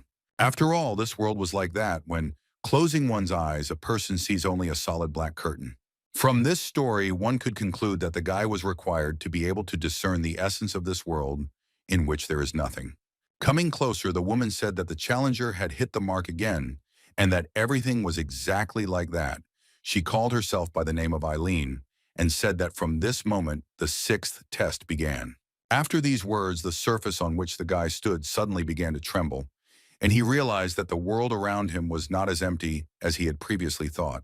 This thought was also confirmed, because a moment later he began to fall into an abyss that appeared out of nowhere under his feet. It was not empty, but filled with water, so the young hunter had to not only stop panicking, but also try not to choke. But all this was happening only in his head, because his body continued to hang on the tree where Eileen had hung it. The pain was identical to the real one, so it was worth quickly finding a solution to the problem. After all, if you don't do this, you can drown without any water around and suffocate with a sufficient amount of air. When the guy activated the power of Serene Mind, she, the priestess, literally jumped away from him because she did not expect to feel such energy. As soon as panic began to creep up on him, Songyun decided to use force, which helped him not to lose his composure, because while he was prone to panic, he was unable to hold his breath. It was a very wise decision, because for a moment he even felt a tingling sensation on his fingertips, which meant that his limbs were starting to function normally. Even without seeing the woman, he heard her words about how she admired his strength, because it was unexpected to see that the guy managed to break free from the bonds of mental images. And the fact that he restored functionality to his body was simply amazing. Few people were able to protect themselves even on a subconscious level. But seeing how Song Yun handled it, she wondered what kind of monster was in front of her, because his actions almost left the woman without a head on her shoulders. Gradually, sensitivity returned to the boy, and he could already move his limbs as before, without feeling any stiffness in them. Gritting her teeth, the priestess tried to understand how he could feel anything in the world of images, since it was simply impossible to regain control of his body in 2 hours. These words struck the guy because it seemed to him that he had been in this world for no more than a minute, but in fact, so much time had already passed. Eileen explained that in reality, time moves much faster than in the place he ended up in. This was very dangerous because if the candidate spent most of the time in this place, he could die from the penalty for failing the test, which was given only 7 days. It wasn't hard to come to the conclusion that since the guy was able to sense his body through the use of the power of tranquil mind, it meant that activating other skills was also possible. It was decided to use the power of the fire dragon's eyes and learn more about this place. The world turned red, but now Song Yun could see what had been inaccessible until that moment. He slowly began to realize where he was and what he needed to do to get out of here. Finally, he stopped sinking and stood in the middle of a wall of liquid that smelled and had the consistency of human blood. The question immediately came to mind whether he should call what he saw a sea of blood from those who died while undergoing the test. Hearing these words, Eileen grabbed her head in horror because it was simply incomprehensible that the world of mental images would open up so quickly to an ordinary applicant. But her surprise reached its peak when she saw that the vines had let go of the guy, and he was now standing on his own feet. After examining the other wings that were behind Song Yun's back, she clarified whether he was really human. But he did not answer her questions, but only used his wings and flew upward, trying to get out of the strange world. As he flew, he was simply amazed by the scale of this sea of blood. One could only guess how many people died to fill it. This was exactly the world he saw with the help of the fire dragon's eye. The guy had no idea what it meant, but the surrounding environment looked ominous and alarming. He paused for a moment because he really wanted to understand why his mind had created exactly this image. His attention was drawn to a shining sword that was located not far from him. He might regret it later, but now he really wanted to touch this amazing weapon, so the guy reached out to take it. When his palm tightly gripped the handle of the blade, the young hunter felt an inexplicable surge of strength, and the blade of the sword was enveloped in a haze. Grabbing it, the guy landed, and the power that emanated from him destroyed everything that was around. It was at that moment that he finally managed to escape from the captivity of his own mind, and his soul returned to its physical shell. Looking around, it was hard not to notice the amazing destruction. He asked the frightened priestess if this was really his doing. With a trembling voice, Eileen asked why else her world looked like this. Sung Yun let out an unease and asked if he had been able to pass the test, and he was also interested in how this had anything to do with faith. The priestess explained that testing faith was a way of recognizing oneself, but the guide demanded to tell him more about it. According to the woman, people themselves do not really understand what they believe in, and do not even try to think properly about what is worth believing in. The main purpose of testing this gate was to encounter the world of mental images created through the processes of belief, thinking, and action. She also said that she read in the boy's world of images that he could overcome his pathetic past and become stronger without losing his humanity. But even having such simple desires and thoughts, it was not easy to remain faithful to them. But that is another story. Pointing to the passage to the next doors, the priestess Eileen wished the adventurer luck and once again said that he did not look like a human at all. Having passed through the 7th gate, the guy found himself in a rather beautiful but creepy world where huge stones flew by themselves and created an ominous atmosphere. Everything was pretty calm until, in an instant, some kind of portal opened above the boy's head, from which light began to pour and crackling lightning began to burst forth. This sight seriously scared Songyun, because he was used to seeing a priest first and then getting into some inexplicable circumstances. The portal looked eerily like someone's eye, and this guess was confirmed when a notification arrived that the god of verification was watching the applicant. He remembered the words of one of the priestesses, who said that no one had ever managed to pass through the 7th gate, and his skin immediately became covered in goosebumps. Feeling a strong otherworldly energy, the guy had to put in a lot of effort to stay on his feet. It seemed as if the eye began to look even more intently, and the gaze of the god of inspection was directed straight at Song Yun. It was very difficult to withstand this look because it made the body freeze in place, and the boy also began to feel terribly sleepy. His eyes began to close on their own, but he tried not to let himself fall asleep, because that promised him certain death. It was very reminiscent of a situation when, faced with something insurmountable, the body turns to stone and completely refuses to take any steps to survive. He felt like prey that an experienced predator had managed to trap, and now there was no point in even trying to avoid death. Song Yun tried to reassure himself that it was only an eye that appeared in front of him, so there was no need to be so afraid of that very god of inspection. But his body still did not obey him, and his thoughts seemed to be controlled by someone else, because pictures of the past began to pop up in his head. He went back to that day when he promised himself that he would never be weak again and would be able to protect himself and his loved ones. But no matter how he convinced himself, the feeling that he was still a little defenseless boy did not give him peace. Trying to escape from the captivity of his own past, the boy began to scream desperately and wave his sword, cutting through the air. To come to his senses, he pierced his hand with a sword and activated the skill Ash Blood. He felt almost no pain because his abilities reduced it.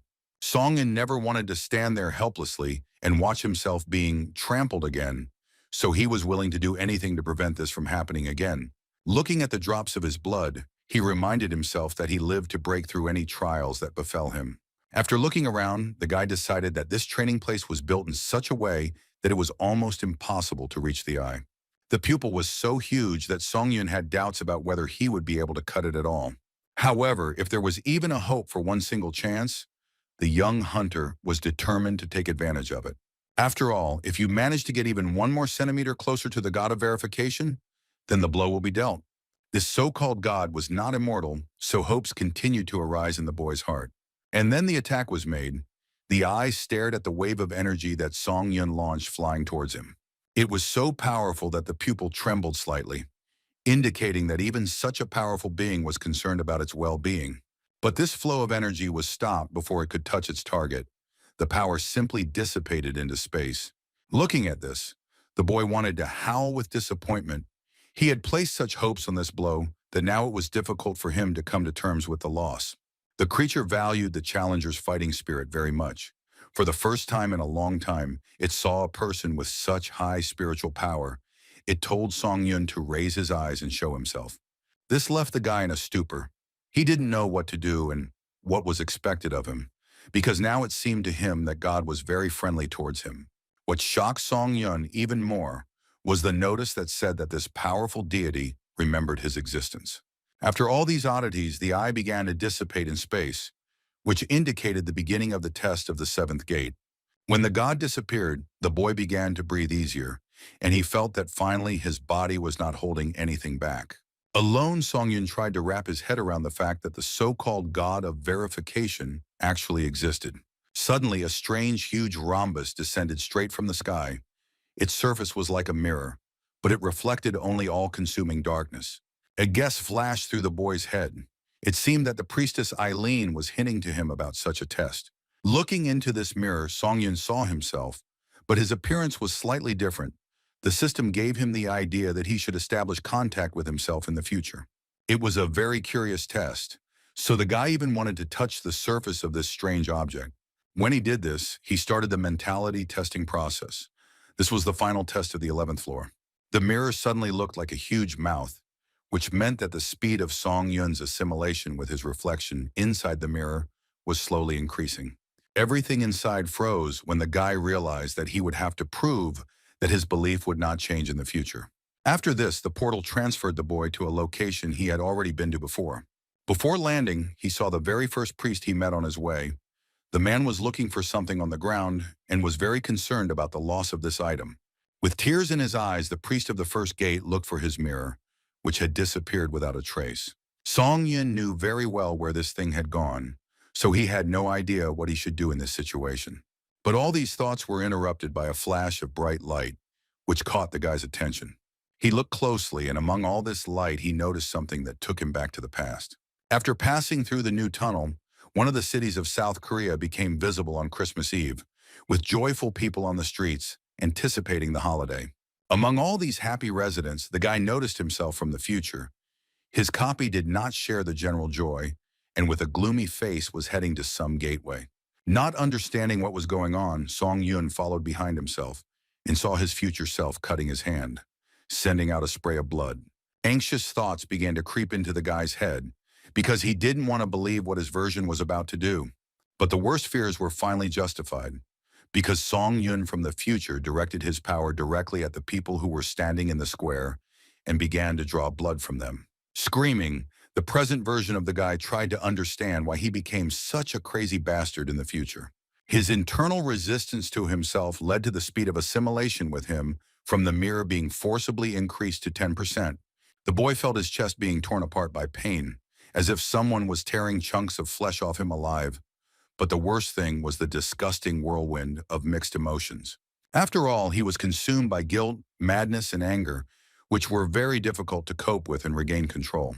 Suddenly, the challenger felt a hand squeezing his throat, and behind him he heard the voice of the first priest, asking if he had really taken his mirror. After this, the man attacked the boy and squeezed his head with such force that Song Yun felt as if his skull was about to split in half. The pain consumed his head, mixing up all his thoughts and not allowing him to regain control over his own body in order to take at least some action for his release. The tower's notification announced that from now on, all skills and powers that interfere with Song Yun's spirit would be sealed. But despite this, the boy managed to fight off the priest and attack him. Thanks to the efforts of the young hunter, the man's head was separated from his body. But even at the last moment, he was still muttering about his precious mirror. When the pain in his head began to subside a little, the boy suddenly realized that during the mentality check, where mental protection is especially important, the power of the serene mind was blocked. Immediately, he felt a dark energy that was getting closer and closer to him. It was his future self who grinned evilly and said that if he had known about his power from the very beginning, he would have crossed the line long ago. The guy could only watch in horror as the speed of assimilation with the personality inside the mirror was forcibly increased to 20%. His throat was seized with unbearable pain, after which he began to cough up blood. Due to the unbearable psychological shock, the applicant suffered from an abnormal state of ki intoxication.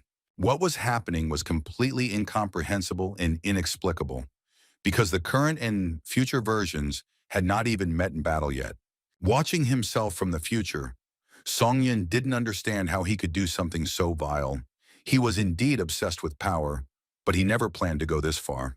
The guy's condition was getting worse with every second, and it was necessary to urgently remove the abnormal status, because his mastery of skills was falling lower and lower. Due to the unbearable pain, Song Yun did not immediately realize that he had been transported to another place, along with his future self. He found himself in the world of Murim, and watched as his double ordered the head of the Murim Union to be brought here immediately. Future Song Yun's voice was very rough and filled with anger as he said that if his order was carried out, he would at least spare the lives of those standing before him. A man came out of the building and said that he had heard that a madman called the Sword Ghost had appeared in Murim, so he wanted to meet him in person. It was the head of the union named Legion Huan. He wanted to know the name of the interlocutor, but all propriety was thrown aside. Song Yun decided that there was no point in talking and that the best demonstration of strength would be through action. Apparently, there were bad rumors about the Sword Ghost, because for the head of the Murim Union, such behavior was not unexpected. The men came together in a fight, and a simply amazing fight began, the force of which swept away everything in its path. All the people who were nearby were dead, because the evil nature of Song Yun from the future left no one alive. Legion Huan had no words to describe all the bloody horrors that his opponent had committed. All members of the union were killed, despite the fact that the guy promised not to touch anyone. The man asked if he had even a drop of conscience. But such feelings were unfamiliar to the cruel warrior that the boy had turned into. So he said with a grin that he did not regret what he had done at all. He called the killed people merely combat resources that did not make him doubt the correctness of his actions. Moreover, they did not represent any value in his eyes. After these words, the guy without a second thought dealt with the head of the union, cutting off his head. The current version of the guy was getting worse, and assimilation had increased by 30%. He did not want to believe that in the future he would be able to commit such atrocities. While the location in the mirror changed dozens of times, the guy had to watch how his future self was in the state of a monster, imbued with madness and seeking only growth. It was the most disgusting sight Song Yun had ever seen, because watching all these crazy murders was simply unbearable. He didn't want to accept the fact that he would become a crazy monster who never lost and spared no one. The pain penetrated the boy's body even more strongly, and the assimilation rate increased to 40%. When it reached the 50 mark, his head was splitting into pieces. Song Yun even thought that he would not come out of this trial in his right mind. Realizing that he was stuck in the role of an unwitting spectator of all the atrocities, The guy smiled madly. Tears flowed from his eyes, and he felt a serious pleasure that came out of nowhere. The location has changed again, and now events have taken us to an empty building on the outskirts of the city. The guy's old acquaintances, Oh Chung-gok and Kim Sung-hoon, got in there, knocked down the shock-proof door, and found themselves where they were not expected. The masked warrior asked if Song-yun really thought he could go unpunished by committing such inhumane acts. But it seems that no one was able to punish this cruel monster, because a moment later he was already holding Chun-suk's lifeless body in his fist. Lee Ha-yan, who was standing nearby, was not herself, looking at what was happening. She wondered why her former friend was doing this. She was hysterical and wanted to get an answer as to why he was killing innocent people in order to become stronger. Looking at the crying girl, the guy said that his reasons were quite obvious. Killing was just a way to grow, and people in his understanding were raw material. Coming closer, Kim Sung-hoon could not resist and asked in a threatening tone if his former comrade remembered that he controlled lightning. Moreover, the weather only contributed to the fact that the insatiable guy would give up his spirit today. As he charged at the monster, the masked man said that he wanted to see such demonic spawn leave this world. Laughing, the future version of Song-yun said that he should have been considered a man back when he hadn't gained all the abilities he had now. Seeing the red laser that was inexorably approaching his body, Sung-hoon froze in place, because he knew that it was very concentrated energy. Song-yun didn't stop, even when Ha-yeon begged him to do it and leave all her friends alone. But no amount of persuasion would work on such a monster, so the girl had to watch all these atrocities with screams. The real version of Song-yun simply couldn't bear to listen to his friend begging him to come to his senses. He understood that one wrong move and the crazy entity would really swallow him up. It felt like 50% assimilation could destroy his mind. It was clear that a solution had to be found right now. But all these thoughts were pushed into the background when the connection with the future version reached 60%. The pain became so intense that the surrounding world turned crimson and blood clouded the guy's vision.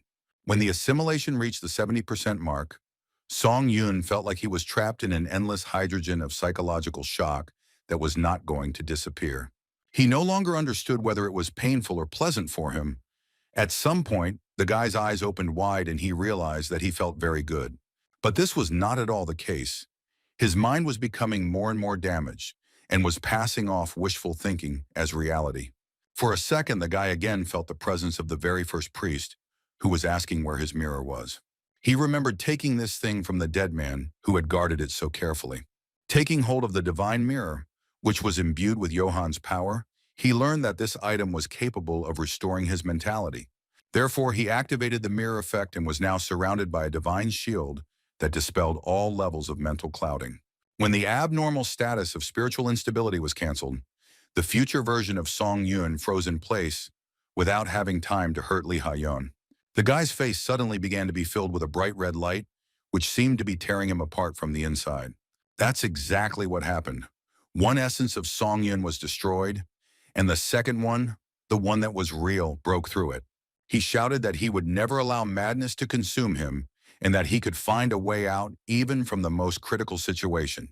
For this desire to remain himself and be true to his beliefs, he received the achievement Steel Spirit. Finally, the mental test was completed because the guy D showed that his principles would remain unchanged. When he returned to his body, he discovered that it was all happening in his head, while his physical body remained in place. While the administrators were rejoicing at the happy outcome, the god of the verification wanted to personally meet Song-yun, and he forcibly summoned the applicant to the Holy Land. It was completely unclear where he was being transported this time, because the participant had heard about the Holy Land for the first time, and this forced call made him nervous. This deity temporarily concentrated power in his hands and made it so that the administrators stopped their observation of the test, after which the boy entered the sacred abode. The tower allowed this to happen, but only on the condition that the challenger be provided with security guarantees. After a period of flight that seemed endless, Song-yun found himself in a surprisingly calm place. It felt like he was floating in the sky. Before he had time to get used to the new place, a blinding light suddenly appeared, which painted the entire space in golden hues. A man emerged from the radiance and began to descend towards the place where the stunned Song-yun stood. This was the very same god of verification. He seemed faceless, but at the same time beautiful. The creature asked a question about who the guy was, because divine energy emanated from him. As he approached, the creature said that now that they had met in person, it was clear to him that the claimant was extremely ambiguous, and he assumed that the tower had created him. It was very strange to realize that he was considered a pseudo-deity, but Song Yun found the courage to say that he didn't know what a god meant. Pseudo-deities were the name given to administrators, so the creature was interested in whether the applicant was one and whether he had entered into a contract with the tower itself. Saying that he was just a challenger, Song Yun heard that he had his own divine power. Smiling, the god said that he should visit the tower more often, after which he asked if the guy realized that it was impossible to create anything real with the help of the power of a pseudo-deity. But being an apostle of a pseudo-deity, he created one real thing, so it was clear to the god of verification that the guy was an unusual creature. It sounded like Song Yun had done something great, but in reality he had simply obtained divine power after killing Chiron. The deity was surprised that the applicant had extracted the divinity and did not know about it. He asked if the guy had not performed the extraction process because he knew about it. But looking at Song Yun's face, it was clear that he had no idea what divine power was and how he could accidentally obtain it.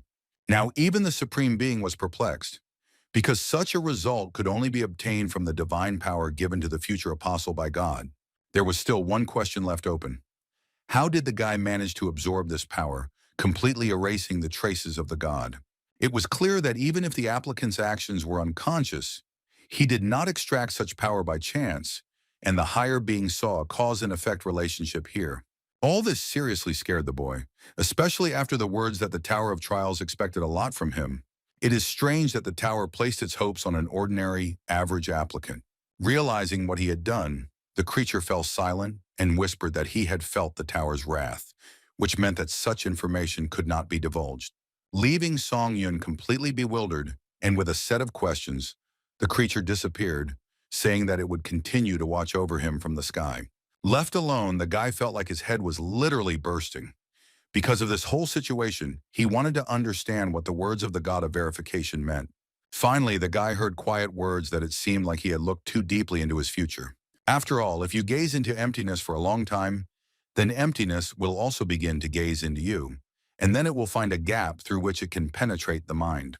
This was the final warning from the Supreme Being, because according to him, this is exactly what should be feared. Looking around, the guy wanted to see the deity to ask a couple of questions, but he only heard a voice that warned him that he would soon return to where he came from. Song Yun began to shout and ask for a longer conversation because he wanted to understand what to expect next, but unfortunately, his requests were ignored. But still, God was willing to shed light on some questions if the boy found himself in the temple of verification that was in Ares. Also at parting, he gave one last piece of advice, saying that from now on, the guy should not trust other gods, because now they will all consider him their enemy. After these words, the transition to the waiting room began. Because the 11th floor of the tower was passed, the applicant was awarded a reward in the form of an antique mirror and points. But the guy didn't even want to think about any rewards because all his thoughts were focused on what had just happened. It was hard to wrap his head around the fact that he had met God himself, who spoke to him and promised to watch over his trials from heaven. The entity that descended upon him told him more than anything the boy had heard so far. It turns out that it was by the will of the tower that the divine power was extracted from the body of the priest Chiron, and it was also said that great hopes were placed on the ordinary applicant.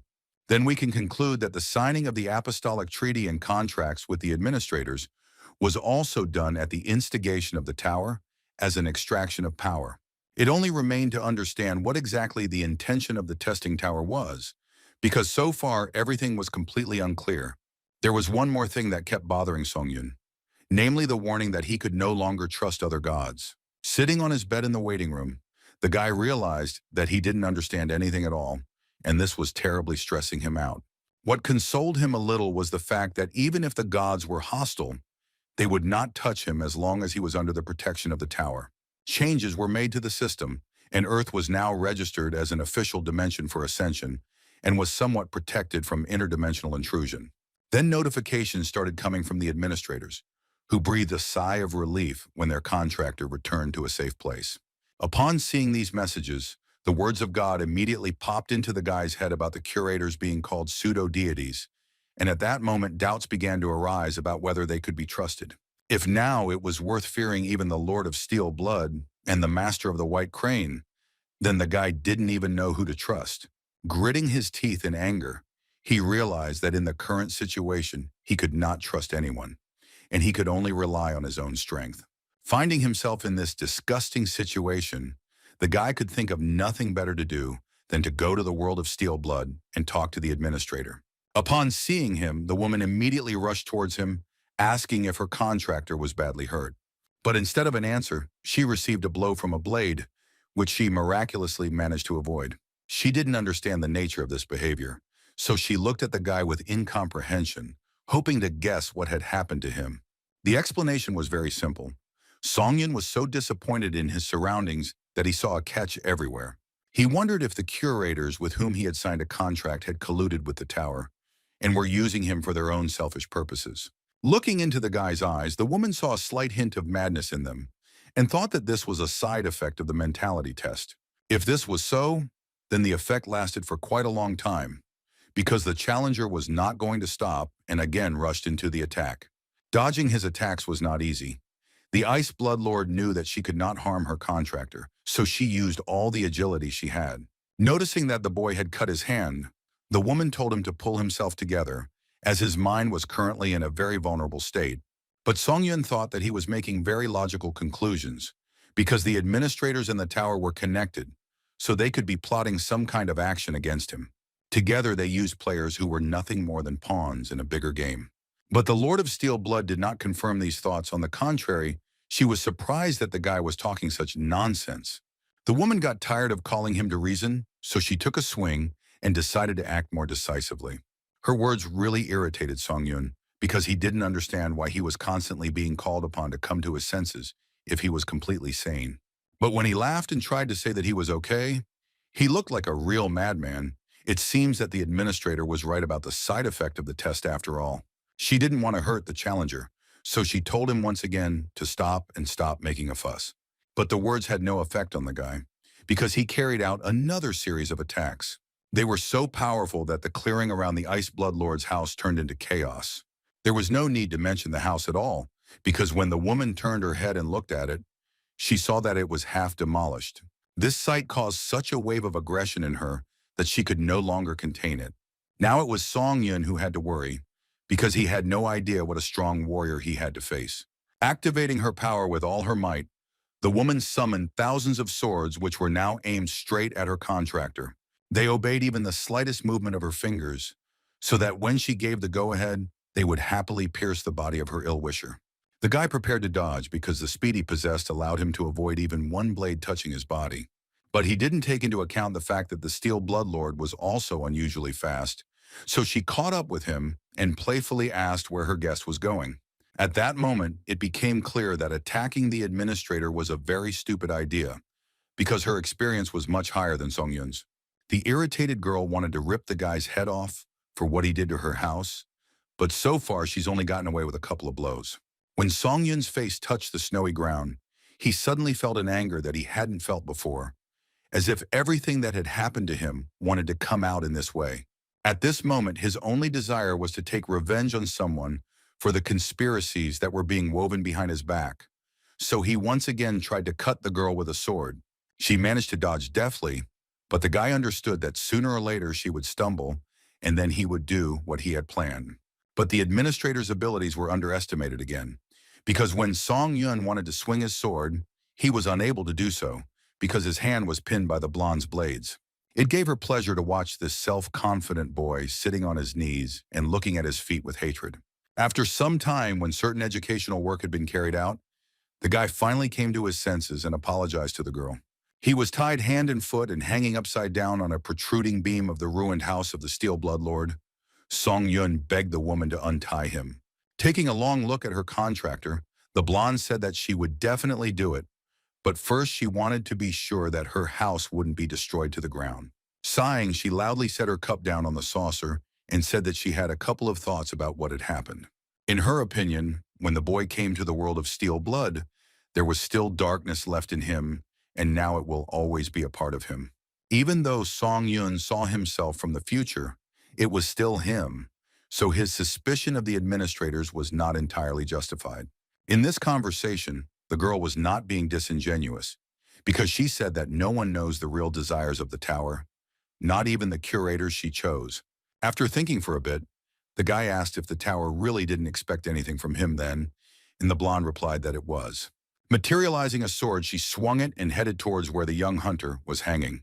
After cutting the rope, one could happily watch Song Yun fall onto the snowy ground. The irritated guy walked over to the nearest surviving chair and began to listen to how the test tower never showed its desires to the players. So she didn't want anything special from the guy. But the blonde realized that someone's words had planted doubts in the young man's heart, and he said that was exactly how it was. The girl's eyes narrowed angrily when she heard the god of verification throwing around such words. Finally, the reason for all these doubts and the strange behavior of her contractor became clear to her. She decided to once again say that she obeyed the tower like ordinary applicants. The guy understood this and asked if there was any other information that he should know. Standing up from her seat, the blonde chuckled and said that the tea that Song Yun enjoyed so much was made from the urine of a black dragon. After these words, the very rare and surprisingly delicious tea no longer seemed so delicious to taste. But the guy remembered that the god of verification mentioned that the administrators received divine copies thanks to the contract with the tower. Having put sweets on the table, the woman said that she could not reveal this information now, but in any case, her contractor would soon find out about everything. But that was not all that Song Yun wanted to know. What interested him most was what cherished wish the Iceblood Lord was talking about. With her eyes closed, the woman listened to the White Crane Master say that they received their cherished wish from the tower and that it is up to the players who signed the apprentice contract to fulfill it. She felt a twinge of jealousy and said that since his second handler had mentioned it, she should have told him all about it. But the guy didn't pay attention to her capricious tone, because he was interested in why she revealed her desire to him. Lowering her tone, the woman muttered that there was one obvious reason for all of this. Turning towards the fireplace, she said that she was simply scared.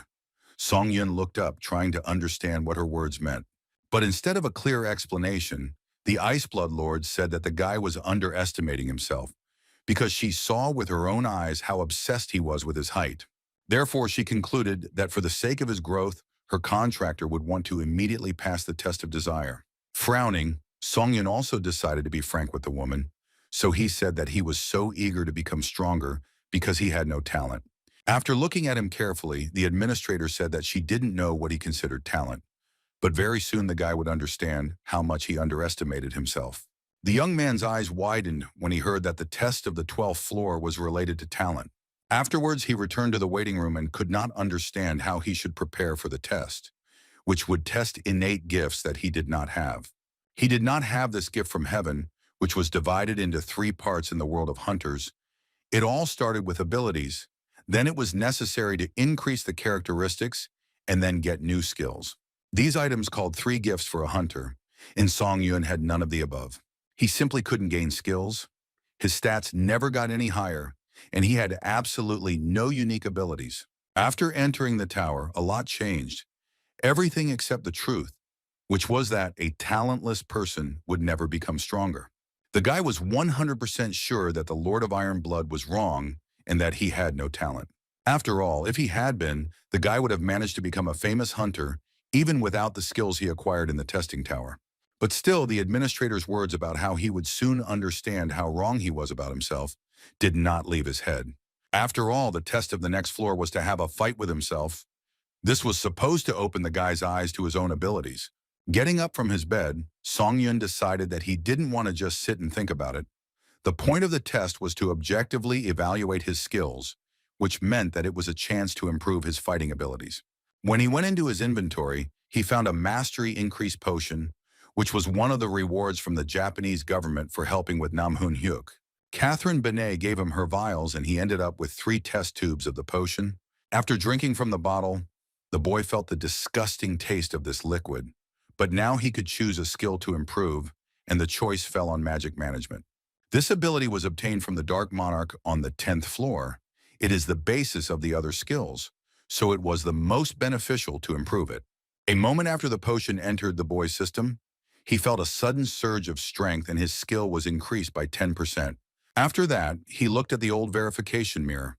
a reward from the 11th floor that would activate the unique effect of thought from the past if magic was put into it.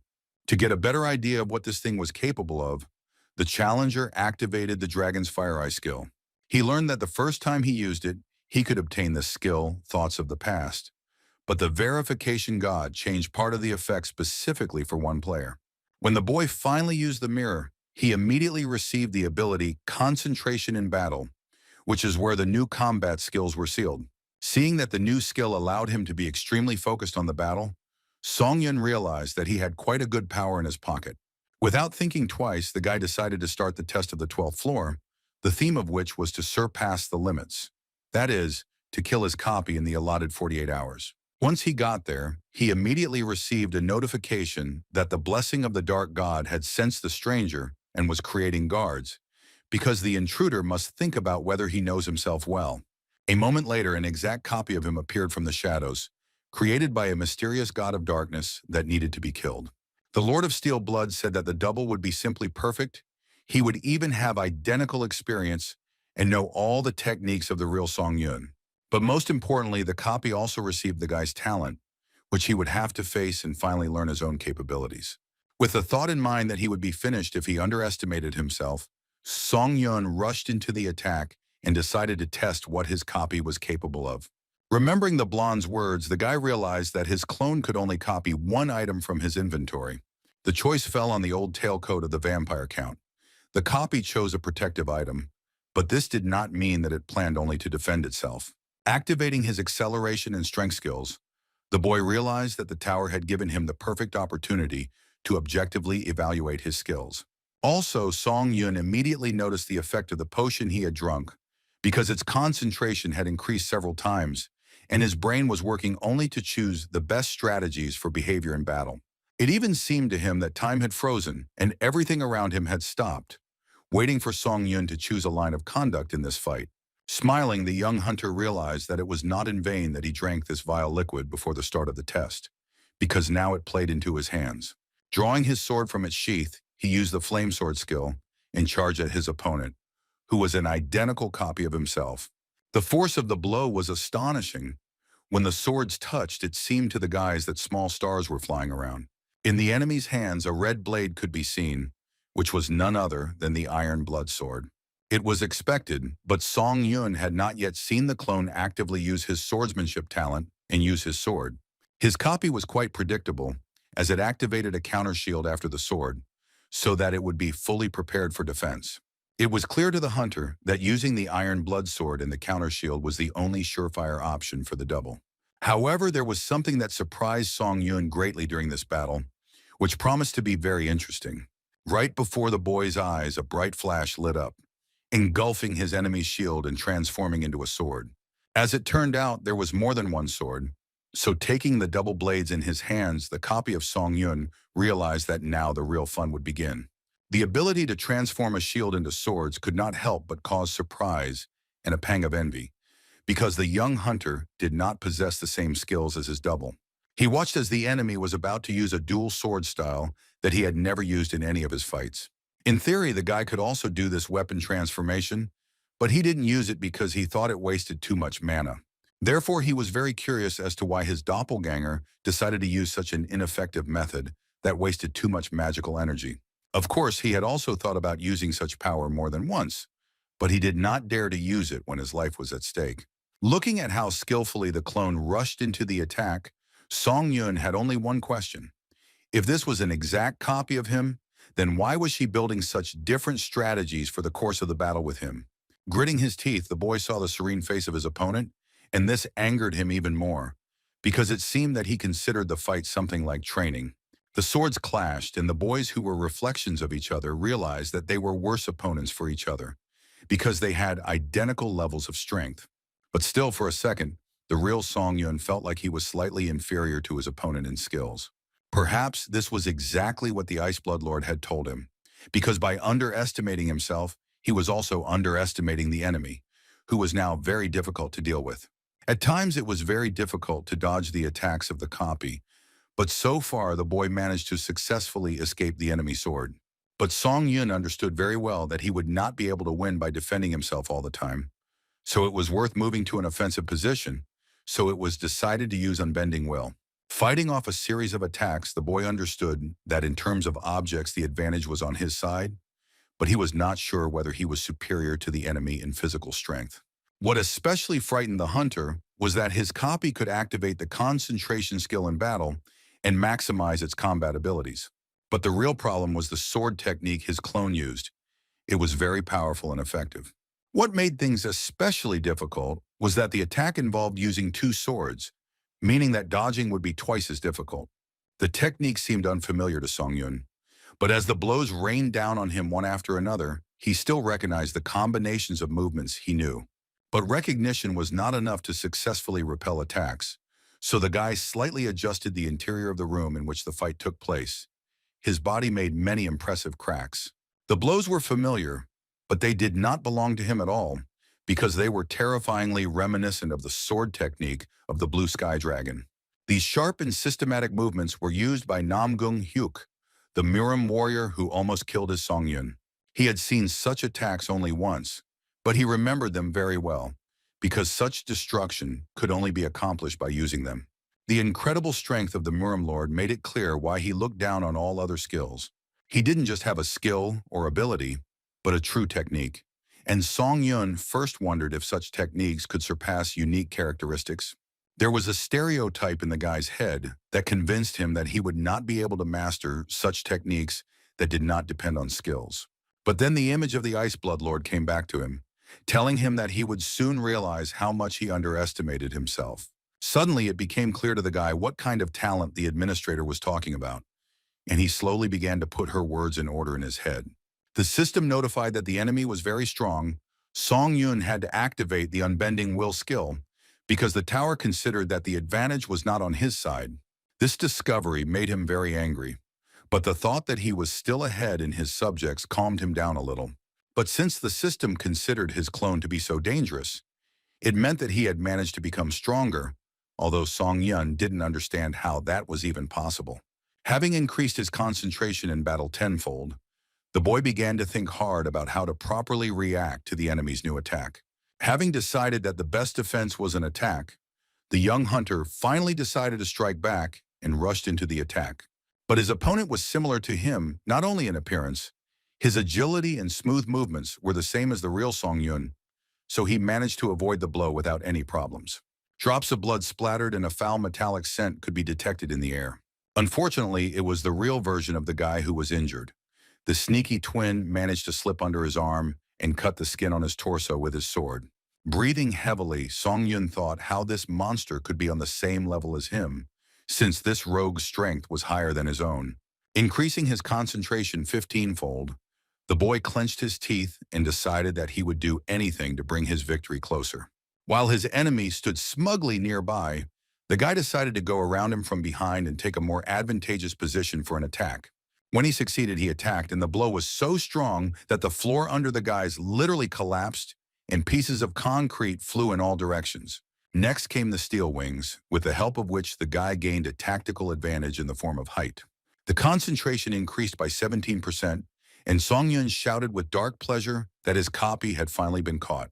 The twin could only sit on the floor among the ruins and watch as his inevitable death approached with great speed.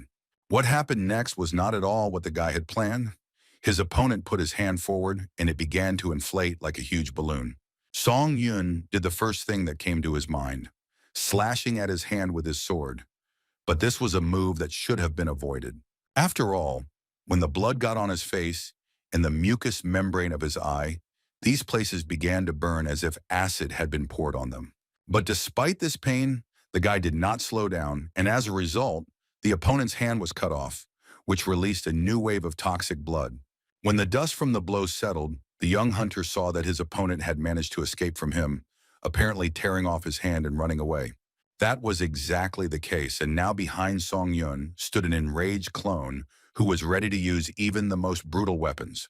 From where the hand had been, shadows now snaked out, entwining the copy of the guy in the tip of his sword, which was pointed straight at the enemy. The blade emitted such a powerful glow, which resembled a laser, that it was capable of piercing the enemy's body even from a distance. When the real Song Yun turned his head and saw the danger that threatened him, his first thought was that he might die today. As if to confirm this thought, the light that emanated from the blade moved even closer to the guy's face. After this, the shining ball hit the young hunter, and he backed away, unable to withstand such an onslaught. But despite this, he managed to stay on his feet. But to achieve this, he had to increase his concentration by 20%, which exceeded all limits. Therefore, the guy's condition left much to be desired. His head was splitting and throbbing so hard that it seemed like it was about to explode.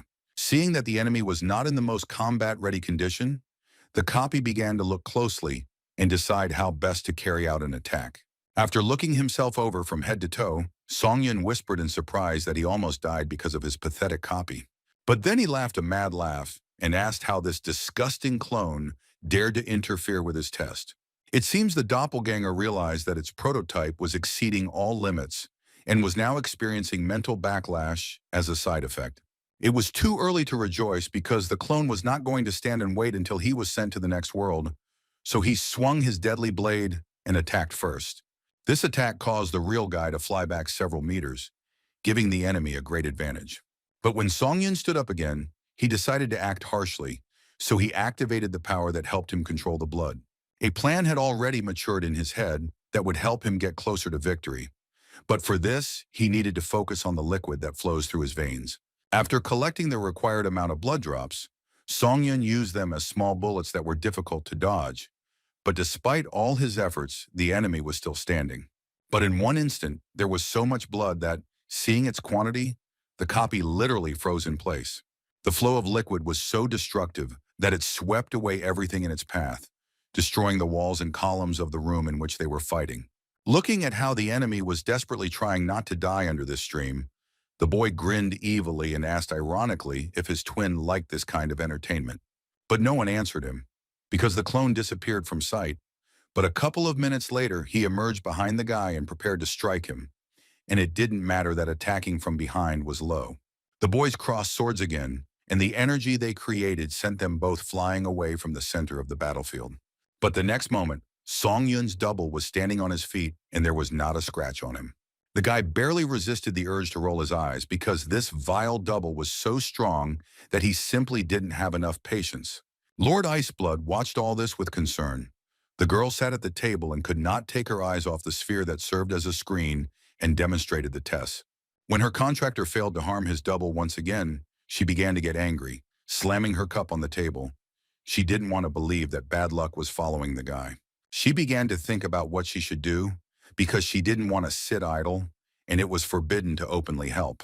Sure, she was worried about the tower's reaction, but the blonde still decided to take a desperate step and tried to contact the guy. But nothing worked and the sphere disappeared, splashing the administrator with the water from which it was created. She smirked when she saw that her messages were now temporarily disabled, so that she wouldn't have the opportunity to advise or help her contractor. And the guy really needed help because he felt that someone was controlling his body, just like when he attacked the Lord of Iceblood. His hand completely stopped obeying him and hit him right in the face. The guy was in his right mind, but the limb did not obey him. Even his double froze, watching what was happening with interest because he was not the cause of such behavior. The limb was still out of Song Yun's control, and he was well aware that such tricks were very dangerous in the middle of a fight. When it dawned on him what exactly was happening to his body, the boy screamed loudly for the alien force to leave him alone. But the bonds only wrapped tighter around his body and now constrained and subjugated not only one hand, but also most of the hunter's body. The guy thought that he had managed to deal with his version from the future, and now he could finally fully control his mind. But this was not entirely true, because as the Lord of Steelblood said, this darkness became a part of him and would forever remain inside him. Trying to escape from the captivity of his own mind, the boy suddenly heard a rougher version of his voice, which said that it fought for him even when he died. It was that Song Yun that the boy had tried with all his might to throw out of his head and forget like a bad dream. Standing before him was not a man, but a real monster. The boy began to desperately try to break free and scream for this monster to get out of his body right now. But these cries were cut off by the voice of his future self, who called him a fool and urged him to think about what he could achieve if he followed his example. Song Yun's version mocked him and said that he had reached the 12th floor, but was still unable to look at himself and see the truth. Anger filled the guy because he understood perfectly well that there was some truth in his double's words, and this infuriated him even more. These words were so irritating that they gave the young hunter some strange boost of energy, which he used to make another dash. It worked, and now Song Yun was rushing towards his future self to slam his fist into his insolent face. But the copy only smiled and raised two fingers, activating a power that was difficult to go against. Streams of blood rose from under the ground, lined up and blocked the guy's passage to the hated enemy, who was so close and at the same time at a huge distance.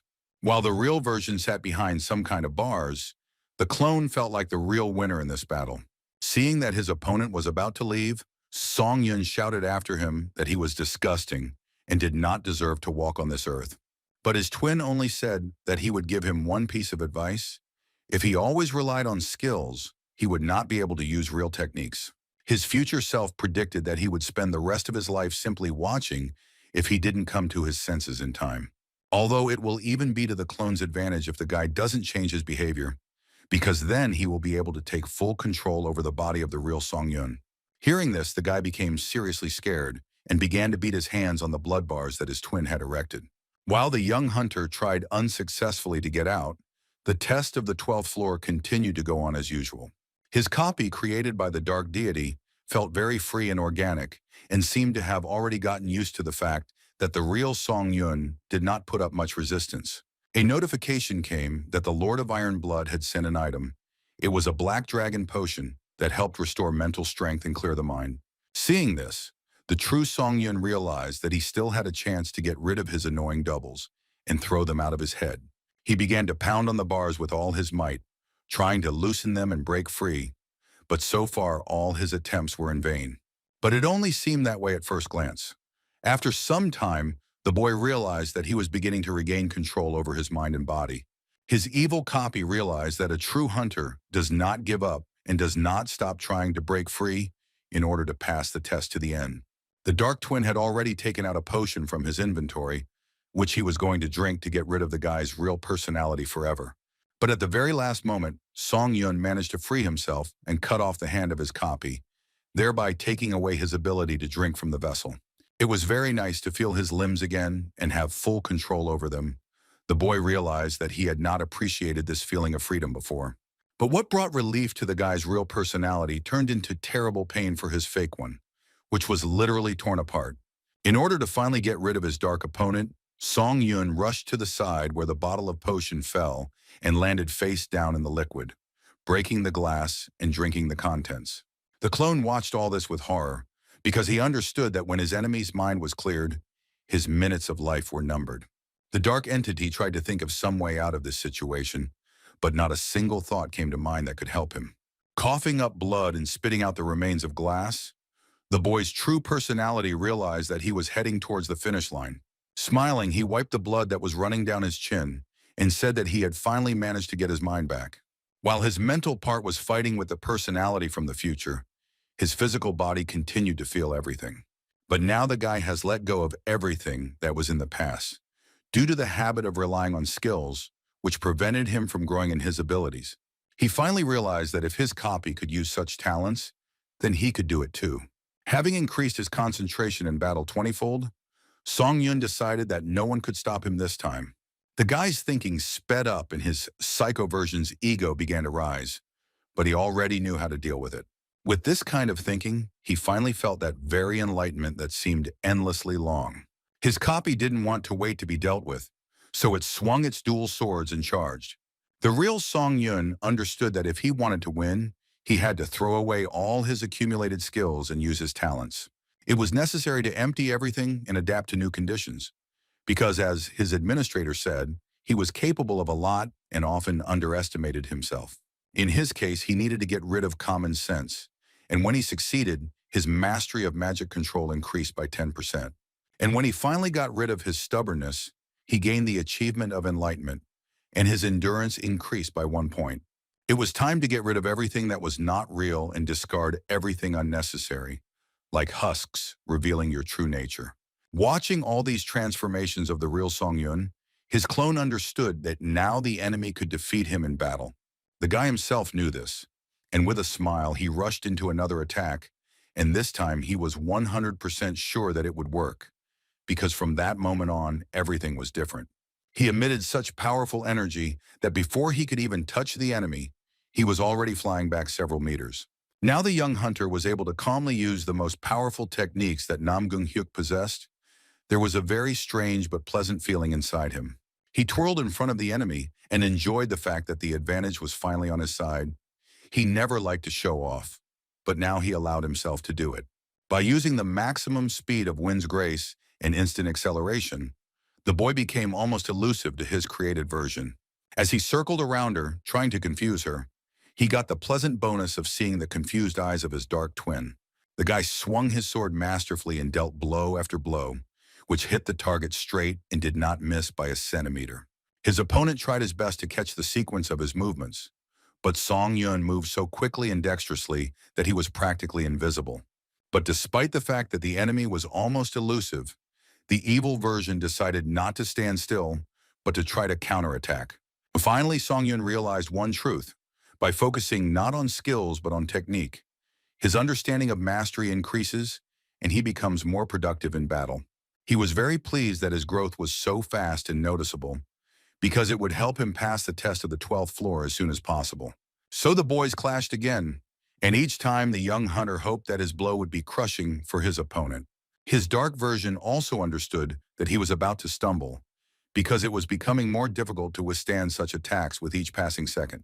All this made the clone furious, so he growled and, swinging his swords chaotically, rushed towards Song Yun. But he saw all the shortcomings of his copy.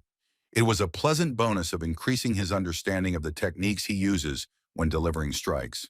It was now clear to him that the twin was not using Namgung Hyuk's real techniques, but was simply trying to imitate them and look like an actor from a very bad production. Having activated the Iron Blood Sword, the boy realized that when fighting such an opponent, distrust in his abilities could weaken the QE energy of his blade. This meant that even when training with the techniques that the Murim warrior used, one had to focus on strengthening the flame sword. When he concentrated on his power and did this, his weapon blazed with a clear flame and began to heat up in his hand. But this heat did not burn, but pleasantly touched his skin. The guy then directed this power in a powerful stream straight at his dark clone to finally wipe this evil spirit off the face of the earth. It was becoming increasingly difficult for Tom to dodge, and at one point he failed to dodge, and his shoulder was seriously injured by Song Yun's energy flow. Upon seeing the blood, the real version of the boy activated the True Blood Seeker skill and decided to turn the liquid against its host. Drops began to flow out of the dark twin's body and transform into something that resembled blades that were aimed straight at the enemy. There were countless numbers of them, and they all threatened to pierce the false personality of the young hunter, who was so reluctant to leave this world. The clone understood that he didn't have much of a choice, and if he didn't come up with some crazy plan right now, he could say goodbye to his existence. The streams of blood became stronger and stronger, and the evil creature could not escape his sad fate, which he fully deserved. Then there was an explosion, which seemed to the true Song Yun to be the most beautiful and long-awaited sound on earth.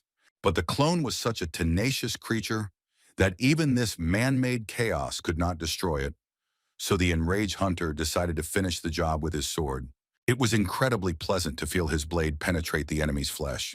But his opponent was a reflection of himself, so he was also difficult and tried to counterattack, but the boy put up his shield in time. The dark twin hissed in pain and frustration. His shoulder was wounded while the enemy didn't have a scratch on him. But then the monster exhaled too calmly, and his wound quickly healed. The clone's gaze promised a cruel and swift reprisal. The guy's true identity noticed one strange feature in order to block the attack. His opponent twirled the sword in his hand. It was a very strange and surprising technique that had to be adopted, because apparently it was incredibly effective. However, Song Yun did not admire such skills for too long, but decided to test their strength and rushed into the attack. Two forces collided with each other. They were so similar and at the same time so different that this spectacle could be called truly unique. This aggressive attack style was unfamiliar to the young hunter, so it was a little difficult to land blows, but it was still not enough of an obstacle for him. But then such harsh sword techniques were replaced by softer ones, and this transition seemed very strange to the guy. The soft sword was another technique of the Murim warrior Namgung Hyuk. Song Yun was already quite irritated that his copy was constantly imitating this cruel monster.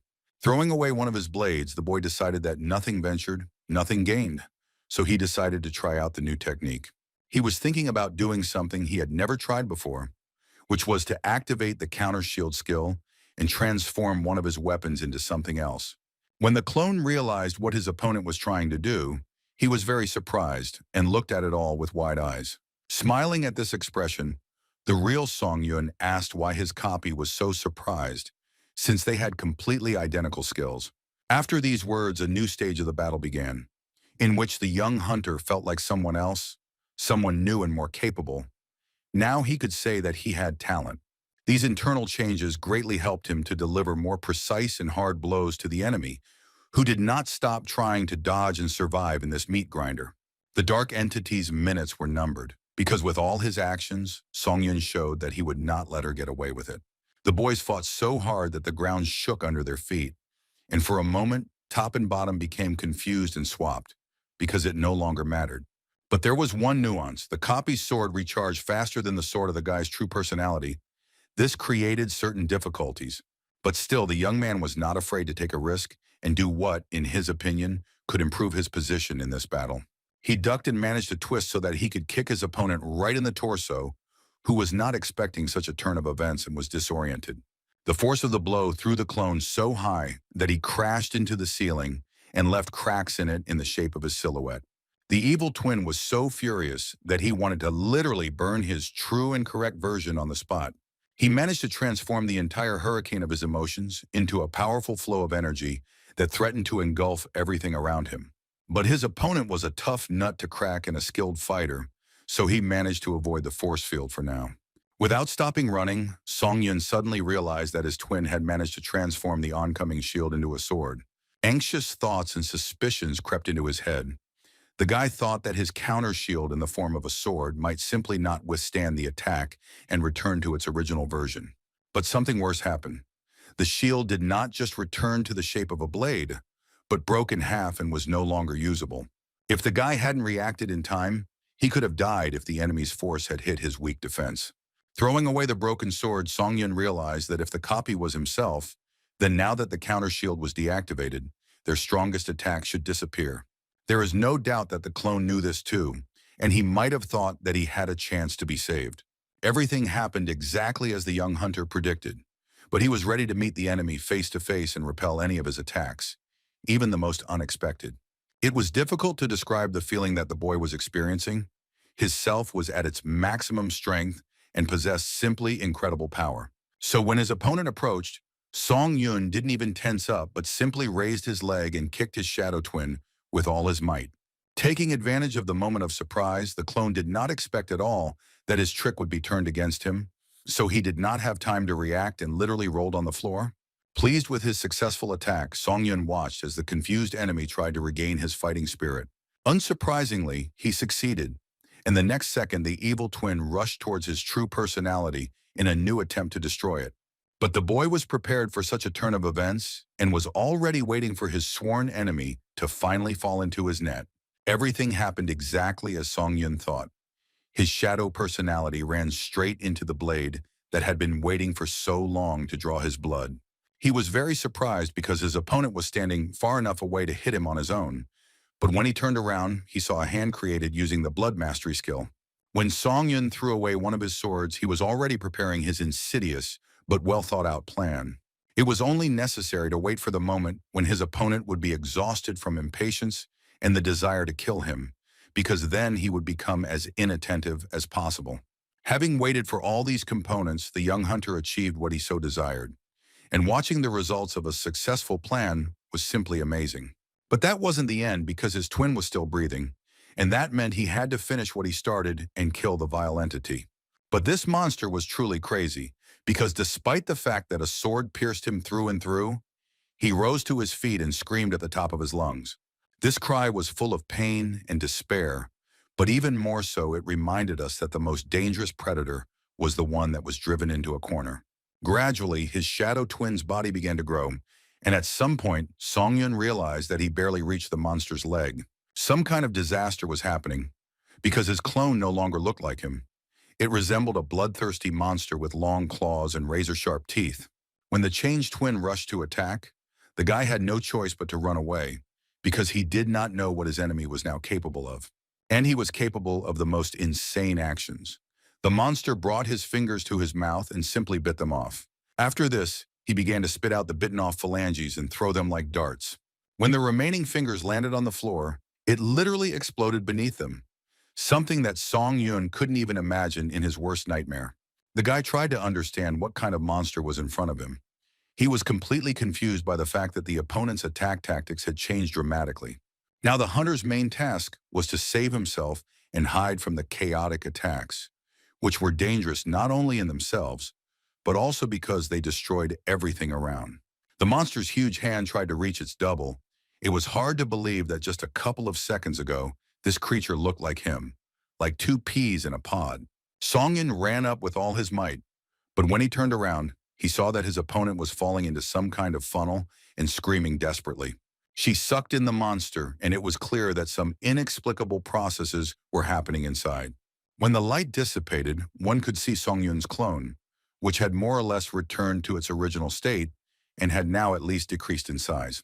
Hiding behind the shield, the boy carefully watched every movement of this creature, because now it was completely unclear what to expect from this test. The counterattack shield's recovery time had expired, and now Song Yun had the opportunity to better protect his life. Looking at his current opponent, he asked sullenly if he would attack him, since this battle was long overdue. The monster, which now looked more like a man, did not answer, but instead clenched its teeth and rushed forward, hoping to taste the flesh of its enemy. When he entered into battle with this monster, it was quite clear that he had completely lost his mind. But despite this obvious flaw, the creature continued to strike, and they were quite precise and deliberate, which meant that its intelligence was in order. As strange as it all may seem, some of his techniques could be quite effective as a surprise attack. Song Yun understood that the clone had lost his temper and was constantly making explosions, and if he used ash blood, it would absorb too much of his stamina.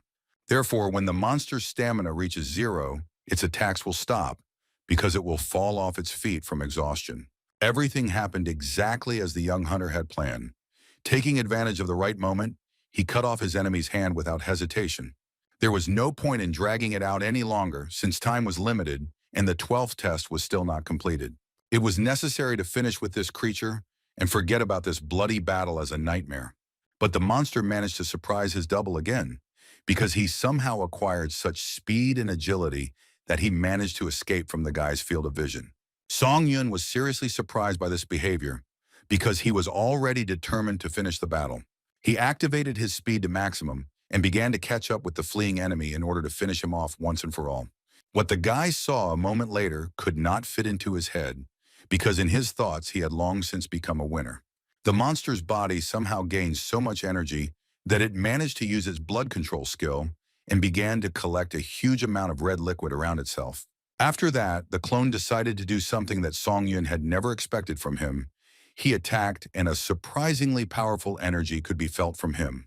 The blow was aimed straight at the boy's body, but he managed to put up a shield in time, so all that was left was to hope that his defense would withstand this onslaught. Luckily, he managed to defend himself, but it was still difficult to stay on his feet, because the monster was still really strong. All these actions irritated the guy very much, but despite this, he was grateful to his opponent for such an ignorant use of this power. After all, with its help, the counterattack shield was recharged and reached the maximum damage absorption limit. Now the creature will definitely die, because by using the counterattack skill, Song Yun will achieve what he wanted so much. Apparently, the creature also understood this, because it roared desperately, and in this cry one could recognize real despair and fear of imminent death. The shield turned into a small sphere that was filled with highly concentrated energy, which had a destructive effect. The force was so enormous that Song Yun narrowed his eyes, expecting it to ricochet a little and knock him off his feet. The final preparations were complete, and now the guy was ready to point the sphere straight at his sworn enemy. A small fireball hit the clone right in the face, and he couldn't stand it and was unable to stay on his feet. Everything around began to shine, and now it was absolutely clear that anyone, even such a strong opponent, would not be able to avoid an attack of such impressive force. Now it's time to use the release of energy that has accumulated in the shield. This will be the point in the history of the Dark Twins' existence. The accumulated damage burst out, and the space shook from a powerful explosion that swept away everything in its path. The clone's body couldn't withstand it, and its limbs began to break away from its body, flying away.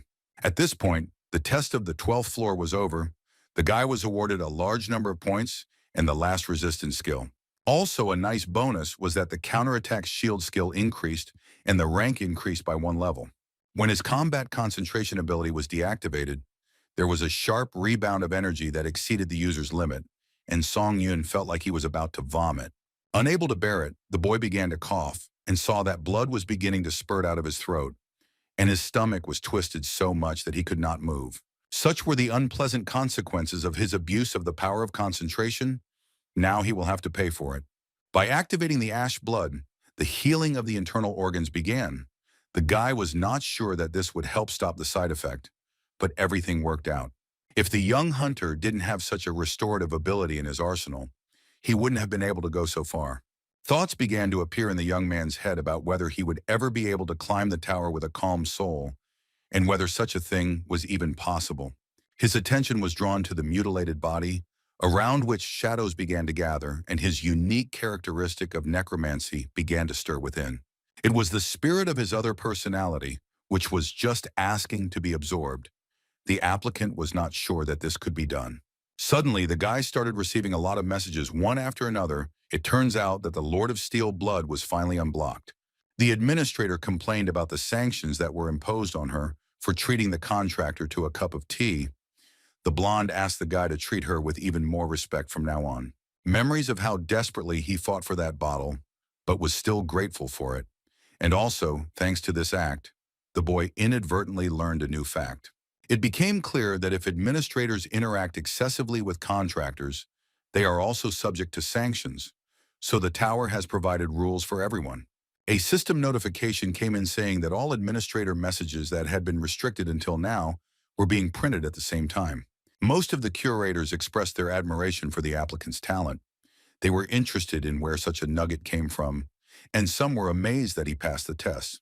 It was amazing to realize that so many administrators were watching his battle. The guy read the messages and was simply amazed. While some expressed genuine admiration, others reacted as if they were fed up with Song Yun, asking if the challenger had really only reached the 12th floor. More and more curators were watching the rise of the young hunter, and it was a very strange feeling, because sometimes it seemed like he was a participant in some kind of entertainment show. There were also administrators who said only what they wanted and then disappeared when they lost interest. Some sent messages without any purpose at all. The notifications kept coming in, and Song Yun tried to figure out why these people were acting like this. It seemed like they were trying to drive him crazy. Questions arose as to why they chose him out of all the participants, since he had already signed a contract and it was unclear why they were trying to get his attention. The next moment, a guess flashed into his head, which could be a logical explanation for such behavior of the curators. Perhaps the system would allow administrators to approach him with a request, and such a reaction to the guy's success turned this assumption into a certainty. Smiling, he realized that he could also receive certain bonuses from such cooperation. It seemed that as the system expanded, in the future, administrators who were not contracted to Song Yun would also be able to benefit. But despite this, bombarding the guy with messages was somehow wrong and very unprofessional. The boy said that if they needed anything from him, they should send him as a force support. Then he would definitely remember about the curators later when the system was expanded. But these pseudo-deities began to react strangely to such words. They clearly did not like the arrogance of the applicant, and they considered him very vain. But the guy just grinned and informed them that his offer only extended to 3 people in order of priority. It worked, and a new stream of notifications poured in, with admins offering to add their power to the contractor-only store. Now Song Yun seriously thought about what this meant for him directly, because power is not given for free, and then he will have to face a return favor. His attention was drawn to the red haze that was beginning to envelop his body, and he realized that now he needed to think about something else. At this point, the real important decision was whether or not to absorb the spirit of my dark self. It was unclear what would happen if you absorbed the soul of a creature that had not only identical stats, skills, and powers to the guy, but the only way to answer this question was to absorb it into the soul, which Song Yun did, and his skill immediately increased by 28%. Notifications came that the composition of the soul of the false applicant was identical to the composition of the soul of the guy, so an attempt was made to extract divinity.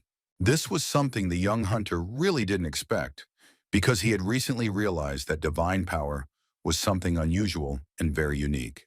New messages started coming in that all the skills that the fake version had already been acquired, so the process of combining skills was launched. As he watched all this, the boy discovered that the rank of many of his abilities began to increase by one level. But most of all, he wanted to finally figure out what it meant to extract divinity and how it would affect his power. The system said something about transformation and accumulation of energy, but for the applicant, all these words were empty words, and he did not receive normal explanations. He didn't know how to use this power, but he remembered the words that it was engraved on his soul. Now, the only thing that was clear to Songyun was that from now on, he could experience divine power. After all these sudden discoveries, the entrance to the waiting room on the 13th floor began to be carried out. New organizational moments were established there, which the guy would become familiar with later. All he understood was that now in the combined tests, he would be facing foreigners. In his opinion, this was a pointless expansion of the system. Analyzing these innovations, certain fears arose in the guy's soul, which could well come true in life. There were concerns that the tower community would be integrated with other dimensions, meaning Earth would also be at risk. Next, Songyun checked the results of the 12th floor test and found that he was ranked first. Now he was the strongest of all the challengers who had climbed the tower, and this was what he had been striving for. So now the boy was one step closer to becoming the strongest challenger on Earth. But it was said that the testing tower had existed for a long time in dimensions such as Ares, Kalyan, and Murim. Compared to these places, Earth was an extremely weak dimension, which was literally just the other day officially registered as something that is accessible for ascension. So if you don't increase the power of your home planet, it could become a target for enemies, just like the day Namong Hyuk attacked. Whether it was before or now, Songyun needed such a powerful force that could defeat any opponent. Having entered the inventory, the guy decided to get acquainted with the items that were in his possession after passing the new floor. He found that he now possessed the gray crown of the ancient emperor, and while wearing this item, the challenger ruled as the spirit king, and his charisma increased by 30%. Next, the boy looked at the additional reward for the breakthrough. It was the last resistance skill, which could prevent one death. Although the recovery time was a week, given the effectiveness of the skill, it was difficult to call it a penalty. But in addition to all the awards he received, during this test, the guy managed to knock out new powers from the administrator's reserves. He was offered 3 support powers. All of them were C rank and were quite useful, as they provided additional defense, instant charging, or energy. Therefore, without thinking twice, Songyun decided to simply buy them all, because now he had enough coins to do so. New notifications immediately poured in that the administrators wanted him not to forget about their support, and when the time came, to remember this help. But the most interesting thing was that when the boy absorbed the spirit of his double, divinity extraction was activated out of nowhere. After that, the challenger felt energy settle heavily in his heart. Unlike before, this must have been divine power. Having decided to test his theory, the boy began to concentrate on his internal sensations and tried to let them out. For a moment, his hand glowed, and Songyun felt as if a column of blinding light was about to burst out from it. But nothing like that happened. The only thing was that the space around the guy was actually illuminated, but nothing more. The result was the same as when he checked before leaving the waiting room. The body was simply glowing, but no special abilities appeared. The boy still couldn't reproduce any of the restoration or strengthening techniques that the priest had used during the test on the 11th floor. This really irritated him, because he was full of expectations. But he gradually came to the conclusion that this ability might not be useful. He exhaled and sat down in the position that most relaxed him. Now he needed to remain calm. Otherwise, the shadow personality would break out again. When he was about to achieve peace, a notice came from the White Crane Master. The woman claimed that she could teach the contractor divine power, but he refused. Even though the administrator was deeply disappointed, the guy said that if he wanted, he could learn everything on his own. He really wanted to be independent and not rely on others. and the White Crane Master said she supported this decision. What was important to him now was not divine power, but what he could do to become stronger right now. After all, his enemies were awake and improving their skills, and he had to do the same if he wanted to defeat them. One of his main goals was to kill Namong Hyuk, so he shouldn't stop there, because the Morim warrior possessed amazing strength. The boy felt that in just a little while, the Namgung family's dragon sword would return to Earth again, and he had to give it a warm welcome. Of all the powers that were shaken out of the administrators, the guy was most interested in the blood heavenly energy, which enhanced combat feelings due to the energy of blood. So he immediately activated it and felt very strange. It seemed like he could feel every drop of blood in his body. He had the feeling that he had been reborn as a fighter, and the fluid in his veins literally boiled, not allowing him to sit still.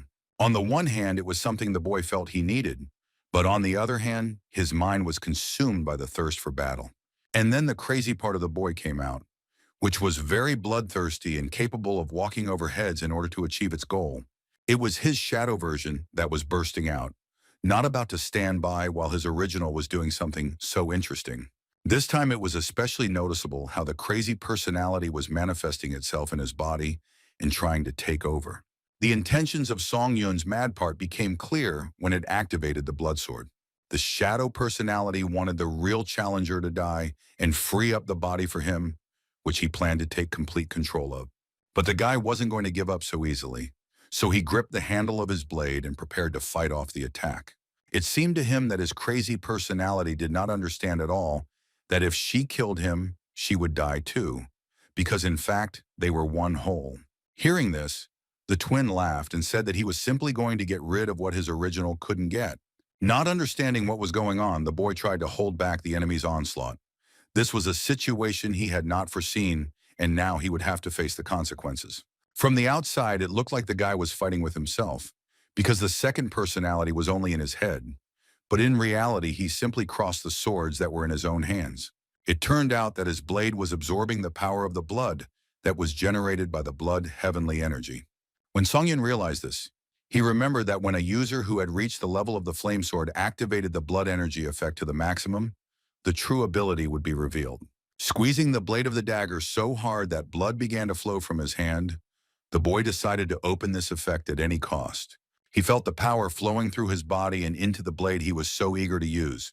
That's exactly what he did. The guy threw a punch, hoping it was strong enough to kill his opponent. His shadow essence did not expect such an attack. It seemed to be filled with a special energy that caused incredible pain. True Song Yuna decided that he finally had the opportunity to feed this bastard blood energy. It seemed like the sword was living its own life. Because it entered the enemy's body deeper and deeper, the guy didn't even have to make any effort. When the necessary conditions were met, the true abilities of the heavenly demon blood sword would be revealed, and that was exactly what was happening now. A system notification came in that a special slot for blood was being created. Song Yun didn't know what it meant, but he decided to figure it out as soon as he had the opportunity. 3 of these same slots suddenly appeared near the sword. It was unclear what they were intended for, but that wasn't the biggest problem right now. However, curiosity got the better of him, and the challenger activated the Eye of the Fire Dragon to get acquainted with the new abilities. As it turned out, the guy's sword absorbed the blood of opponents into the blade, thereby increasing the overall effectiveness of the item. The remaining abilities of the weapon could be unlocked over time. Slots helped imprint skills into the blade without any cost other than cooldown.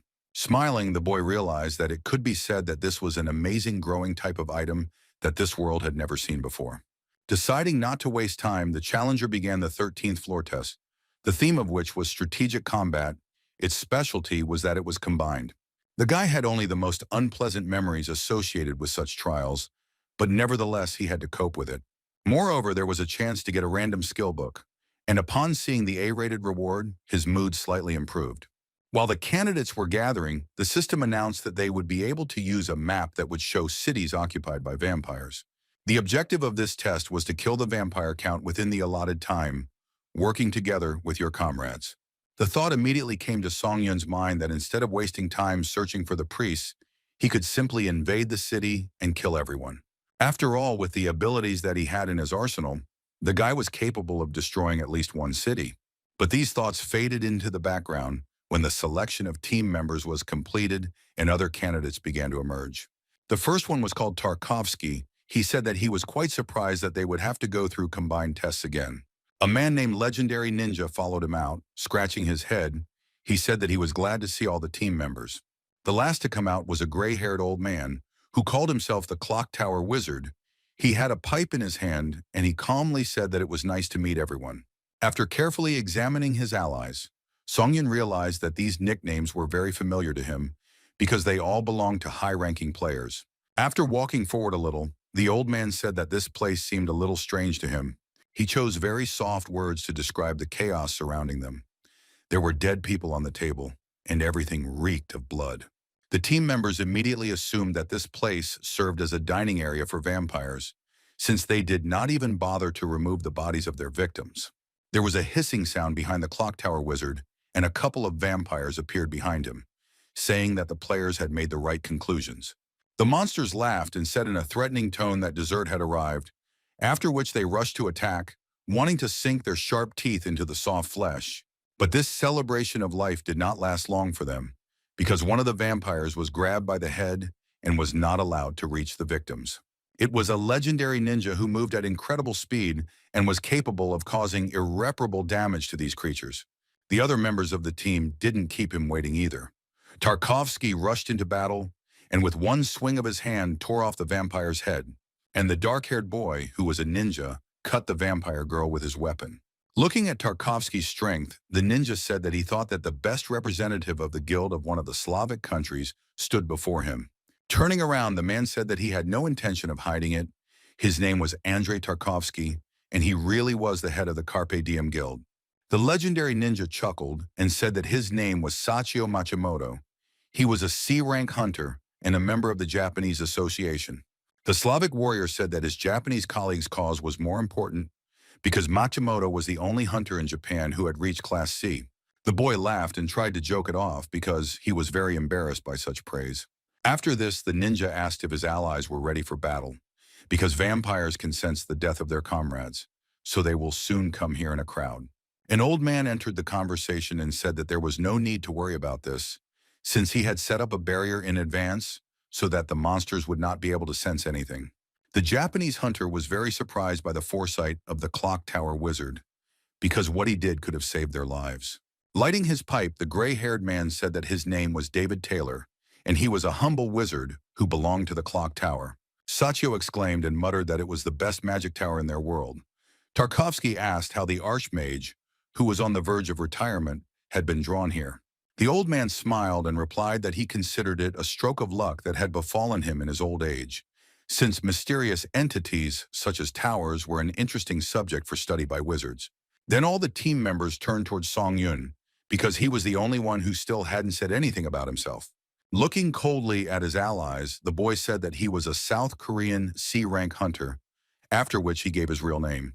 After leaving the dining room, the men went further. Looking into one of the houses where there was a crowd of vampires, David Taylor told one very interesting piece of information. According to him, even the weakest vampire's skills could easily surpass those of a C-rank hunter. The vampire count had the highest level of skills, putting him on par with high-ranking hunters, and he also had special physical regeneration, so it would not be easy to kill him. But as the tower indicated, the key to this test was the salvation of the priests. All that remained was to figure out where they were hiding, because these people could be in a variety of places, and the team needed to get their help. Everyone understood that going in search of the clergy blindly was extremely dangerous, especially considering that the enemies would be extremely aggressive towards them. Songyun listened carefully as one of the men said that Sachio could use the stealth skill and lead a small group while the old man set up a barrier above them. At this rate, the boys would be able to complete the task in no less than 10 days. The hunter believed that at such a slow speed, they would not receive an additional reward. Coming out of the shadows, he decided to express his thoughts on how their mission should proceed.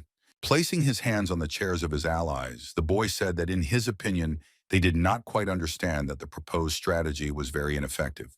Puffing on his pipe with displeasure, David Taylor asked if there was any other way to deal with vampires. With a friendly smile, Songyun replied that he knew of one option that would help him boast the highest performance. These words immediately intrigued the Clock Tower Wizard, as he immediately asked what kind of method this was. The other guys also began to join the discussion, because everyone was interested in what the contender who was ranked first would offer. Seeing that all his allies were listening attentively, the young hunter said only one phrase, "Hit and take." They stared at him in bewilderment. But he would tell all the details as needed. But now all he needed to do was get his weapon and go into battle. It remained to be hoped that his comrades would trust him and be able to follow his example, and without unnecessary fear, go where only madmen go. They all went out into the street together, and Song Yun knocked on one of the doors of a house that stood nearby. When the guy did this, strange changes began to happen to the door. It seemed as if some kind of magical curtain was descending. This is approximately what happened, because a moment later the wall disappeared, and in its place one could see a passage that led directly to a gathering of a huge number of blood-sucking creatures. Raising his hand demonstratively, Song Yun said that if his comrades were not afraid to attack, they would be able to kill all these monsters and pass the test. A hissing sound came from the passage, followed by the vile voice of one of the vampires who was wondering why he smelled a human. His brethren also smelled fresh blood and said that they would gladly devour those who smelled so temptingly. The team members stood there with genuine horror on their faces, wondering if Song Yun was going to finish them all off. But the boy just smiled and said that an operation called Forehead Breakthrough was now beginning. Although the boys saw that the hunter was determined, they did not really share his enthusiasm because it was completely unclear how they would defeat such a number of enemies. The first gang of vampires had already gotten very close, so Tarkovsky and Satyo were extremely tense because they did not know what kind of power these creatures possessed. The vampires hissed warnings to each other to be careful with these people because they used magic. But then David Taylor entered the game, activating a protective barrier around the players, which will help hide their presence from the bloodthirsty creatures. The old man was terribly annoyed by the fact that during group tests, there was always an idiot who was only too happy to raise a fuss. In his opinion, the best solution would be to retreat and get Song Yun, who was so eager to get into trouble, expelled. But the guy didn't pay any attention to these speeches because he noticed that the vampires had an ability that resembled his blood-seeker skill. The creatures growled and advanced on him and his allies. They wanted a tasty meal, the main course of which would be these fighters. Activating this skill, which was similar to Song Yun's ability, the creatures attacked the boy using peculiar blades made of blood. As he ran away from the carnage, Sachio Machimoto turned around and wondered why his comrade was making such a reckless choice. But what the boy saw became for him the best answer and a complete explanation of what was happening. Seeing a bright red light, he called on his comrades to turn around and look at where they left Song Yun. Instead of dodging the bloody blades, the young hunter activated the fresh blood seeker skill and took control of his opponent's weapons. The blood-sucking creatures were shocked by such an action, because if someone knew how to manipulate blood, then he must have been one of them. Song Yun's blood control ability was far superior to that of vampires, so they simply couldn't believe that such an absurdity was possible. Their confused, distorted faces amused the boy greatly, especially considering that these predators had now become easy prey and were in his trap. Taking full control of the blood into his own hands, Song Yun directed it straight into the bodies of the monsters, which were now permeated through and through. The guy did not hesitate to absorb the souls of the killed creatures, and when they saw this, they squealed in horror and began to shout that they should call the count because there was a real monster in front of them. Watching all this, the old wizard did not understand how the guy managed to do it, because with such enemies it was worth sticking to a clear plan and not improvising. It was then that David Taylor first began to think that perhaps he simply did not have the strength to be as free in his actions. Yes, even high-level battle mages like him had doubts, no matter that the clock tower wizard was fighting on the front lines. But what the old man always prided himself on was that he was very smart and talented in creating effective strategies. Even in the test tower, he achieved high results thanks to his brilliant plans, which helped him get into the top 10 among the contenders. On the 13th floor, the old man also came up with an excellent course of action. In his opinion, it would have been difficult to come up with something more effective. But it seems that someone has been found who was able to bypass the old battle mage and create a strategy that will raise a lot of doubts, but will turn out to be the most effective. This irritated the old man greatly and caused him a lot of envy and a sense of injustice, because he believed that no one but him could be a genius of strategy. He firmly believed that to solve any problem you need a certain set of actions, or at least a minimal plan. Then and only then could the desired result be achieved and this test be passed with joint efforts. But Songyun broke all these stereotypes because he declared that in order to win, you just had to shut up and fight. That's exactly what he did. And he did it much better than Taylor did at planning anything. Looking at how skillfully the boy dealt with the vampires, the Slavic and Japanese hunters asked themselves with their mouths open the same question. Was there really a human in front of them? Turning around, they asked the wizard if it would be better to forget about the plan and help their ally crush the enemies. The old man's insides were clenched with annoyance. He raised his hand and asked the guys to stop. The wizard said through gritted teeth that he acknowledged the fact that Songyun was incredibly strong. But there was one thing. The city was simply teeming with vampires, and one person definitely couldn't cope with such a huge number of enemies. He said that before the tower appeared, there were also incredible hunters. But then why did hunting in groups develop so much? When the old man did not hear an answer to his question, he muttered that no matter how strong he was, it was simply impossible to defeat many targets in close combat. But no matter what he said, Songyun was doing a great job of dealing with what the man called madness. The vampires were not far behind either, trying with all their might to cling to the guy with their claws or to sink their teeth into his skin. They were so eager to see this little man bleed to death that they rushed at him like wild animals. At one point, the guy froze in place and realized that it would be very difficult for him to stop such a wave of enemies if he continued to fight only with standard methods. Therefore, he decided to change his line of attack. But to do this, he needed to scatter those enemies who had managed to get close to him. He managed to do this, and the blood-sucking monsters flew apart in different directions, clicking their teeth in disappointment. After that, the guy activated a skill called Ashen's Blood, and now his opponents began to look at him with genuine horror. This ability created what was called a body explosion, which threw the vampires back with a powerful energy wave. But using this method of attack, one had to constantly heal, because it was traumatic not only for the enemies, but also for the one who used it. The disfigured vampires screamed in pain and could not understand how an ordinary person could do such things and use the power given to them by the god of war. One of their relatives emerged from the crowd of monsters, holding his head and shouting that a student stood before them. In his opinion, the god who protected people sent the disciple because the higher powers were angry because they killed all the inhabitants of the city. The vampires offered prayers to the god of war, asking for help. Listening to all this, Songyun could hardly help but laugh. It seemed that many beings on Earth had the habit of inventing things that didn't exist. But all these screams died down as soon as the screaming vampire was hit on the head, and he could no longer say a word about the students and the gods. An elderly but very strong vampire stepped forward, pointed his finger at Songyun with a grin, and ordered everyone to take a close look at him. He pointed out that the guy was short of breath.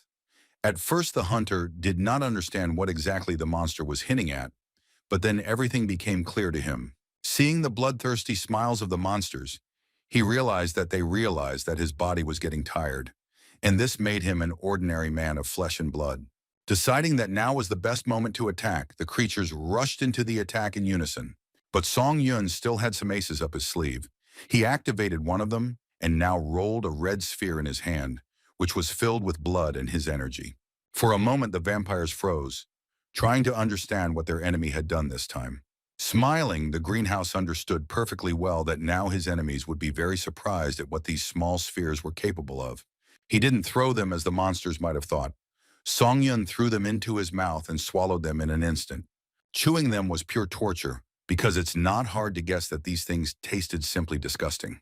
It turns out that Songyun had restored his stamina in this way, and the spheres were nothing more than the souls of the dead vampires that he had absorbed.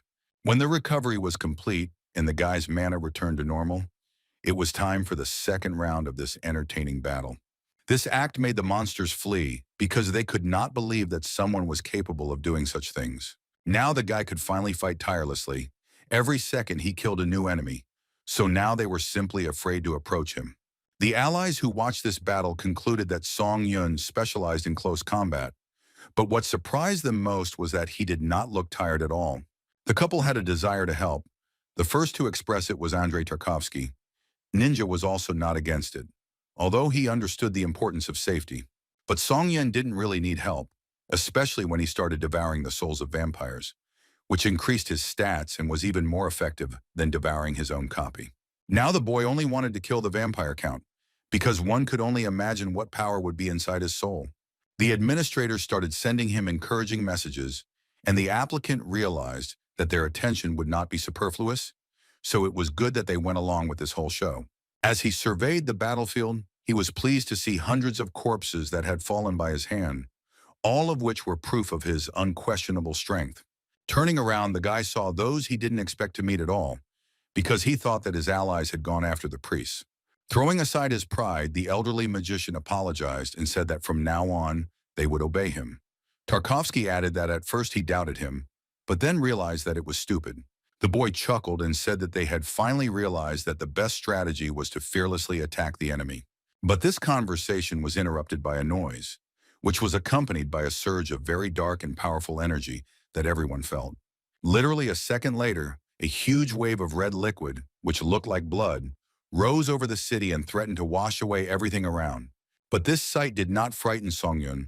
On the contrary, he was even glad, because it meant that the vampire count, who was his main target, was approaching. But everyone else did not share his joy. The guys were scared, because they did not know that their enemy could use an analog of great magic, which was available to very few. A terrified Sachio Machimoto was sure that their deaths were only a matter of time. After looking at his allies, Songyun realized that he was truly strong, because those whom he sincerely admired now needed his protection. The boy decided to fight himself, so he told the hunters and the old man that they should get out of here as soon as possible and find the priest. A puzzled Sachio Machimoto asked why they were doing this, since he thought they had decided to fight together. But Songyun believed that if his allies stayed here, they would only get in the way, since he would not be able to protect all three of them. He thought to himself that he needed to kill the count himself if he wanted to absorb his soul, and the greater the contribution of others, the less chance of absorbing the soul. Andrei Tarkovsky said that they would listen. Although just recently he had a completely different opinion, but now he would obediently fulfill the request of his ally. After these words, the three players rushed to carry out the boy's order. He sighed with relief when he realized that he would be left alone with the enemy. Looking at the huge wave approaching, the hunter thought that it was time to start the battle. He increased his concentration and activated the heavenly blood cultivation technique.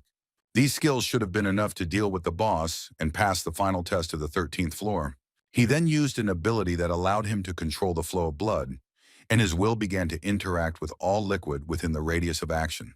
Now this huge wave was under his control, and he had no fear of being drowned. When the guy did this, the vampire count sitting in the castle was very surprised and a little scared, because he did not expect to encounter such an opponent. It made him angry that some pathetic person was resisting such a superior being as he. Previously, the vampire leader wanted to simply destroy and use the city for his own purposes, but now he decided to turn it into a real hell on earth. He waved his finger and activated a power that was capable of destroying cities and demolishing everything in its path. The boy suddenly felt his control over the blood begin to waver. It was clear that the count was resisting, and he was stronger than Songyun expected. It was becoming increasingly difficult to contain this onslaught, and the hunter did not think that he would be able to block the power of his enemy. At this time, the vampire count sat tensely in his chambers and devoured bunches of grapes that his servants brought him. He chewed irritably and imagined the heads of his enemies crunching between his teeth instead of the fruit. The size of the vampire leader was striking in its scale, because he was not just big, but enormous, and against his background the servants seemed like toy dolls. The creature's name was Sel Nair. No one remembered how his story began. Everyone only knew that he fought and fought again, and then climbed higher and achieved more. The essence of his life became a battle, as often happens to those who desperately want more. When he came to, he stood on top of a mountain of countless corpses. Soon his thirst reached the heavens, and the god of murder appointed Sel Nair as a candidate for the apostleship. Then the greatest desire of his kind became the destruction of the four impregnable allied powers of humanity. The vampires had ravaged three powers and killed so many people that the fountain of life, which was the root of the four allied powers, turned red from the blood that had been spilled. The god of battle set a condition for the count. If he completely conquered the last country, then he would be recognized as a true apostle. And the peak will be his becoming the king of vampires. The monster was so eager for this that he was ready to pay any price. Suddenly, one of the servants ran up to the count. The man shockingly told him that a great disaster was coming. He reported that the forces under their command were killed, defeated by only one man. Having ordered 3 men to bring a huge mirror with an image of a bat to his throne, the Count wanted to personally see what was happening in the city. This mirror served as a screen, and the monsters he created projected onto it everything they saw, which is how the vampire learned what was happening in his domain. The cocky leader was convinced that he had dealt with all the bastards who claimed to be heroes, so he asked which country had sent fighters this time. The stuttering servant replied that he did not have this information. He had only been told that the strangers had appeared out of nowhere. Gritting his teeth, the Count asked if his precious subordinates had been killed by someone who had suddenly appeared. It all smacked of an ill-conceived lie. Feeling an uncontrollable anger inside himself, the vampire screamed, asking if it wasn't absurd that his enemy had suddenly appeared in the middle of the city, escaping the gaze of a huge number of spies. The master's anger was so destructive that it literally sucked the life out of his subordinates, who begged him not to be angry. But this fire inside the monster could not be extinguished, because if he had conquered this city, he would have been proclaimed a true apostle. But now all his plans were destroyed. The city's infrastructure was planned to be preserved for future use, but now he will not spare a single stone in this place. And Song Yun was already beginning to feel the full scale of this anger, because a real catastrophe was happening in the city. It was clear that since it was impossible to control the blood flow, the city should forget and focus on saving the lives of the team members. Not far from him, he saw a glowing dome and realized that it was the wizard and the rest of the allies who were under the protective dome. The currents were becoming more and more violent, and now Song Yun had abandoned all attempts to control them, his main goal being to avoid the death of his comrades and himself. Gathering his courage, the boy stopped and turned to face the wave, trying one last time to regain control over it. When he realized that this was impossible, he used the last skill he thought was suitable for this purpose. The guy used his shield. So far, he had managed to hold the wave, but he was putting in such effort that he realized he would not be able to hold it back for long. Gritting his teeth, the boy tried to push back the flow, but this led to his shield starting to crack. The guy kept saying that he needed to hold on a little longer, but deep down he knew that he was already losing strength. As a result, the shield could not withstand the force and broke into small pieces, leaving its owner completely defenseless against the wave. Unable to stay on his feet, Song Yun flew back and already felt that the blood was catching up with him and he could simply drown. The town began to drown in red streams. There was not a single building that was not touched by the destructive elements. As the vampire count said, in some places not a stone was left standing. Among the ruins of the once enormous building lay Song Yun, motionless and showing no signs of life. But everything was not as sad as it might seem at first glance, because when his comrades started running towards the guy, he turned his head and everyone realized that the hunter was alive. The joyful men began to ask if he was okay, and shared that they managed to survive because the guy stood in front of their shield and weakened the oncoming attack. But that was not the end. Because the disaster did not take long to come, all the team members unanimously turned their heads in the direction of the approaching noise. Finally, the vampire count himself arrived on the battlefield. He probably wanted to finish off the enemies with his own hands, not trusting such an important matter to any of his subordinates. Coming closer and closer, the monster said that he was very surprised to see such fragile people alive after his attack. He wondered to himself that perhaps it was not a simple coincidence that these warriors had killed his subordinates. It seemed that the Count was dealing with one weak and barely alive boy, as well as 3 completely unharmed fighters. It only remained to understand which of them was the key figure. Not wanting to dwell on his thoughts for too long, the vampire crossed his arms and activated his sinister power. Thanks to this, he managed to materialize a huge blade, which he planned to use as soon as the opportunity arose. Hissing, the vampire leader said that the humans were like bugs, and he would tear them all to shreds.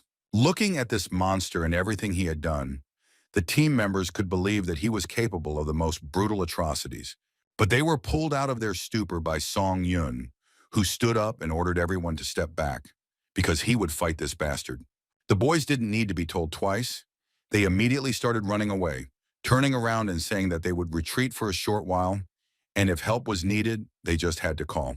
The monster hissed angrily and said that he did not give people the right to run away, because he did not plan to let anyone go alive. After these words, the boss of the bloodsuckers rushed to catch up with the fleeing applicants. He liked to instill fear, and when he felt this from his enemies, he fell into real ecstasy. He could already feel their blood on his long fangs, so Sel Nair simply could not deny himself the pleasure of tasting a victim with the taste of fear. All this time, Song Yun stood absolutely motionless and waited for his huge opponent to get close enough. Noticing the standing man, the vampire lord stopped and realized that it was the same guy who had been pressed into the rocks earlier. When the boy met his enemy's gaze, he asked if he was ready to answer for all the words that came out of his mouth. After all, the young hunter was seriously determined to return to the monster everything he had said. Smiling, Sel Nair asked if the crazy little man really wanted to play the hero. But instead of answering, Song Yun said that his opponent would die from being torn to shreds, because that was what the vampire lord had promised them. Without thinking twice, the guy attacked, and his attack was so powerful that the surrounding world turned into real madness. The fleeing contenders stopped and looked in surprise at what their ally had done on the battlefield. The once invincible lord lay before the little man's feet. Song Yun knew that this was not the end, so he told his friends to immediately leave to look for the priests. Sachio Machimoto wondered if that wasn't necessary since he believed the vampire count was dead. But Song Yun had a different opinion and asked if his comrade thought it was strange that the victory had come so easily. After all, if they had passed the 13th floor, the system would have notified them about it long ago. But there was still no message. Therefore, the young hunter used the fire dragon's eye skill and looked at the fragments of Sel Nair's body. It turned out that his body was being restored due to the power of regeneration. Hearing this, the men cried out in fear, asking if it was really possible to regenerate even when the body was in such a deplorable state. The legendary ninja standing behind them muttered that the city was in ruins, so all the priests must have died, and since there was no need to look for them anymore, the boys could help Song Yun. But he said that he would block the count alone, and the guys still needed to look for priests or some church relics and return here. In reality, the guy needed to be left alone so he could deal with the boss on his own. Turning around, David Taylor said that since their leader said so, they would go look for what he asked for. Gradually, Sel Nair's body began to regain its former shape and recover, although at first glance this seemed impossible. A couple of minutes later, the Empire Count was already in much better physical condition than before.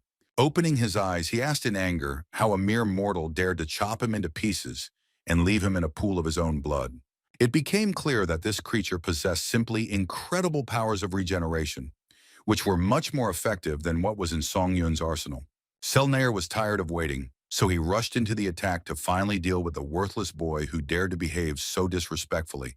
After analyzing his tactics, the young hunter concluded that in terms of fighting ability, the advantage was clearly on his side. The vampire leader was not going to admit it, because he considered his opponent a pathetic little rat who was unable to defend himself. When the boss felt that his strength had been restored, he activated a skill that helped him concentrate energy into small spheres. After that, he sent peculiar crystals directly at his opponent. Such attacks helped him kill enemies on the spot.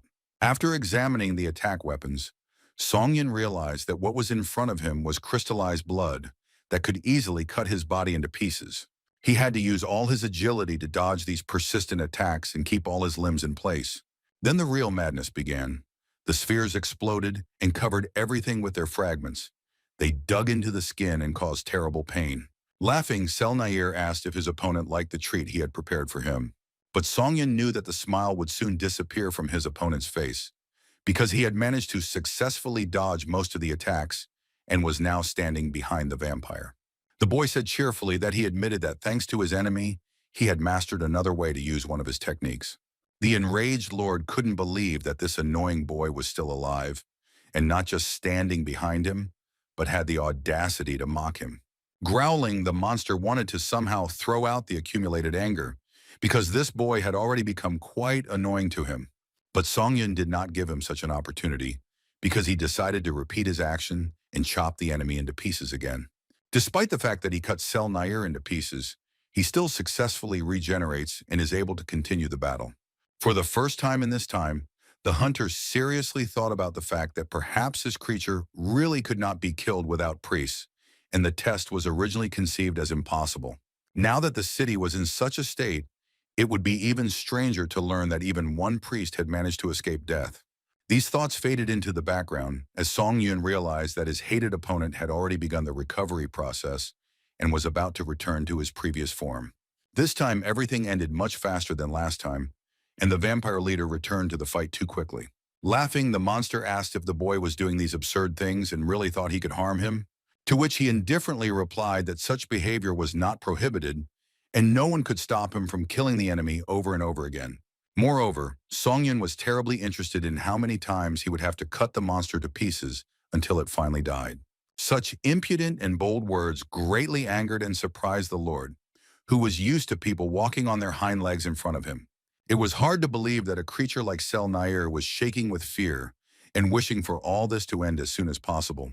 Realizing this, the vampire hissed and clenched his teeth even harder, wanting to pass off his weakness as a new surge of anger. Shouting that Songyun shouldn't be so dismissive of the one who would become the vampire king, Sel Nair overcame his fear and made another attempt to attack.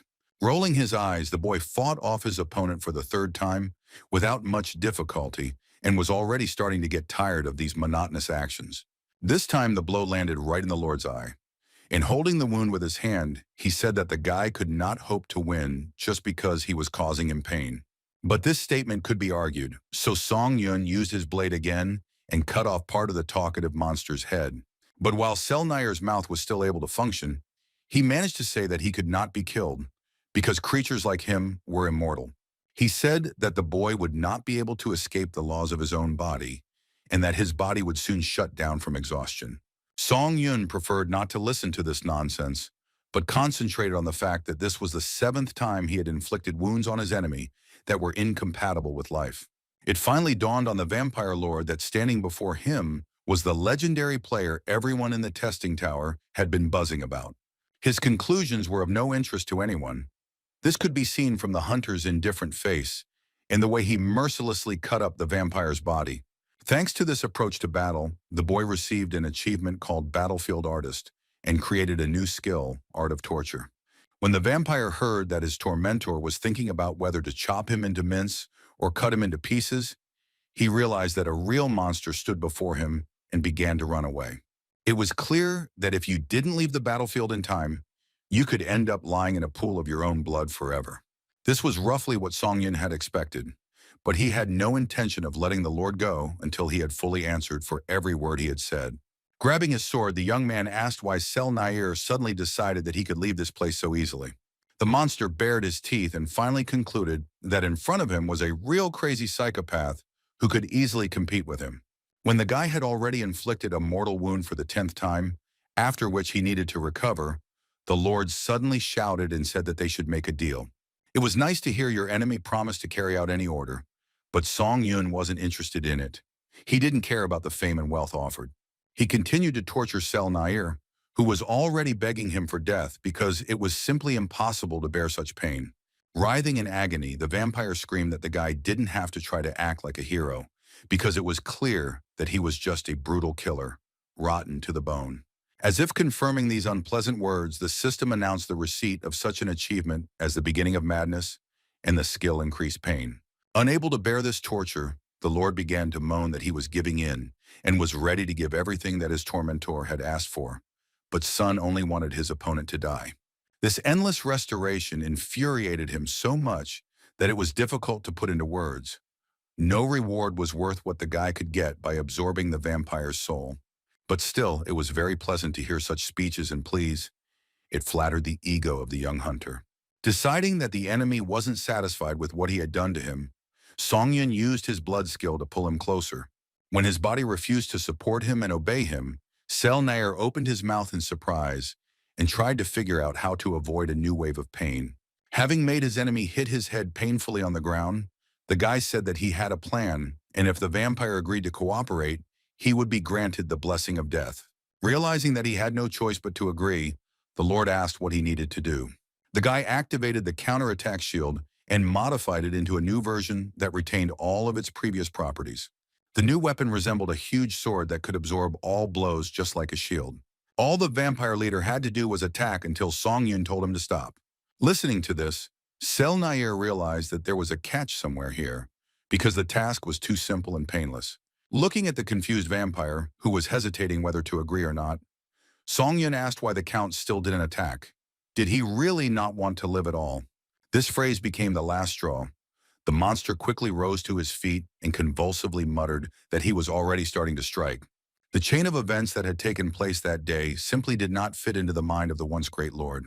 He was on the sword and thought about all the oddities, especially about the fact that an incomprehensible guy who had fallen out of the blue was establishing his own rules. Something didn't add up here, and Selnair wanted to understand how it happened that he lost the power that had been in his hands for years.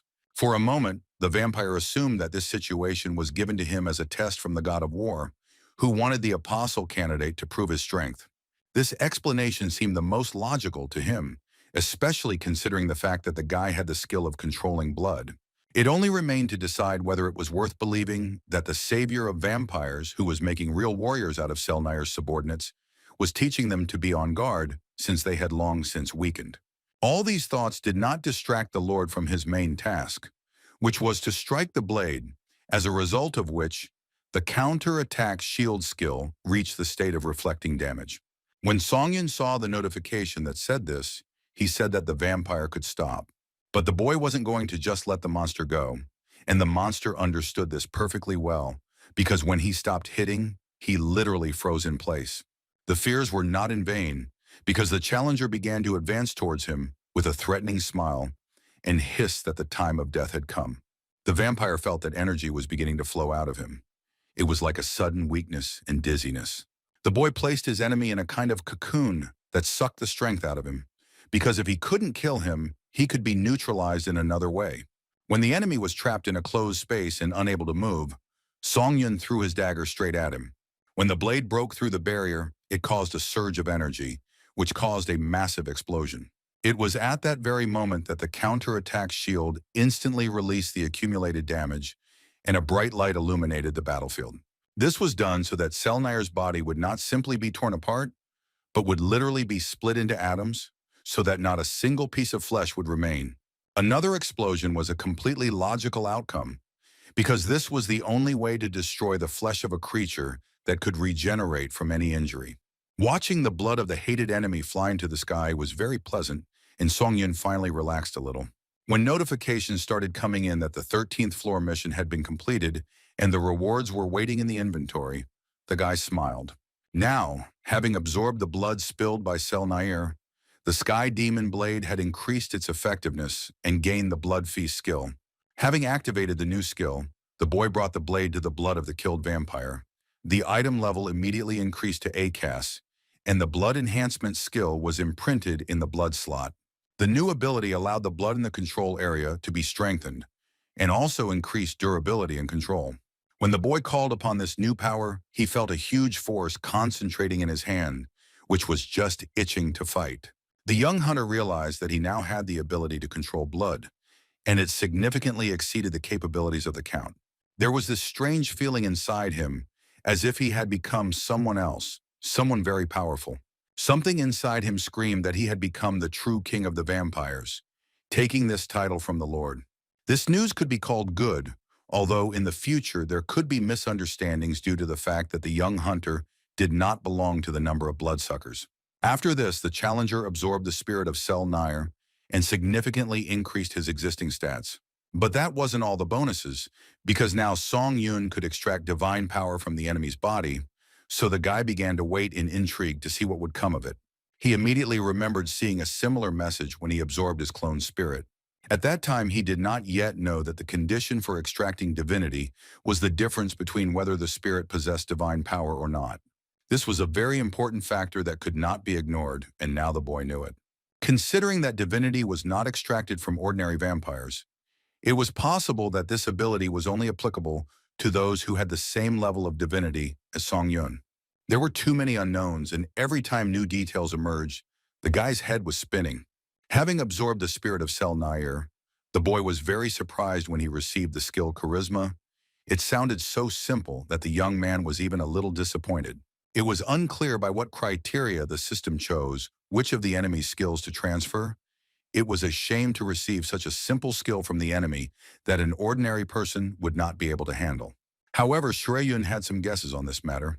He assumed that spirits associated with such concepts as gods and apostles were considered high-ranking.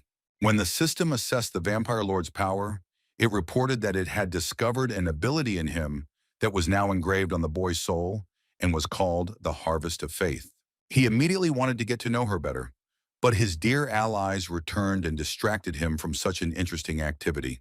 To his surprise, they were very pleased and told him that the priests had protected the people and that many more had survived than they could have imagined. When the townspeople learned that Song Yun had single-handedly defeated their enslaver, they began to shout joyfully and thank the boy for freeing them from this tyrant. Suddenly, everything around him began to shine with a bright light, the system notifying that his new skill, Faith Harvest, had detected a strong faith in the user. Surprised, the young man realized that this ability helped him to be filled with energy from people who sent their faith. It seemed that the ability didn't care whether it was true or not. It simply benefited from what was offered to it. Smiling at the people, Song Yun realized that he had to make good use of the opportunity that had come his way so fortunately. Concentrating, he activated the charisma skill, wanting to try it out while there were still enough people around to react.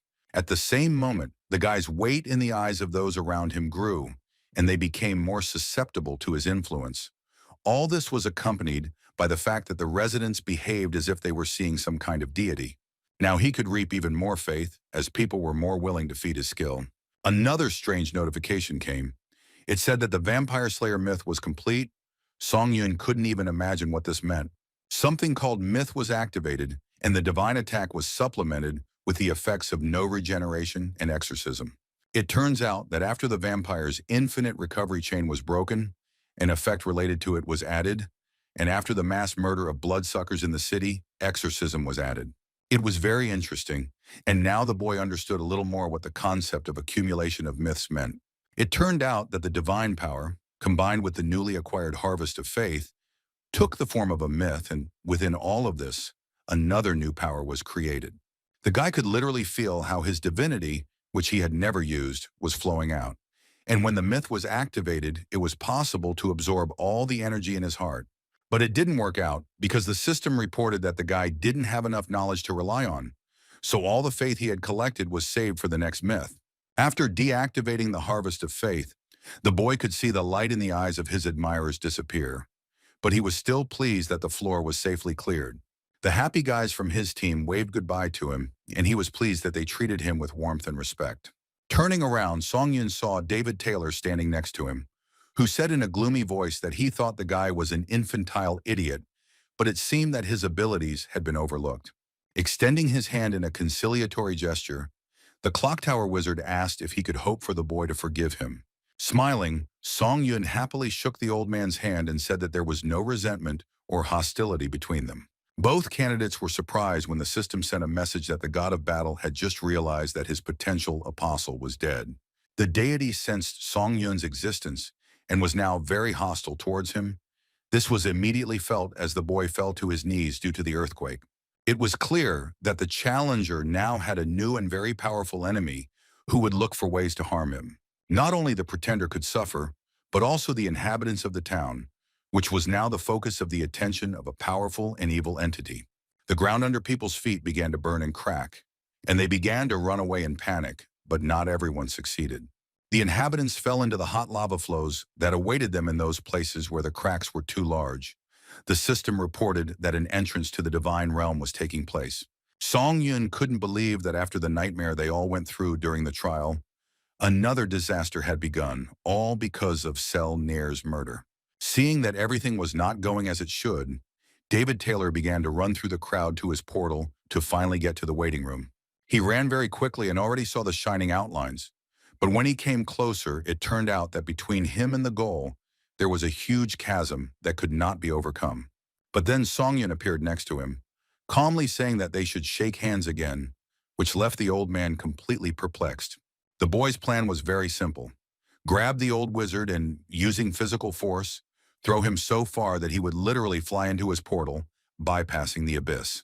David Taylor couldn't imagine what his comrade was thinking, so when he was thrown towards the hot lava, he screamed in fear, because he assumed the worst outcome. Yes, the method was quite ignorant, but it worked, and the clock tower wizard got right into the portal, managing to send the guy a grateful look. But the old man was not the only one who needed help. There was a nun standing on the edge of the cliff, trying to take the little children away from the abyss. As he approached, the hunter told the woman to move away and try to find a safer place, because they were doomed here. The boy decided that he needed to act immediately, so he punched the ground and decided that he knew what skill he needed to try.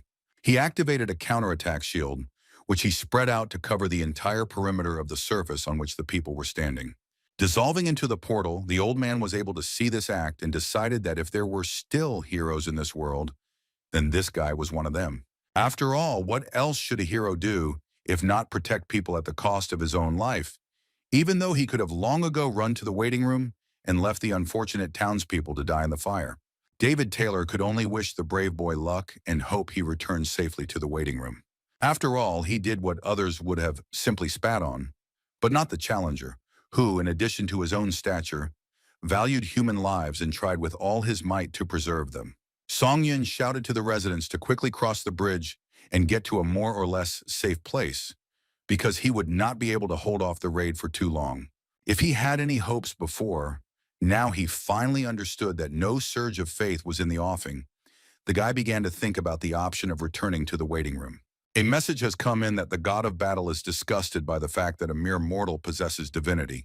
After this, the townspeople screamed even louder, but now not from fear, but from pain. Their heads began to hurt so much that it seemed they were about to burst. A second later, that's exactly what happened. Some people's heads just started to crack, and their mutilated bodies fell into the lava. Song Yun couldn't believe that this was happening in reality, because it resembled the worst nightmare one could ever imagine. He stood on the edge of the cliff and could only watch helplessly as the number of corpses with bloody mess instead of heads grew larger and larger. The god of battle sent a message that all this was happening because the pathetic dog raised by the tower had crossed the line. After reading this, Song Yun clenched his fists in anger. He was not going to obey anyone or cross any red lines that some unknown deity had set. The only one who was crossing the line now was the god of battle, because while the challenger had the tower's protection, the higher being could have problems if it continued to interfere. So, the young hunter turned around and walked towards the portal, deciding to ignore his new enemy, who laughed savagely back at him. After reading that the god wanted to see him die, Song Yun realized that he needed to gain strength so that even such powerful beings would treat him with respect. After this, the long-awaited calm came, because the portal began to transfer to the waiting room, where you can get acquainted with new skills and items. But the boy couldn't stop thinking that it was possible that people were dying because of him. Either way, that space was created by the tower, and when you don't know whether the person in front of you is a fake or not, empathy is just a waste of energy. Anxious thoughts flashed through his mind that he now had enemies among the gods, which was probably not very good news. The words of the god of verification immediately came to mind, who said not to trust other higher beings, because from now on he could not consider them friends. Now everything was exactly like that. Realizing that these thoughts were very frightening, the boy decided that he should stop thinking about what was beyond his control and concentrate on what could be done. Taking one of the stones that were in his inventory into his hands, Song Yun activated its power. This helped to restore his tailcoat, which had been disfigured in that bloody battle he had with Sel Nair. After that, he went into the store and bought the power of the Path of the Sword Ghost, which allowed him to develop his own skills and helped him realize his own enlightenment more easily. Having finished his business, the boy decided to visit his administrator and entered the forest that belonged to the master of the White Crane. The blonde girl greeted him with a warm smile and said that they had not seen each other for a long time. She said that she had heard rumors that the guy's enemy was such a strong warrior as the child of the Namong family. Looking away, Song Yun said with a hint of worry in his voice that somehow it just so happened that Hyuk really wanted to kill him. The administrator assumed that this was why her contractor used special glasses to buy the power she added to the store. Having heard confirmation of her guess, the woman smiled and said that the boy had made a very correct and wise decision. After all, she believed that the candidate sitting in front of her was a genius, since her knowledge was not enough to help him study the paths of enlightenment. But the guy independently coped with learning the forms of swordsmanship and, one might say, went beyond simple imitation. This was proven by the test on the 12th floor, when Song Yun successfully used the double sword technique. Listening to this, the boy thought that he was just good at copying. The White Crane Master believed that the very fact that the participant had acquired some knowledge of the Namong family's techniques and had perfected them spoke volumes. To be more specific, the curator believed that the young hunter had the qualifications of a great master. Song Yun looked at her, expecting some kind of argument.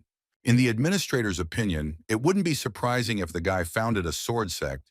He was surprised that the woman thought he had such a level. Continuing the topic of abilities, the blonde said that the boy had acquired very good strength and she could help in understanding it. Her desire to teach everything was sincere, but there was one condition that had to be followed in order for their cooperation to be productive. The condition was simple, but it surprised Song Yun a little. The woman said that a mentor-student relationship should be established between them, and they should not go beyond these boundaries. Having voiced the condition, the White Crane Master began to tensely wait for an answer, but the boy quickly agreed to become her student, and she felt relieved. A little embarrassed, the girl began to say that she was not forcing her contractor to do anything, and that he could take time to think everything over carefully. But Songyun raised his hand and interrupted her flow of words, saying that he had made his final decision and wanted her to become his mentor. Since such was the will of the applicant, the mentor did not argue. The boy understood perfectly well that this warrior had once risen above the 40th floor. She could teach a lot. In exchange for her services, the blonde asked the guy not to regret his decision in the future. Smiling, he asked if the mentor would really treat him so cruelly. Waving her hands, the warrior said that the matter was different. In Morum, only one master could be a mentor for life. That's why she said that there would be no regrets in the future. Then, following procedure, the mentor will have to formally introduce herself before her student has time to bow. The woman said that she was the 17th head of the Beck family of sword masters, and that she was the strongest master of Morim of the previous generation. From now on, a warrior named Beck Sol Hua will be the mentor of the challenger Han Sung Yun, and will do everything to help him rise as high as possible. Realizing that standing in front of him was one of the strongest people he had ever met in his life, Song Yun immediately fell to his knees. To sum it up, during his visit, the guy learned that the spiritual method allowed the external mana to be preserved inside the body, and the mana, which was the product of purification, was the internal energy. The physical method involved the whole body to achieve the desired result. In general, all these techniques were related to Qi energy, but the student still had questions. He wondered if there would be any problems in training if he already had another spiritual method that he had mastered, hinting at the blood heavenly energy. This question left the teacher stunned.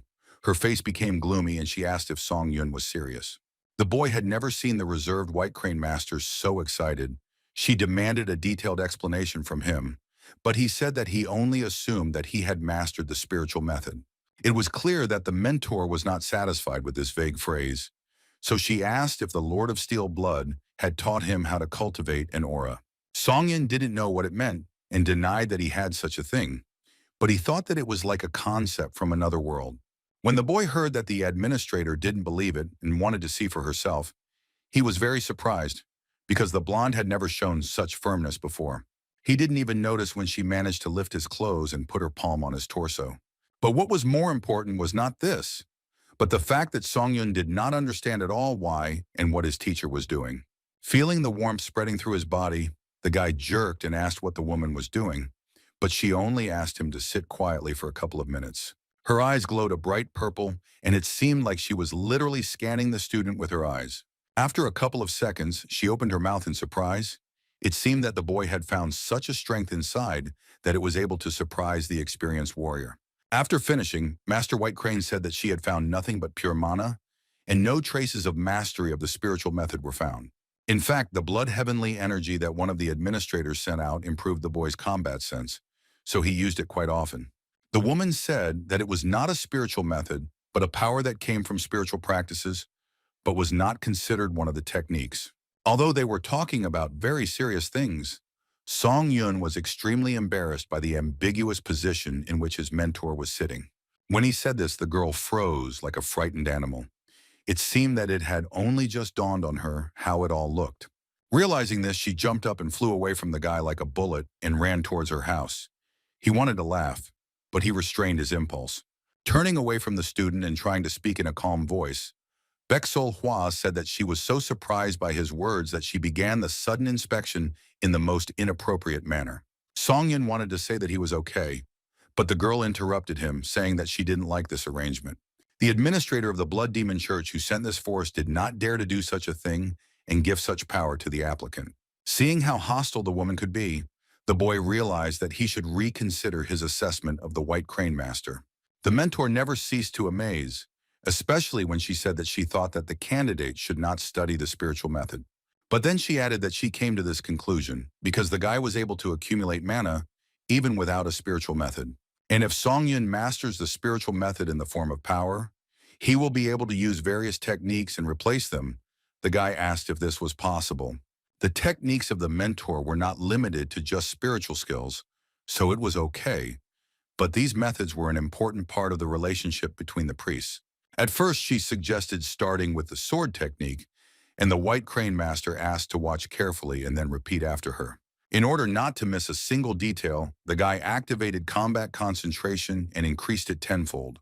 When the teacher realized that her student was watching closely, she concentrated her energy into the sword, and it became covered in a shining purple haze. After that, she performed a series of maneuvers that contained many turns and smooth swings of the sword. It was like a beautiful but deadly dance. And then Songyun realized that he had only seen the soft appearance of the girl before, without even suspecting what she might be like.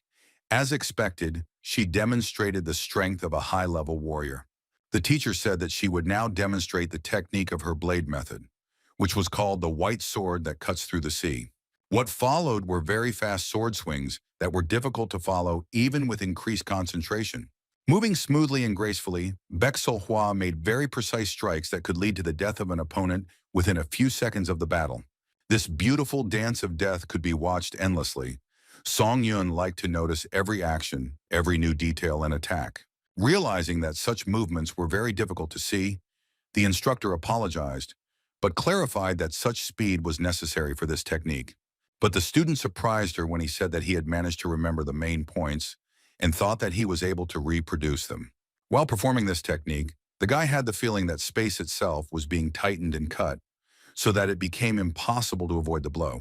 The way he repeated this technique was simply wonderful, because he repeated the ease and casualness of the blow that his teacher showed him. But instead of her grace and softness, the guy put his strength and firmness into this method, which made this technique the same, but in terms of manner, it became his own. Turning around, he asked the woman's opinion. He tried to do everything exactly as she showed, but he was interested in what mistakes were made. The White Crane Master's face twisted into a grimace of surprise. She couldn't believe that she had seen such a talented display of her technique, and even on the first try. Of course, geniuses have existed at all times.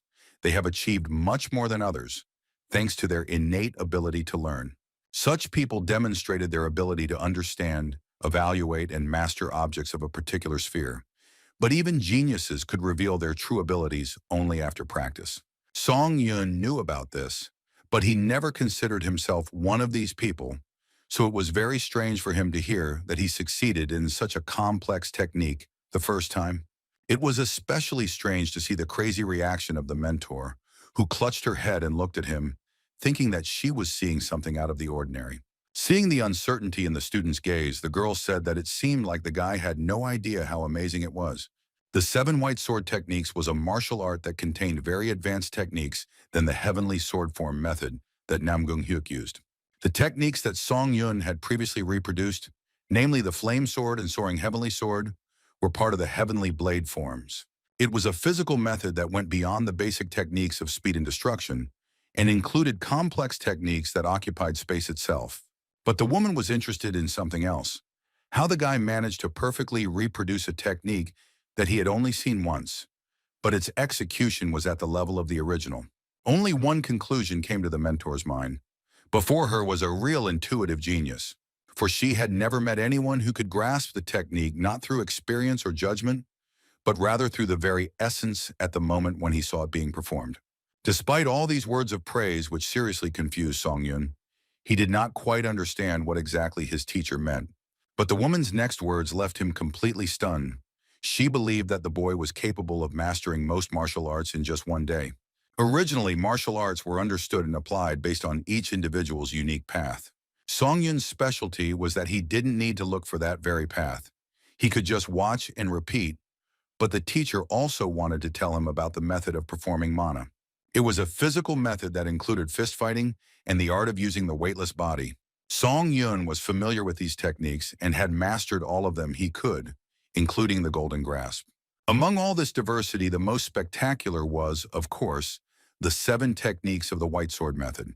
These techniques occupied the space itself and, in essence, cut it, making it almost impossible to dodge the blow. The white sword that pierces the sky was a piercing technique that could pierce even the strongest defense. But the blade that created emptiness served as a reliable defense that distorted the space around the sword and confused the enemy. Of course, Song Yun happily demonstrated all these techniques, which made Baek So-hwa clap her hands in delight. Such a violent reaction could not help but embarrass the boy, although he was used to being considered strong. But to be praised like that was the first time. He wanted to at least verbally express his gratitude to the mentor from whom he learned so much. When the boy told the woman this, she smiled widely and said that she was very pleased that a candidate like Song Yun had such an opinion. Bowing respectfully, he said that it was time for him to leave, and Master White Crane was noticeably upset upon hearing these words. But Song Yun said that he would come visit her again very soon, and she relaxed a little. The administrator was euphoric that she was mentoring such a strong and intelligent candidate. Realizing that her reaction was a bit too violent, the girl hid her smile and said that she wished her student good luck. As he was entering the waiting room, Sul-hwa said that if the boy put in effort commensurate with his talent, his skills would quickly improve.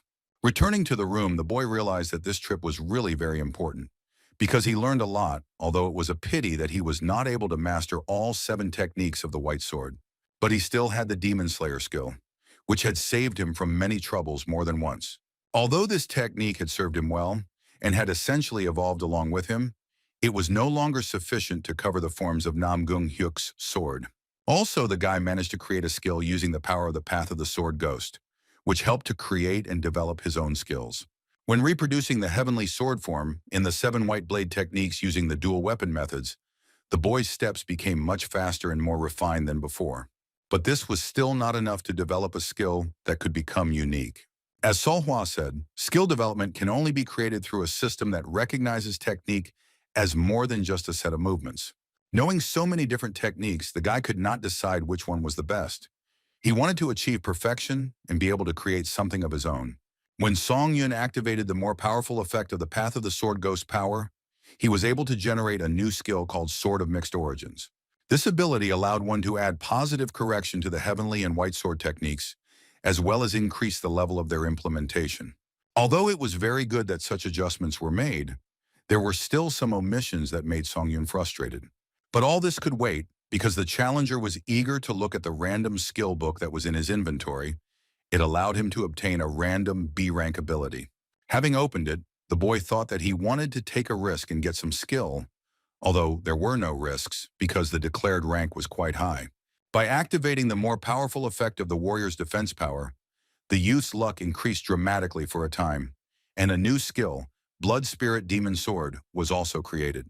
After some time, thanks to the book and the use of existing abilities, another skill was created. It was called the Demonic Sword of Mixed Origins and was generated by combining some of the skills that were in the boy's arsenal.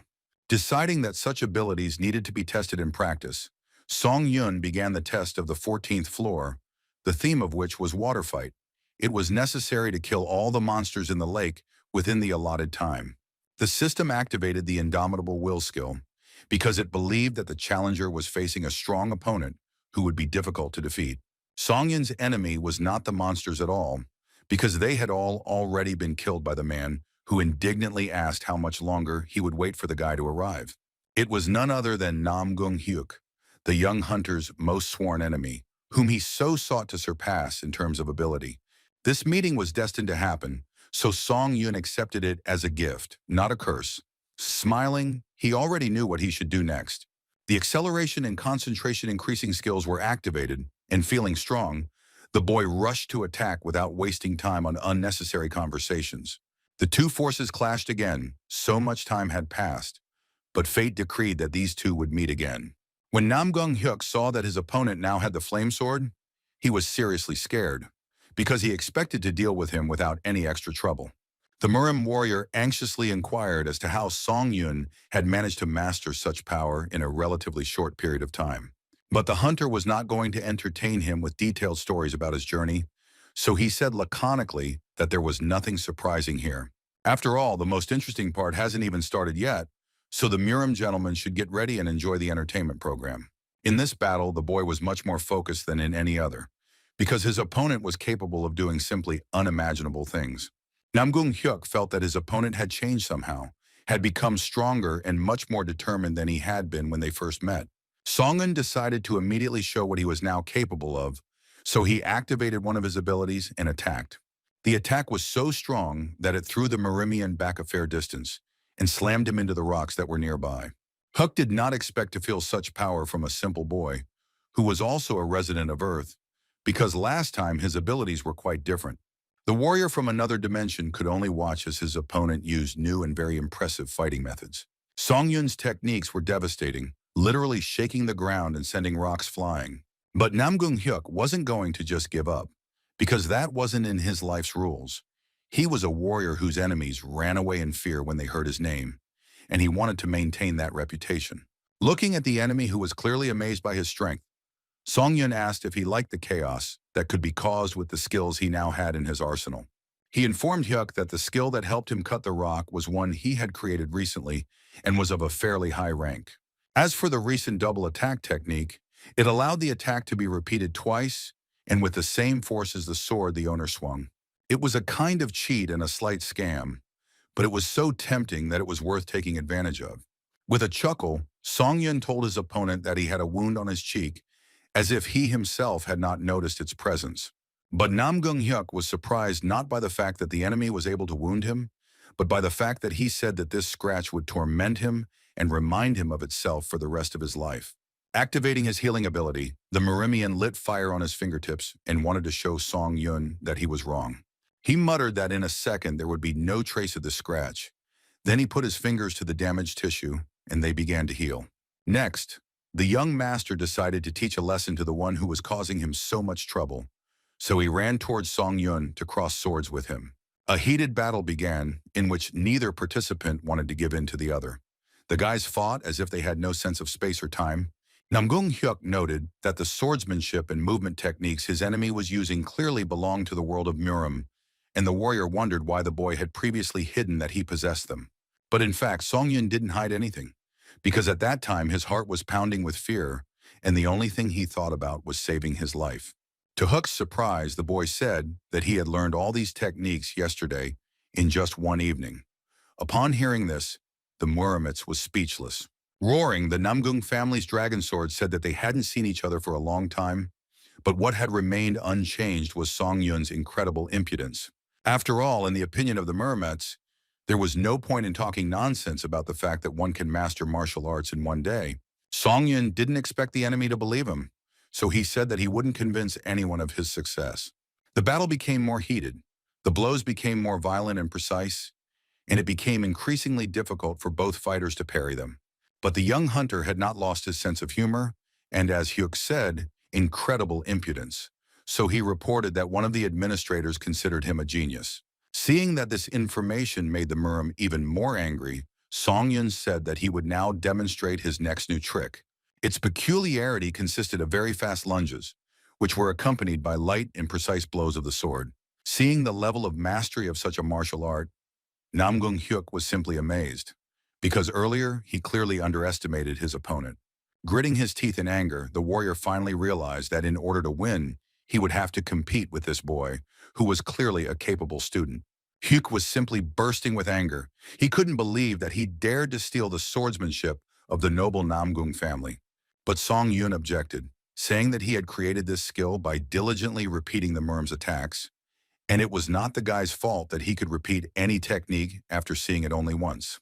After the young hunter called his opponent's skills primitive, the brunette completely lost his mind with anger. Wanting to take revenge for these words, the man rushed into the attack. He did not particularly bother with planning and strategy, but simply gave in to impulse. Despite this, the warrior was still magnificent. Song Yun understood that it was an honor to fight with such a fighter. His technique of movement and fencing, as well as his unconventional lunges, all of this looked like simple art and mastery honed over the years. But Namgung Hyuk had no idea that he was currently giving Sung Yun an advanced masterclass, because as mentioned earlier, the boy was able to remember the techniques the first time. The hunter had already come up with a plan in his head to memorize all of the enemy's techniques well and then use them, taking advantage of the moment of surprise. Raising his hand to the sky, Hyuk activated his power, and a bright bolt of lightning burst out from him, which was an omen that the battle of the strongest had begun. Knowing what would come next, Song Yun prepared himself, because he understood very well that victory would not come easy to him. The place where the guys were standing began to shake, and huge swords began to appear at the edges, clearly outlining the territory. A duel zone was formed within a radius of 30 meters, and due to the unique characteristic that the Muramets possessed, only the participants of the battle could be within its boundaries. Namgung Hyuk thought that his enemy was finally trapped, and now nothing would stop him from dealing with him. But the energy that the man felt from Song Yun indicated that it was the hunter who was locked up with him, and he was locked up with the crazy challenger. Activating his blood control skill, the boy asked if he should tell him what they were saying on Earth about Hyuk's situation. He looked at his opponent with undisguised hatred. There was not just enmity between the guys. There was open contempt and malice between them. Song Yun was clearly amused by his enemy's behavior as he continued to tease him, saying that Hyuk had dug his own grave when he bragged about his techniques. All these conversations drove the Muramets crazy. He no longer even tried to calm his anger, which kept bursting out. The attack followed, causing a huge splash in force, causing a small explosion that made the ground shake. The blow hit the body of the young master of the Namgung family. He backed away and groaned in pain. But despite the momentary weakness, he was back on his feet, ready to make new attacks, because the man was the strongest warrior and it was not easy to defeat him.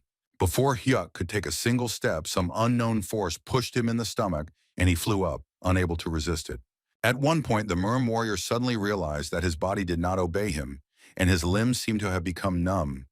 This feeling seriously frightened him, especially when the unknown force controlling the body threw him up and pressed him to the top of the barrier that he created with his unique characteristic. At that very moment, the power that created the battlefield and outlined it was forcibly deactivated by the user's will. This was completely out of the question, and Hyuk didn't even know that something like this could happen to him, since there had been no such precedents before. When the barrier finally disappeared, the Muramian's body was no longer held back by anything, and when Song Yun struck again, he helplessly flew into the forest that was nearby. The shock wave was so powerful that it illuminated the entire surrounding space with its light. When it was all over, a huge footprint could be seen on the ground, which served as evidence of Song Yun's impeccable strength. The dust settled, and now the young hunter ran to the place where his opponent had landed, because the battle was not over yet, or rather, it was just beginning. Approaching the brunette, he said that such pathetic behavior did not at all correspond to the title of Genius Muram, unless his dimension was as mediocre as Hyuk himself. The warrior listened to all this with his head down. It was obvious that he himself was extremely dissatisfied with his failures in battle, because so far he had not made a single successful strike. But then the brunette suddenly raised his head, and a crazy smile appeared on his face, which did not bode well. Looking at this, Song Yun thought that his opponent had completely gone crazy, because no one would laugh when they found themselves in such a deplorable situation. Laughing nonstop, Namgung Hyuk admitted that his opponent had indeed somehow managed to master martial arts and become stronger in such a short period of time. A crystal suddenly materialized in the warrior's hands, and he said that Song Yun was truly an amazing fighter, despite the fact that he used the tower's tricks. Realizing that something very bad could happen soon, the boy began to rush to deliver another series of blows. Clutching his crystal tighter in his hand, Hyuk asked ironically if his opponent was really that stupid to think he didn't have a backup plan. The light coming from the stone was so bright that for a second Song Yun thought he was blinded, because the beam hit his eyes directly. After this, there was an explosion, and such a powerful force was felt around that it would be foolish to deny its presence. The Muram alien used a stone to remove the penalty for floor penetration. This item canceled all sanctions that were imposed on the user when invading someone else's test. Now the warrior's gait seemed more threatening than ever. It was noticeable that he now felt much stronger than before. Lowering his voice, Hyuk asked if Song Yun wasn't at all interested in what would happen next. Taking off the ribbon that tied his long black hair, the Muramet said that now the enemy would find out why he was called the Heavenly Dragon Sword. Looking at the power that was gathering around the brunette, Song Yun understood that something very large-scale and extremely unpleasant for him was about to happen. Summoning all his energy, Namgung Hyuk said that a bastard like Han Sung-yun was not worthy of seeing the enhanced ki, but he had no other choice. In Murom, such a spectacle was a real honor for the people, and those who had the chance to see it considered it a real miracle. A wild stream of power headed straight for the young hunter, who was prepared for any attack, but did not expect it to be so strong. He remembered a conversation with a mentor who said that using chi energy is literally the use of magic on a sword. Chi added properties to the blade that defied all laws and made it truly unique. The flaming sword adds one more property, and the sword enhancement is the next stage of power. It allows you to calmly use all the surrounding magic and apply it the way the fighter wants. Therefore, many of the warriors who mastered chi could do simply unimaginable things on the battlefield that could not be explained logically. Song Yun never thought that he would encounter the enhanced chi so quickly, because it was with this that Namgung Hyuk attacked. When the White Crane Master told all this, it didn't sound as scary in words as it actually was, but in reality it was simply an amazing skill. The enemy's attack range had increased greatly, and now the boy felt no safety anywhere, and it was also very difficult for him to get close enough to strike. The movements of the Murums became very strong and fast. Each new attack was extremely dangerous and could be fatal. It even seemed to the hunter that the enemy's sword had turned into a real living dragon and was living its own life. Each time it became more and more difficult to hold back the blows, and the boy had already used all his strength, but the enemy did not stop the onslaught. The boy squeezed his blade so hard from the tension that his palm began to bleed. But he decided to defeat Namgung Hyuk at all costs, so crossing his swords, the guy prepared to continue fighting back. Remembering the vampire count's strength, Song Yun realized that he was wrong when he thought that his current opponent was only slightly stronger than the last one. It was a very stupid assumption. But the challenger had one ace up his sleeve, such as sword enlightenment. He sensed it when he listened to Master White Crane. It seems that the people of Murom skipped several stages thanks to enlightenment, which helped them achieve the desired results in battle faster. But all this was not a reason to give up and abandon the fight. So Song Yun gripped his twin swords tighter and began to think about his further strategy. Smiling, Namgung Hyuk asked if his opponent was not as happy as he had been a couple of minutes ago, and he asked ironically what had caused such a sudden change in mood. Rolling his eyes, the hunter thought that he should have immediately finished off his opponent and not shown off in front of him. Then now there would have been one less problem. He just wanted to learn something new and master some interesting technique. But now everything had become more complicated, and victory seemed very far away. Having activated the Heavenly Blood Cultivation Technique skill, the boy began to choose the right angle for the attack, because planning the strike was no less important than the strike itself. With a sinister grin, Song Yun quietly advised his opponent to prepare himself, as his torment was just beginning, as he planned to give it his all. Hearing this, the Muromacs copied his smile and said that he had not hoped for anything less, so the boy should try hard. Such impudent behavior reminded the young hunter of his own teasing manner of communication, and this irritated him even more. Namgung Hyuk's power literally burned in his hands, because the warrior was seriously determined to wipe his enemy off the face of the earth once and for all. In order to defend himself, Song Yun used a technique called the White Sword of Void Servitude. Having assessed the skill, the mermaids shouted in irritation, asking who else the boy had stolen such techniques from, since they were all useless in front of his enhanced Kui. But the young hunter was ready to argue with this statement because he stood completely fearlessly and waited for the right moment to deal with the attack. In order not to fail at the most important moment, the boy increased his concentration with the help of skills 20 times.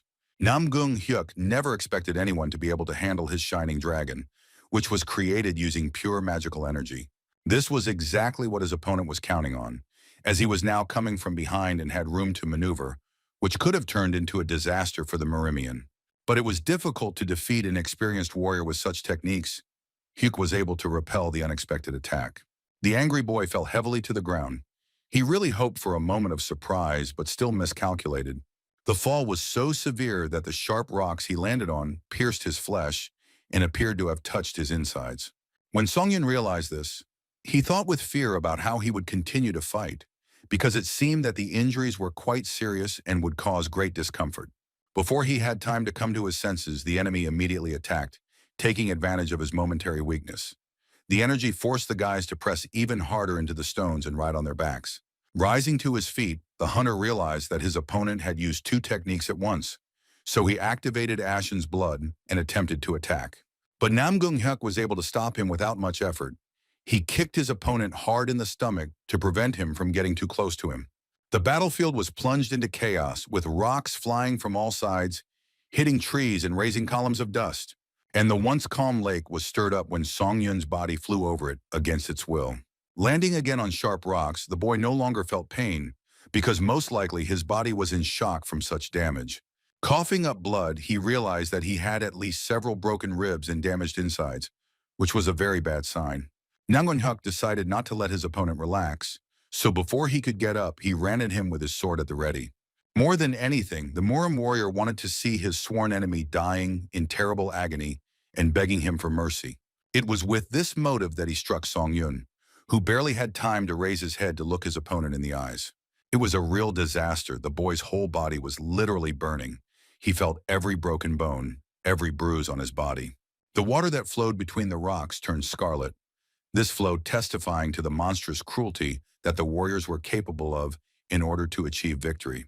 Seeing that Song Yun was still not dead, Hyuk began to slowly approach him, as if hinting that the victim would not escape from the predator anyway. Despite the boy's deplorable condition, he endured all the horrors that befell him and even tried to get back on his feet. The warrior admitted that he was surprised by his opponent's resilience, because he didn't think that he would fight against him for so long. Raising his sword, he said that now the boy's torment had come to an end, because his fate had already been decided, and he would soon leave this mortal earth. Laughing madly, the mermaids said that their battles were very fun, and he would even miss them a little. But after everything that Song Yun had been through, he had no intention of letting the enemy take the victory. So bleeding, the boy rose to his feet and decided to fight back.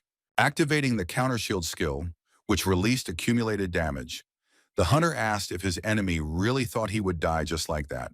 Another explosion followed and a very powerful surge of energy was felt, from which Namgung Hyuk even crouched down so as not to be injured. All this resistance caused in him some kind of animalistic desire to quickly achieve the death of his opponent.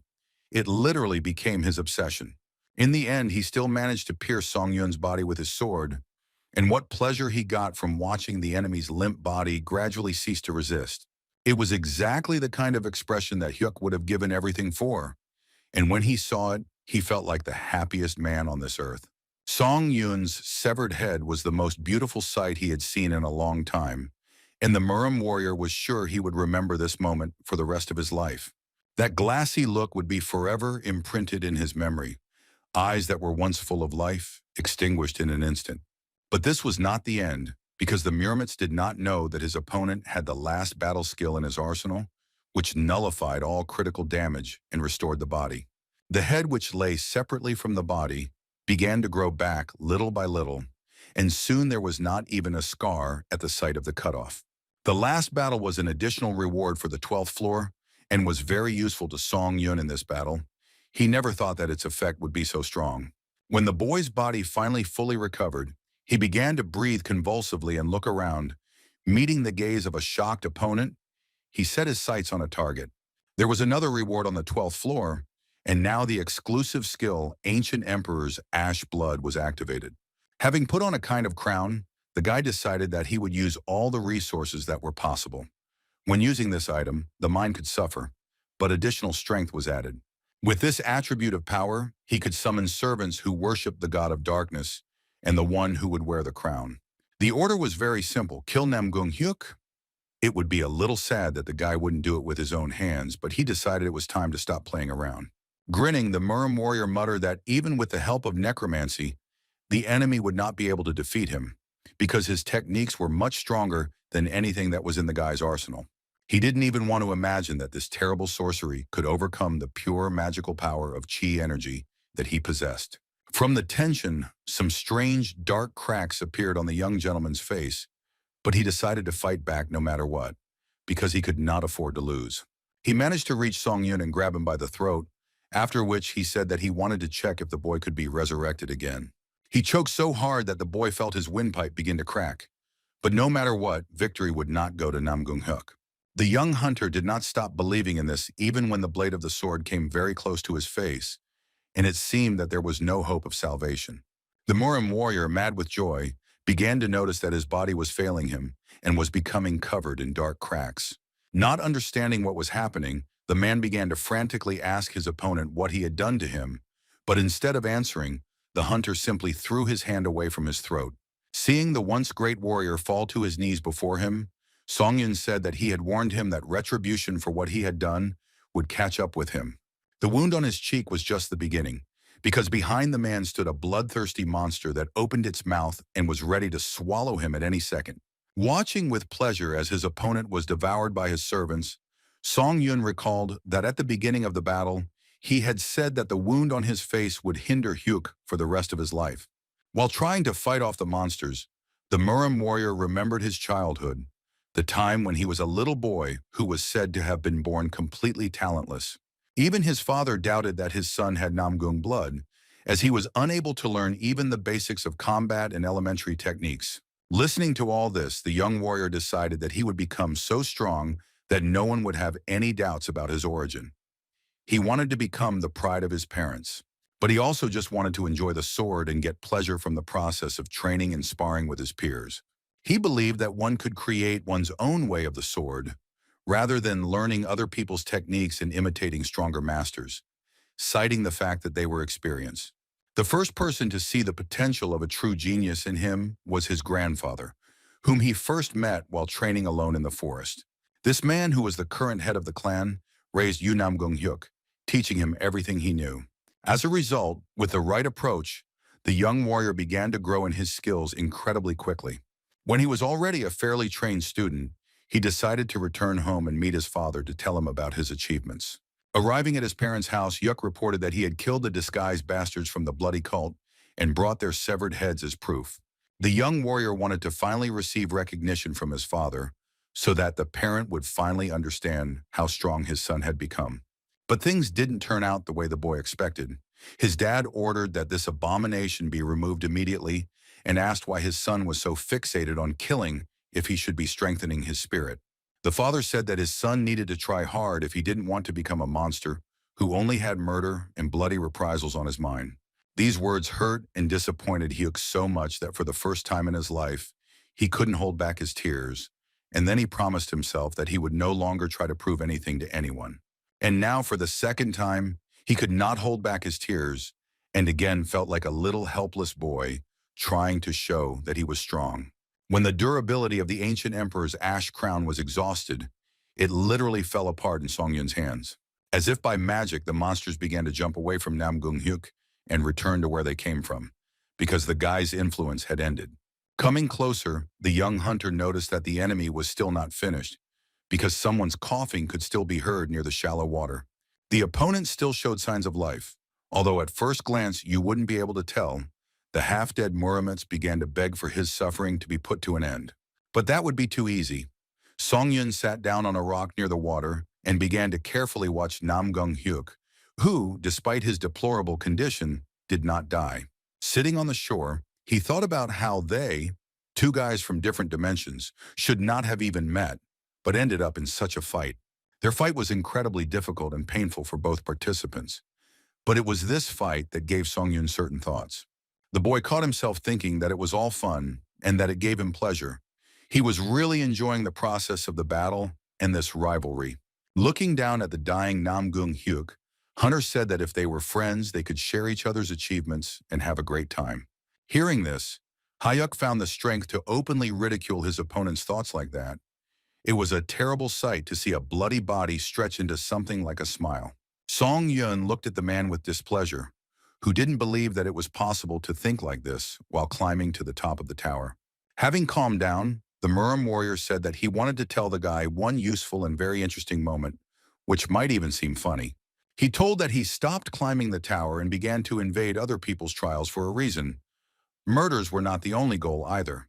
Feeling the divinity within himself, the man became an enemy of one powerful god and sensed the threat of approaching death. Each participant who was considered a chosen genius encountered the phenomenon of divinity, and sooner or later met various gods. Hyuk prophesied that the same fate would soon await his enemy, but if he climbed the tower with such thoughts, something would happen that he would like to avoid. To put it bluntly, The guy won't be able to stop the so-called gods from destroying the world he used to consider his home. The Muram's eyes widened in surprise when Songyun firmly and confidently said that this would never happen. After all, those who want to destroy the hunter's house will face him directly, and then they will have to answer and pay, and the only acceptable price is death. After saying these words, the boy activated the True Blood Seeker skill and used it against the one lying in the shallow water in front of his feet. When Huck felt the blood slowly start to flow out of his body, he screamed in horror. This was the first time this had happened to him, and he realized that he was afraid of dying, especially such a death. Once the enemy was finally neutralized, Songyun passed the 14th floor trial and received a bunch of rewards and achievements for being able to defeat an enemy stronger than him. But the most interesting thing was the system's notification that he had another myth in which divine power was collected. From now on, the guy had the reflection effect in his arsenal, and he was also awarded the title of Unstoppable. All these powers were eager to try out and get to know them better.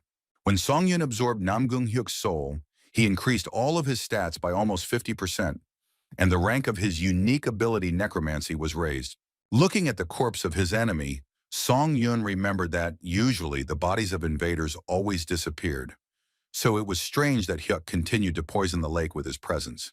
Taking his sword out of its sheath, the boy decided to extract a little more benefit from the death of the Murimian and let the sword absorb his blood, which helped raise the blade's rank to A.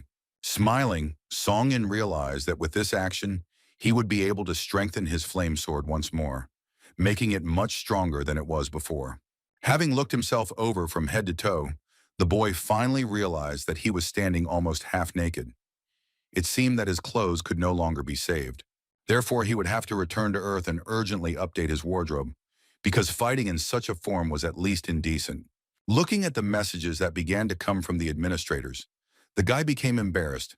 The Lord of Iron Blood wanted to sponsor him with armor, and the Master of the White Crane said that a robe would suit him. Having chosen a brand new armor, Songyun was transported to the world of Iron Blood to see the blonde warrior whose house he had destroyed the last time they met. Seeing the updates that had taken place in the administrator's estate, the guy sighed in surprise, noting that the warrior had not wasted any time. The Iron Blood Lord had rebuilt her home, and now its walls were covered with quality iron plating that suited the name of this world very well. Opening the front door, Songyun felt the pleasant warmth of the house, which caressed his frozen skin. It immediately became so cozy that the boy wanted to fall asleep in a chair near the fireplace. He was immediately greeted by a smiling woman who said that her contractor had done an absolutely amazing job, and she was glad to see him. She extended her hand, and the hunter saw a beautiful pendant with a large red stone. The blonde said that the guy had crossed a large mountain, and she would like to give him a gift. Gifts are very good, but the boy did not come here for jewelry, but for the promised armor.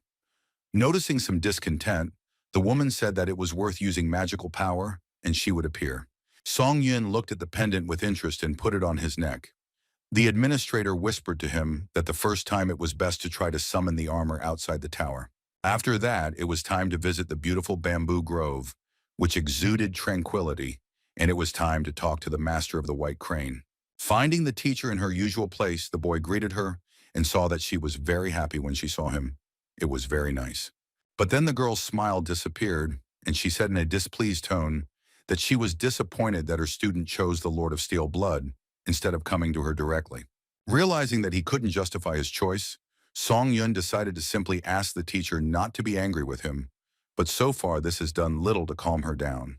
Thoughts about how to improve relations with his mentor had already started spinning in the guy's head, but then she said that she had one request.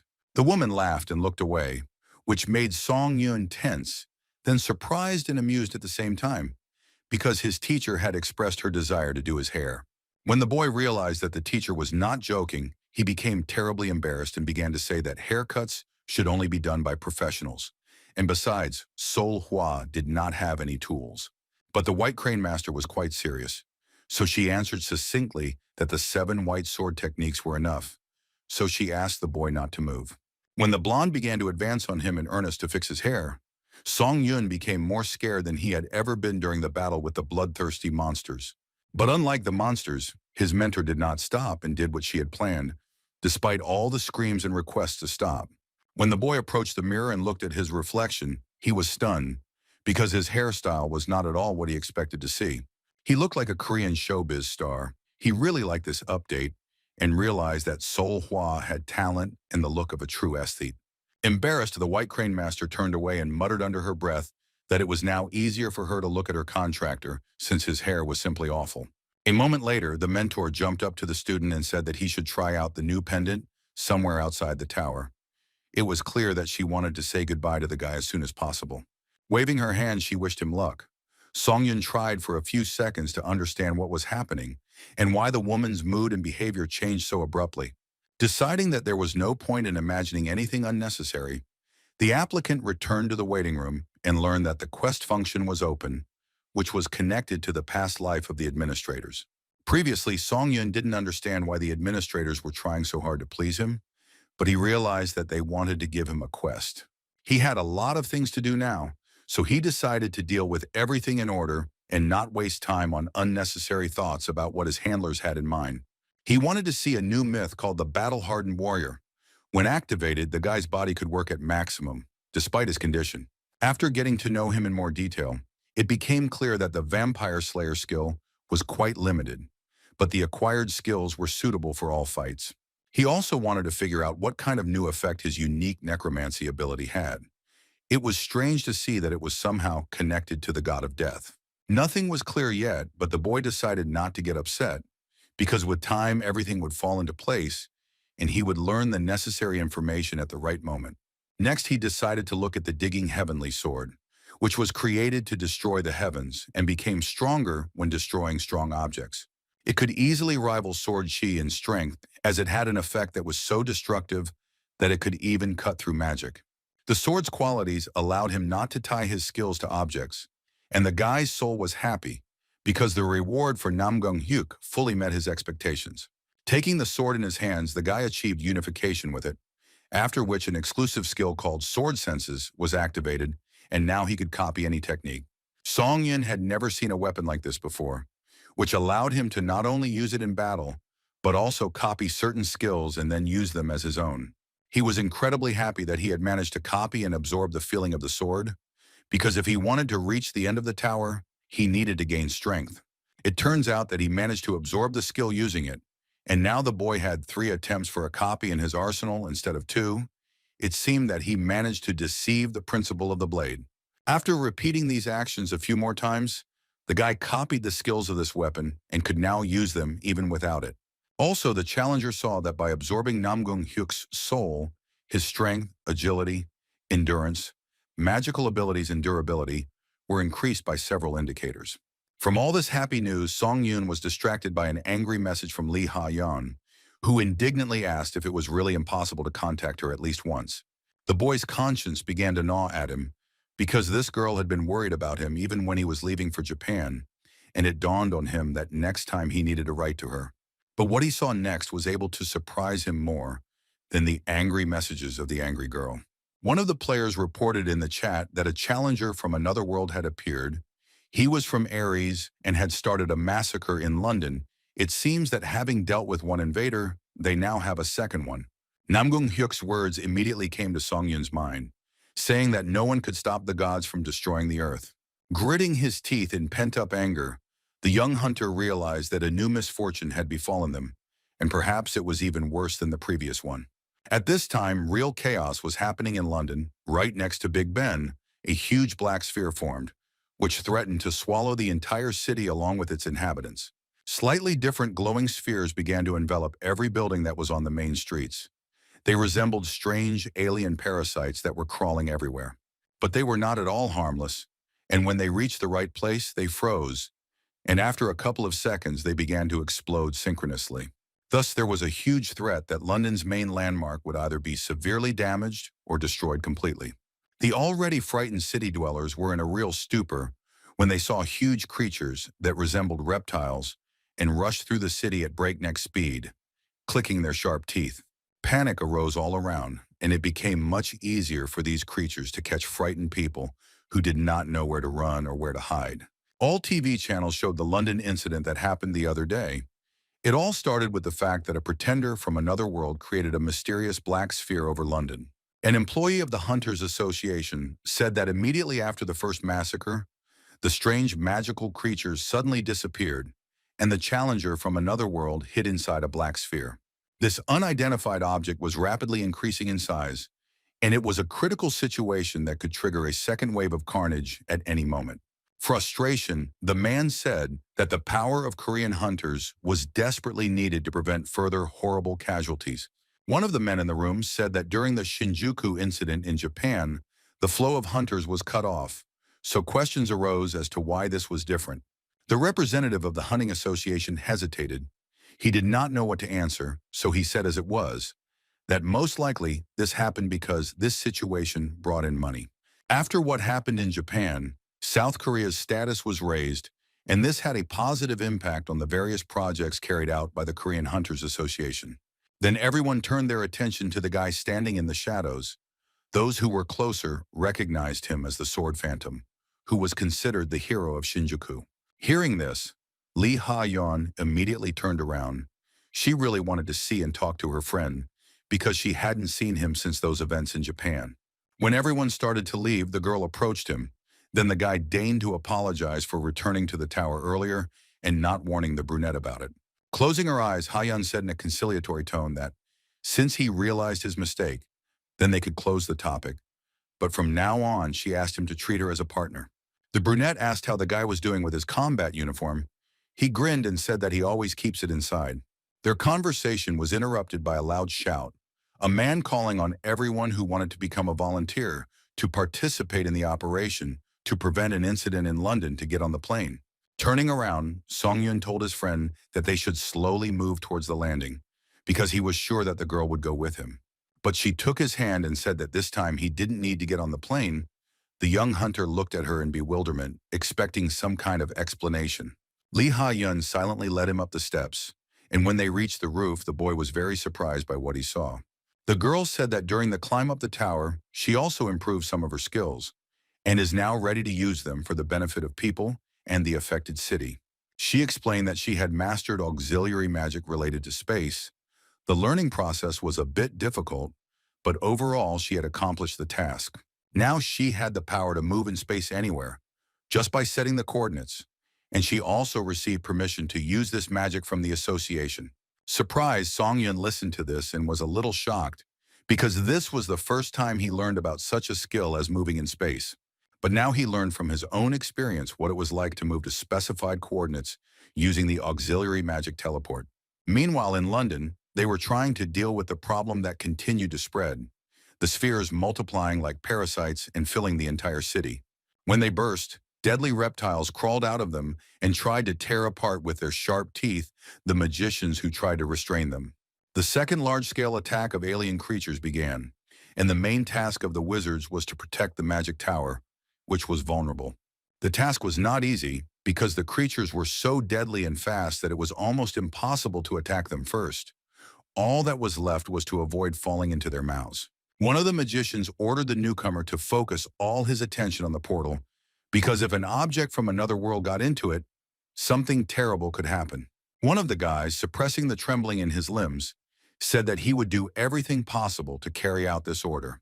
But when he felt a huge monster hatching from the sphere behind him, everything inside the poor guy froze, and it seemed even his blood ran cold. The alien creature approached so quickly that the young magician only had time to scream.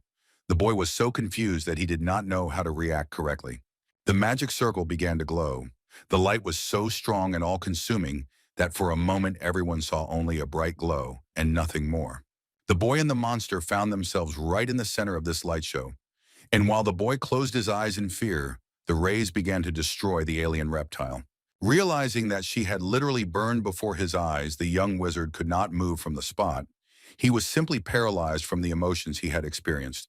Watching this scene were Sung-yoon and Lee Ha-yeon, who had just teleported to the scene and were there to help. Having looked around carefully and assessed the situation, the brunette concluded that these were magical entities that possessed a number of specific skills. When the young wizard realized who was standing in front of him, he quickly rose to his feet and apologized for the fact that the barrier preparation was insufficient. The girl calmed him down, saying that everything was fine. Song Yun added that they would provide assistance, and his partner asked when the second attack began and how intensely the enemies attacked. Turning to his allies, the young man thanked them for their support during this difficult time and expressed his hope that the boys were not offended by the fact that they were not greeted properly.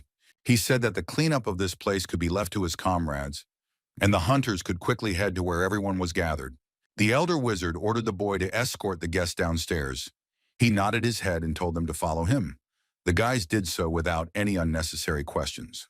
As they walked down the huge staircase that led deep into the building, Songyun wondered what they would encounter. Finding himself on a bridge that led to another part of the building, the guy looked out the window and saw that the once bustling city had turned into a location from a post-apocalyptic film. The young wizard led them into a huge meeting room, most likely to coordinate the guests with the other participants in the city cleansing.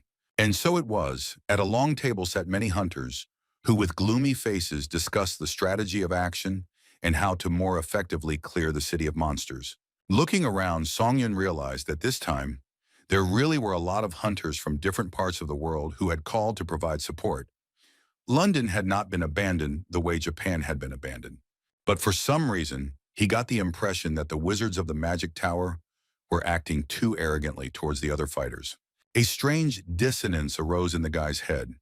Outside, everyone was working hard, and the top officials were simply sitting at the table, while the rest were risking their lives for the sake of a common goal. Sitting down at the table, the young hunter immediately locked eyes with the man who sat at the head of the table. His expression could not be called friendly. Rising from his chair, the gray-haired man looked around at those present and said that he recognized some of the people who were there. The gray-haired man said that he never expected to see familiar faces, and it was a great honor for him to see these people in his abode. Song Yun realized that in front of him was the grandfather magician he had saved during the test on the 13th floor. Ha Yun noticed that her friend and the magician were familiar. But friendly hugs will have to wait, because that huge black sphere was a high-level barrier that could not be overcome even if hundreds of wizards entered it with their magic. David Taylor said that although they almost succeeded in destroying the black sphere, when it was still smaller in size, everything subsequently failed. After thinking for a while, the young hunter assumed that from that moment, no matter what the fighters did, there was not a scratch on the sphere, and the wizard of the clock tower confirmed this guess. When the elder stood up from his chair and gave it to Songyun, everyone around began to whisper and ask who this young man was. Someone recognized him as the applicant who helped in Japan. The old man noticed that the boy had taken his place at the head of the table, but he understood that if he had to give in to save the city, it was a very low price. But still, the whispers of the crowd were a little disconcerting, as they did not stop trying to find out how strong this young man was, since even the supreme mage had given up his place to him. Ignoring the people around him, the clock tower wizard asked the boy what he thought was the solution to this problem. What Songyun said shocked everyone present in the room, and without the slightest hesitation, the challenger promised that he would destroy the black sphere single-handedly. Unable to hold back a chuckle, the old man said that it was simply impossible, since the strongest of his battle mages could not cope with this task while working as a team. But everyone present in the hall noticed how easily this promise came from the lips of the sword ghost, who was able to save the area in Japan. Ignoring the doubts that were literally shining through David Taylor, Songyun said she did it, but he had one condition. In order for him to go and destroy the mysterious sphere, everyone present here must give him all their rewards. People screamed in fear and backed away. Then they started to get aggressive and say that this was unheard of nonsense and they would not do such a thing. Realizing that the boy was asking too much, the old man said that he needed to discuss the matter with the people in charge, and then he would announce the result. Songyun didn't mind waiting, but the question was whether London would wait, since it could disappear from the face of the earth while the bureaucrats were deliberating. It was clear that if things were pushed to the extreme, people would move even if there was no reward, but he still had to take care of what was due to him. It was very difficult to make a decision, but looking out the window and seeing a huge black ball slowly swallowing the city, everything became more than obvious. I feel the burden of responsibility. The wizard of the clock tower decided that he is not afraid of the consequences of the decision made, so he will do as he sees fit. He asked the young hunter to immediately destroy the cursed sphere. He no longer had any desire or strength to listen to the indignation of his people. Smiling, the boy said that the request had been received and he would soon return with a perfectly executed result that would satisfy everyone. Deciding that it was time to try out the pendant that the Lord of Steel Blood had given him, the boy put his energy into it and it shined brightly for itself. At that very moment, Song Yun was wearing a brand new uniform that perfectly emphasized his muscles and was literally tailored to him, which screamed that its owner was an excellent warrior. But the uniform was just tinsel without the fine blades that the boy had in his arsenal. So he swung the double balls and prepared to walk out the door. When the spheres reached the building where the council was meeting, everyone realized that the elder had made the right decision when he sent the guy to save the city. Looking at the broken window, Song Yun decided to leave immediately, but he was stopped by Lee Ha-yun, who wanted to tell him something. Her face was incredibly sad. Pressing her hand to her chest, she slowly approached her colleague, and it was clear that her words would not be joyful. Trying to encourage the girl, the boy smiled at her, as if saying that everything would be okay, no matter what the difficulties. After that, he simply went out the window and said that he would be back soon, and there was no need to worry about him because he could take care of himself. Activating the exclusive effect of the wind spirit boots, he caught the airflow and moved towards the enemies to quickly deal with them and liberate London. It was very sad to see the city like this. It reminded him of the ruined villages that Song Yun had seen while climbing up the tower. Those who watched the boy's movements were very surprised by such speed, because after a couple of seconds he was almost at his destination. Having reached the sphere, the guy stood on it and looked around. It really was terribly huge, so it would not be easy to cope with it. But the young hunter did not lose hope and faith in himself, because he knew that his strength was enough to overcome this difficulty. Using the Heaven Destruction skill, which could destroy any power, even the most magical of all, the hunter took a swing and decided that he needed to find a challenger from another universe. The guy was very pleased to realize that there were absolutely no limits to what he could break. When his swords touched the surface of the sphere, a powerful explosion was heard, but it was unclear how effective it was. After a few seconds, the huge ball started to crack, which meant that Song Yun was on the right track and had used the skill that would really help him crush this problem. It was very curious whether this skill would really cope with the given task, because the characteristics indicated that with the help of this, any magic could be destroyed.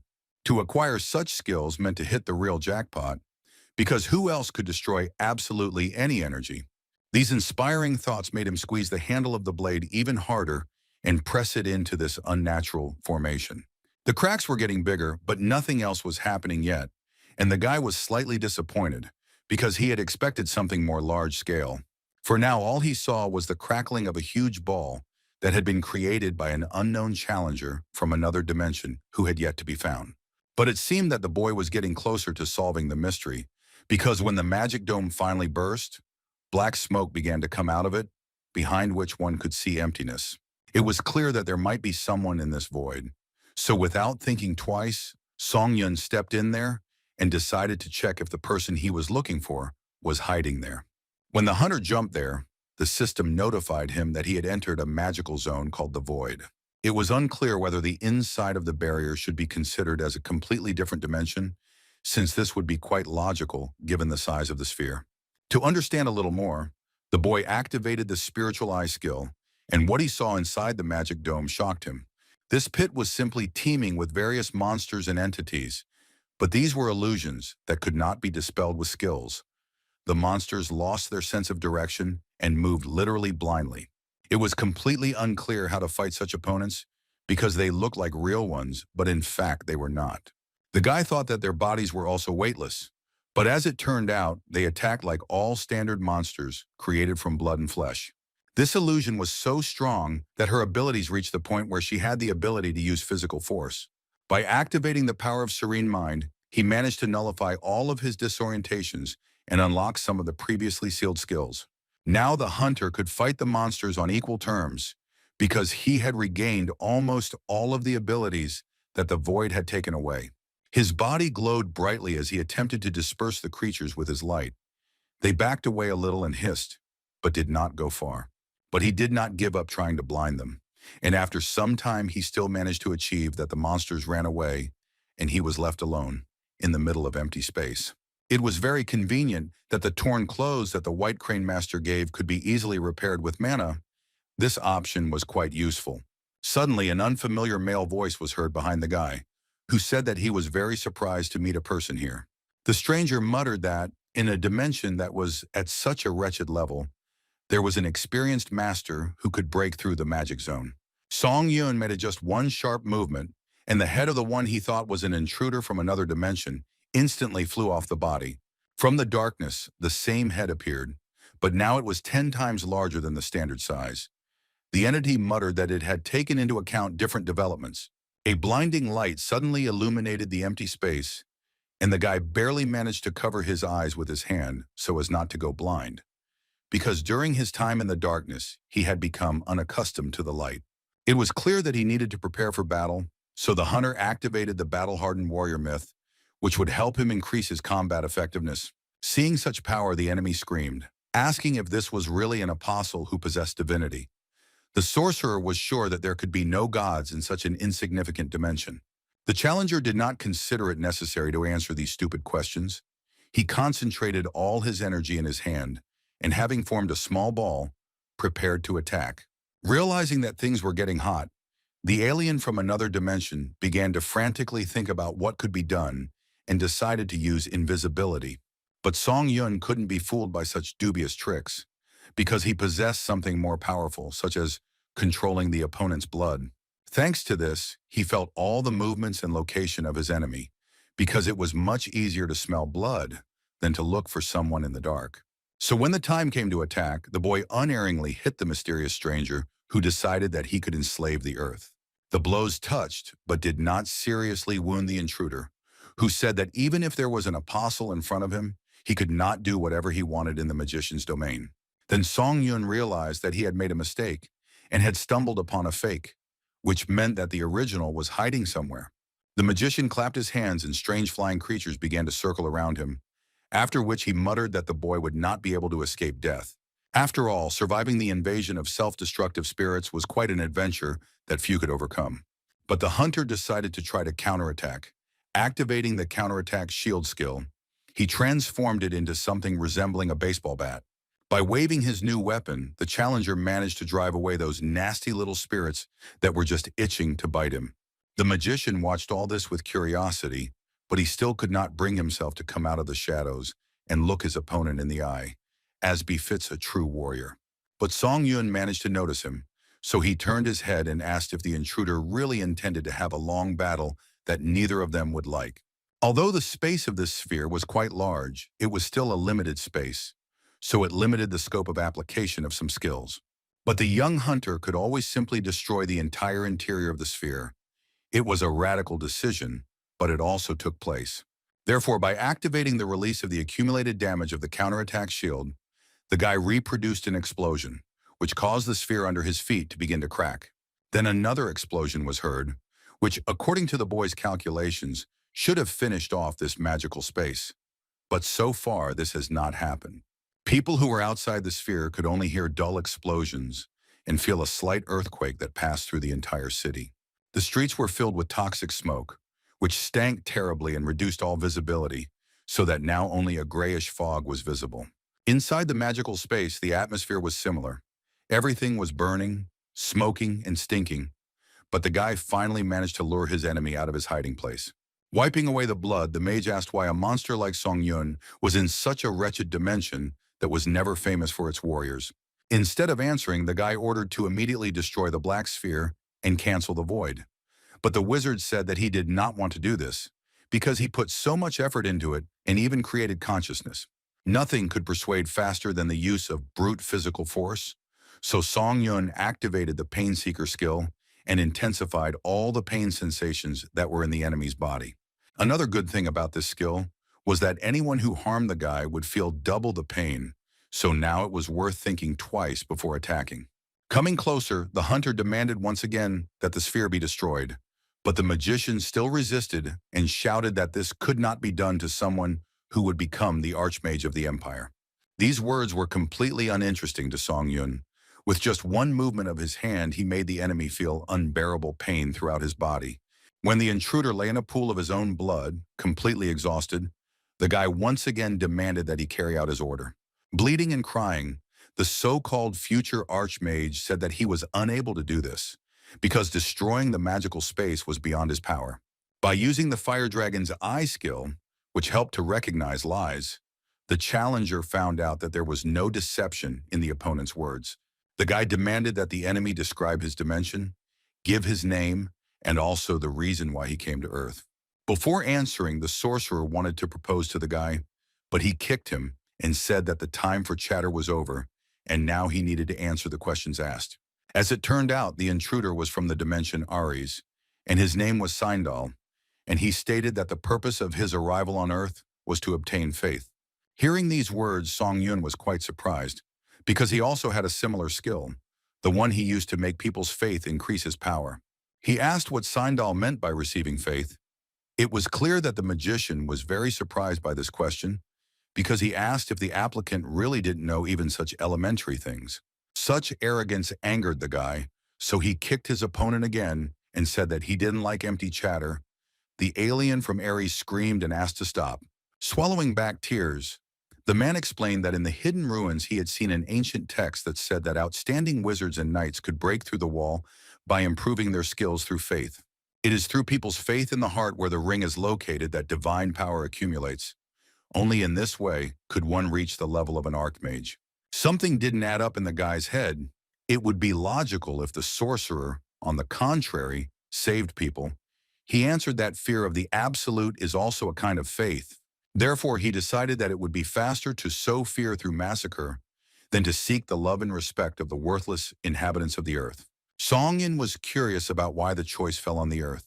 The magician explained that in the ancient manuscript, it is written that the status of the magician cannot be increased by divine powers that have traces of other gods. That's why he arrived in a tiny dimension where there seemed to be no deities to blindly worship. From this story, one could conclude that Sindal simply committed the massacre to improve his skills. When he confirmed these words, the hunter could not stand it and kicked him again, because such crazy people were not worthy of walking on this earth. But the challenger had another question, which was whether the intruder knew the god of testing and the god of battle. The man grimaced, spat out blood, and replied that he didn't even know if such creatures were true at all. Activating the skill that recognizes lies, the boy discovered that the blonde sorcerer was brazenly lying. This question was asked just in case, but it turned out that this man knew about these two gods, but preferred not to talk about it. This behavior was understandable. The more important the information, the less likely it was to be shared. So Song Yun decided to resort to good old torture. Activating the necessary skill, he used it on his new enemy. Leaning over Sindal with an angry expression, the hunter growled that it was anyone's guess how long the Ares mage would last. Those who were near the burst sphere could hear heart-rending screams that came from somewhere in the depths of the created space. When the man looked more like a corpse than a living person, he began to beg to just kill him and stop healing. His tormentor grinned and said that this could not be done. Through Sindal, he managed to obtain a lot of information about divinity, magic, gods of testing and battle, and even a bunch of all kinds of information about the Ares dimension. About 7 hours had passed since the boy entered the sphere, and the long torture had exhausted his spiritual powers. But despite all this, there was satisfaction inside Song Yun because he finally understood what divinity was. First of all, simply having this very divinity did not make a person a god, and it was possible to accumulate this special power only when the magical organ was opened. Such power was the purest energy of all. It was the purest form of magic, which responded most easily to any will. And most importantly, by accumulating divine power, the challenger can dramatically increase his level, even if it significantly exceeds his own skills.